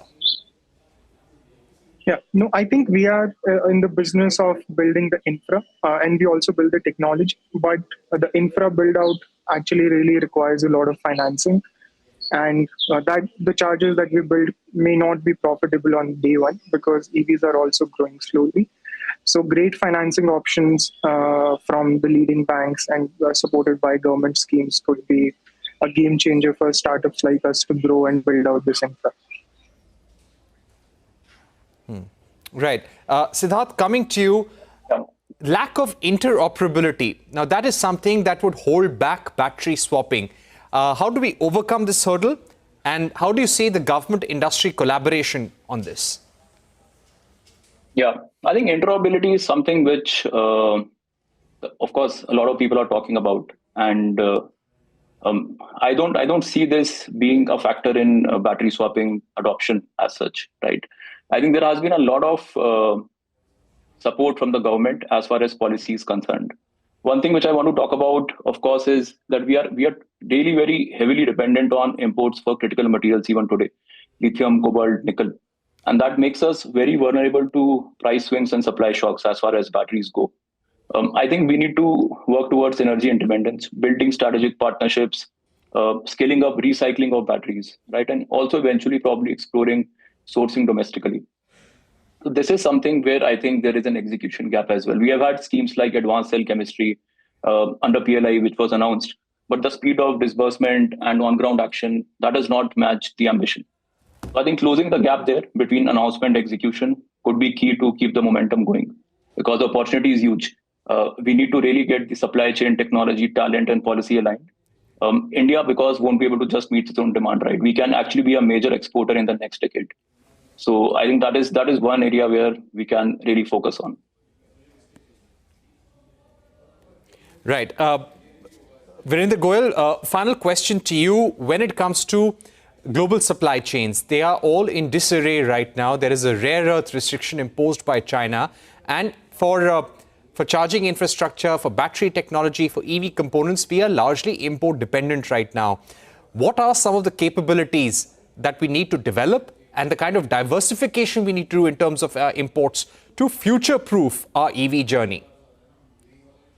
So Parikshit, yes, we are largely import dependent today, whether it is battery or the critical components inside the charging infrastructure. And the same needs to be, created, developed in the country. So the question which you had asked, Akshit, on the 3 points, my view is that we need a policy, and we need to first address these import-dependent activities, the dependence which we have today, and all of us are seeing the rare earth dependence, on which would have impact on the vehicle output.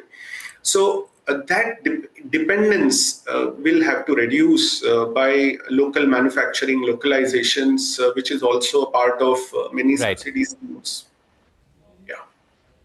All right. Thank you so much, Mr. Goyal, Siddharth Sikka, Akshat Bansal for joining us. It's been a great discussion on charging up India's EV journey. We're taking a short break, but don't go anywhere. When we return, we'll get you a special and exclusive conversation with Jayesh Ranjan, Special Chief Secretary, Government of Telangana, on the other side to discuss the EV policy, which aims to attract $4 billion in private investments by 2030.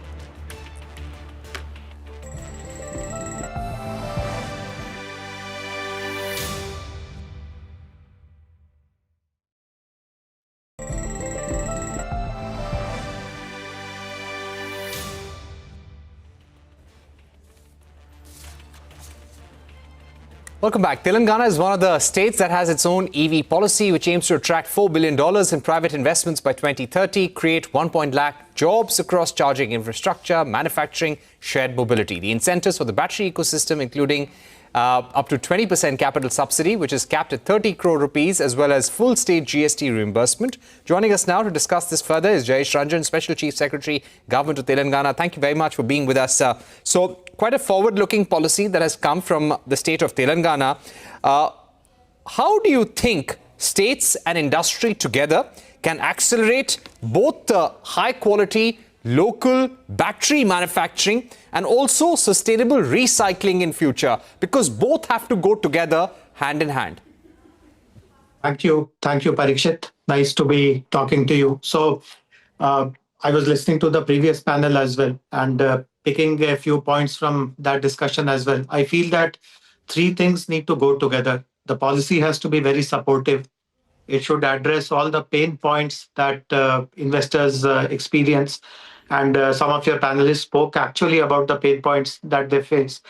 More than that, we also need to give them very good quality infrastructure. See, I have learned about how battery manufacturing happens in other parts of the world. And we know that a number of that those kind of manufacturing units are in China, Japan, Korea, etc. We have to provide matching kind of infrastructure where land is adequate, infrastructure like power, water, transportation is taken care of. Waste discharge is a very big requirement. High quality power is a must. And then this kind of activities do have some element of pollution, so they should be away from habitation. So it's not very easy in our country to find a location which ticks all the boxes. But fortunately, in Telangana, we have been able to set up possibly the country's first energy storage park. And the park is full. Actually, 3 clients between them have taken all the space which was there in that park. And now we are developing one more park. So good quality infrastructure is required. And the third and of course, along with the infrastructure, there is also a supply chain issue. How do you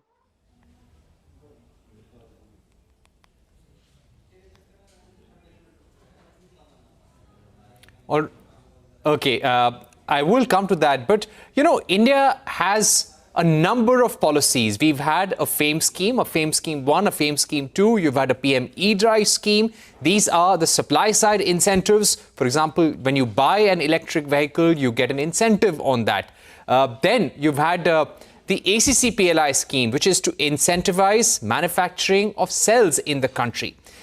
Then you also have PLI schemes for advanced automotive manufacturing, both for components and entire vehicles, which includes cars, 2-wheelers, 3-wheelers, buses, trucks as well. So India has literally brought out a number of schemes to incentivize the entire supply chain when it comes to EVs. Why has cell manufacturing been slow to take off?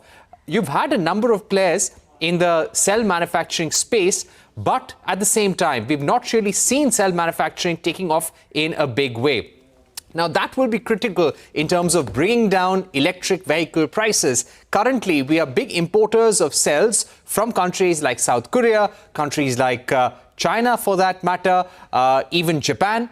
But we need to have those local partnerships. Yes, there are companies which are striking local partnerships for battery manufacturing. But let me just ask Mr. Jayesh Ranjan about cell manufacturing. Mr. Jayesh Ranjan, would you say that more than battery manufacturing, cell manufacturing is something we need to focus on? And why do you think, despite the fact that we have an ACC PLI scheme, why hasn't cell manufacturing taken off at scale till now? Apologies, I got disconnected momentarily, but thank you for getting me back. So, in my honest opinion, the answer is that the supply chain is not really mature enough. Cell manufacturing requires dependency on a large number of components, many of which are not yet produced in our country. There are compulsorily imports to be relied on. And as we know, it is becoming increasingly difficult to get imports. Some of these import items or some of these components also have elements of critical minerals.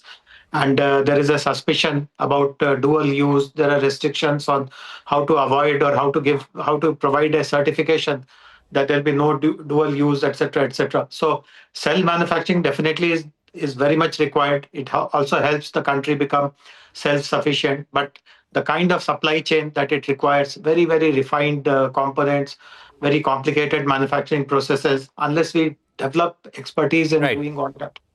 So that is one big ask, in my opinion. Mr. Ranjan, my final question to you, what kind of policy standardization that we need all across the country, be it on infrastructure, be it on charging, be it on battery manufacturing, and even sale of electric vehicles?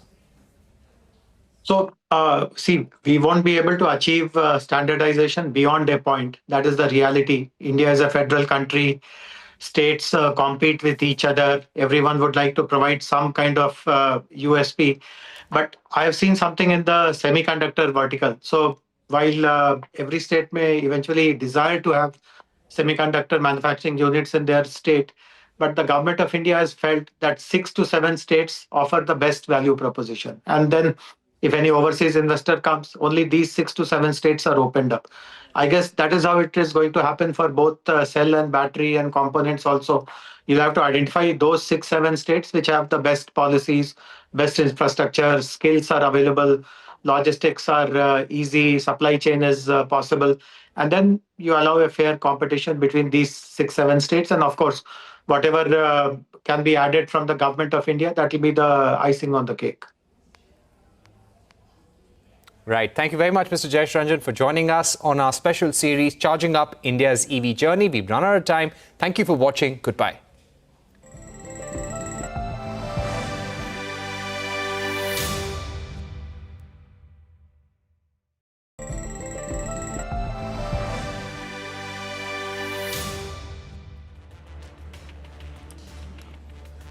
Hello and welcome to this special show, Charging India's EV Future. I'm Parikshit Luthra. India is racing towards an electric future with an ambitious target of 30% electric vehicle penetration by 2030. However, the road ahead is charged with challenges including inadequate infrastructure, heavy reliance on battery and critical mineral imports, and non-alignment of policies between the centre and the state. The number of public charging stations has grown fivefold between FY22 and early FY25.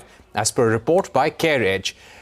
But the figure is yet to match the scale of EVs. The report says that India has just one public charging station for every 235 vehicles on the road. Over the next half an hour, we will discuss how India can accelerate its readiness when it comes to the charging infrastructure, battery ecosystem, and also align the policy support. Joining us on the program is Siddharth Sikka, co-founder of Battery Smart, Virendra Goyal, head business development and EV charging at Tata Power, and Akshat Bansal, founder and CEO, Static. Thank you very much for joining us. Virendra Goyal, if I can begin with you. When it comes to India's electric vehicle adoption, we are roughly over 7% right now. Even the Niti Aayog has noted that yes, while we have made progress, we are still far off from our 30% electrification goal by 2030. What do you think are the pieces of the puzzle which are lacking as far as the infrastructure is concerned? Thanks, Parikshit, for having me on the show. If we break down the 7-point-odd percentage penetration, in certain segments, we are doing exceptionally well, like three-wheelers, two-wheeler, where we are seeing very high penetration rate. I think the only segment in which there is a kind of bit of a slowdown is four-wheeler passenger car. But even in that, if we look at the EV car sales of calendar year 24, which was roughly about 98,000 units, and if we look at the car sales happening between January and July this year, we have almost touched the same number. So there is a lot of excitement amongst the buyers. The puzzles which we need to fix is, of course, availability of charging infrastructure comes as one of the critical element. Also, availability of options to the buyers, and which is what, if we see today, by this calendar year, we are seeing there is an uptake in passenger vehicle sales. It's because today consumer has many more options. And the price difference between an ICE vehicle and EV is continuously reducing. There are more and more EV vehicles on the road, which is giving a lot more confidence to the new buyers. I think all put together, we will certainly be moving towards 30% penetration target by 2030. There is a beautiful scheme which we recently launched in the form of PME Drive, which covers it is a comprehensive scheme which covers from demand side to EV charging to everything. So I think the puzzles are there. It is just getting fixed. I would also quickly like to ask you that what would be your target in terms of market share and the number of charging stations you would like to have in the next 3 years? The reason why I'm asking you this, because there was a report recently which said that India needs at least 3.9 million EV charging stations by 2030. See, we we already have about 5,500 public charging points plus about 1,200 bus charging points. Plus, if we look at, we have very high penetration of home chargers in the country, and Tata Power has installed about 150,000 home chargers already. So we are looking at installing about 7.5 lakh home chargers in next 5 years, making these public charging, semi-public charging station to about 10,000, and buses, trucks would go as the penetration happens. I think when we look at public charging numbers, we are not factoring the home charging installations which are being done, and India has... For the Indian economy, eventful perhaps is a more correct word. On Thursday, even before the weekend started, S&P upgraded India to BBB, one notch higher than investment grade, the best grade we've got so far. On Friday, the next day, that is, the Prime Minister announced that GST rates would be cut by Diwali. And over Sunday, our reporters were picking up that the US-India trade talks next week are postponed, which means the dreaded 50% US tariffs may happen after all, albeit for a short time.